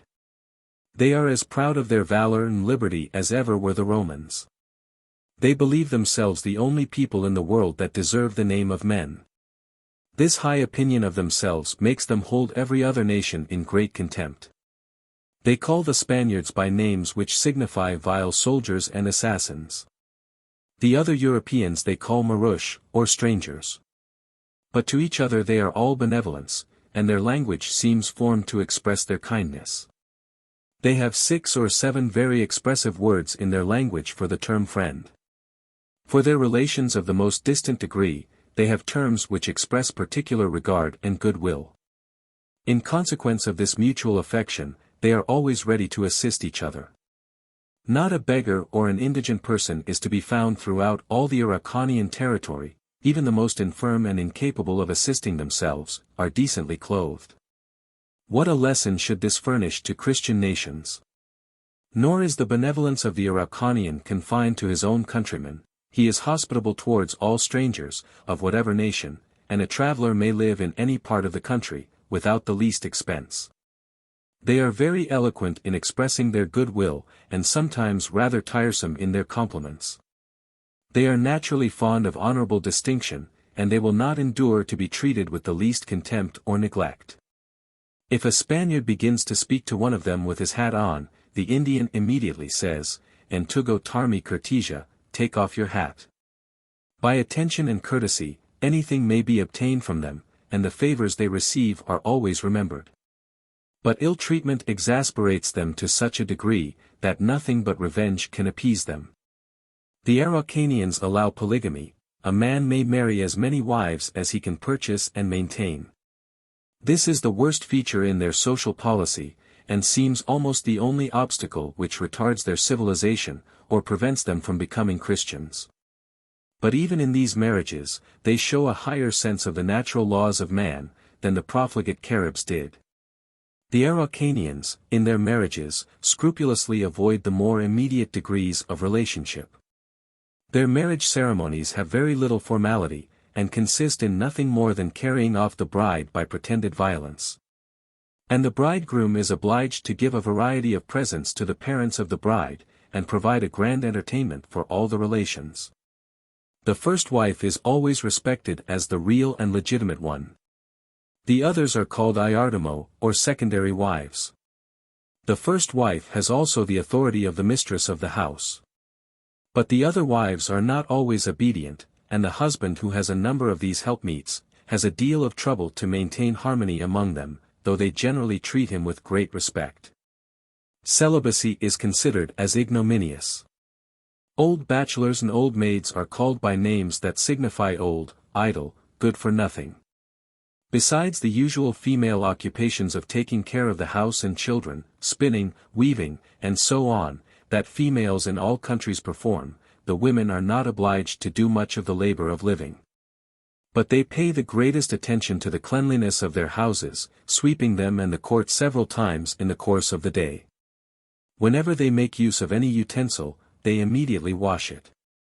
The same attention to cleanliness is paid to their persons. They comb their hair twice a day, and once a week wash it with the soap made from the bark of the quilli, which keeps the hair very clean. There is seldom to be seen on their clothes the least spot of dirt. The men are likewise equally fond of being neat and clean. In warm weather they bathe themselves several times a day, and it is rare, even in winter, that they do not bathe at least once a day. Children are very kindly treated, and rarely, if ever, punished, the Araucanians holding it as an established truth, that chastisement only renders men base and cowardly. The usual diet of this people is very simple. They are fond of Indian corn, and potatoes. Of the last they have cultivated more than 30 different kinds, from time immemorial. Although they have both large and small animals, and birds in plenty, yet they eat but little flesh, and that is simply boiled or roasted. They rarely eat pork, though they know how to prepare black puddings and sausages. Nor do they make much use of fish. They prefer bread and vegetables, especially potatoes, roasted, with a little salt. Their usual drinks consist of various kinds of beer, and of cider, made from Indian corn, apples, and other fruits. They are extremely fond of wine, which they purchase from the Spaniards, but they have never taken any pains to cultivate the vine, which might be easily raised in the country. The master of the house eats at the same table with his wives and children. The plates are earthen, the spoons and cups are made of horn and wood. The omens, or nobles, have, in general, wrought plate for the service of their tables. But they only make use of it when they entertain some stranger of rank, then they make all the show possible, as they like to be considered rich. In summer, they are fond of dining in the shade of trees, which for this purpose are always planted round the house. Besides dinner, supper, and breakfast, they have, every day, their luncheon, which consists of a little flour of parched corn, steeped in hot water in the morning, and in cold in the evening. Such is their common mode of living. But, on the occasions of funerals, marriages, or any other important event, they make great entertainments. Sometimes, 300 persons are present, and the feasting continues 2 or 3 days. These are called kaween, or circles, because the company seat themselves in a circle around a large branch of cinnamon wood. They have also a custom, somewhat similar to our New England raisings, huskings, and quiltings. When there is any work which requires the combined aid of several persons, such as threshing their grain, building a house, and the Araucanians, or all who wish to partake of the feast, assemble, and work until the labor is completed. But they generally come in sufficient numbers to finish the job in a few hours, and then devote the remainder of the day to amusement. Music, dancing, and play form their customary diversions. Their musical instruments are very rude, their voices rather harsh, and the manner of singing not very agreeable to a stranger. But their dances, of which they have several, are lively and pleasing. The men and women sometimes dance together, but often are apart. Their games are very numerous, and, for the most part, very ingenious. They are divided into sedentary and gymnastic. It is a curious fact, and worthy of note, that they have the game of chess, which they call komikan, and which has been known to them from time immemorial. They have also a game, keichu, which is almost similar to our backgammon. The youth exercise themselves frequently in wrestling and running, and playing ball, which they like exceedingly. But the penko is a favorite game, because it has some resemblance to the siege of a fortress, and they delight in war.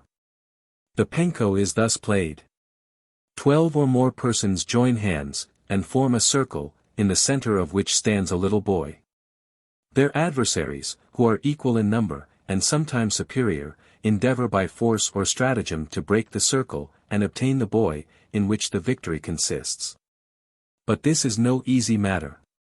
The defenders make almost incredible efforts to keep themselves closely united, and the besiegers are often compelled, by weariness, to relinquish the attempt, and then the defenders shout for their victory. The aboriginal inhabitants of Chile, from the ocean to the Andes, from Peru to Magellan, all speak the same language. It is a regular, harmonious, and rich language, and so elegant, expressive, and copious, that Europeans who have studied it, think the Chileans must, in former times, have possessed a much greater degree of civilization than at present. Because mere savages could never have formed a dialect so perfect. It differs from every other American language, not less in its words than in its construction. It is so copious, that a complete dictionary of it would require more than one large volume, and in sweetness and variety it greatly excels the other Indian dialects. The Araucanians are very particular to teach their children to speak with propriety and elegance, and it is probably this care which has preserved the language so pure. They will not converse in Spanish, though they easily learn that language, or, indeed, any other, but they scrupulously adhere to their own tongue, and it is through this medium that, if ever they embrace Christianity, they must be taught. It seems, from many circumstances, as though this people were peculiarly prepared to become Protestant Christians, whenever they can be instructed in the arts of reading and writing, and furnished with the Word of God. Such are the character and manners of the Araucanians of the present day. Most of the customs we have described are original, though a few of them have been derived from the Spaniards. A long nap. Did you ever see a bear? A bear is a creature as large as a small cow. Some bears are black, some white and some brown. Bears live far away in the woods and mountains. They do not get together, as people do, and build houses, not they. Every bear looks out for some hole in a tree or cave in a rock, and there he makes his bed. If he can get enough to eat, he cares for nobody else. When winter comes, bears of some kinds grow sleepy, and, crawling into a hole, or lying down beneath the shelter of thick trees, they shut their eyes and go to sleep. Like the little striped squirrel, and woodchucks, and toads and lizards, they thus sleep till spring. Lord Bacon. The word bacon is usually applied to a piece of smoked pork, and sometimes means nothing more than ham. But, in the present case, it is applied to one of the greatest and most useful men that ever lived, and this may show that the same word may signify very different things. Now, this Lord Bacon, whose Christian name was Francis, as I have said, was a great and useful man, but what did he do? He was no warrior, and never fought a battle, he was no king, and never wore a crown. He was no giant, and never performed any great feat of bodily strength, but he did more for the good of mankind than any giant, king, or warrior. He taught the world how to think, how to reason, how to find out truth. He was born in London, in the year 1561. He was bred a lawyer, and held office under Elizabeth, then Queen of England. But, after a time, he offended the Queen, and his hopes of high preferment were disappointed. After Queen Elizabeth died, and James I came to the throne, he was made a judge, and held several important stations, and at last was honored with the title of Viscount St. Albans, which meant that he was one of the nobles of the land. Or, in other words, that he was to be called a lord. But the offices and honors he enjoyed, were not the foundation of Bacon's claims to the respect and gratitude of mankind. You must remember that he lived almost 300 years ago. And then the people, even those who were learned, held many absurd opinions, and, what was the worst of all, they had false and foolish modes of reasoning. Thus it often happened, that even the learning and philosophy of those days rather led to error than to truth. Now, Bacon applied himself to the teaching of better modes of thinking and reasoning. Instead of bewildering the mind with theories and fancies, he taught the world to study into facts, to gather stores of knowledge, and to make this knowledge the starting point, the foundation of their philosophy. He taught this great and simple truth, and the result of it has been, that mankind, since his time, have discarded many absurd errors, and gone on making new and wonderful discoveries.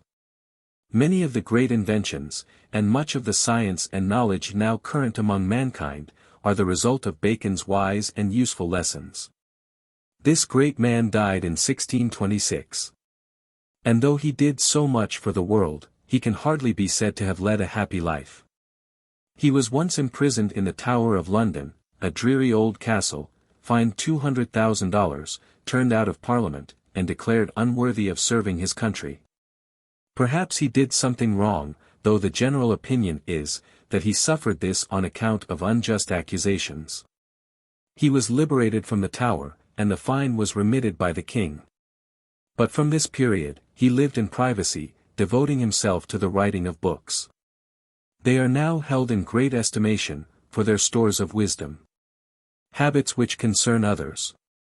Not only for our own sakes, but on account of all with whom we associate, it is our duty to take great care of our habits. The general principle which should lead us to do this is, that we cannot live for ourselves alone. We must think of others. We must speak and act with them in our minds. And we are bound to form such habits as shall tend to their good, to make us useful in the world. We must, in a word, deny ourselves. If, while we are children, we take pleasure in giving a part of what we enjoy, be it only a bunch of flowers, or an apple, to one of our schoolmates, we shall thus prepare ourselves to make others good and happy, when we come to manhood. But a selfish habit will be very hard to change hereafter. We should form the habit of associating with good persons. A lad may have many pleasant things about him, he may be witty, or bold, or smart. But, if he is coarse in his manners, if he is vulgar, profane, or addicted to falsehood, we should shun his company. We are apt to become like those with whom we freely associate. And although we do not mean to imitate their faults, and do not think there is any danger of it, yet we may soon fall into the same bad habits. To be safe, therefore, we should never trust ourselves unnecessarily with any but good people. You may think it will be easy to break away from the company and acquaintance of a boy, when you find him to be very bad, but it will not be so. Many have been ruined for life by the friendships they have formed with vicious children, while at school with them. They continued to associate with them, and caught their vices in youth, and even up to manhood. If we wish to do good in the world, we must be good, and we cannot be good, if we are very intimate with bad persons. It is our duty habitually to speak well of others. We are accustomed to do the opposite of this, to say all the bad things of others which we think the truth will allow. This is wrong. A little boy once said to his mother, "When will these ladies be gone, so that we can talk about them?" And what was to be said about those ladies? Probably the family were in the habit of speaking of the faults of their visitors. If there was anything that could be ridiculed in their dress or their remarks, then was the time to discuss it. Now, we all know the power of habit, and if we could only learn to think what good things we could say of others, and keep all that was bad to ourselves, what an immense improvement there would be among school children, and in the whole world. It is our duty to love all men. Let us, therefore, try to speak well of every one, and we shall soon love them. If we talk much against them, we cannot love them. We should practice punctuality, for the sake of others, as well as ourselves. He who is punctual, will accomplish far more in a day, than he who is not so. Washington was remarkable for this virtue. He once rode into Boston without any escort, because the soldiers were not punctual to meet him on the line, at the time they promised. His mother taught him, when a boy, to have certain hours for every employment, and to do everything at the appointed time. This habit helped, in his after life, to make him a good man. He was able to do what, without it, he never could have done. We injure others by a neglect of punctuality. A girl says to herself, "It is a little too cold, or a little too warm, to go to school today," or, "I feel a slight headache," and so she remains at home. Now, she thus not only loses all she might that day have learned, but gives her teacher trouble. He must note her absence, and when the time comes for a recitation the next day, she is behind her class, and gives him and them farther trouble. We ought never to say, "It is only once, I will not do so again," and think thus to excuse ourselves. For, from the force of habit, the oftener we are tardy, or otherwise fail in our duty, the more frequently shall we be likely to do so, and the more injury shall we do others, of course, by this fault. So that, on every account, we should be punctual. Among the habits essential to a good character, is moral independence. We hear much said about being independent in regard to property. Some persons think that condition all-important. But it is only so, if it can be proved indispensable to a higher and nobler independence, that of character. Let us inherit a patrimony, or earn a fortune by industry and economy, or by the power of superior talents. We shall still be miserably dependent on others, if we do not form our own opinions, as respects our duty, and practice what we feel to be right, and not merely what others tell us is right. We should first understand in what true independence consists. It is not eccentricity, or oddity, or affectation, nor is it an unreasonable pride and confidence in ourselves. We sometimes see boys, at school, who put on airs, and pretend to be very independent in all they say and do. There is no virtue in this. And is called very smart, because she is not afraid to speak her mind, as she terms it, about everybody and everything. She does it, when she knows it will give others pain. This is not true independence. Sarah is always saying queer, strange, and, what some call, independent things. But she does this merely for display. She is very dependent, for she lives on the opinion of others. She is always imagining what people will say of her. Another girl is trying to be eccentric. If she can find out what her companions expect her to think, or do, or say, she will strive to think, act, or speak, in exactly the opposite way. True independence is a habit of forming our own opinions on all subjects, without regard to those of our neighbors. It leads us, under all circumstances, to think, speak, and act according to what we believe to be our duty. We should never wait for others to act, through fear of doing differently from them. It is our duty to be considerate of the feelings of others, and to be prudent and accommodating where their happiness is concerned. But if we feel any course to be right, we should always pursue it, let us suffer as we may from the unjust censure of others. English Magazine. The black skimmer of the seas. This bird, which is sometimes called shearwater, is a lover of the ocean, and spends nearly his whole life in skimming along its surface, or in sitting upon its shores. A person, on looking at the creature's bill, might think it a very clumsy contrivance, for the lower mandible, or jaw, is a great deal longer than the upper one. People used to think that there was some mistake of nature, in giving this bird what seemed to them so inconvenient a tool for getting a living with. But this was only one of those instances in which ignorance led to presumption, and presumption to folly. A better knowledge of the shearwater's ways of life has served to show, that in this case, as in all others, the author of nature has shown wonderful skill in adapting means to ends. In supplying his creatures with the best possible contrivances for the trade or profession they are to follow. Now, the black skimmer is made for a fisherman. He is made to feast upon shrimps and small fishes of various kinds, that live near the surface of the water. Accordingly, he is provided with a bill, the lower part of which is the longest, and which he can dip in the water while he is skimming close over its face. In order to prevent this from impeding his progress, it is shaped like the blade of a knife, and thus it cuts the water with ease. As he speeds along, his bill scoops up the little fishes, and by the impetus of his flight, they are carried along in his bill, and swallowed as he goes. No better proof of the success of the ingenious contrivance furnished by nature to the shearwater can be needed, than that he is a lucky fisherman, and seems to enjoy an almost perpetual banquet. His wings are made of vast length, on purpose to assist him in sustaining his continued flight, and thus he seems to sail as if the wind were made on purpose for him, and he feasts as if the wide ocean were his larder. This singular and interesting bird comes to us along the northern shores of the Atlantic, in May, and retires to the south in autumn, where he spends the winter. His favorite haunts are low sandbars, raised above the reach of the tides. He builds his nest on dry flats, near the ocean.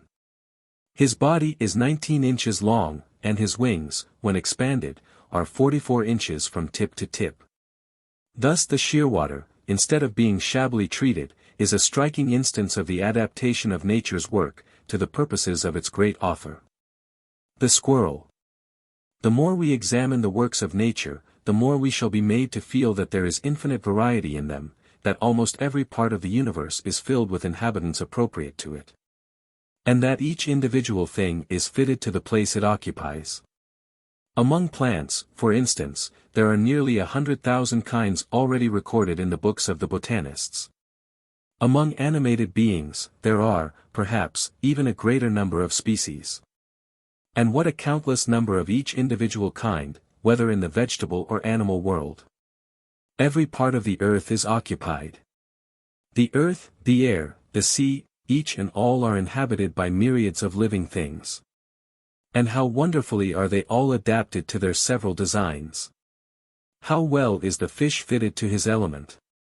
How admirably is the bird adapted to the life he is to lead. Among quadrupeds, the lively little fellow, whose name we have placed at the head of this article, is a pleasing illustration of the success with which nature accomplishes her designs. The squirrel is made to enliven the forest, to live among woods, to gather his food and make his nest, and spend a great part of his life amid the branches of the trees. And how perfectly is he at home in his domain. He springs from limb to limb, from tree to tree, he ascends or descends the trunks at pleasure, and seems to be as safe, in his airy evolutions, as the ox, or the horse, upon the solid ground, or the bird in the air, or the fishes in the river. How perfect an instance of adaptation is this! How nice must be a piece of machinery, that could be made to operate with such celerity, in such a variety of ways, and with such certain success. And how pleasing, as an object of mere beauty, is the squirrel. How graceful his form, how cheerful his aspect, how seemingly happy his existence. Gothic architecture. The modes of building in different countries, and in different ages of the world, have resulted in several distinct styles of architecture. Among the ancient Egyptians, it would seem, from the low and massy forms of their edifices, that they were fashioned in imitation of caves, the first habitations of savage man. The temples, of which many ruins remain along the borders of the Nile, seem almost like structures hewn out of the rock, so heavy are the columns, and so low the arches. Among the Greeks, the style of architecture seemed to be suggested by the wooden cabin, supported upon the trunks of trees. Thus the lighter and loftier columns supporting their edifices, seem to be a leading feature of their buildings. In China, the houses appear to be fashioned after the tent, as if the idea had been borrowed from the pastoral age, when the inhabitants subsisted upon flocks, and dwelt in tents. The Gothic architecture appears to be an imitation of the grove. The roof being supported by pillars, branching upward. The engraving will give some idea of this style of building. It flourished from the year 1000 to 1500, d. and was particularly used in the construction of churches, monasteries, and other religious buildings, during that period. In France and Germany there are still to be seen many churches in this style.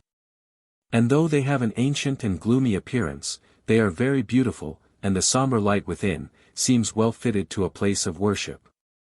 In England, also, there are many Gothic edifices of the olden time, among which Westminster Abbey, in London, is a fine specimen. In Boston, Trinity Church is somewhat in the Gothic taste.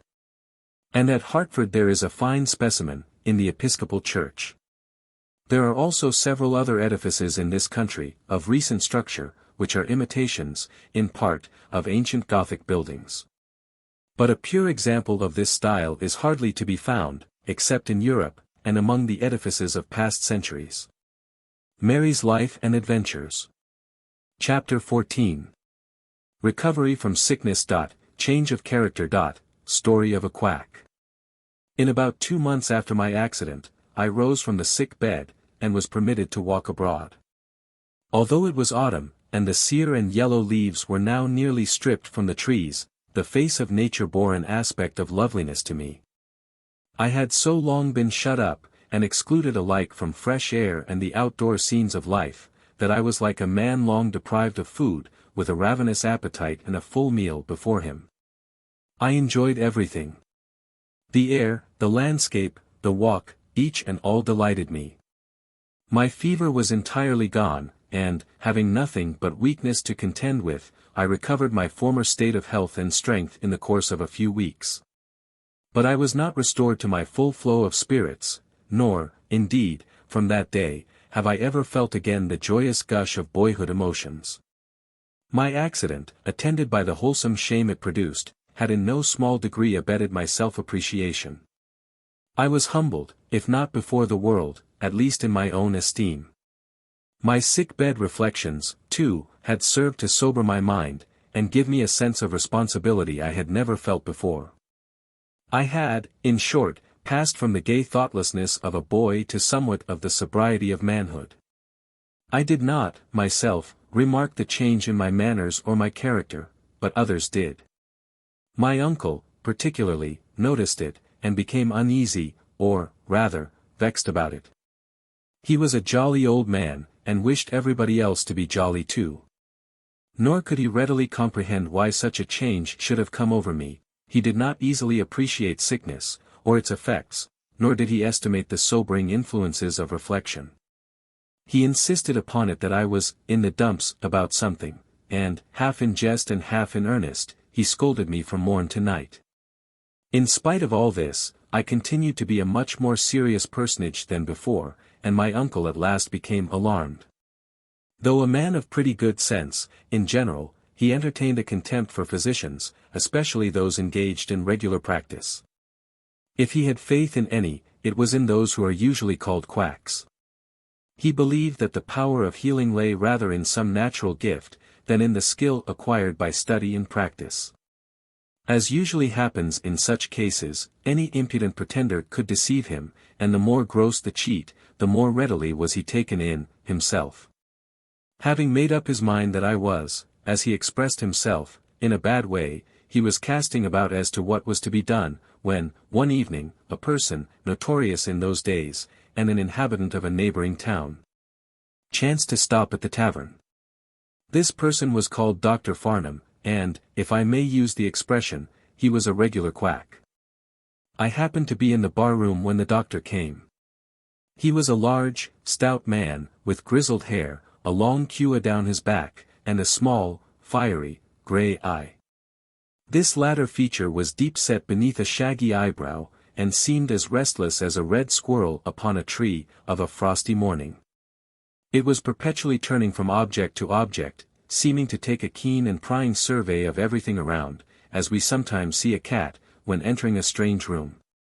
The doctor's dress was even more remarkable than his person. He wore small clothes, the fashion of the time, and top boots, the upper portion being not a little soiled and fretted by time and use.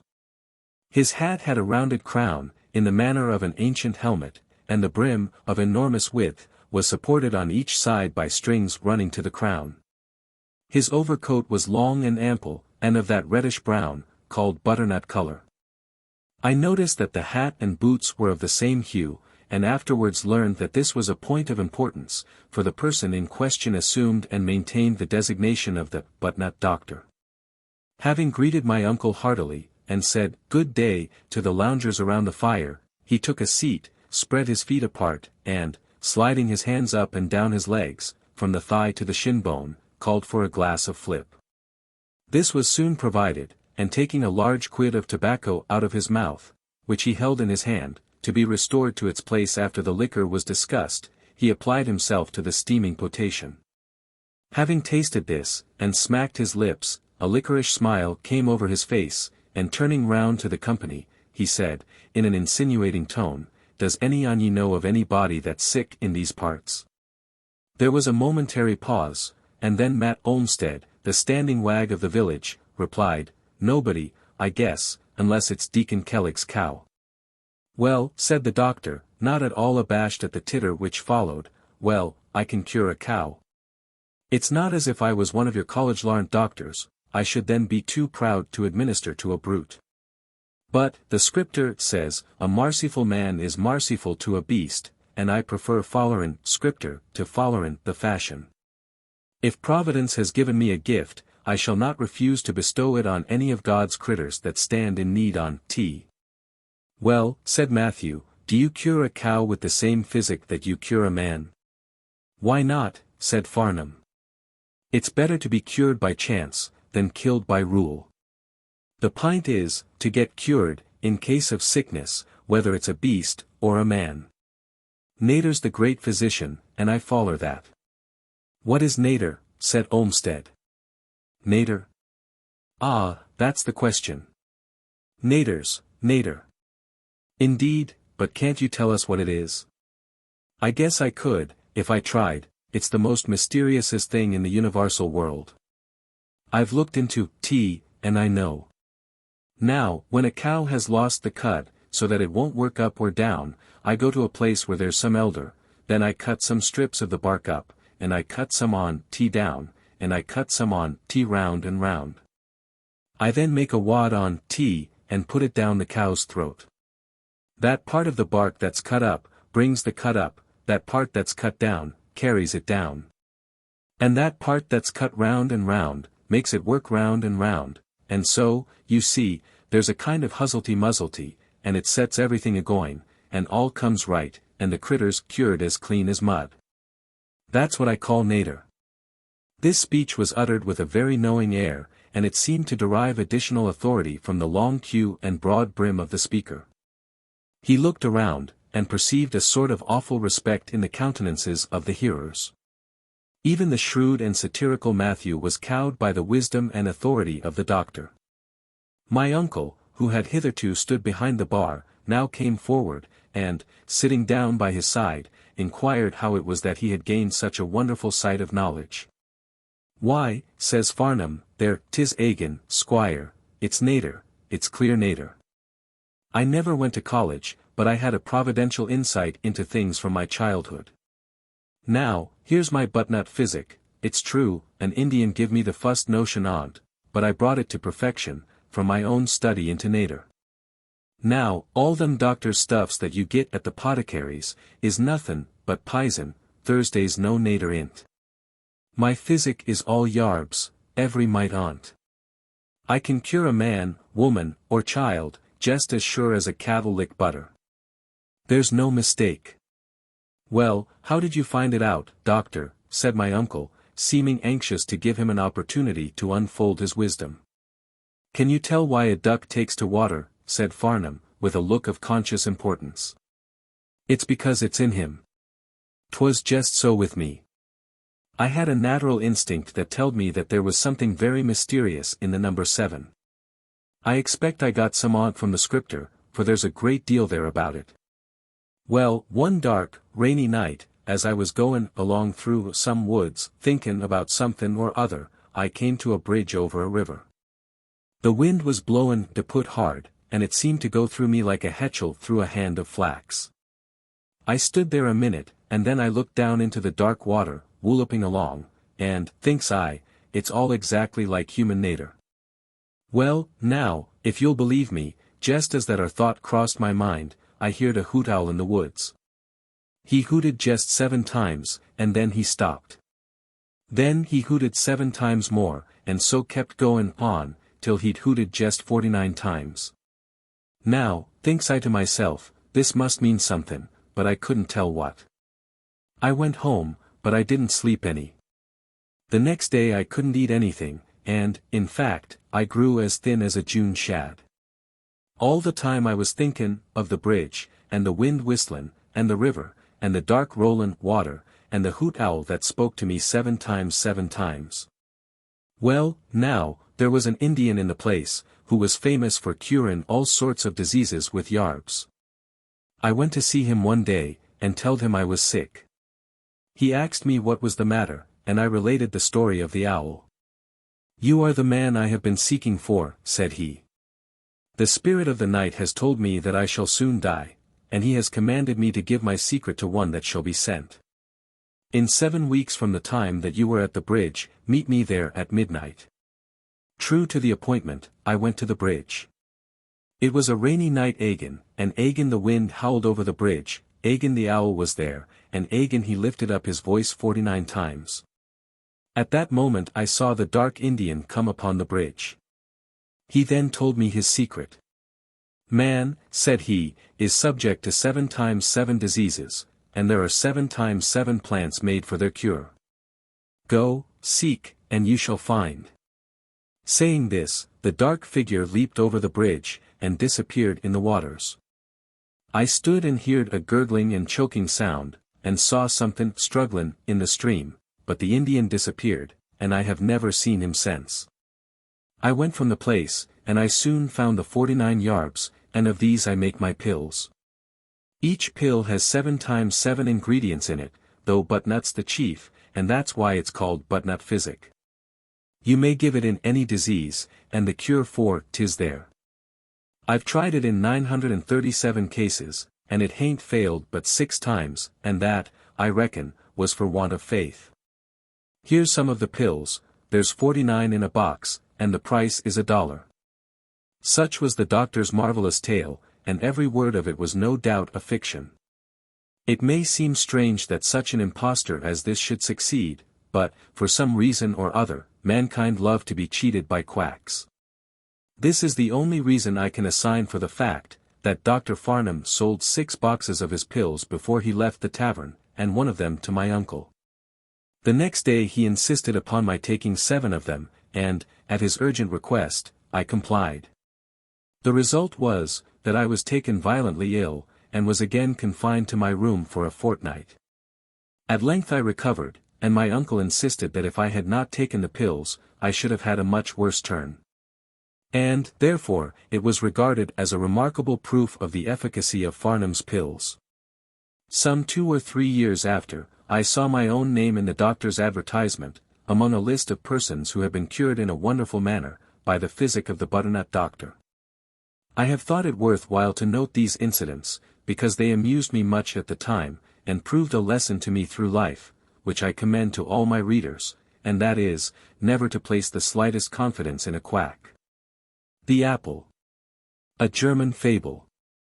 There lived a rich man at the court of King Herod. He was Lord Chamberlain, and clothed himself in purple and costly linen, and lived every day in magnificence and joy. Then there came to him, from a distant country, a friend of his youth, whom he had not seen for many years. And to honor him, the chamberlain made a great feast, and invited all his friends. There stood on the table a great variety of excellent viands, in gold and silver dishes, and costly vessels with ointment, together with wine of every kind. And the rich man sat at the head of the table, and was hospitable to all. And his friend who had come from a distant country, was at his right hand. And they ate and drank, and were satisfied. Then the stranger addressed the chamberlain of the king, "Such splendor and magnificence as your house contains, is not to be found in my country, far and wide." And he spoke highly of his magnificence, and pronounced him the happiest of men. But the rich man, the king's chamberlain, selected an apple from a golden dish. The apple was large and beautiful, and its color was red, approaching purple. And he took the apple and said, "This apple has rested on gold, and its form is very beautiful." And he reached it to the stranger and friend of his youth. And the friend cut the apple, and behold, in its middle was a worm. Then the stranger cast his eyes on the chamberlain. But the Lord Chamberlain looked upon the ground and sighed. The Pretender and his sister. The Pretender. What a curious title, and pray who can he be, Mr. Mary? And who is the girl at his side, that you call his sister? I will answer these questions, my gentle reader, and let me tell you now, that there is nothing I like better than to answer the inquiries of my young friends, when I am able. Well, as to this Pretender, he was a personage that figured in the history of England, some 100 years ago. His name was Charles Edward. He was a grandson of Charles II, the King of England, who was driven from the throne about the year 1690. And, thinking that his father, James III, ought to be King of England, he determined to make an effort to set him upon the throne. He was born 1720, and when he was 22 years old, he entered upon this great project. Being at Rome, he induced the Pope to espouse his cause. He then went to Paris, and King Louis XV, having promised to assist him, fitted out a fleet, with 15,000 men, but they were defeated by the English, as they were on the point of sailing. After this, the French king would do no more for Prince Charles Edward, and the daring young man set out, in 1745, in a little vessel of 18 guns, and arms for 1,500 men. He landed on the northwest coast of Scotland, and the people there seemed delighted to see him. He was a descendant of the former kings of Scotland, of the Stuart line, and it was natural enough for them to have a feeling of favour for one who thus claimed kindred with them. Accordingly, the Scottish nobles flocked to the standard of Edward, bringing with them hundreds of their brave soldiers. He was soon at the head of a large and powerful army.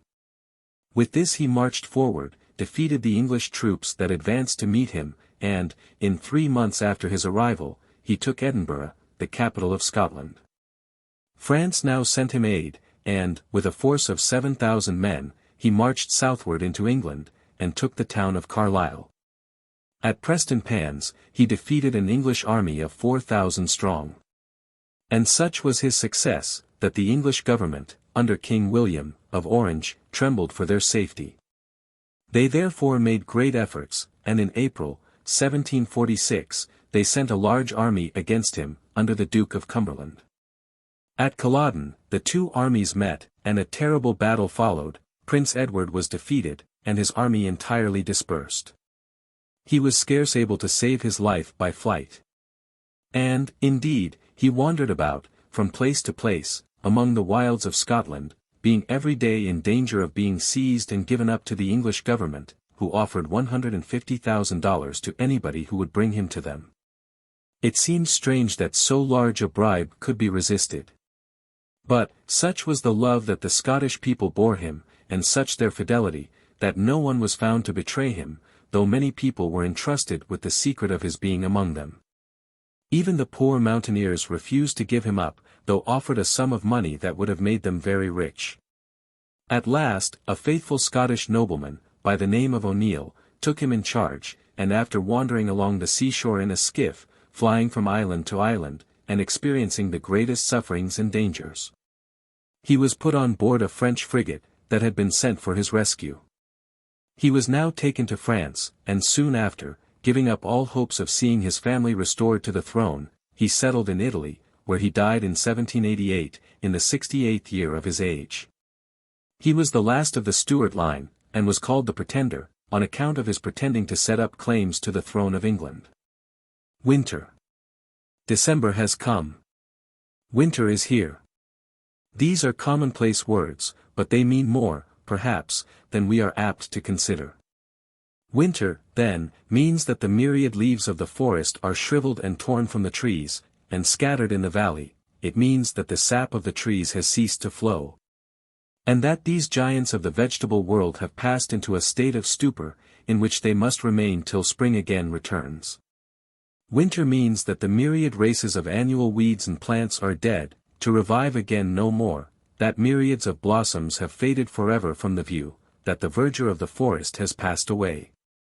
That the gemmed garment of the meadow is exchanged for the thin, brown mantle of leanness and poverty, that the velvet of the lawn has given place to the scanty covering of dried and faded grass. Winter means that the minstrelsy of the birds is gone, and that the field and forest, so lately cheered by 1,000 forms and sounds of happy existence, are now silent, or rendered more dreary and desolate by the moaning winds.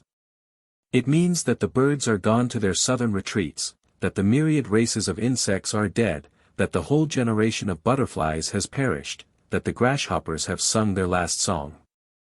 That even the pensive cricket has gone to his long home. It means that death has breathed on our portion of the world, and that nature herself, as if weary of her efforts, has fallen into a cold and fearful slumber. Winter means all these melancholy things, but it also means something more. It means that the granary of the farmer is full, that his barn is supplied. That there is good and ample store for the beasts that look to man for support, and for man himself.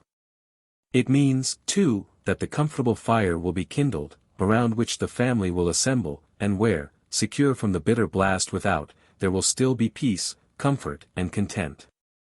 It means, too, that there is such a thing as poverty, shivering, without fire, without food, perhaps, without sufficient shelter, and it means that charity should seek and save those who are suffering in such a condition. And winter means something more than all this. It means, by its examples of decay and death, to teach us that we, too, must pass away, and that it is well for us to make preparation for the great event. Winter also brings us to the end of the year, and suggests a serious self-inquiry, and self-examination. It would ask us if the last year has been one of profit or loss. Are we better, and wiser, than when it began? Are we more kind, more just, more patient, more faithful, more fond of truth? Summer is the season for the harvest of the field, winter is the season for the moral harvest of the heart. Let it not pass with any of us as a barren and unproductive season, in which we neither sow nor reap the fruits of wisdom and peace. The hand. Every limb and member of the body is made for some good purpose. The eye is made to see with. The ear is made to hear with, the nose is made to smell with, the mouth is made to eat and speak with. The feet are made to run and walk with, the hands are made to work with, to write with, and to do many other things. But do you think children's hands were ever made to strike their brothers, or sisters, or playmates? Were your little hands ever made to snatch away things from each other? Who gave you hands? God gave them. Did He give you hands to steal with? Did God give you hands that you might throw stones at geese, or dogs, or hens, or cows, or any other innocent animals? Did God give you hands to injure or wound any of the creatures He has made? Take care of your little hands, then, my children. Take care that the hands God has given, do nothing that God disapproves. Nuts to crack. The word fast. This is as great a contradiction as we have in the language. The river is fast, because the ice is immovable. And then the ice disappears fast for the contrary reason, it is loose. A clock is called fast when it goes quicker than time, but a man is told to stand fast, when he is desired to remain stationary. People fast when they have nothing to eat, and eat fast when opportunity offers. Military courtesy. Gen. Meadows, equally renowned for his wit and bravery, being on a reconnoitering party, in the Mysore country, a 24-pound shot struck the ground at some distance from the general, and was passing in such a direction as would have exposed him to danger had he continued on his route. Quick as lightning he stopped his horse, and, pulling off his hat very gracefully, as the shot rolled on, good-humoredly said, "I beg you to proceed, sir, I never dispute precedence with any gentleman of your family." A doctor, in Scotland, was employed by a poor man to attend his wife, who was dangerously ill. The doctor gave a hint, amounting to the suspicion that he would not be paid. "I have," says the man, £5. "And if you kill, or cure her, you shall have it." The woman died, under the hands of the doctor, and, after a reasonable time, he called for his £5. The man then said, "Did you kill my wife, did you cure her?" "No." "Then," said the poor man, "you have no legal demand," and turned upon his heel. How to shake off trouble. Set about doing good to somebody, put on your hat, and go and visit the sick and poor, inquire into their wants, and minister to them. Seek out the desolate and oppressed, and tell them of the consolations of religion. I have often tried this method, and have always found it the best medicine for a heavy heart. A father's impulse.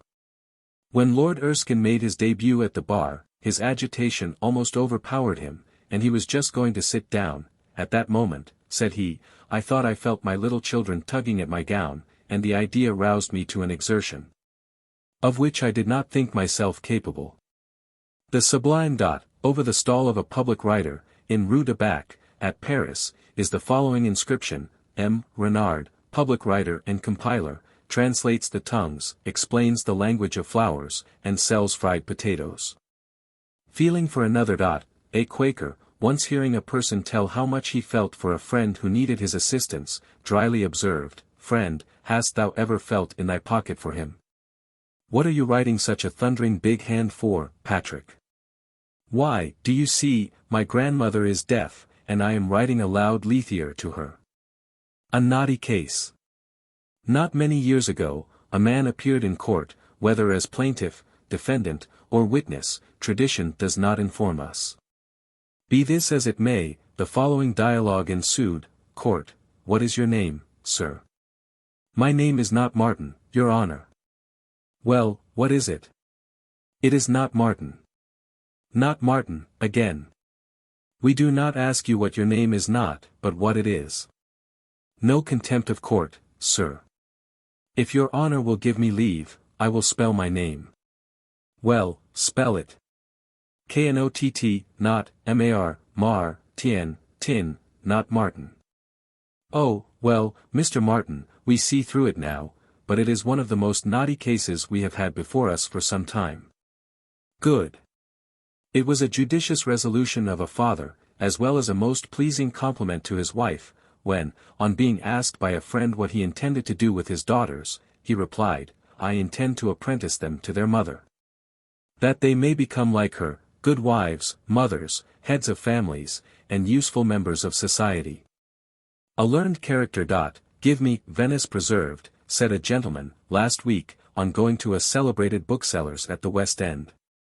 We don't sell preserves, said an apprentice, newly imported from the country. But you will get them next door, at Mr. Brown's, the confectioner. 10-1. Strict attention to office hours is a duty incumbent upon every public officer. We heard of a case of an American consul, in a foreign country, who was not remarkable for his attention to duty. A gentleman, calling one day, found his office shut, and a label sticking upon the door, with these words, in from 10 to 1. Having called again several times within those hours, without finding him, he wrote at the bottom of the label, 10 to 1 he's not in. To the black-eyed and blue-eyed friends of Robert Mary. It is now about a 12-month since our acquaintance commenced, and I hope the feeling is such between us, that there is a mutual desire to continue it. I know that the young, the happy, and the gay-hearted, are apt to think that we old fellows are sour and sad, disposed to look with an evil eye upon childhood and its sports, and more ready to preach than practice charity. I will not pretend to deny that, now and then, a person gets cross and crabbed as he grows old, and like cider too long kept, turns to vinegar, but this is not my case, or, if it be, my ill humor never displays itself toward the young. They are to me the buds and blossoms of life, and their presence ever brings the welcome feelings that belong to sunshine and summer. Old age has been often compared to winter, the close of the year, the season of desolation. The period of storms and tempests, the funeral time of the vegetable world, the time when the leaves, the fruits, and the flowers are laid in their tomb, and covered over with a winding sheet of snow. This is a sad picture at first view. And I believe many a child is led to avoid old people from the habit of regarding them in this light, from the idea that they are shriveled, frostbitten, bitter, and disagreeable. Now, I will not deny that there is some resemblance between winter and old age. An old man has not the warm blood of youth, his pulses are, perhaps, like the river, chilled and obstructed by ice. His temper is sometimes capricious and gusty, like the winds of December, and his head, bald, or covered with a few silvery hairs, is like the oak, stripped of its covering, and having its boughs powdered with snow. All this may be true enough. But it is not good reason why the old should be deserted by the young. I remember very well, that, when I was a boy, there was a fine old walnut tree, upon a hillside, not far from where I lived. Now, I never thought or cared about this tree, till the time when winter approached. Then, when the leaves were scattered, the nuts were all ripe, then it was that the tree became an object of interest to me. Then it was that I loved to visit it. To climb its limbs and give it a shake, and hear the fruit rattle down like hail. Never, in all my boyhood days, did I meet with anything more delightful than this. And let me tell you, my black-eyed and blue-eyed friends, that this old walnut tree was like many an old person you may meet with. You will remark that, in this case, it was when winter had come, or was near at hand, that the fruit was ripe, and ready for those who would climb up for it and gather it. And let me tell you, that old people, like this tree, have many a good nut to crack, many a good story to tell, to those who will climb up in the lap and ask for it. This is my view of the matter. And I hope that young people, instead of running away from me, as a crusty, crabbed, one-legged old chap, will treat me as I did the old walnut tree, give it a shake, and see if the nuts don't rattle down. I am not fond of making great promises. But, as I am anxious to have my readers, who have set out on a journey with me, still keep me company, at least for 1 year more, I am ready to engage to do my best to please them. I shall, if I live, tell the rest of my own story, and bring the history of Brusque to a close. The tale of the sable hunters, the travels of Thomas Trotter, the stories of the Indians, will be continued and completed. And a variety of other things are in store. I can promise one thing more, and that is, some tales from the pen of Peter Parley. That pleasant, kind-hearted old man is no more. But I knew him better than anybody else, and all his papers are in my hands. Among them are several tales, and I intend to publish them in my magazine.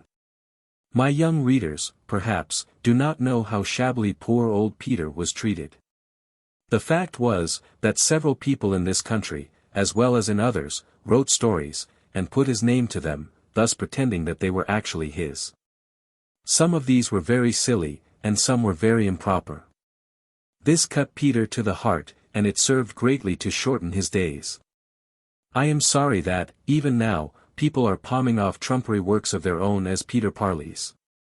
But the tales that I propose to give, are genuine, there is no mistake. They are by the same hand that wrote the tales about Europe, Asia, Africa, and America, and I hope they may be as acceptable as those were. I return 1,000 thanks to my many young friends, who have written me letters, whether of criticism, advice, or commendation. I am glad to know that so many of them like Bill Keeler. Let them be assured his whole story will come out in due time. I shall be very glad to get the bear story, which L.S., of Vermont, offers to tell. The Indiana legend of the wolf and the wild cat, is received, and will appear soon.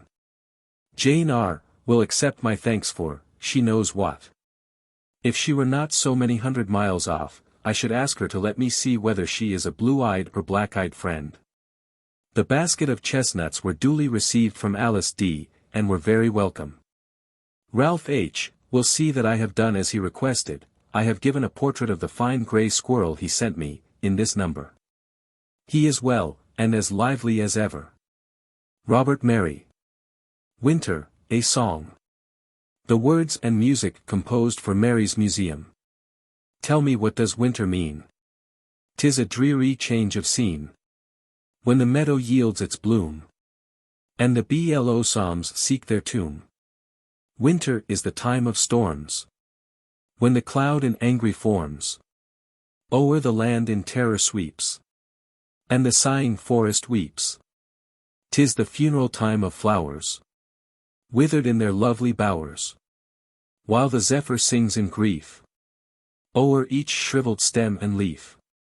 'Tis the dreary time of snow, falling chill on all below, as a winding sheet it weaves o'er the graves of myriad leaves.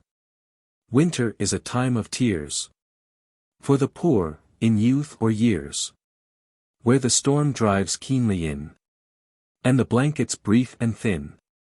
Winter is the time of wreck, when the billow cleaves the deck, and the mariners go down, where the battling surges frown. Transcriber's note. This book was written in a period when many words had not become standardized in their spelling. Words may have multiple spelling variations or inconsistent hyphenation in the text.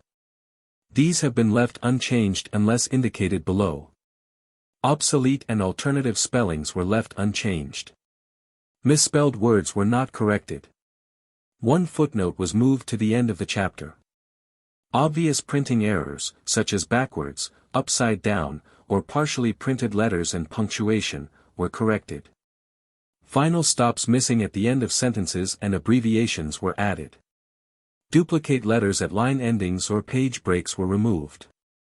Quotation marks were adjusted to common usage. Page numbers in the table of contents were corrected to match book pages. Links to audio files were added for music. The music files are the music transcriber's interpretation of the printed notation and are placed in the public domain. At the time of this writing, music file links will not work in mobile e-book formats like EPUB or Kindle/Mobi.